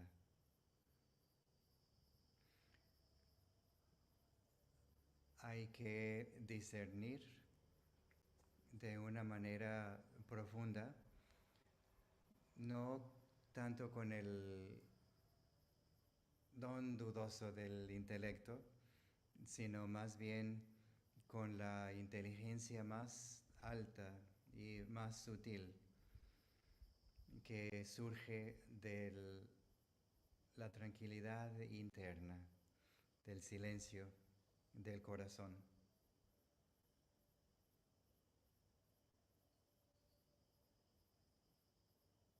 La historia obviamente se refiere al pasado y en la historia los sucesos que acontecen a individuos es lo que se narra. Con las enseñanzas de Bhagavan, uno realiza que esto que llamamos vivir, la corriente continua de sorpresas entre lo que llamamos nacimiento y lo que llamamos muerte, es en verdad un sueño con el mecanismo aparente de la dimensión del tiempo y del espacio, con la aparente presencia de individuos independientes, hacedores.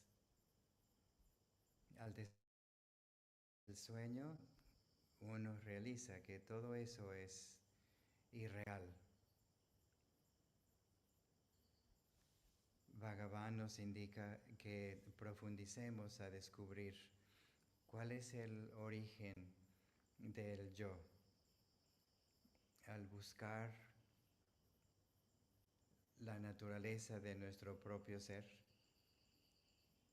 al seguir las enseñanzas de Bhagavan y preguntarse ¿quién soy yo?, uno descubre que este yo en realidad no existe y es el yo que proyecta el mundo, el universo.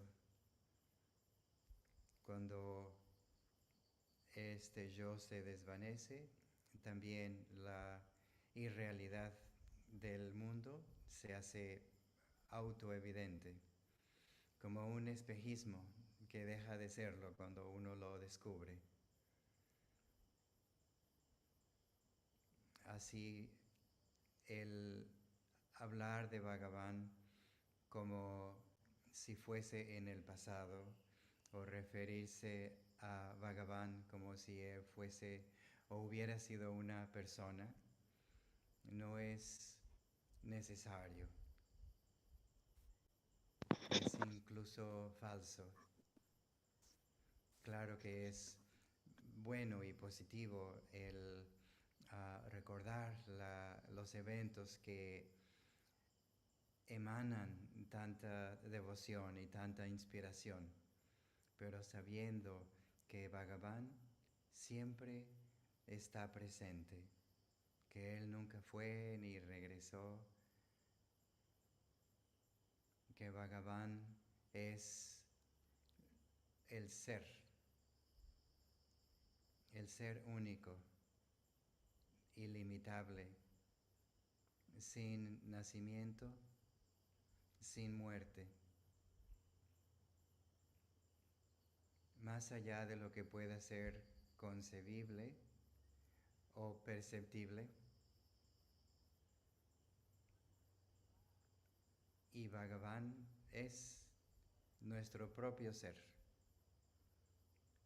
Uno está consciente de su propia existencia y con esa simple, transparente claridad uno ve que hay una existencia única y así la existencia de Bhagavan se revela como nuestra propia existencia.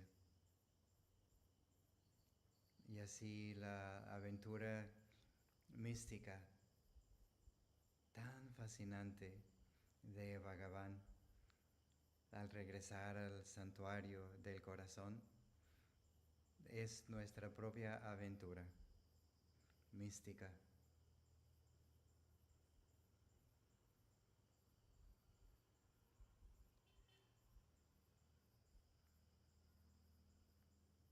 Bhagavan tuvo su despertar espiritual o la realización del ser a la edad tierna de 16 años.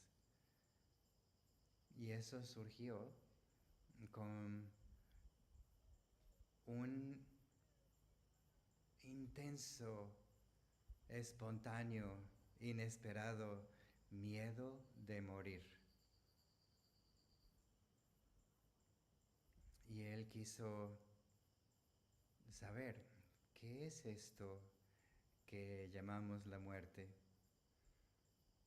Tuvo el valor indómito de enfrentar la muerte, el fenómeno de la muerte, y realizó que lo único que muere es el ego, o sea que el yo, que es el ser identificado con una persona, con un individuo, con una forma, con un hombre. Y eso que llamamos la muerte no es nada más que cuando cesa la ilusión del ego. Este evento es una enseñanza primordial y verdaderamente vale la pena el verificarla con nuestra propia experiencia a través de una aventura de introspección, como lo indica con tanta gracia Bhagavan, el preguntarse de quién soy yo.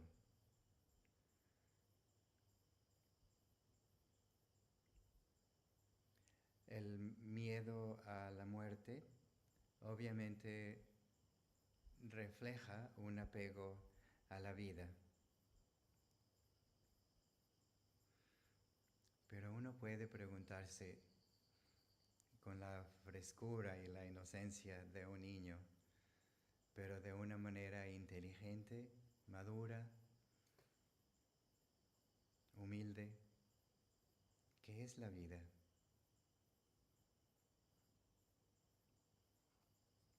Esto que parece que sucede entre el nacimiento y la muerte es nada más una ilusión, y la ignorancia que produce tanta miseria, sufrimiento, es el mantener esa ilusión, el no investigar cuál es el origen del yo, cuál es el origen de este sentido de que yo soy una entidad independiente.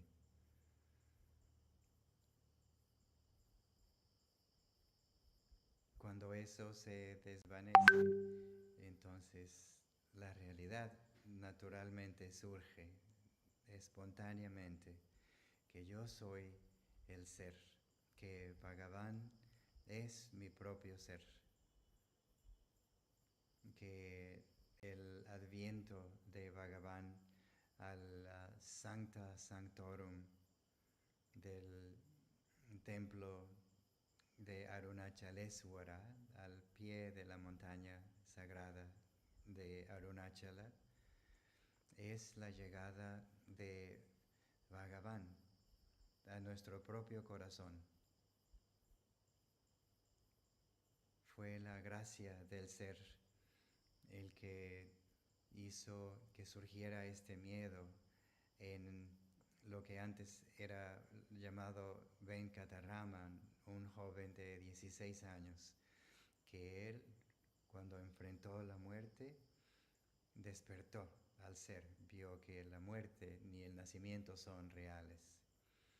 Y fue la gracia del ser que atrajo a Bhagavan a Arunachala, y esta autorrealización se finalizó cuando hubo el completo rendimiento de Bhagavan, cuando él abrazó el Shiva Lingam.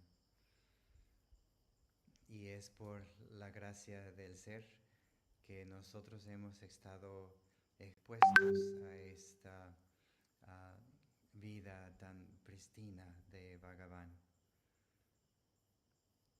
Y es la gracia del ser que hace que uno reconozca la verdad, que el adviento es el adviento del ser en nuestro propio corazón. El ser que despierta al ser, que le da la bienvenida al ser en el santuario del corazón, que es el ser.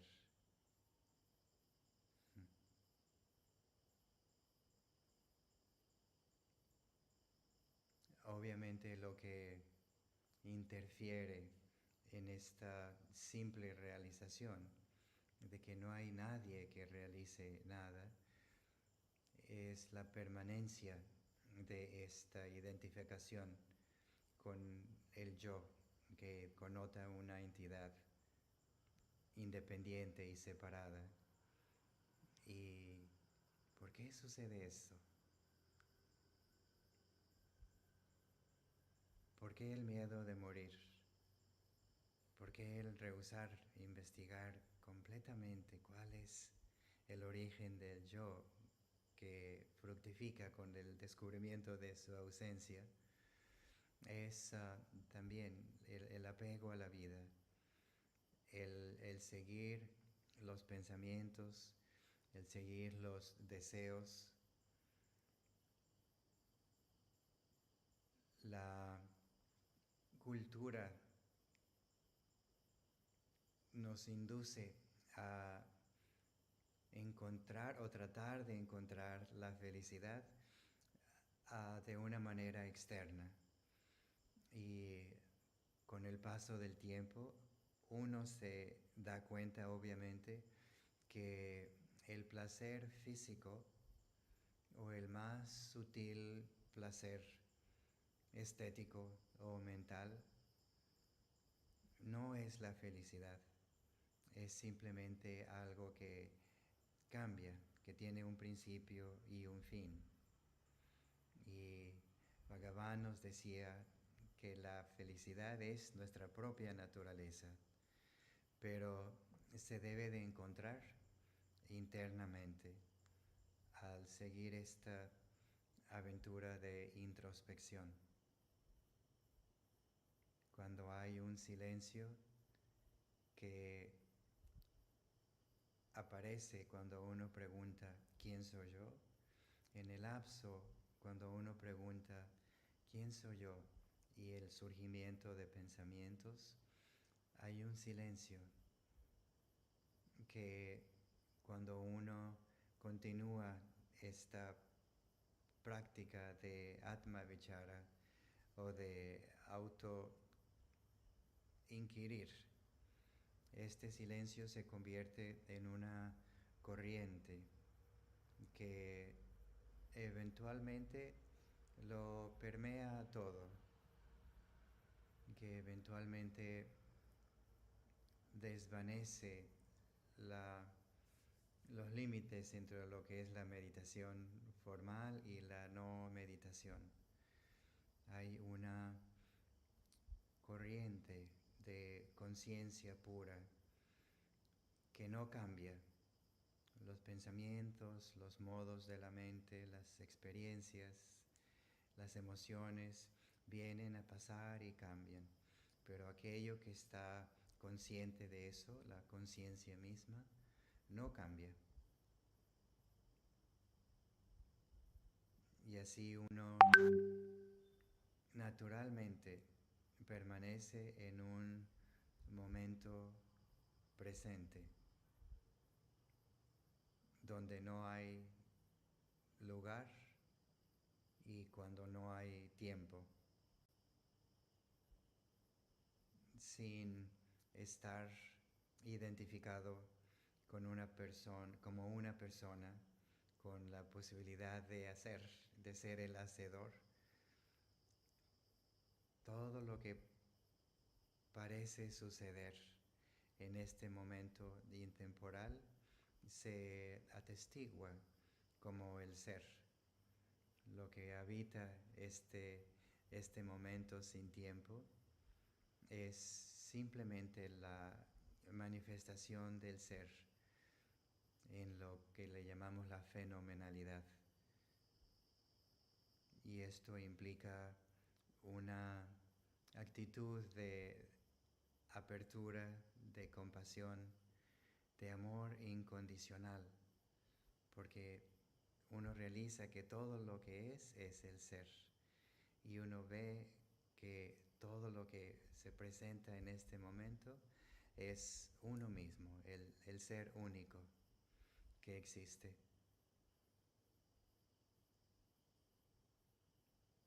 Uno entonces, con la gracia de Bhagavan, se transporta, por así decirlo, a habitar este innombrable, indescriptible ámbito que Bhagavan decía el corazón,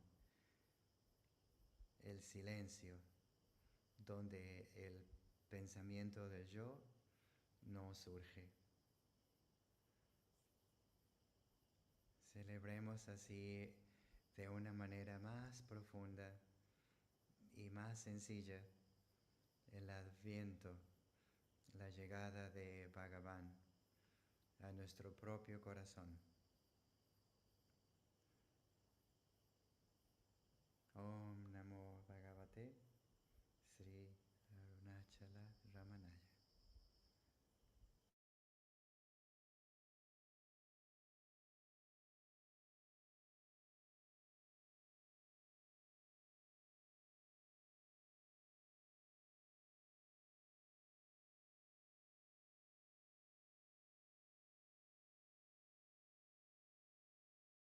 Om Namo Bhagavate Sri Ramanaya.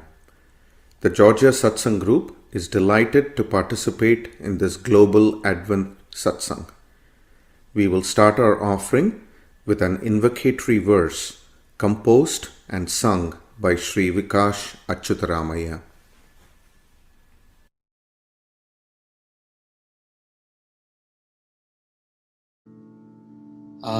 ஆதிமொழி அரும் தமிழில்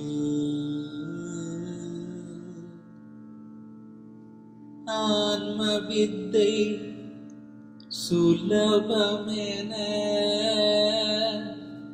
அறிந்தவன்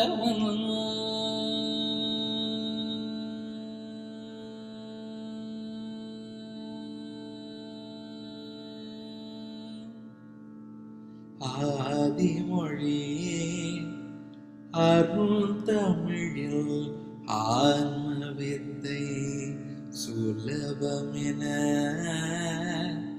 அறிந்தவன் ஆதித்ய குலத்துதித்த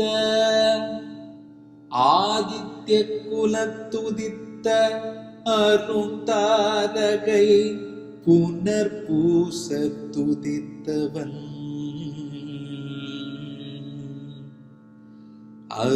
தாரகை பூனர் பூச துதித்தவன்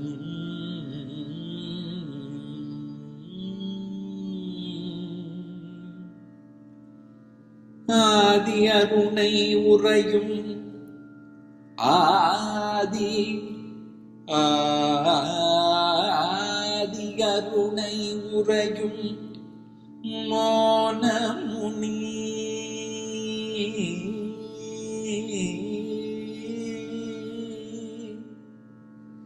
மெய்ஞான அருள் வடிவம் மோனமுனி மெய்ஞான அருள் வடிவம்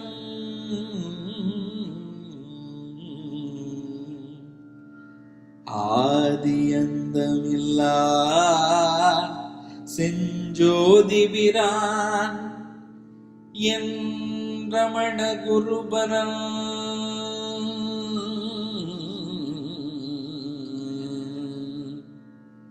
ஆதியந்தமில்லா செஞ்சோதிபிரான் ஆதியந்தமில்லா செஞ்சோதிபிரான் என் ரமண குருபரன்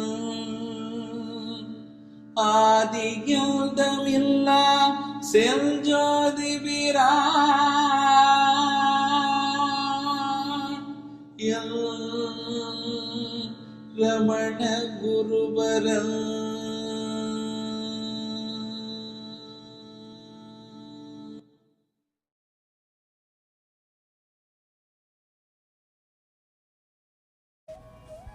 Om Namo Bhagavate Sri Ramanaya. We are presenting a conversation between Bhagavan and two women devotees in September 1936. I understand that the self is beyond the ego. My knowledge is theoretical and not practical. How shall I gain practical realization of the self? Realization is nothing to be got afresh. It is already there. All that is necessary is to be rid of the thought, I have not realized. Then one need not attempt it? No. Stillness of mind or peace is realization. There is no moment when the self is not.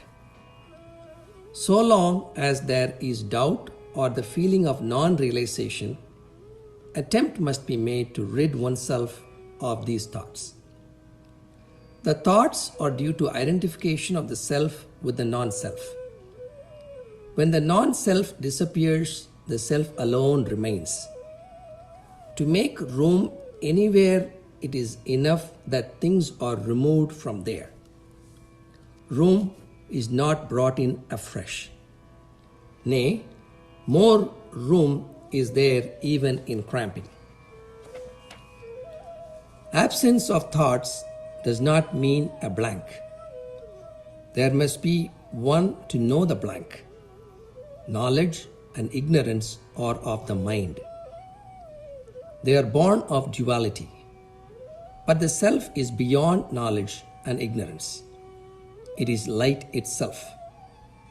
There is no necessity to see the self with another self. There are no two selves.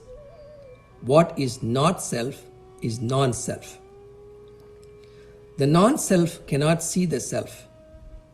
The self has no sight or hearing. It lies beyond these all alone as pure consciousness. A woman with her necklace round her neck imagines that it has been lost and goes about searching for it until she is reminded of it by a friend. She has created her own sense of loss, her own anxiety of search, and then her own pleasure of recovery. Similarly, the self is all along there, whether you search for it or not. Again, just as the woman feels as if the lost necklace has been regained, so also the removal of ignorance and the cessation of false identification reveal the self which is always present here and now. This is called realization. It is not new. It amounts to elimination of ignorance and nothing more. Blankness is the evil result of searching the mind. The mind must be cut off, root and branch. See who the thinker is, who the seeker is. Abide as the thinker, the seeker. All thoughts will disappear. Om Namo Bhagavate Sri Ramanaya.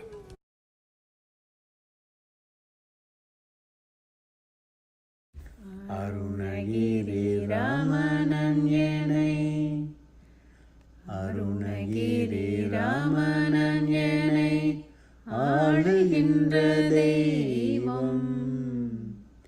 Arunagiri ராமனன்யனை ஆளுகின்ற தெய்வம். குருபரனாய் குவலயத்தில் கூட வரும் தெய்வம். அருணகிரி ராமனன்யனை ஆளுகின்ற தெய்வம். குருபரனாய் குவலயத்தில் கூட வரும் தெய்வம். அருணகிரி ராமனன்யனை ஆளுகின்ற தெய்வம். பொருட்சாரும் வாழ்வையெல்லாம் போக்கடிக்கும் தெய்வம். இருப்பிறவி தனையழித்து ஏற்றம் தரும் தெய்வம். பொருட்சாரும் வாழ்வையெல்லாம் போக்கடிக்கும் தெய்வம். இருட்பிறவி தனையழித்து ஏற்றம் தரும் தெய்வம். அருணகிரி ராமனன்யனை ஆளுகின்ற தெய்வம். தன் தவத்தின் தவ பயனை நமக்களிக்கும் தெய்வம். தற்பரனாய் தரணியிலே தனித்திருக்கும் தெய்வம். தன் தவத்தின் தவ பயனை நமக்களிக்கும் தெய்வம். தற்பரனாய் தரணியிலே தனித்திருக்கும் தெய்வம். அருணகிரி ராமனன்யனை ஆளுகின்ற தெய்வம்.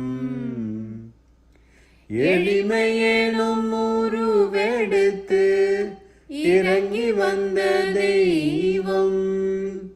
வழி தவறி அலைபவர்க்கு வழிதுணையாம் தெய்வம். எளிமையேனும் உருவெடுத்து இறங்கி வந்த தெய்வம். வழி தவறி அலைபவர்க்கு வழிதுணையாம் தெய்வம்.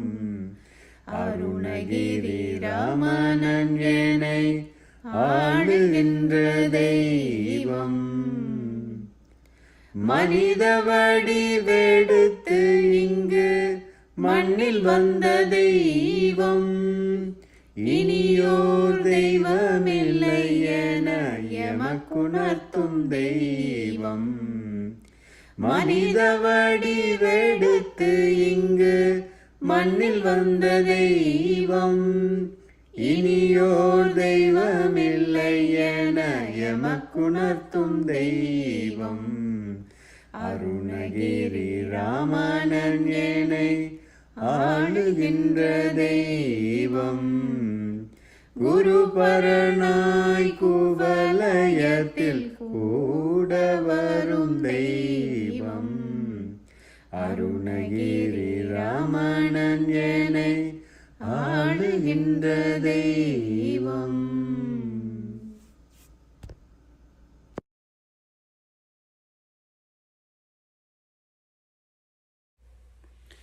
எப்போது நீ அறிவாயோ அப்போதே சாந்தி அடைவாய். இதை எப்போது நீ அறிவாயோ மனமே, அப்போதே சாந்தி அடைவாய். இப்பாரில் எப்போதும் எல்லாம் இறை அருளால் தப்பாது அணுவளவும் சரியாய் நடப்பதாக எப்போது நீ அறிவாயோ அப்போதே சாந்தி அடைவாய். எப்போது நீ அறிவாயோ அப்போதே சாந்தி அடைவாய். அப்போதே சாந்தி அடைவாய். முற்போது தர்மம் என்றும் தற்போது அதர்மம் என்றும் முயன்றே சீர்திருத்திட முடியும் உன்னாலே என்றும். முற்போது தர்மம் என்றும் தற்போது அதர்மம் என்றும் முயன்றே சீர்திருத்திட முடியும் உன்னாலே என்றும். அற்ப அகந்தை செருக்கால் அலையாமலே அடங்கி ஆண்டவன் ஆட்சியில் அதர்மமே இல்லை என்று எப்போது நீ அறிவாயோ அப்போதே சாந்தி அடைவாய். இதை எப்போது நீ அறிவாயோ மனமே, அப்போதே சாந்தி அடைவாய். அப்போதே சாந்தி அடைவாய். எழுந்த உன் எழுச்சியால் எண்ணம் செயல் சொல்லாக இயற்றிய கர்மமெல்லாம் இறைவனை நீங்குவதை. எழுந்த உன் எழுச்சியால் எண்ணம் செயல் சொல்லாக இயற்றிய கர்மமெல்லாம் இறைவனை நீங்குவதை. அழுந்தி அகமூலத்தில் அகந்தை அழிவதொன்றே அரிய கிருதகிருத்திய ஆன்மானுபவம் என்றே எப்போது நீ அறிவாயோ அப்போதே சாந்தி அடைவாய். இதை எப்போது நீ அறிவாயோ மனமே, அப்போதே சாந்தி அடைவாய். இப்பாரில் எப்போதும் எல்லாம் இறை அருளால் தப்பாது அணுவளவும் சரியாய் நடப்பதாக எப்போது நீ அறிவாயோ அப்போதே சாந்தி அடைவாய்.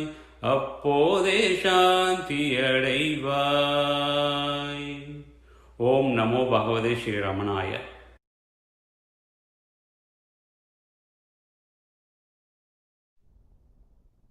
Om Namo Ramanaya, the silent eloquence.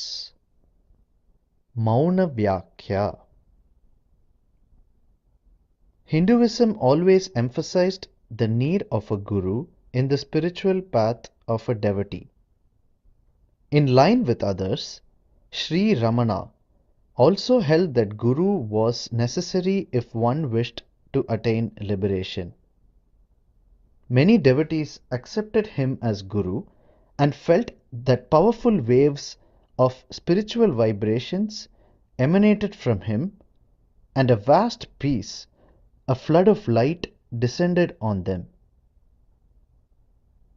The Maharshi wrote or spoke very little. He taught mainly through the tremendous power of spiritual silence, a vibrant, living silence. It was the silent influence upon the heart that was his essential teaching. What is silence? It is a state which transcends speech and thought. It really means living without the sense of ego. It is the perennial flow of language which is interrupted by speaking. The words we speak obstruct that mute language. For example, there is electricity flowing in a wire. With resistance to its passage, it glows as a light or revolves as a fan. In the wire itself, it remains as electric energy. Similarly also, silence is the eternal flow of language obstructed by words. How can silence be so powerful? A realized soul sends out waves of spiritual influence which draw people towards him, and in the proximity of a great master, the vasanas or tendencies cease to be active. The mind becomes still and samadhi results. Thus the disciple gains true knowledge and right experience. We may listen to lectures upon truth and come away with hardly any grasp of the subject, but to come into contact with a realized soul, though he speaks nothing, will give much more grasp of the subject. Spoken words are of no use whatsoever if the eyes of the Guru meet the eyes of the disciple.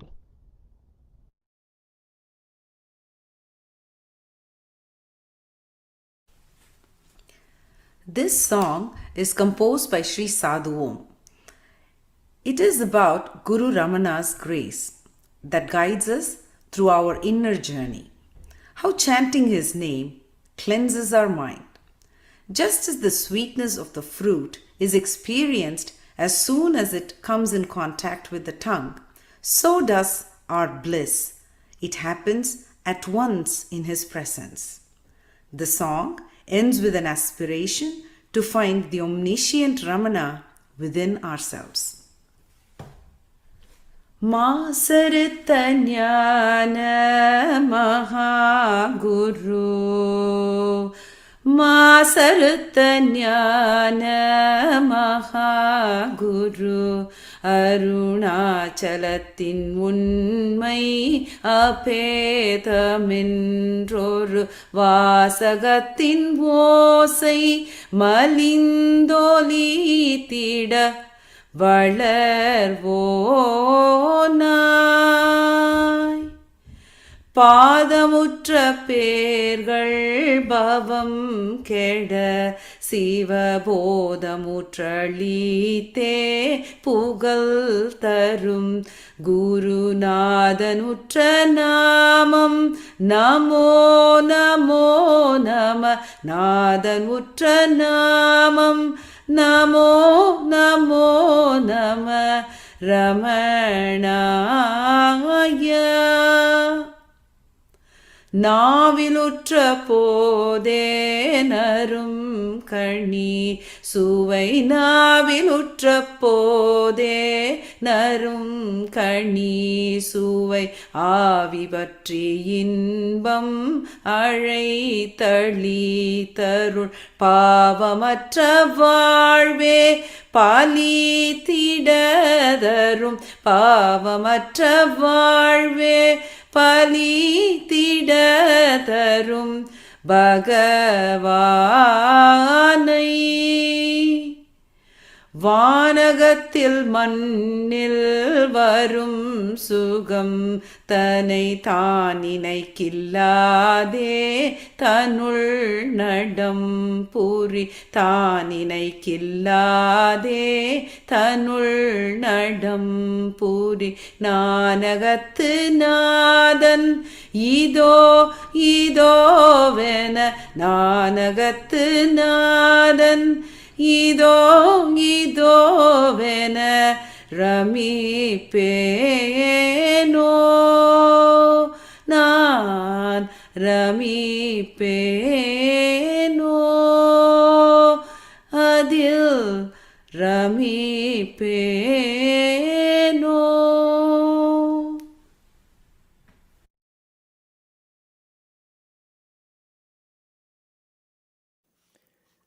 Om Namo Bhagavate Sri Ramanaya. This is a reading from the Power of the Presence, Part 3 by David Godman. And the reading is from the chapter about Sri Krishna Bhikshu. It appears in page 80.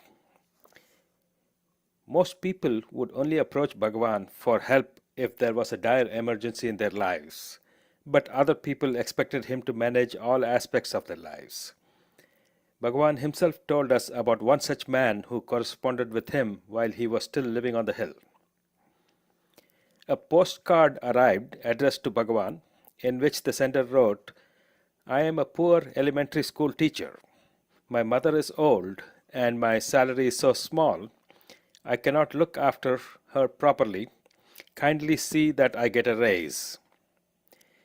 Bhagavan laughed and said, "Well, why not?" Another card came after some time in which he wrote, "By your grace, my salary was increased. Now there is a vacancy in a higher grade. If I am given this promotion, I shall earn more and make my mother very happy." Bhagavan had a good laugh and said, "Good." The next card arrived a few days later. "My mother is bedridden and there is nobody to nurse her. If I could get married, my wife would look after her. But I am a poor man. Who will give me his daughter in marriage? And where will I get the money for the expenses? Bhagavan may kindly arrange." Bhagavan laughed again and said, "Well, let it be so." After some months, another postcard came. "By your kindness, I was married quite easily. My wife is already with me. My mother wants a grandchild before she dies. Please provide." "Why not?" said Bhagavan. A few months passed before the next card arrived. "My wife gave birth to a child, but she has no milk for it. I cannot afford milk for the baby. Please get me another promotion." The next message came more quickly. "I got a promotion and a salary increment. The child is doing well. I owe everything to your kindness." Bhagavan remarked, "What have I done? It is his good karma that all goes well with him." Eventually, the man's good fortune ran out. The next card said, "Mother died. She worshipped you before her death." Bhagavan said nothing. A month later, another card arrived. "Swami, my child has died." Bhagavan expressed his regrets, but made no further comments. Some time passed before the next card came.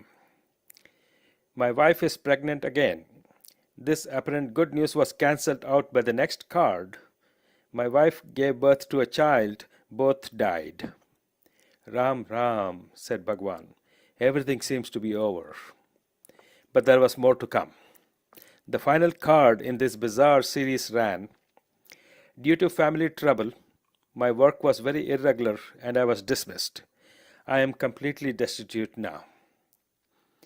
Bhagavan sighed deeply and commented, "All that came has gone. Only his self remained with him. It is always like this. When all goes, only the self remains." Om Namo Bhagavate Sri Ramanaya.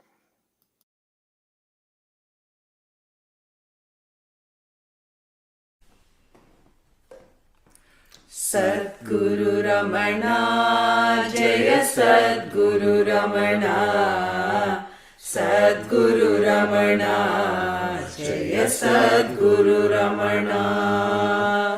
Unmayanavan, Ulagamaanavan, Umayumanavan, Unarvumanavan, Karunayanavan, Kantamaanavan, Nammai ilupavan, Nannai tarupavan.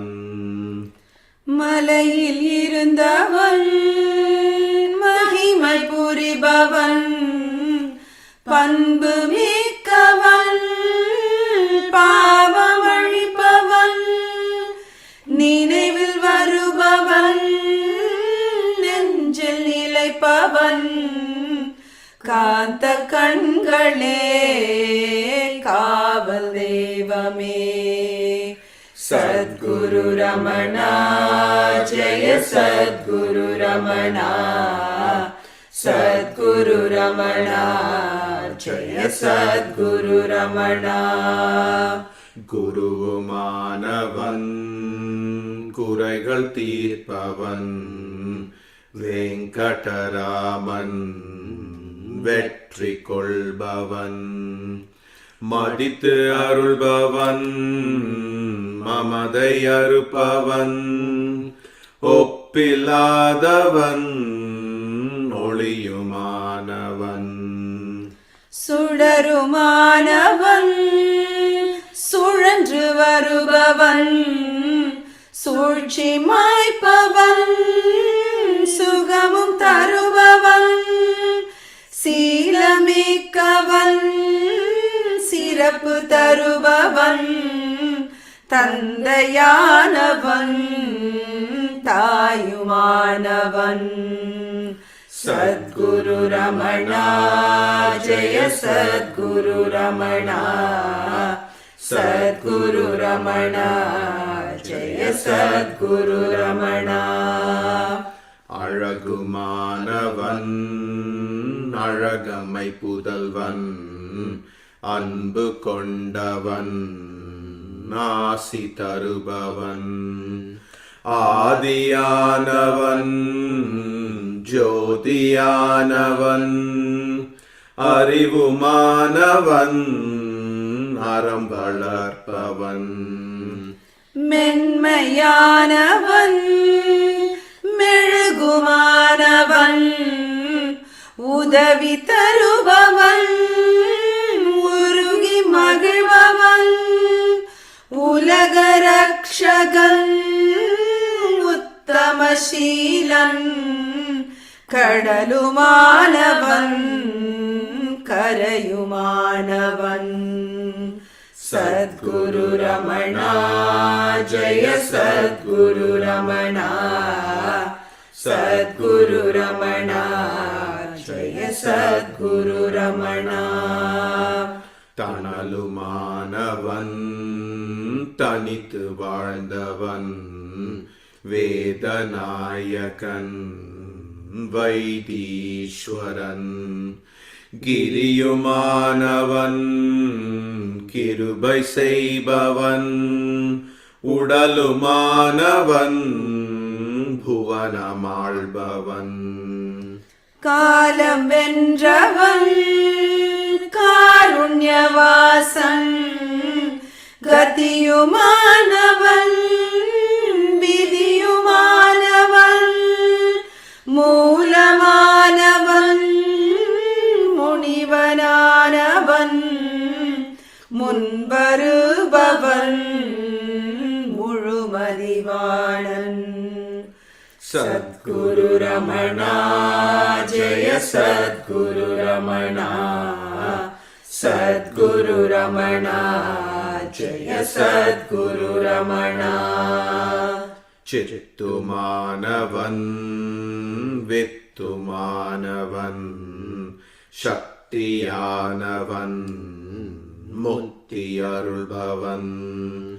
பிரம்மமானவன் பிறவி அறுப்பவன் குருவினிடமே நிம்மதி தருமே சத்குரு ரமணா ஜெய சத்குரு ரமணா சத்குரு ரமணா ஜெய சத்குரு ரமணா சத்குரு ரமணா ஜெய சத்குரு ரமணா சத்குரு ரமணா ஜெய Sadhguru Ramana. The Georgia Satsang thanks the organizers for the opportunity to participate. We now hand it over to the North Carolina Satsang group. Namo Ramana. Om Namo Bhagavate Sri Ramanaya. Welcome to the offering by the North Carolina Ramana Satsang group.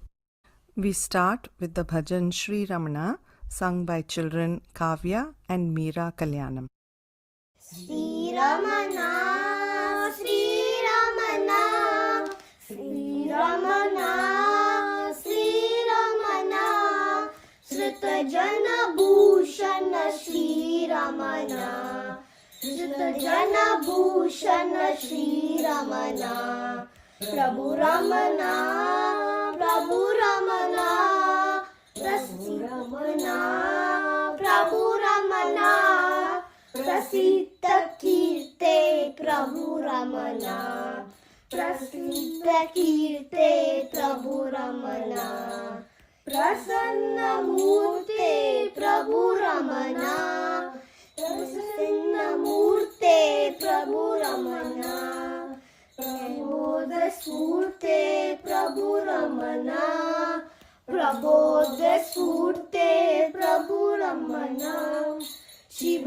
Gurunatha Shri Ramna Shiv Gurunatha Shri Ramna गुरु रमना गुरु रमना गुरु रमना गुरु रमना गुह स्वरूप गुरु रमना गुह स्वरूप गुरु रमना नमो रमना नमो रमना नमो रमना नमो रमना नत जन गद्दी प्रद नमो रमना नत जन गद्दी प्रद नमो रमना नव नव यौवन नमो रमना नव नव यौवन नमो रमना नयन विशाला नमो रमना नयन विशाला नमो रमना शिव गुरुनाथा श्री रमना शिव गुरुनाथा श्री रमना श्री रमना श्री रमना श्री भूषण श्री रमना प्रभु रमना प्रभु रमना प्रसिद्ध कीर्ते प्रभु रमना प्रसन्न मूर्ते प्रभु रमना प्रबोध स्फूर्ते प्रभु रमना शिव गुरुनाथा श्री रमना गुरु रमना गुरु रमना गुह स्वरूप गुरु रमना नमो रमना नमो रमना नत जन गति प्रद नमो रमना नवयव यौवन नमो रमना नयन विशाला नमो Ramna Shiv Gurunatha Shri Ramna Shiv Gurunatha Shri Ramna Shiv Gurunatha Shri Ramna. Next, Srimati Mangalam Kalyanam will chant Sri Arunachala Ashtakam from Arunachala Stuti Panchakam composed by Bhagavan. Each Tamil verse will be followed by the English meaning read by Ranjani Ramanan. Sri Arunachala Ashtakam Arivarugiriyana Amartharumamma Adishayam idan செயல் அறிவரிதார்க்கும் அறிவரு சிறுவயதது முதல் அருணாச்சலமிக பெரிதென அறிவினிலங்க அருகிலன் அதன் பொருள் அது திருவண்ணா மலையென ஒருவரால் அறிவுற பெற்றும் அறிவினை மருளுரு தருகினில் ஈர்க்க அருகுரு அமயமி தசலமா கண்டேன். Ah, what a wonder! It stands as an insentient hill. Its action is mysterious, past human understanding. From the age of innocence, it had shone within my mind that Arunachala was something of surpassing grandeur. But even when I came to know through another that it was the same as Tiruvannamalai, I did not realize its meaning.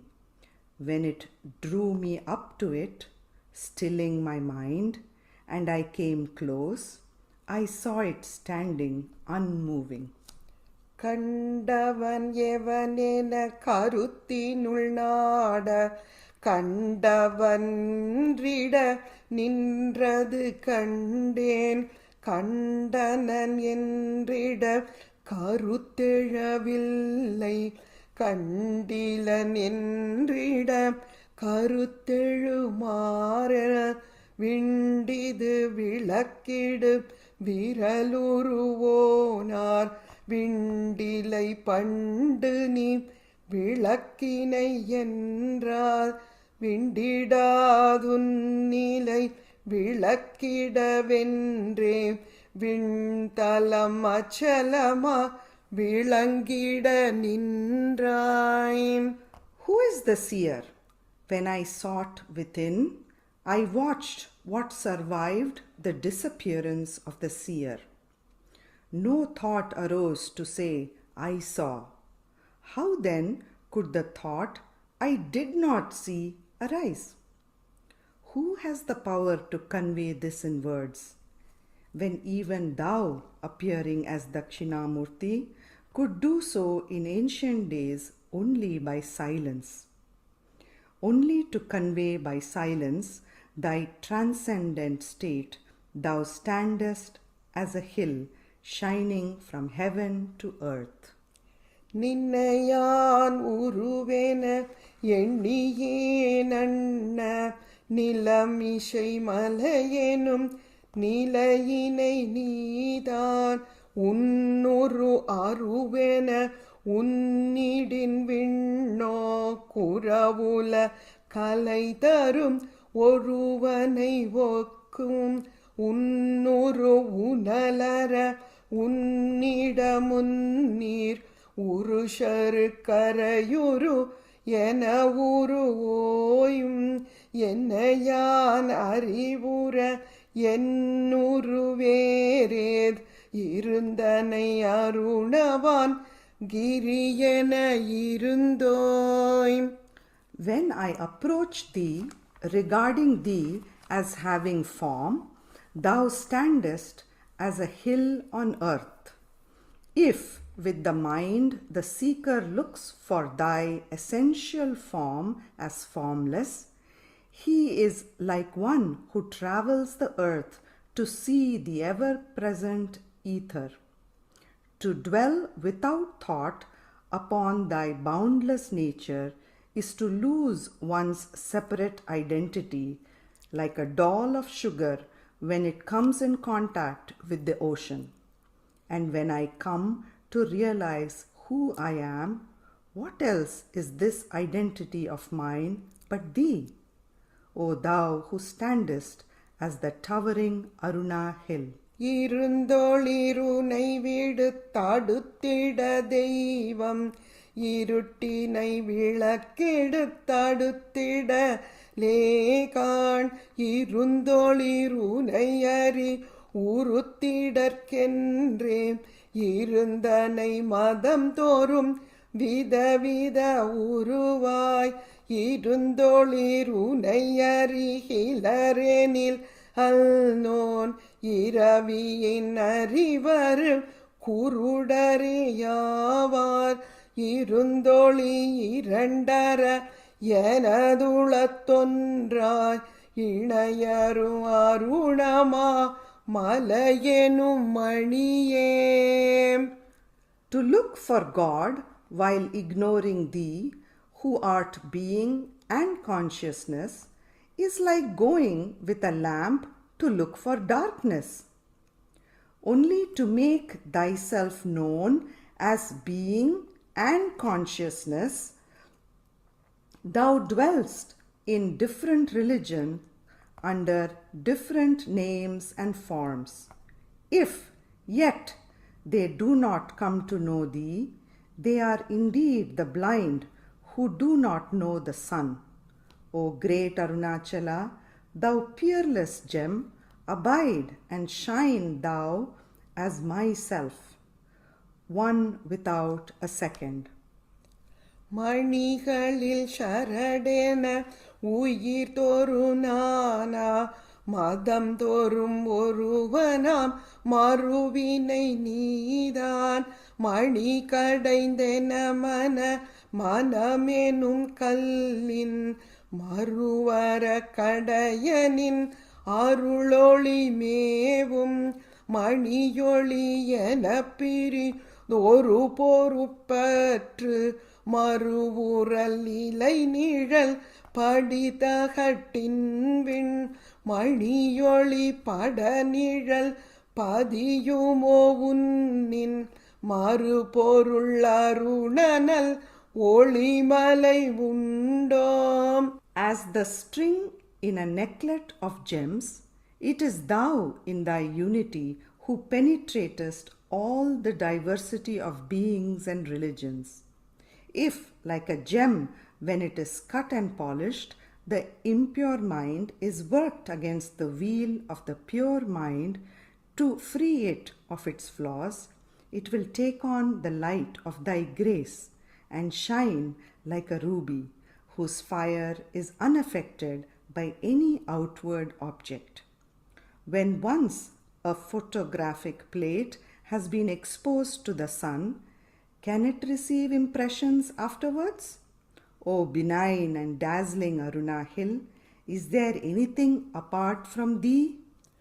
உண்டொரு பொருளறி ஒளியுளமேனி உளது நிலதிலா அதிசய சக்தி நின்றணு நிழநீரை நினைவறிவோடே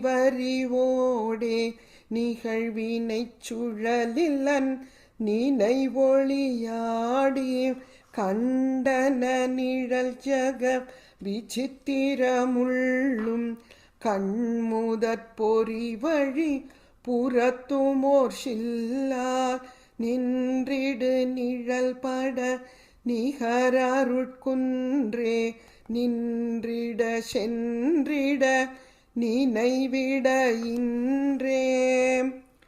Thou art thyself, the one being, ever aware as the self-luminous heart. In thee there is a mysterious power.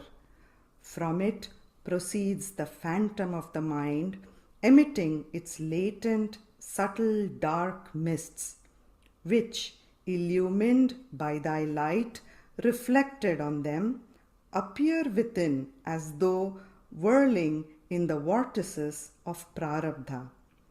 Later developing into the psychic worlds, they are projected without as the material world and transformed into concrete objects, which are magnified by the outgoing senses and move about like pictures in a cinema show. Visible or invisible, O hill of grace, without thee they are nothing. இன்றகம் எனும் நினைவெனில் பிற ஒன்றும் இன்றது வரை பிற நினைவெழிலார்கேட் ஒன்றகம் உதிதலம் எதுவென உள்ளாள் உளத்தவி சூரினொரு குடை நிழற்கோவே இன்றகம் புறமீறு இணையிரல் ஜென்மம் இன்பு துன்பிருளொளி எனும் கன இதய மன்றகம் அச்சலமாய் நடமிடும் அருண மலையெனும் எலையறு மருளொளி கடலே.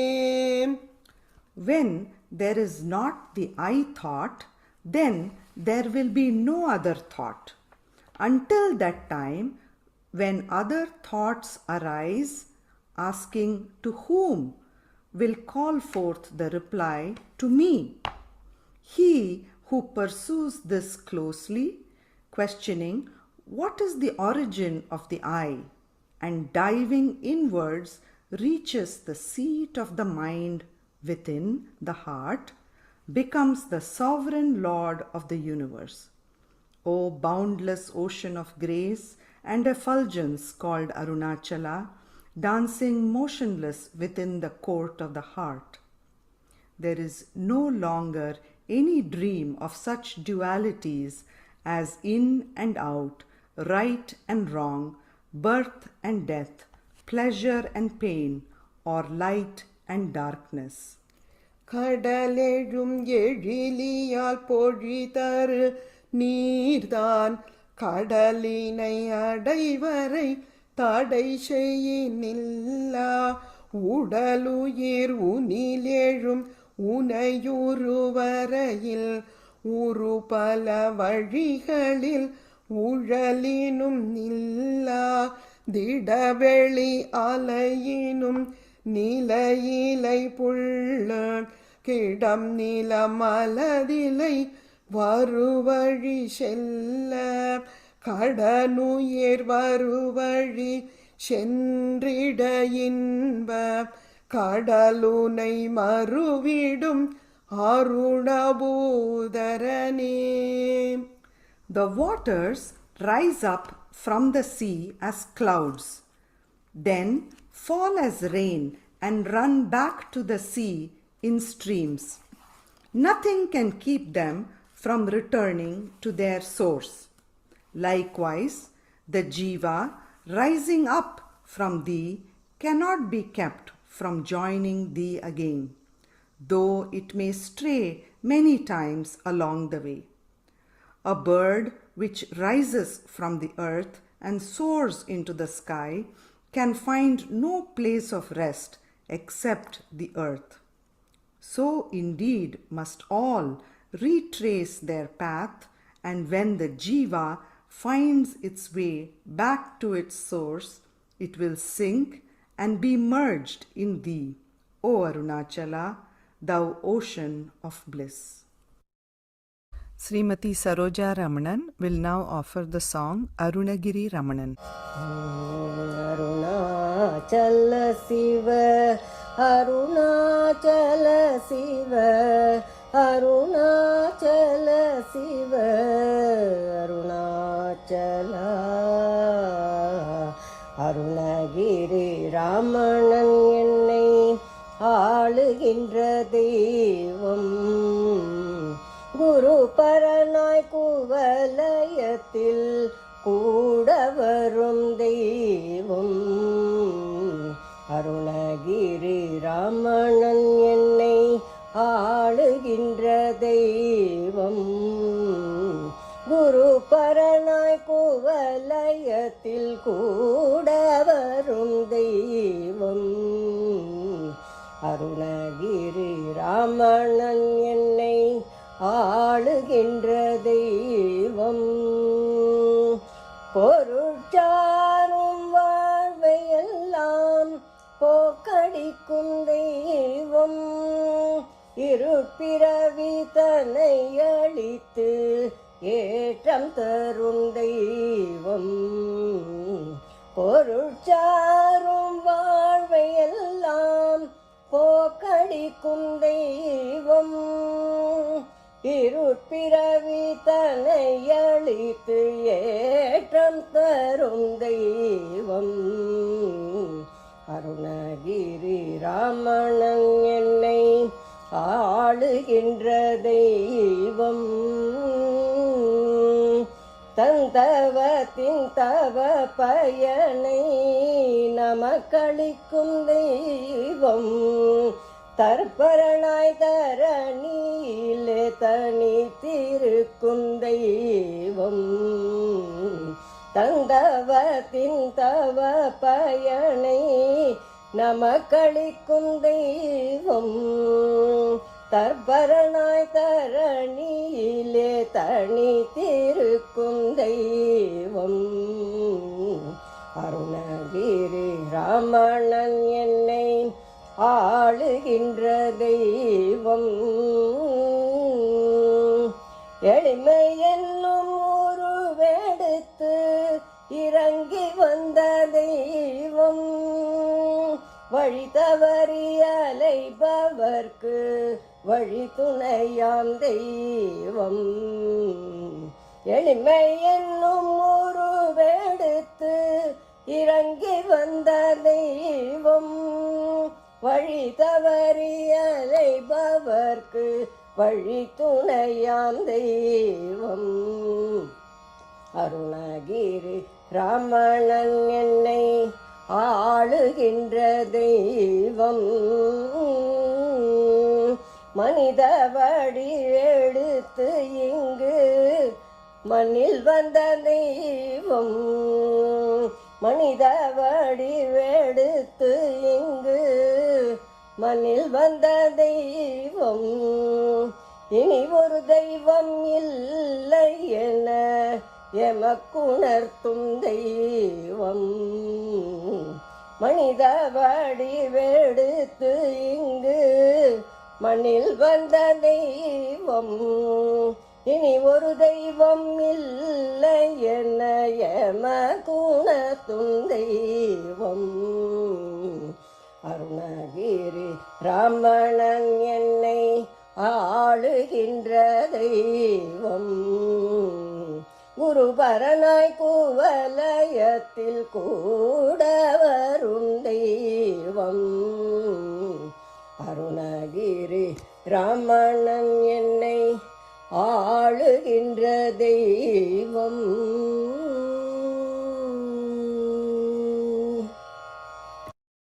The following is a reading by Shankar Nathan from the book Letters from Sri Ramanashrama. Letters from Sri Ramanashrama, volumes 1 and 2. These are letters and recollections from Sri Ramanashrama by Suri Nagamma, translated by D.S. Shastri. This is from the 29th of November 1947. The Path of Self-Inquiry. This afternoon, a devotee asked Bhagavan, Swami, for gaining realization, is the inquiry, who am I, the only way? Bhagavan answered him, inquiry is not the only way. If one does spiritual practice, sadhana, with name and form, repetition of holy names, japa, or any of these methods, with grim determination and perseverance, one becomes that. According to the capacity of each individual, one spiritual practice is said to be better than another, and several shades and variations of them have been given. Some people are a long way from Tiruvannamalai, some are very near, some are in Tiruvannamalai, while some get into Bhagavan's hall itself. For those who come into the hall, it is enough if they are told as they step in, here is the Maharishi, and they realize him immediately. For others, they have to be told which route to take, which trains to catch, where to change, which road to turn into. In like manner, the particular path to be taken must be prescribed according to the capacity of the practicer, the sadhaka. These spiritual practices are not for knowing one's own self, which is all-pervading, but only for getting rid of the objects of desire. When all these are discarded, one remains as one is. That which is always in existence is the self. All things are born out of the self. That will be known only when one realizes one's own self. So long as one has not that knowledge, all that is seen in this world appears as real. Supposing a person sleeps in this hall. In his sleep he dreams of going somewhere, loses his way, wanders from one village to another, from one hill to another, and during that time, and for days together, searches without food or water. He suffers a good deal, inquiries of several people, and finally finds the correct place. He reaches it, and feeling that he is stepping into this hall greatly relieved, he opens his eyes with a startled look. All this will have happened within a short time, and it is only after he wakes up that he realizes that he had not been anywhere. Our present life is also like that. When the eye of knowledge is opened, a person realizes that he remains ever in his own self. We end our program with Sundaramurti Nayanmar's Devaram, Pitta Pirai Sudi, sung by Shankari Mahesh. Sundara Devaram. Pitta Pirai Sudi Perumane Arulala Yettal Maravade நினைக்கின்றேன் மனத்துன்னை வைத்தாய் பெண்ணை தென்பால் வெண்ணை நல்லூர் அருள் தூரையுள் அத்தா உனக்காலாய் இனி எள்ளேன் எனலாமே நாயேன் பல நாளும் நினைப்பின்றி மனதுன்னை பேயாய் திரிந்தெய்தேன் பெறல் ஆகா அருள் பெற்றேன். வேயார் பெண்ணை தென்பால் வெண்ணை நல்லூர் அருள் துறையுள் ஆயாய் உனக்காலாய் இனி அல்லேன் எனலாமே. மண்ணே மறவாதே நினைக்கின்றேன் மனதுன்னை பொன்னே மணிதானே வைரம்மே பொருதூந்தி. மின்னார் பெண்ணை தென்பால் வெண்ணை நல்லூர் அருள் துறையுள் அன்னே உனக்காலாய் இனி அல்லேன் எனலாமே. முடியேன் இனி பிறவேன் பெரின் மூவேன் பெற்ற ஊர்தி கொடியேன் பல் பொய்யே உரை பெண்ணை குறிக்கோள். செடியார் பெண்ணை தென்பால் வெண்ணை நல்லூர் அருள் துறையுள் அடிகேல் உனக்காலாய் இனி அல்லேன் எனலாமே. பாதம் பணிவார்கள் பெரும் பணம் அது பணியாய் ஆதன் பொருள் ஆனேன் அறிவில்லேன் அருளாலா. தாது பெண்ணை தென்பால் வெண்ணை நல்லூர் அருள் துறையுள் ஆதி உனக்காலாய் இனி அல்லேன் எனலாமே. தன்னார் மதி சூடி தழல் போலும் திருமேனி என்னார் புறம் மூன்றையும் எரியுண்ண நகை செய்தார்.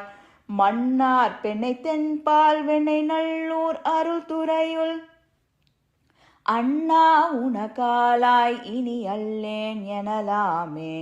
ஊனாய் உயிரானாய் உடல் ஆனாய் உலகானாய் வானாய் நிலனானாய் கடலானாய் மலையானாய். தேனார் பெண்ணை தென்பால் வெண்ணை நல்லூர் அருள் துறையுள் ஆனாய் உனகாலாய் இனி அல்லேன் எனலாமே.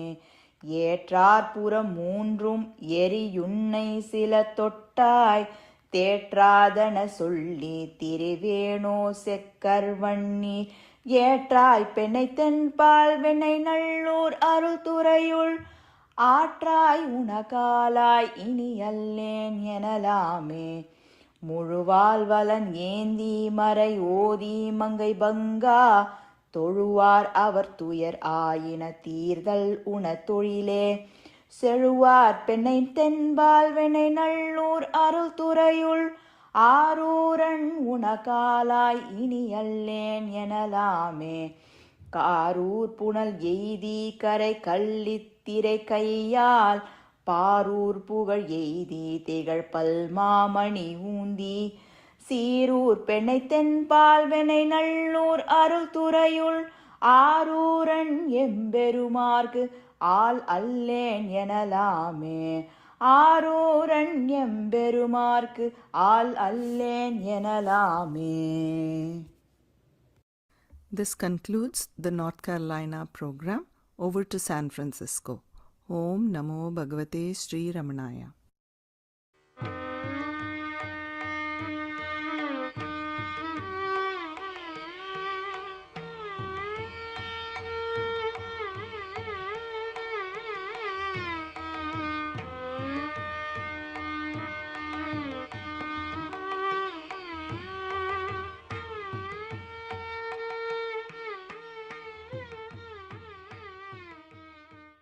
Bhagavan Ramana Maharishi's mother, Arunachala, attained Videha Kaivalyam, that is, liberation from worldly births and deaths in Skandashramam on May 19, 1922, at the very hands of Bhagavan, who sat beside her and put his hands on Mother's head and heart center. It has been 100 years now since Mother's liberation. Mother Arunachala is kindness incarnate. She is the one who started a kitchen to feed all Ramana devotees. Because of her Samadhi's location at the foot of the hill, Bhagavan Ramana came down from Skandashramam, thus sowing the seeds for Sri Ramanashramam. Though Mother has blessed us devotees with a place to call our home in Tiruvannamalai, that is Bhagavan's ashram, if we have a chance to request Mother anything, what would we pray for? Here in this song in Tamil, the devotee prays to Mother for a list of requests, but changes in the end to only one request. Om Namo Bhagavate Sri Ramanaya. அழியாதகமும் ஒழியாத சுகமும் ஒழையமேழாத தெளிவும்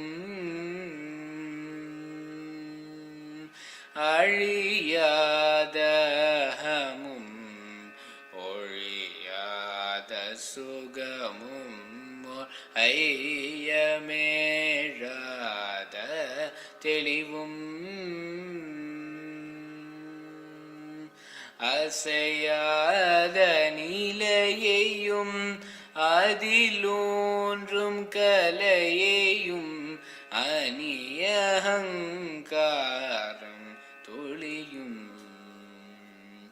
அசையாத நிலையையும் அதிலோன்றும் கலையையும் அநியஹங்காரம்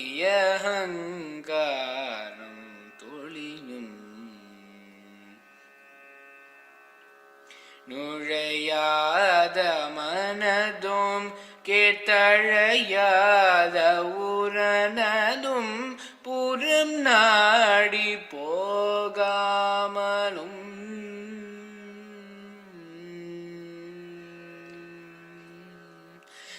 நிலையான நானதும் நிஜபோதமே வீடும் நிறைவு வேறோன்றும் அறிவும்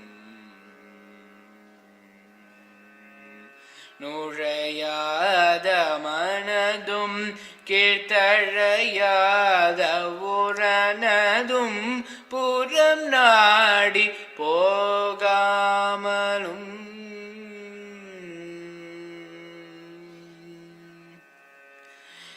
நிலையான நானதும் நிஜபோதம் மேவிடும் நிறைவு வேறொன்றும் அறிவும்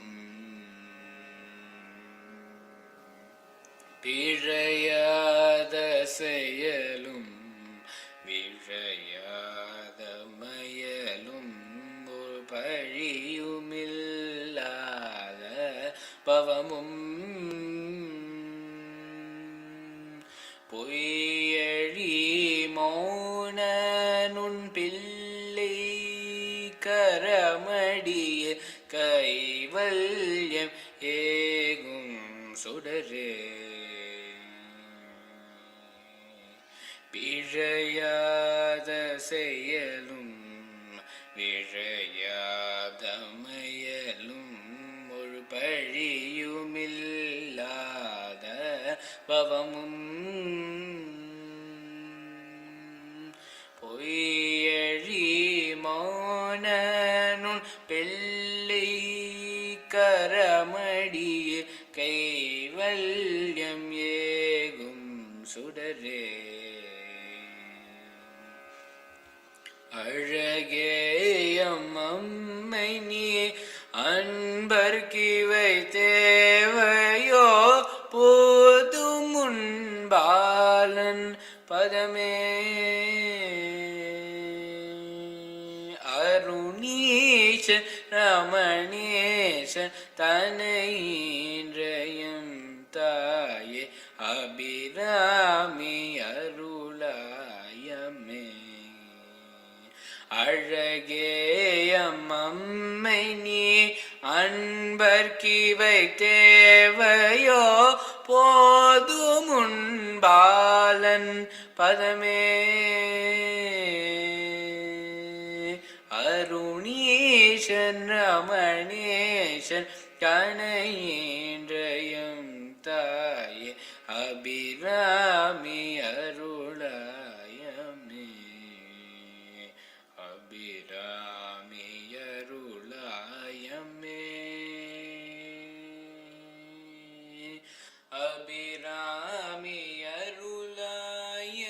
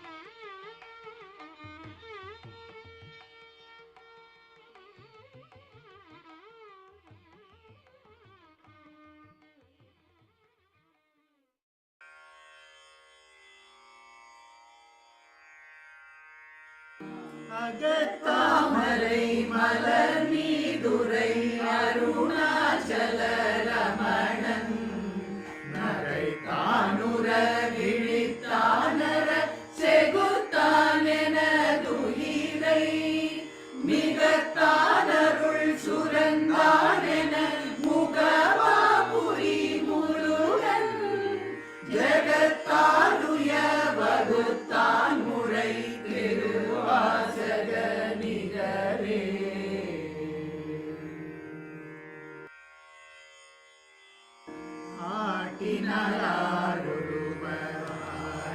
ஆட்டினாரொருவராரே அடக்கினாரொருவர் அடங்காதாரே ஊட்டினாரொருவர் உண்ணாதாரே உறக்கினாரொருவர் உறங்காதாரே மாட்டினாரொருவர் வாழாதாரே வாழ்வித்தாரொருவர் வாழாதாரே காட்டினாரொருவர் காணாதாரே காண்புறவே கடவர் காட்டாகாலே ஏற்றினாரொருவர் ஏறாதாரே இறக்கினாரொருவர் இறங்காதாரே தோற்றினாரொருவர் தோன்றாதாரே துடைப்பித்தாரொருவர் துடையாதாரே மாற்றினாரொருவர் மாறாதாரே மயக்கினாரொருவர் மயங்காதாரே ஏற்றினாரொருவர் தேராதாரே தேருதலாவே கடவர் தேற்றாகாலே இருத்தினாரொருவர் இராதாரே இறக்கினாரொருவர் இயங்காதாரே அருத்தினாருடலம் பொலியாதாரே அரும்பட்டி நீரிழித்தாருணங்காதாரே வருத்தினாரொருவர் வருங்காதாரே மகிழ்வித்தாரொருவர் மகிழாதாரே திருத்தினாரொருவர் திருந்தாதாரே திருந்துணரவே கடவர் திருத்தாக்காலே முளைப்பித்தாரொருவர் முளையாதாரே முடிப்பித்தாரொருவர் முடியாதாரே இளைப்பித்தாரொருவர் இளையாதாரே எடுப்பித்தாரொருவர் எழாதாரே வளைப்பித்தாரொருவர் வளையாதாரே வழுத்துரைத்தாரொருவர் வழுத்தாதாரே திளைப்பித்தாரொருவர் திளையாதாரே திளைக்குதலவர் திளைப்பித்தருளாகாலே.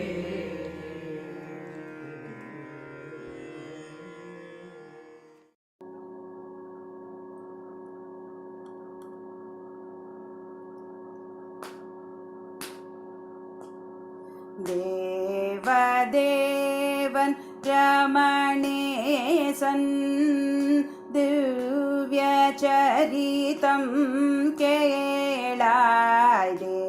தேவதேவன் ரமணேசன் திவ்ய சரிதம் கேளாய். தேவதேவன் ரமணேசன் ஜீவபந்தம் அகன்றிடவே ஜீவன்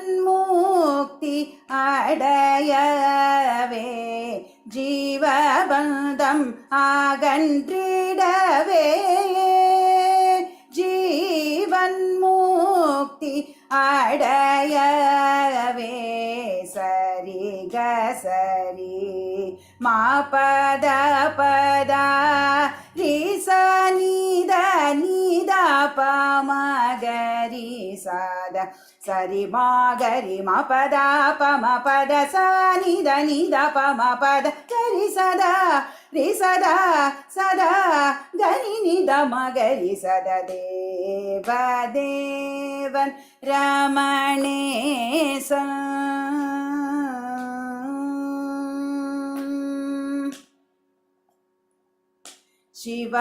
சிவபெருமான் திருச்சூழியன் செல்வனாம் சுந்தர அழகன் சிவபெருமான் திருச்சூழியன் செல்வனாம் சுந்தர அழகன் பவமரு கூடலம் பதியின் பயின்றாடும் சிவபாலன் பூவிதய அருணேசன் புராணமிளம் பொழுதிருந்தே பூவிதய அருணேசன் புராணமிளம் பொழுதிருந்தே தவ விசார தத்வதரீசனம் பதினாராண்டூற்றோன் மகசானித நிசா ரேகமனித மாகரி கம பகரிச நித நிசரி கம நித நிபத் நிச நித நிசரி கம கசனி கரி சதா ரி சதா சதா கரி நித மகரி சத தேவ தேவன் ரமணேசன்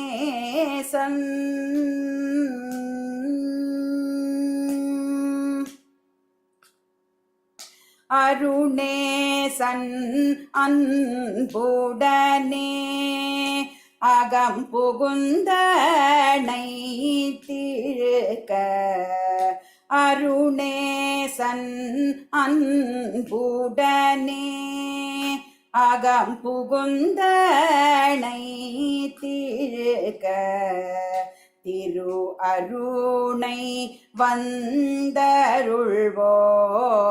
சேர்சுக சாம்ராஜ்யத்தை திரு அருணை வந்தருள்வோன் சேர்சுக சாம்ராஜ்யத்தை அருணகிரி யான்றரவே ஆளும் சிவசிங்கோலான் குரு தட்சிணாமூர்த்தியன குவலயமே தோழும் பாலன் குரு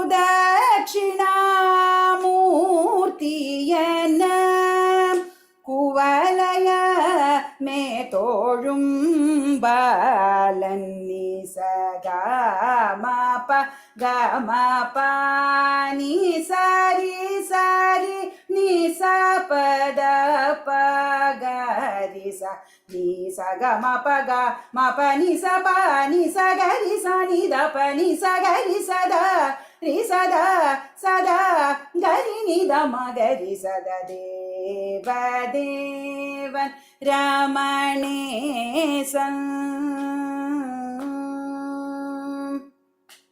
உடல் மனங்கடந்தோங்கும் உள்ளமெனும் சீர்ஸ்வரூப உடல் மனங்கடந்தோங்கும் உள்ளமெனும் சீர்ஸ்வரூப கடலெழுந்த அருளமுதன் கடுந்தவம்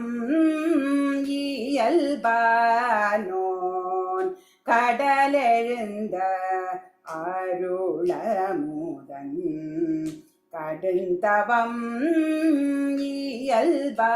இயல்பானோன் மடல வீழ்ந்து தெய்வீக மணங்கமழும் மௌனமலர்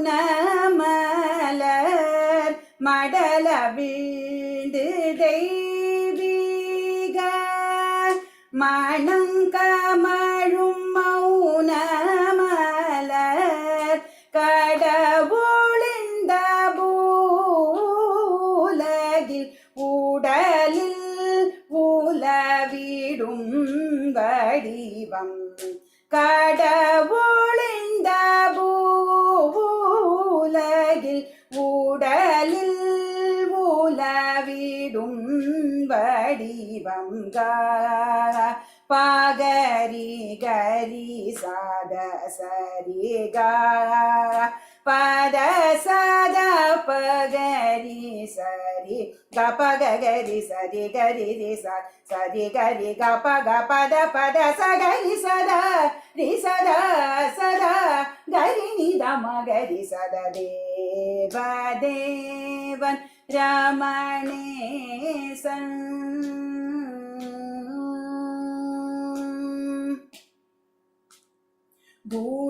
குருமூர்த்தம் செம்பவள குன்றிலும் மாமர குகை பின் குருமூர்த்தம் செம்பவள குன்றிலும் மாமர குகை பின் விருபாட்சி அருள் குகையும் விளங்குயர் கண்டாசிரமம் அருளான்ம ஜோதி வீசி அன்னைக்கும் முக்தி தந்தோன் அருளான்ம ஜோதி வீசி அன்னைக்கும் முக்தி தந்தோன் குருவாயம்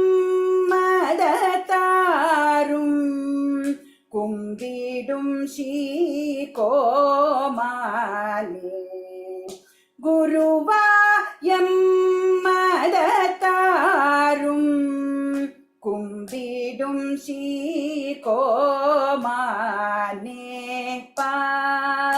பாகரிசா நீத சரி மாகரிச ரே மா பாம நீத சாச நித பாமகரி சனித சரி மா பனித மா பத சகரி சத ரி சத சத கரி நித மகரி சத தேவன் ரமணேசன்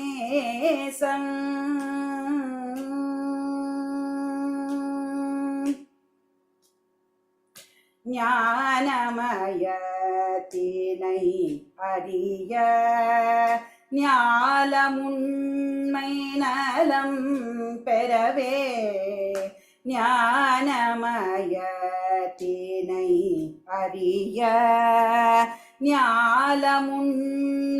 நலம் பெறவே மோனருள் தீட்சையுடன் மோகன கடாட்சமுந்தன் மோனருள் தீட்சையுடன் மோகன கடாட்சமுந்தன் ஞான மொழிவாயாலும் நல்கும் அண்ணாமலைநாதன் ஞான மொழிவாயாலும் நல்கும் அண்ணாமலைநாதன்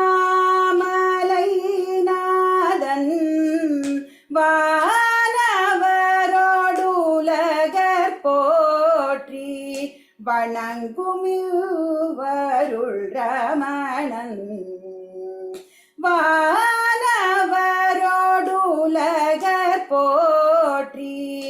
வணங்குமிரு அருள் ரமணன் காமகரி சதசா ரே கமபா தபசானி தபமகரி கமபமபகமரி கசாரி கமபதபசானி கரி சதா ரி சதா சதா கரி நிதமகரி சதா தேவதேவன் ரமணேசன்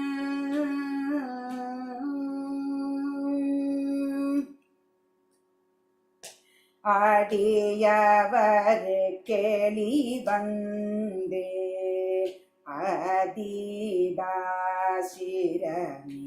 அதிதாசிரமியாகி அடியவர் கேலி வந்தே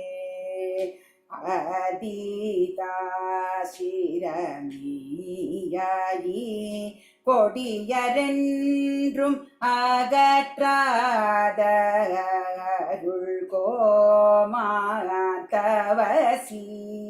கோமாதவசீமான் கொடியரென்றும் அகற்றாத அருள் கோமாதவசீமான் முடிவிலுடல் திருவுருவம் முடித்தும் என்றும் எம் போன்ற முடிவிலுடல் திருவுருவம் முடித்தும் என்றும் எம் போன்ற அடியருள ஆன்மாவாய் அமர்ந்தோளிரும் சிவரமணன் அடியருள ஆன்மாவாய் அமர்ந்தோளிரும் சிவரமணன் ரேமா ரேமா பனி பாமா பனி சா ரீசானி பாமா மரிசா Pamari-sa ni-sa-ri-ma-pa da-pa-sa-ni-da-ni-da-pa-ma-ga-ri-sa ni-da-sa-ri-ma-ga-ri-sa-ri-ga-da-pa-ga-ri-sa ga-pa-da-sa-ri-sa-da-pa-da-pa-ga-ri-sa ni-sa-ma-ga ni-da-ni-pa-da-ni-sa-ga-ri-sa-da ri-sa-da-sa-da ga-ni-da-ma-ga-ri-sa-da Deva-devan Ramanesan दिव्यचरितं केलाय देवदेव रमणेशं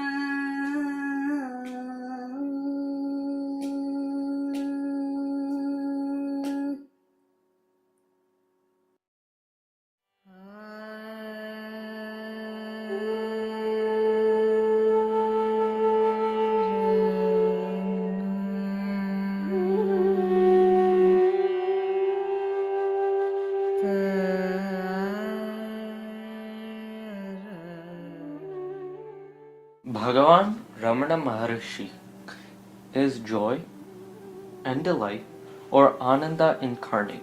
His very name, Ramana, brings joy to the universe. As a jnani, he who is beyond attributes had walked in human form in Arunachala, carrying human attributes for the sake of devotees. When one meditates on Guru Ramana's various attributes, his teachings and grace, unbound joy and delight Ramanam appears, spreads and fills in the heart center. This is the theme of the Shloka Ramana Ashtakam that will be presented in this video. Om Namo Bhagavate Sri Ramanaya.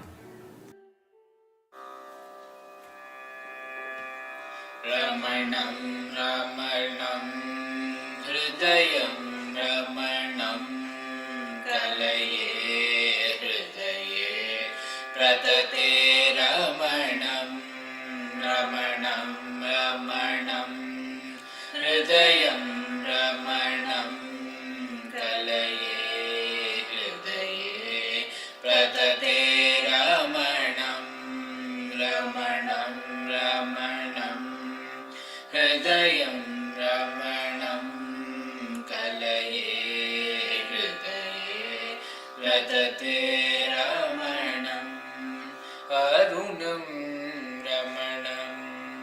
Arunachalam Ramanam Charanam Ramanam Charitam Ramanam Smaranam Ramanam Spuranam Ramanam Kalaye Hridaye Pratate Ramanam Ramanam Ramanam Hridayam Ramanam Kalaye Hridaye Pratate Ramanam Ramanam Ramanam Hridayam Ramanam Kalaye Hridaye Pratate Ramanam Saram Ramanam Sheelam Ramanam Dhairyam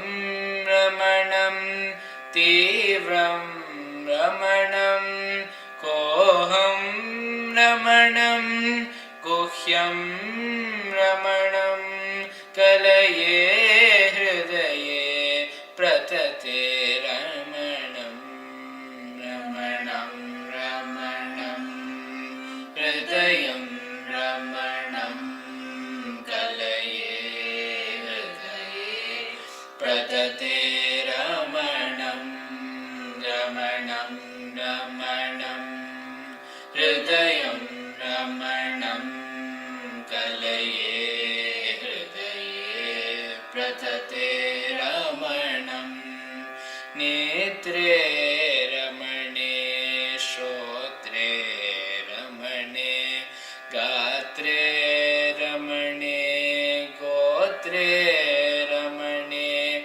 Pado Ramano Pani Ramano Kalaye Hridaye Pratate Ramanam Ramanam Ramanam Hridayam Ramanam Kalaye Hridaye Pratate Ramanam Ramanam Ramanam Hridayam Ramanam Kalaye Hridaye Pratate Ramanam Shantam Ramanam Sarvam Ramanam Kantam Ramanam Krityam Ramanam Margam Ramanam Maunam Ramanam Kalaye Hridaye Pratate Ramanam Ramanam Ramanam Hridayam Ramanam Kalaye Hridaye Pratate Ramanam Ramanam Ramanam Hridayam Ramanam Kalaye Hridaye Pratate Ramanam Bodhim Ramanam Purnam Ramanam Modam Ramanam Adram Ramanam Jyoti Ramanam Jatam Ramanam Kalaye Hridaye Pratate Ramanam Ramanam Ramanam Hridayam Ramanam Kalaye Hridaye Pratate Ramanam Ramanam Ramanam Hridayam Ramanam Kalaye Hridaye Pratate Ramanam Diksham Ramanam Drishtim Ramanam Preksham Ramanam Pritim Ramanam Viksham Ramanam Vidyam Ramanam Kalaye Hridaye Pratate Ramanam Ramanam Ramanam Hridayam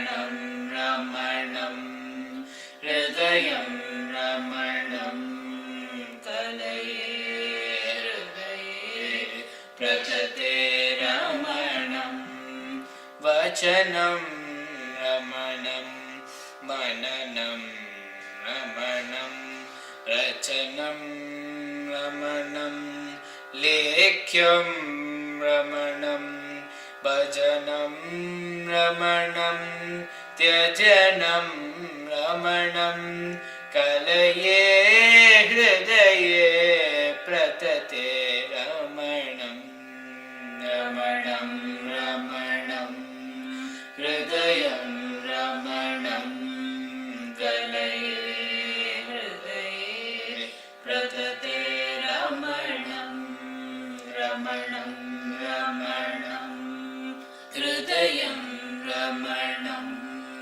Kalaye Hridaye Pratate Ramanam Satyam Ramanam Sthanum Ramanam Tattvam Ramanam Sthanam Ramanam Nityam Ramanam Jnanam Ramanam Kalaye Hridaye Pratate Ramanam Ramanam Ramanam Hridayam Ramanam Kalaye Hridaye Pratate Ramanam Ramanam Ramanam Hridayam Ramanam Kalaye Hridaye Pratate Ramanam Ramanam Ramanam Hridayam Ramanam Kalaye Hridaye Pratate Ramanam.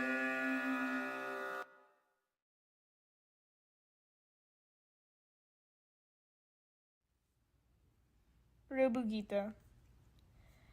Ribhu Gita was one of Bhagavan's favorite traditional spiritual works. This ancient text, literally meaning Ribhu's song, forms the 6th section of the Shiva Rahasya, a legendary mystical text in Sanskrit.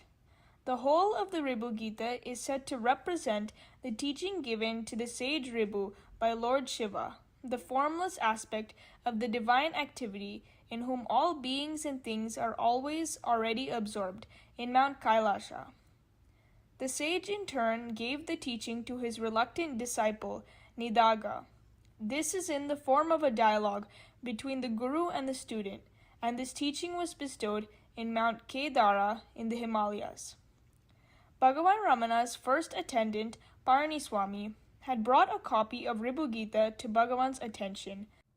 Later in life, Bhagavan related how surprised he was at the time to hear an exact description of his own state recited in the Ribhu Gita, and that it had been experienced by others and was the bliss of the self sought after by all true seekers.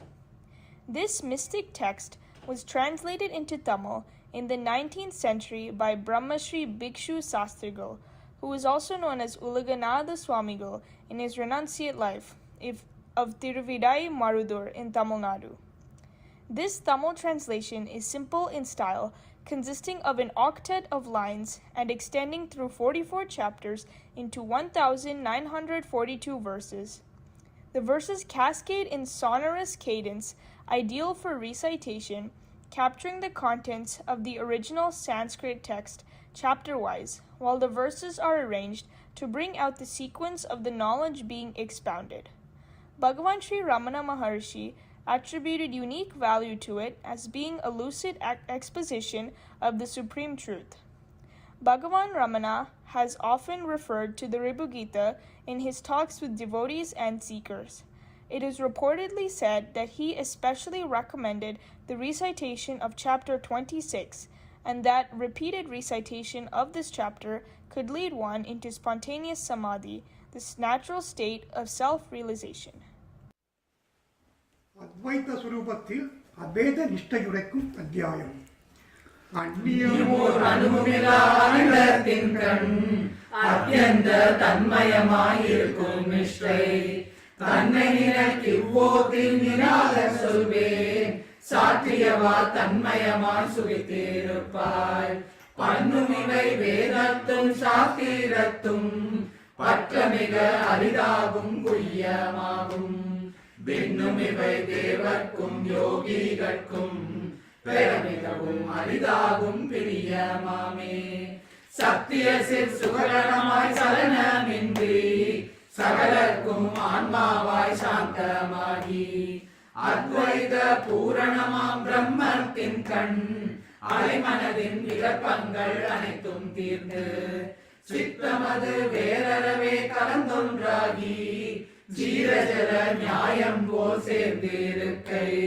புத்திரனே தன்மயமாய் நிஷ்டை என்று பூரணமாய் அறிஞரினால் புகழலாகும் வெகுவிதமாய் தோன்றியிடும் வேதமெல்லாம் விசாரிக்கல் ஒரு காலம் இரவே இல்லை அகிலமுமே ஆன்மாவுக்கு அபிநமான அகண்டபர பிரம்மம் என்றும் அது நான் என்றும் தகமை மிகும் திடமான நிச்சயத்தை தப்பாமல் எப்போதும் அபியாசித்தே சகலமுமே இடந்து பர பிரம்ம தொன்றாய் சந்ததமும் தன்மயமாய் சுகித்திருப்பாய் விதவிதமாய் விளங்கிய அத்வைதமெல்லாம் விசாரிக்கல் எதனிடையில் யாதலாகும் விதமருவாய் காரிய காரணங்கள் எல்லாம் விரமளவும் எதனிடையில் யாதலாகும் எதனிடையில் மனது கலந்திருக்கும் காலை எதுவைத பயமளவும் யாதலாகும் அதமயமாய் துவைத பயம் அனுபவம் இன்றி அசஞ்சலமாய் அனவரதம் சுகித்திருப்பாய் எதனிடையில் சங்கற்ப விகற்பமில்லை எதனிடையில் சாந்தி இல்லை தாந்தி இல்லை எதனிடையில் மனதும் இல்லை மதியும் இல்லை எதனிடையில் மயலும் இல்லை துணிவும் இல்லை எதனிடையில் பாவமில்லை அபாவம் இல்லை எதனிடையில் அத்வைத அறிவே இல்லை அதமயமாய் துவைத பயம் அனுபவம் இன்றி அசஞ்சலமாய் அனவரதம் சுகித்திருப்பாய் எதனிடையில் தோஷமில்லை குணமும் இல்லை எதனிடையில் துக்க சுகம் எவையும் இல்லை எதனிடையில் மோனமில்லை வாக்கும் இல்லை எதனிடையில் பந்தவமே ஒன்றும் இல்லை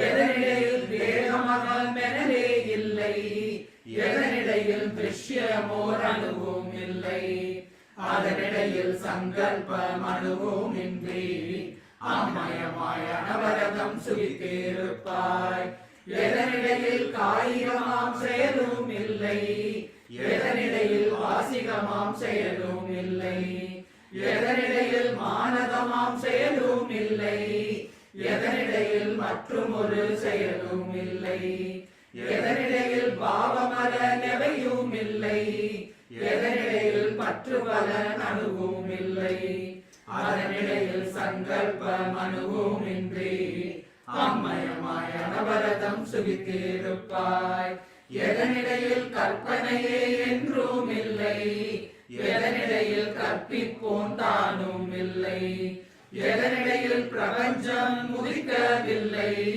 எதனிடையில் பிரபஞ்சம் இருக்கவில்லை எதனிடையில் பிரபஞ்சம் ஒழுங்கவில்லை எதனிடையில் எவையும் ஒரு காலும் இல்லை அதனிடையில் சங்கல்பம் அணுவும் இன்றி அம்மயமாய் அனவரதம் சுகித்திருப்பாய் எதனிடையில் மாயையுடை தோற்றமில்லை எதனிடையில் மாயை செய்யும் செயலும் இல்லை எதனிடையில் வித்தை இல்லை அவித்தை இல்லை எதனிடையில் ஈசனில்லை ஜீவர் இல்லை எதனிடையில் சத்துமில்லை அசத்தும் இல்லை எதனிடையில் ஜகத்தோற்றம் இறையும் இல்லை அதனிடையில் சங்கல்பம் அணுவும் இன்றி அம்மயமாய் அனவரதம் சுகித்திருப்பாய் எதனிடையில் அநேகவித அமரர் இல்லை எதனிடையில் இவருடைய சேவை இல்லை எதனிடையில் திரிமூர்த்தி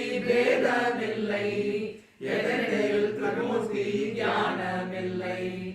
எதனிடையில் பரமசிவ வடிவும் இல்லை, எதனிடையில் பரமசிவ தியானம் இல்லை, அதனிடையில் சங்கல்ப மனுவும் இன்றி அம்மயமாய் அனவரதம் சுரித்திருப்பாய். எதனிடையில் பாகமுருள் கர்மம் இல்லை, எதனிடையில் பக்தி இல்லை ஞானம் இல்லை, எதனிடையில் பற்றியிடும் பயனும் இல்லை, எதுவரது பரமபதம் தானும் இல்லை, எதனிடையில் சாதனமேதொன்றும் இல்லை, எதனிடையில் சாத்தியமோர் அனுபவம் இல்லை, அதனிடையில் சங்கல்ப மனுவும் இன்றி அம்மயமாய் அனவரதம் சுரித்திருப்பாய். எதனிடையில் ஆக்கை பொறி உயிர்கள் இல்லை, எதனிடையில் மனதுமதி சித்தம் இல்லை, எதனிடையில் அகங்காரம் அவித்தை இல்லை, எதனிடையில் அவையின் அபிமானி இல்லை, எதனிடையில் சமஷ்டி இல்லை வியஷ்டி இல்லை, எதனிடையில் சம்சார லேசம் இல்லை, அதனிடையில் சங்கல்ப மனுவும் இன்றி அம்மயமாய் அனவரதம் சுரித்திருப்பாய். எதனிடையில் காமமுடு கோபம் இல்லை, எதனிடையில் லோபமுடு மோகம் இல்லை, எதனிடையில் மச்சரமும் மரமும் இல்லை, எதனிடையில் மற்ற மன துவடும் இல்லை, எதனிடையில் பந்தமெனும் மயலும் இல்லை, எதனிடையில் மோட்சமெனும் மயலும் இல்லை, அதனிடையில் சங்கல்ப மனுவும் இன்றி அம்மயமாய் அனவரதம் சுரித்திருப்பாய். எதனிடையில் ஆதி இல்லை அந்தம் இல்லை, எதனிடையில் அழிவனும் முடிவும் இல்லை, எதனிடையில் தலமும் இல்லை தெய்வம் இல்லை, எதனிடையில் தானமில்லை தர்மம் இல்லை, எதனிடையில் காலமில்லை தேசம் இல்லை, எதனிடையில் காண்கின்ற வஸ்துவில்லை, அதனிடையில் சங்கல்ப மனுவும் இன்றி அம்மயமாய் அனவரதம் சுரித்திருப்பாய். எதனிடையில் சாதனமோ நான்கும் இல்லை, எதனிடையில் சத்குரு நம்சீடர் இல்லை, எதனிடையில் வேறுபடா ஞானம் இல்லை, எதனிடையில் விளங்கியிடும் ஞானி இல்லை, எதனிடையில் உயர்வித முக்தி இல்லை, எதனிடையில் ஒரு காலும் ஒன்றும் இல்லை, அதனிடையில் சங்கல்ப மனுவும் இன்றி அம்மயமாய் அனவரதம் சுரித்திருப்பாய். எதனிடையில் வேதம் முதல் நூலும் இல்லை, எதனிடையில் விசாரிக்கும் புருஷன் இல்லை, எதனிடையில் சங்கை சமாதானம் இல்லை, எதனிடையில் சாதிக்கும் பட்சம் இல்லை, எதனிடையில் தள்ளியிடும் பட்சம் இல்லை, எதனிடையில் தன்னையலாதவையும் இல்லை, அதனிடையில் சங்கல்ப மனுவும் இன்றி அம்மயமாய் அனவரதம் சுரித்திருப்பாய். எதனிடையில் செய்கின்ற வாதம் இல்லை, எதனிடையில் ஜெயாபஜயம் எவையும் இல்லை, எதனிடையில் பாட்சிய வாசகமும் இல்லை, எதனிடையில் வசனிக்கும் வாக்கும் இல்லை, எதனிடையில் ஜீவபர பேதம் இல்லை, எதனிடையில் செய்யும் உபாதிகளும் இல்லை, அதனிடையில் சங்கல்ப மனுவும் இன்றி அம்மயமாய் அனவரதம் சுரித்திருப்பாய். எதனிடையில் சரணமே ஆதி இல்லை, எதனிடையில் செல்கின்ற சமாதி இல்லை, எதனிடையில் சசாகிய பேதம் இல்லை, எதனிடையில் விசாகிய பேதம் இல்லை, எதனிடையில் சுகமும் பேதம் இல்லை, எதனிடையில் சொற்பொருள்கள் எவையும் இல்லை, அதனிடையில் சங்கல்ப மனுவும் இன்றி அம்மயமாய் அனவரதம் சுரித்திருப்பாய். எதனிடையில் நரக பயம் அனுபவம் இல்லை, எதனிடையில் சொர்க்க சுகம் தானும் இல்லை, எதனிடையில் அயமுதலோர் உலகம் இல்லை, எதனிடையில் அங்கு பெரு பேரும் இல்லை, எதனிடையில் பின்னமுலா உலகம் இல்லை, எதனிடையில் பிரம்மாண்டம் எவையும் இல்லை, அதனிடையில் சங்கல்ப மனுவும் இன்றி அம்மயமாய் அனவரதம் சுரித்திருப்பாய். எதனிடையில் பொருந்தியிடும் பூதம் இல்லை, எதனிடையில் பௌதிகமோர் அனுபவம் இல்லை, எதனிடையில் மமதையிலே அகந்த இல்லை, எதனின் மனோராஜ்யமோர் அனுபவம் இல்லை. எதனிடையில் சங்கமெனும் தோஷமில்லை. எதனிடையில் சற்றும் ஒரு விருப்பமில்லை. அதனிடையில் சங்கல்பம் அனுபவமின்றி அம்மயமாய் அனவரதம் சுகித்திருப்பாய். எதனிடையில் 3 வித தேகமில்லை. எதனிடையில் 3 வித அவஸ்தை இல்லை. எதனிடையில் 3 வித ஜீவர் இல்லை. எதனிடையில் 3 வித தாபமில்லை. எதனிடையில் 5 வித கோஷமில்லை. எதனிடையில் அவையின் அபிமானி இல்லை. அதனிடையில் சங்கல்பம் அனுபவமின்றி அம்மயமாய் அனவரதம் சுகித்திருப்பாய். எதனிடையில் அறிவுற்ற பொருளே இல்லை. எதனிடையில் ஆவரண சக்தி இல்லை. எதனிடையில் விதவிதமாம் வேதம் இல்லை. எதனிடையில் விக்ஷேப சக்தி இல்லை. எதனிடையில் பின்னமுட சக்தி இல்லை. எதனிடையில் பிரபஞ்சம் அயலே இல்லை. அதனிடையில் சங்கல்பம் அனுபவமின்றி அம்மயமாய் அனவரதம் சுகித்திருப்பாய். எதனிடையில் கரணமெல்லாம் இல்லாததாகும். எதனிடையில் கர்த்தாவும் இல்லாததாகும். எதனிடையில் இரதிசையானந்தம் தோன்றும். எதுதானே நிச்சலமாய் நிலைமையாகும். எதனை அறிந்தடைகின்றோர் என்றும் மீளார். ஏதுவானால் பவந்தம் என்றும் மேவார். அதனிடையில் சங்கல்பம் அனுபவமின்றி அம்மயமாய் அனவரதம் சுகித்திருப்பாய். எதனை அறிந்த அனவரதம் சுகிப்போருக்கின்று எச்சுகமும் தச்சுகமாய் இறங்கா நிற்கும். எதையகமென் ரவிதிடமாய் அறிந்த பின்னர் எல்லளவும் அந்நியமே இல்லாததாகும். எதையகமென் ரவிதிடமாய் அறிந்ததாலே எவ்விதமாம் ஜீவனுமே முக்தராவர். அதனிடையில் சங்கல்பம் அனுபவமின்றி அம்மயமாய் அனவரதம் சுகித்திருப்பாய். எதையகமென் ரவிதிடமாய் அறிந்தால் மற்றும் எல்லளவும் இதரத்தை அறிய வேண்டாம். எதையகமென் ரவிதிடமாய் அறிந்ததாலே யாவையுமே எப்போதும் அறிந்ததாகும்.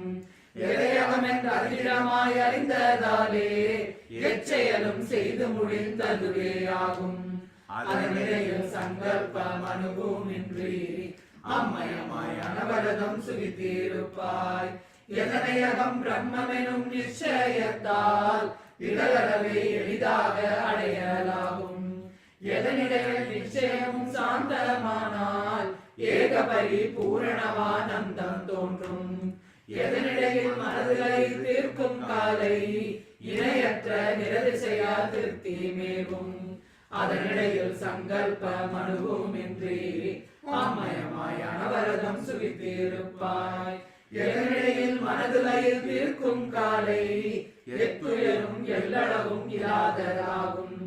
எதனிடையில் மனதுகளை தீர்க்கும் காலை ஞானியும் மற்றாரும் இல்லாததாகும். எதனிடையில் மனதுகளை தீர்க்கும் காலை இப்பேதம் யாவையுமே இல்லாததாகும். அதனிடையில் சங்கல்பம் அனுபவமின்றி அம்மயமாய் அனவரதம் சுகித்திருப்பாய்.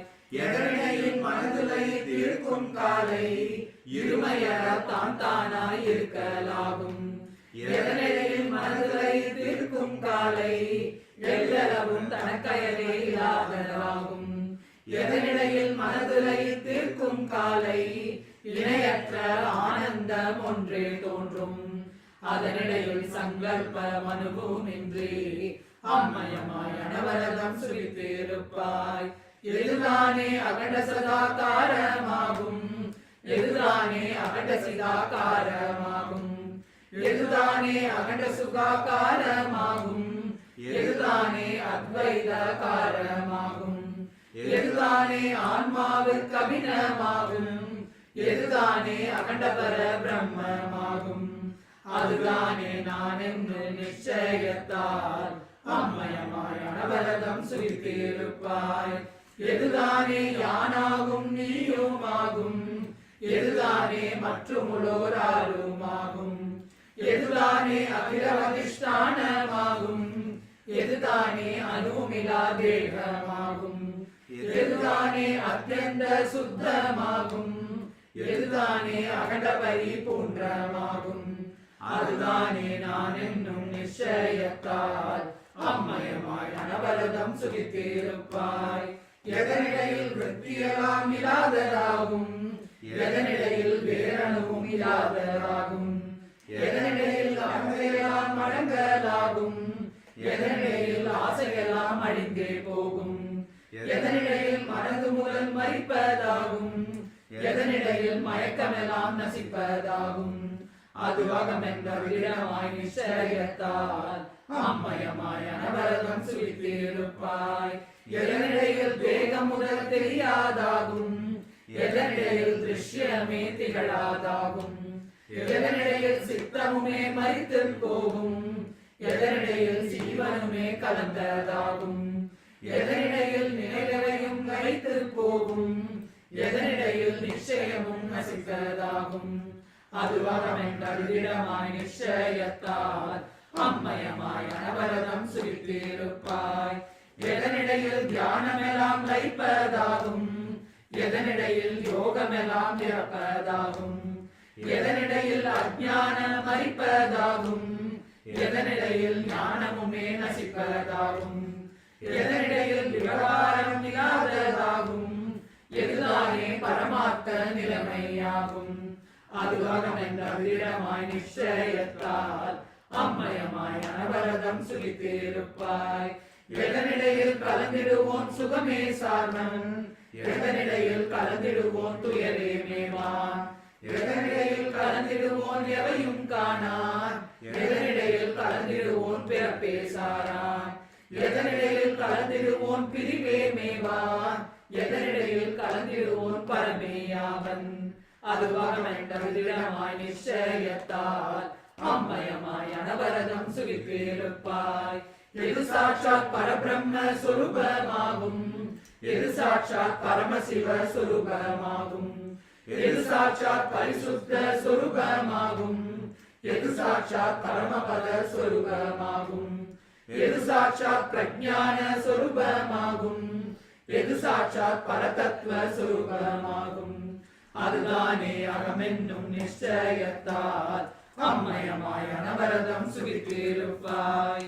எது சாட்சாத் சுத்தபர சொரூபமாகும், எது சாட்சாத் சுககணமாம் சொரூபமாகும், எது சாட்சாத் சூக்ஷ்மபர சொரூபமாகும், எது சாட்சாத் சுயஞ்சோதி சொரூபமாகும், எது சாட்சாத் அத்வைத சொரூபமாகும், எது சாட்சாத் அகண்டார்த்த சொரூபமாகும், அதுதானே அகமென்னும் நிச்சயத்தால் அம்மயமாய் அனவரதம் சுகித்திருப்பாய்.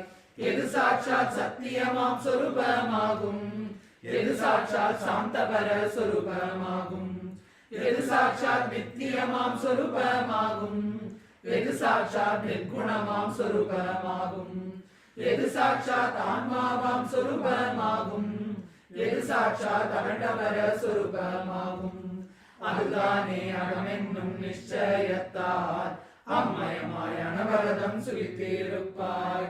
எதுதானே விவகார தனித்துவமாகும், எதுதானே பரமார்த்த தனுவுமாகாது, எதுதானே சத்திய சிற் சுகமேயாகும், எதுதானே சந்ததமும் சாந்தமாகும், எதுதானே தனக்கனியமராததாகும், எதுதானே தானாக தனித்திருக்கும், அதுதானே அகமென்னும் நிச்சயத்தால் அம்மயமாய் அனவரதம் சுகித்திருப்பாய்.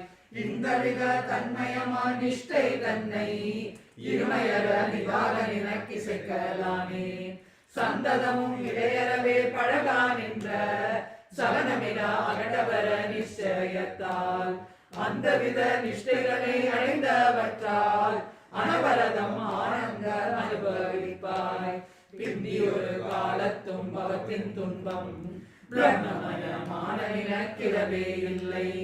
சத்தியசில் சுககணமாம் பரமே எல்லாம் சந்ததமும் அது நான் என்று அபியாசிக்கும் சுத்தபர வாதனையால் மலினமாக சொல்லியிடும் வாதனைகள் அனைத்தும் தள்ளி புத்திரனே பின்பதையும் இழந்த போதும் பூரணமாய் இருப்பதுவாய் நிஷ்டை மேவி அத்வைத பரபிரம்மமயமே ஆகி அகண்டமதாயிருப்பதுவா முக்தி சார்வாய் சொலுமலின வாசனையும் மனத்தின் தன்மம் சுத்தபர வாசனையும் மனத்தின் தன்மம் அலையும் ஒரு வாசனையும் பருத்துக்கில்லை ஆதலினால் அம்மயமாய் நிஷ்டை சார்ந்து மலினமென சுத்தமென மதிக்கப்பட்ட மனதுடைய வாசனைகள் ஒன்றுமின்றி சலனமிலா சிலை போலும் காட்டம் போலும் சற்றேனும் சலியாமல் சுகித்தேருப்பாய் அகண்டபர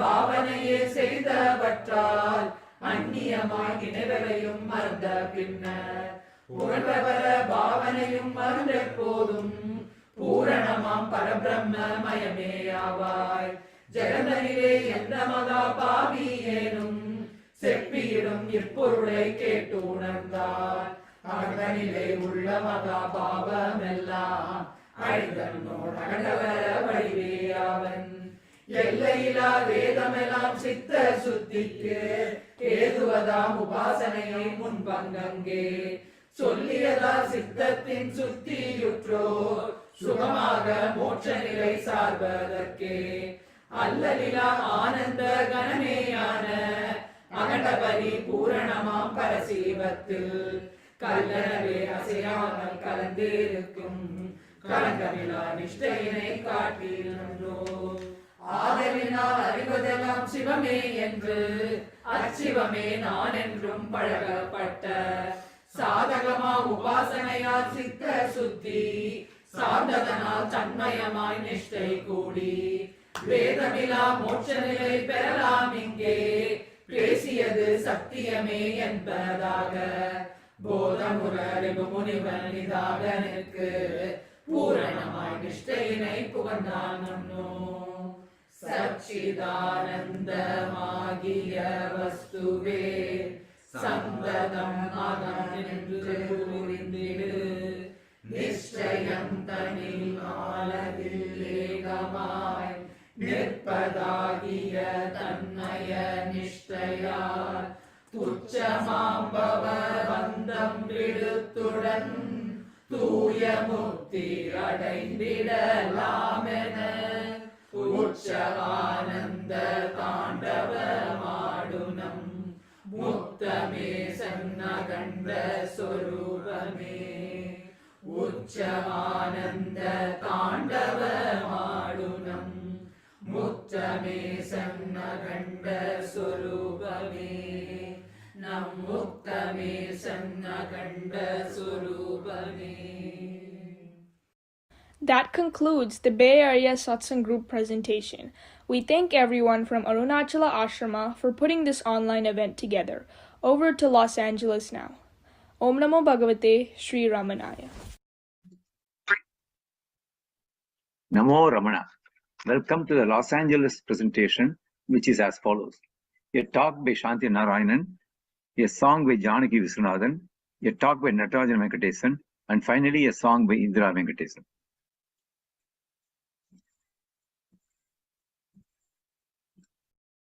Namo Ramana.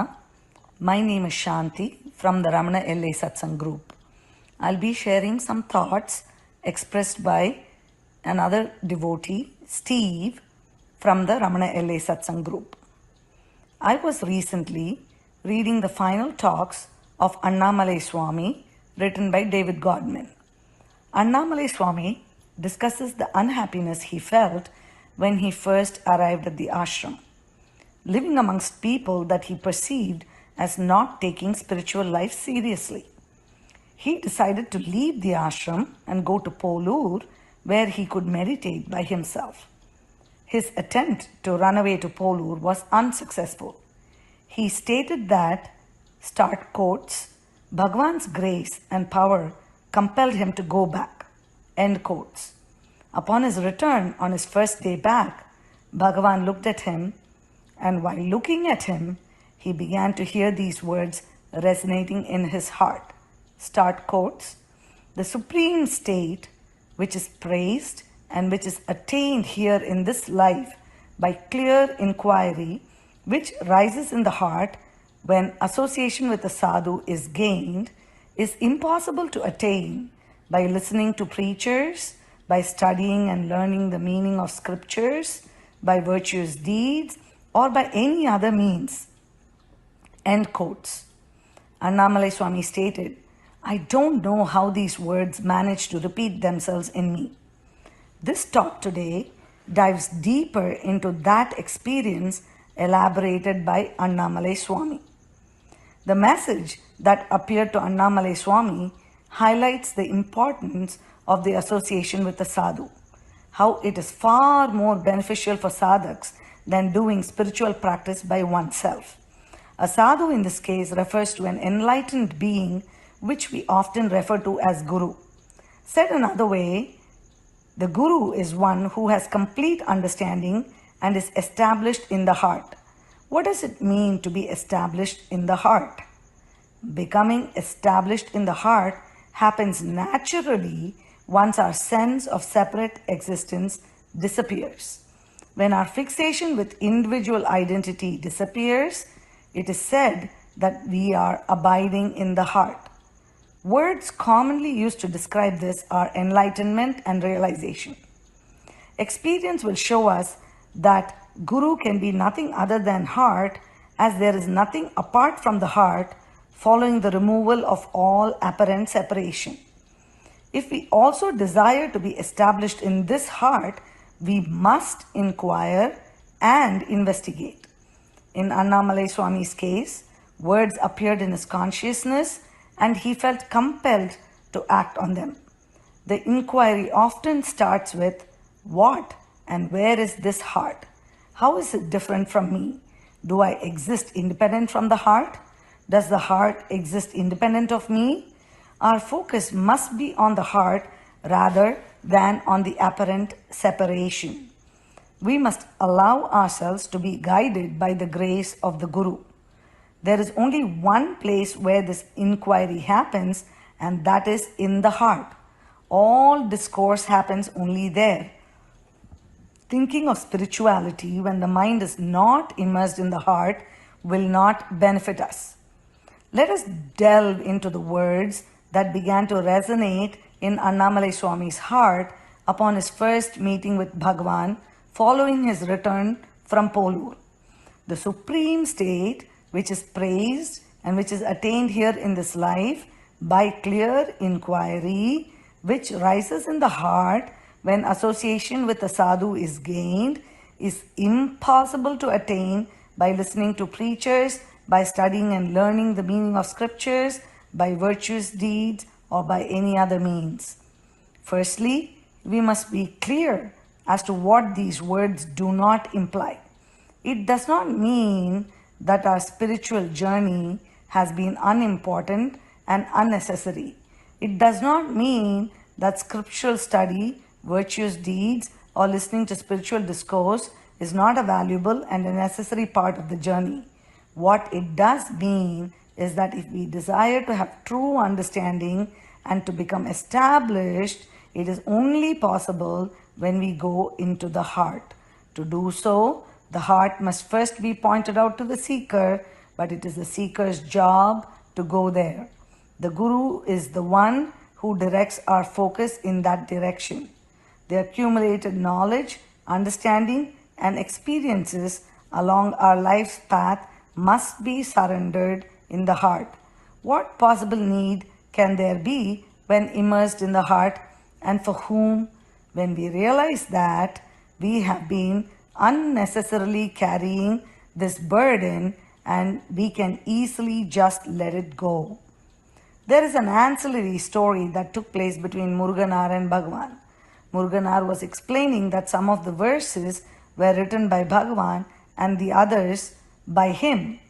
Bhagavan's response was, "Is that so? Only those verses were written by Bhagavan?" Immediately, Muruganar realized that all verses emanating from him are none other than Bhagavan's. It reminded Muruganar that the apparent me has never been separate from the heart. That is Bhagavan. We must remind ourselves that the purpose of spiritual practice is to lose the sense of separation. Inquiry must continue until that individuality is nowhere to be found. Let us follow the instruction from Ramana directly, taken from Sharanagati, September 2019. Take the resistance into your heart and keep it there. Do everything from the heart. Let the heart see, hear, think, speak, eat, everything. Surrender to the heart and leave all else. Thank you. Namo Ramana. This is a spontaneous song for Ramana Maharishi's Advent. Ramana Maharishiயின் அவதார தினத்தை ரம்யமாய் பாடி மகிழ்ந்திடுவோம். ரமண மகரிஷியின் அவதார தினத்தை ரம்யமாய் பாடி மகிழ்ந்திடுவோம். அழகம்மை மகனாக அவதரித்தார் ரமணன், அழகம்மை மகனாக அவதரித்தார் ரமணன். அருணாச்சலத்திலே அனுகிரகித்தார் ரமணன், அருணாச்சலத்திலே அனுகிரகித்தார் ரமணன். அடிமுடி காண ஒண்ணா அண்ணாமலையிலே அற்புத ரமணர் மௌனத்தில் அமர்ந்தார். அடிமுடி காண ஒண்ணா அண்ணாமலையிலே அற்புத ரமணர் மௌனத்தில் அமர்ந்தார். ரமண மகரிஷியின் அவதார தினத்தை ரம்யமாய் பாடி மகிழ்ந்திடுவோம். அக்ஷரமணமாலை அன்புடனே அளித்தார், அவனிதனை காப்பதற்கு உபதேச சாரமளித்தார். அக்ஷரமணமாலை அன்புடனே அளித்தார், அவனிதனை காக்க உபதேச சாரமளித்தார். உள்ளது 40 உரைத்தார் ரமணா, உள்ளது 40 உரைத்தார் ரமணர். உபதேச உறுதியார் உரைத்தார் உலகம் உய்ய, உபதேச உறுதியார் உரைத்தார் உலகம் உய்ய. ரமண மகரிஷியின் அவதார தினத்தை ரம்யமாய் பாடே மகிழ்ந்திடுவோம். நான் யார் என்ற ஏகே தத்துவத்தை எழுப்பினார், நான் யார் என்ற தத்துவத்தை எழுப்பினார். நன்மைகள் உலகுக்கு வழி நடத்தி அருளினார், நன்மைகள் உண்டாக வழி நடத்தி அருளினார். ரமண ஜோதி ரட்சிக்கும் ஜோதி, ரமிக்கும் ஜோதி ஆகாச ஜோதி. ரமண ஜோதி ரட்சிக்கும் ஜோதி, ரமிக்கும் ஜோதி ஆகாச ஜோதி. அருணாச்சல ஜோதி அண்ணாமலை ஜோதி, அருணாச்சல ஜோதி அண்ணாமலை ஜோதி. அகண்ட ஜோதி ரமண ஜோதி, ரமண ஜோதி ரமண ஜோதி.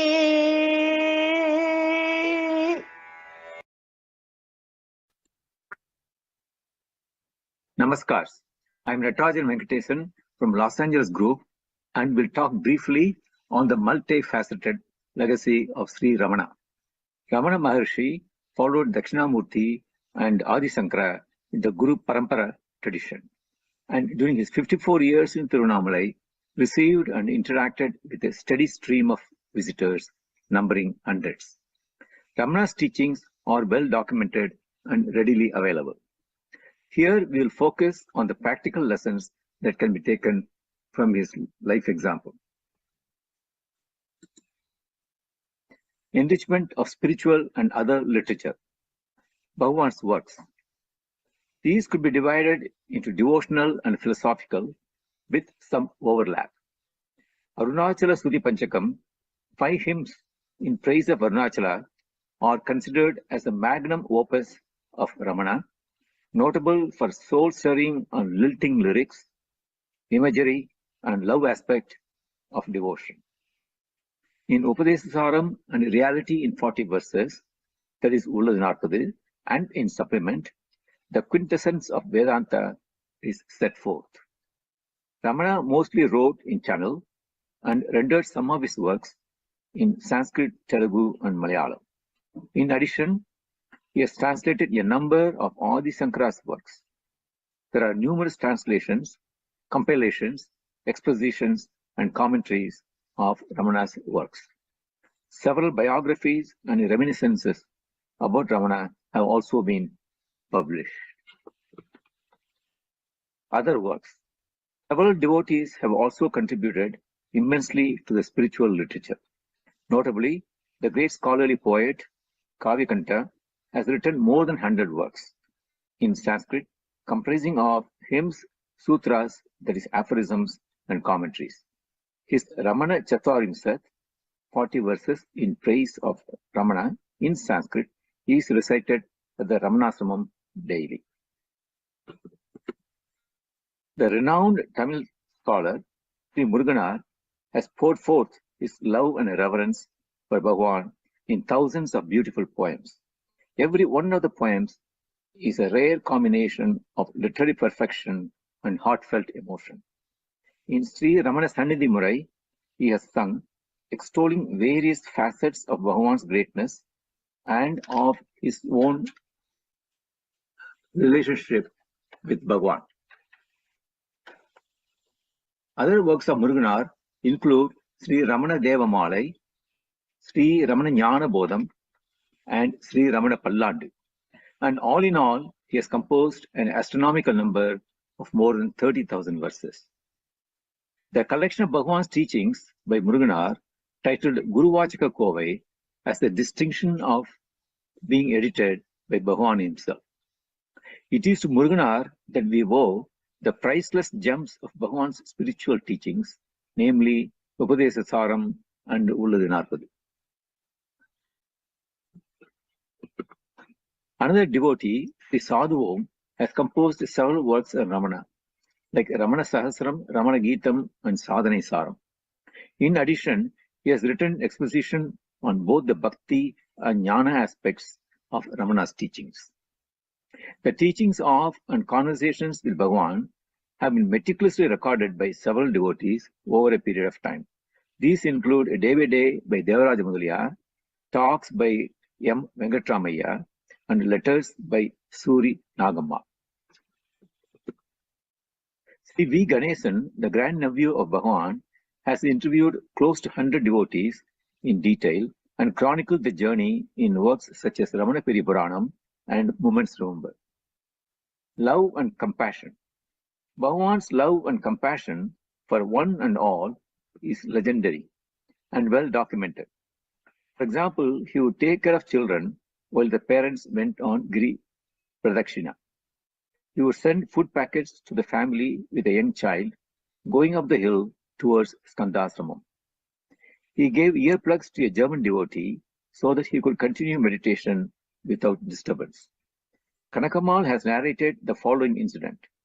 One hot summer afternoon, Pranavananda was returning to Tirunamalai with a copy of one of the books from press. He walked all the way to the ashram and somehow made it to the gate, but the terrible heat had taken its toll. He could not proceed any further and sat down under a tree for shade. At that moment, Bhagavan happened to look out of the window, came out, and sitting beside him, poured cool waters over Ramananda's feet. Such was the master's concern for his disciples' welfare. Animals and birds were attracted by the heavenly and tranquil aura of the ashram. Cows, dogs, monkeys, deer, and peacocks found asylum. Birds and squirrels built nests around Bhagavan.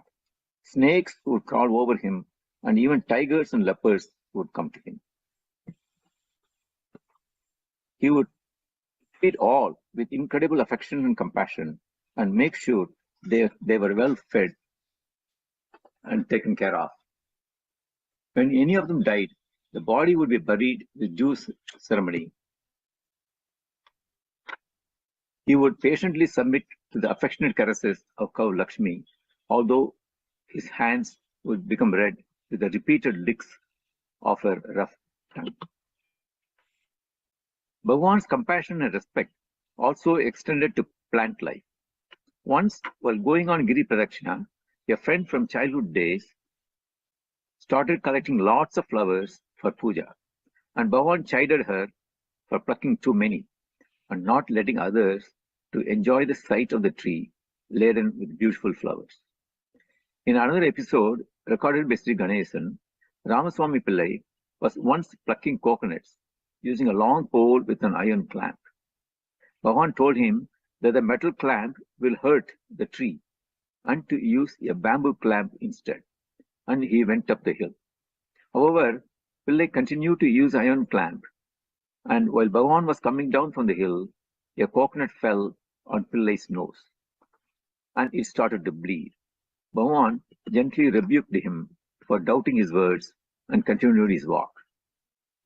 Daily activities.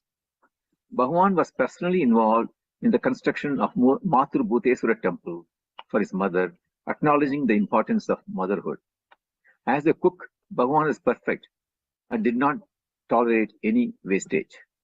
Wild plants, bitter roots, apple peels, orange rinds, brinjal, that is eggplant stalks, and banana flower skin were turned under his guidance into delicious dishes. Every little incident in the kitchen was a spiritual lesson. The same frugality could be seen in his optimum use of stationery material. He would bind books with professional dexterity and make cups and spoons out of coconut shells, polishing them like ebony. Bhagavan also brought attention to the presence of rare herbs on Arunachala Hill and concocted several natural remedies, that is, churna powder, based on these plants. Bhagavan's day-to-day life is by itself a great lesson for all of us. He taught, by example, economy and non-waste not only of materials but of words too. A devotee has summarized what he learned from Bhagavan as follows: personal cleanliness, tidiness of dress, punctuality, doing work however menial it may be, perfection in every action, accepting success and failure with equanimity, equality with others, non-interference in the affairs of others, compassion and love for all. The following anecdote, recorded by Sri Ganesan, is probably an appropriate way to conclude. Mr. Krishnaswamy noticed a horse cart driver demanding a double rate from an out-of-town devotee who wanted to hire the cart. Krishnaswamy intervened, but the driver refused to heed to his counsel.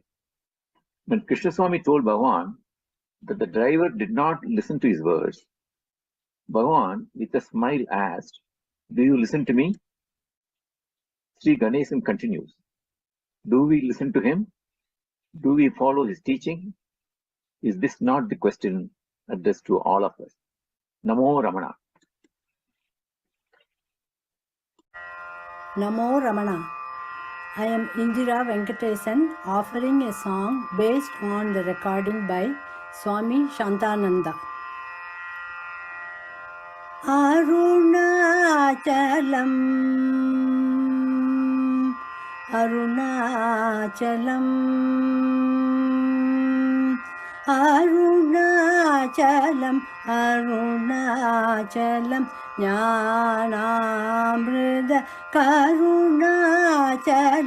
Arunachalam Arunachalam ஞானாமிருத கருணாச்சலம் ஆனந்த ரமண பிரேமாச்சலம் ஆனந்த ரமண பிரேமாச்சலம் கிருபாச்சலம் மகாச்சலம் கிருபாச்சலம் சுமாச்சலம் அருணாச்சலம் அருணாச்சலம் ஞானாமிருத கருணாச்சலம் ஆகம் ஆகம் இதி ஸ்புரதி ஜ்வலதி அமர பர தேஜோஜ்வலம் ஆகம் ஆகம் இதி ஸ்புரதி ஜ்வலதி அமர பர தேஜோஜ்வலம் அமரம் அச்சரம் அமலமச்சலம் அமரமச்சரம் அமலமச்சலம் அருணாச்சலம் கருணாச்சலம் அருணாச்சலம் அருணாச்சலம் ஞானாமிருத கருணாச்சலம் ஆனந்தரமண பிரேமாச்சலம் கிருபாச்சலம் மகாச்சலம் கிருபாச்சலம் சுபாச்சலம் அருணாச்சலம் அருணாச்சலம் ஞானாமிருத கருணாச்சலம் அன்பு மலை அழகு மலை அமுதமலை அண்ணாமலை அன்பு மலை அழகு மலை அமுதமலை அண்ணாமலை ஆனந்தரமணனை அணைத்த மலை ஆனந்தரமணனை அணைத்த மலை அன்பு மலை அழகு மலை அமுதமலை அண்ணாமலை ஆனந்தரமணனை அணைத்த மலை ஆனந்தரமணமாய் நின்ற மலை ஆனந்தரமணனை அணைத்த மலை ஆனந்தரமணமாய் நின்ற மலை அண்ணாமலை அண்ணாமலை அருணாச்சலம் அருணாச்சலம் ஞானாமிருத கருணாச்சலம் ஆனந்தரமண பிரேமாச்சலம் கிருபாச்சலம் மகாச்சலம் கிருபாச்சலம் சுபாச்சலம் அருணாச்சலம் அருணாச்சலம் ஞானாமிருத கருணாச்சலம் தாகம் தணிய அன்பரை அன்புடன் வாவென்றழைக்கும் அண்ணாமலை தாகம் தணிய அன்பரை அன்புடன் வாவென்றழைக்கும் அண்ணாமலை தாகம் தணித்து மோகம் ஒழித்து தாகம் தணித்து மோகம் ஒழித்து மோனத்தவத்தியை மூட்டுமலை தாகம் தணித்து மோகம் ஒழித்து மோனத்தவத்தியை மூட்டுமலை தாகம் தணிய அன்பரை அன்புடன் வாவென்றழைக்கும் அண்ணாமலை தாகம் தணித்து மோகம் ஒழித்து மோனத்தவத்தியை மூட்டுமலை அண்ணாமலை அண்ணாமலை அருணாச்சலம் அருணாச்சலம் ஞானாமிருத கருணாச்சலம் ஆனந்த ரமண பிரேமாச்சலம் கிருபாச்சலம் சுபாச்சலம் கிருபாச்சலம் மகாச்சலம் அருணாச்சலம் அருணாச்சலம் ஞானாமிருத கருணாச்சலம்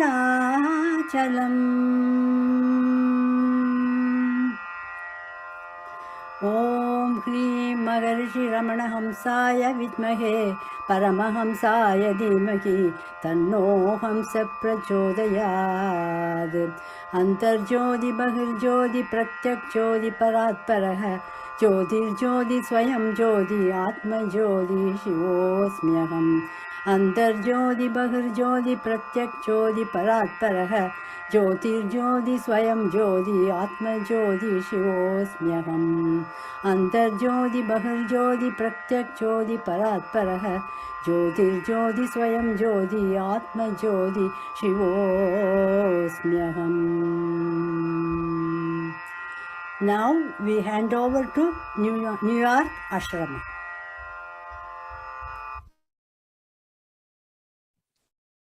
Thank you.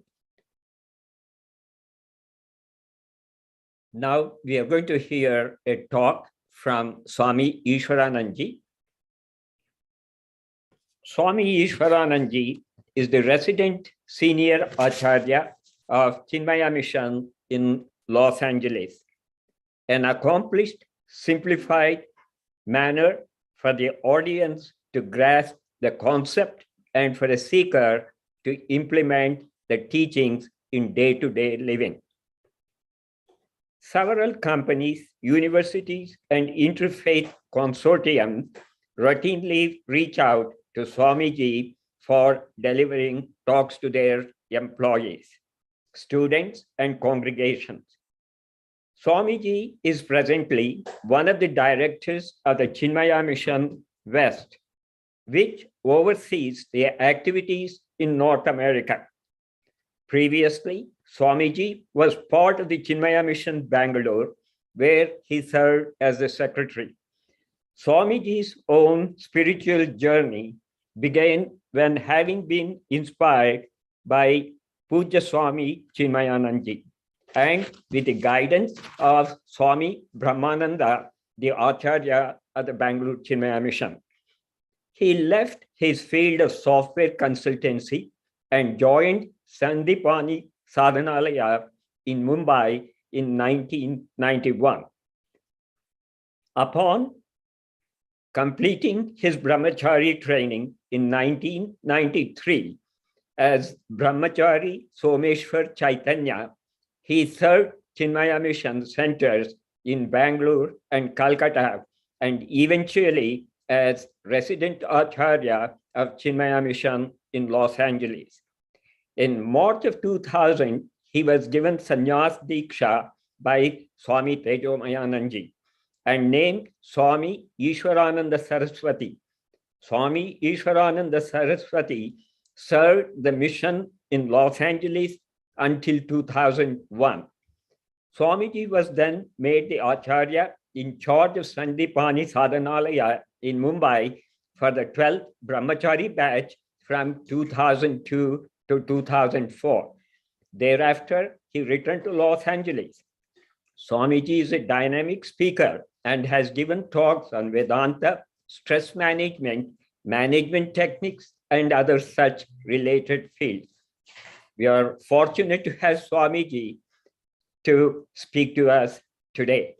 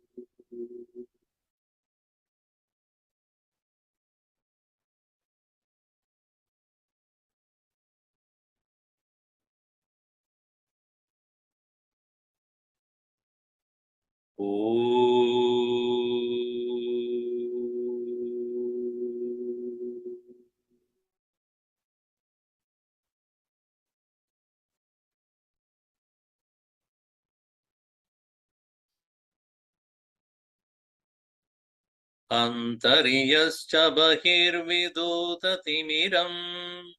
ज्योतिर्मयं शाश्वतम् स्थानं प्राप्य विराजते विनमताम् अज्ञानमुन्मूलयन् पश्यन् विश्वमपीदमुल्लसति यो विश्वस्य पारे परः तस्मै श्रीरमणाय लोकगुरवे शोकस्य हन्त्रे नमः.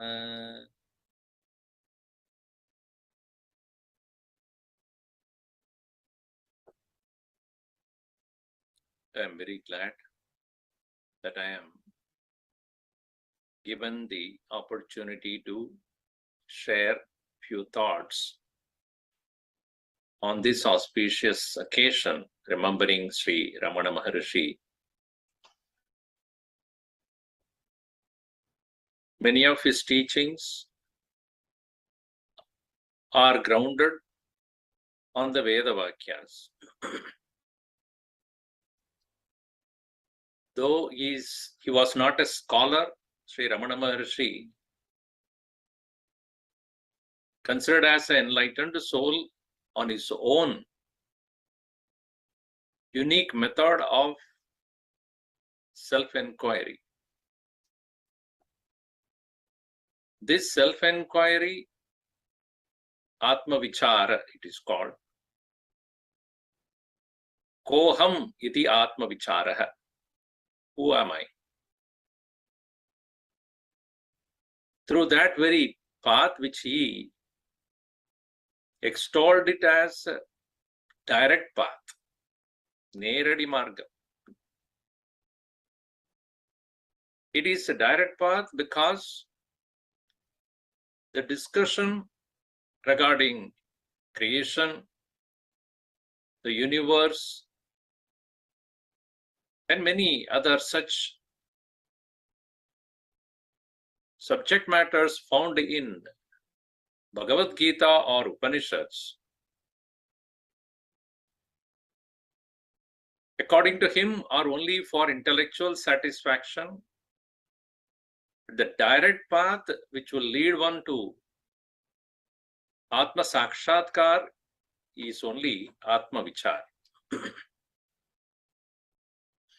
He had also mentioned in many places during his conversations with his devotees that one should read the text known as Kaivalya Navanitam. Nannilam Tandavaraya Swamigal Virajitam.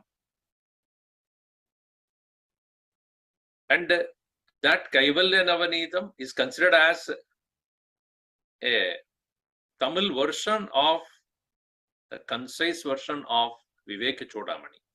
But as we go through this text, it is very, very interesting. It has appealed to the mind of Sri Bhagavan himself, Bhagavan Sri Ramana Maharshi, because it is very simple in approach but difficult in literature. Tamil composition was, I tried to read, even though I grew up in Tamil Nadu, studied Tamil, yet very difficult to decipher it.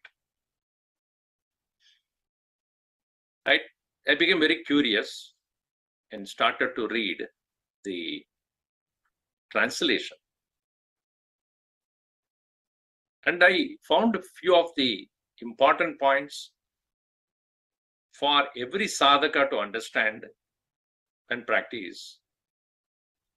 A lot of clarification on certain terminologies are found in the text. So today I would like to share a few of the thoughts from Kaivalya Nivanitam with you all. Bhagavan Ramana Maharshi had clearly said, Manolaya and Manonasha, they are two different things. Manolayam takes place by even breath control. We find it in Upadesha Saram also. But he also said, Layagatam punar bhavati no mritam. Layagatam manaha na mritam gacchati. The subsidence of the mind can be obtained by some practices. But the destruction of the mind does not take place without knowing the false nature of the mind through self-enquiry. In Kaivalya Navanitam, it is referred, this Manonasha is referred as Uruvanasha and Aruvanasha. Uruvanasha is where the Raja and Tamo gunas are destroyed, but Sattva remains. And according to Sri Ramana Maharshi also, this is the state of Jivan Mukta while he is engaged in the world. The pure Sattva, Shuddha Sattvam continues. Why? To face the Prarabdha. Among the three karmas, Sanchita, Agami and Prarabdha karmas, even though by Atmajnanam, Sanchita and Agami karmas are destroyed, Sarvam karmakilam partha jnane parisamapyati iti Bhagavat Vachanam. Bhagavat Krishnena, Bhagavata Krishnena, Katitam, Bhagavad Gitayam. It is said in Gita by Bhagavan Krishna himself that all actions are destroyed by knowledge. Nahi jnanena sadrsham pavitram iha vidyate. There is nothing that is more purifying than knowledge. Yet it is held that even though Sanchita and Agami karmas are destroyed, Prarabdha karma continues to be there even in a Jivan Mukta. But the question is whether he suffers out of that karma or not. Does he undergo any kind of sorrow? That is only he would know. So long as the Jivan Mukta Purusha lives in this world, Manonasha takes place as far as the Rajas and Tamas are concerned, but Manaha remains with Sattva for the Jivan Mukta to face the results of the Prarabdha Karma. Bhagavan Sri Ramana Maharshi would refer this state of mind as the presence of moon on a broad daylight. If you try to notice the presence of the moon in the broad daylight, you will see a very, very, very, very obscure vision of the moon. Almost not seen. So is the mind of a Jivan Mukta who remains in this world acting, walking and talking and eating and thinking. But that mind remains undisturbed.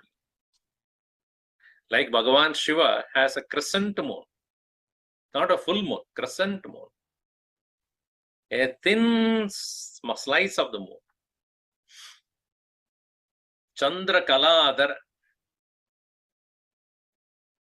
Chandra Kala, Ekakala, one small string of that moon alone is there, which is to say, mind is almost gone, and it is there only for him to operate in this world, to be present, but not to trouble him. And the Uruvanasha is the nature of mind in the case of a Jivan Mukta.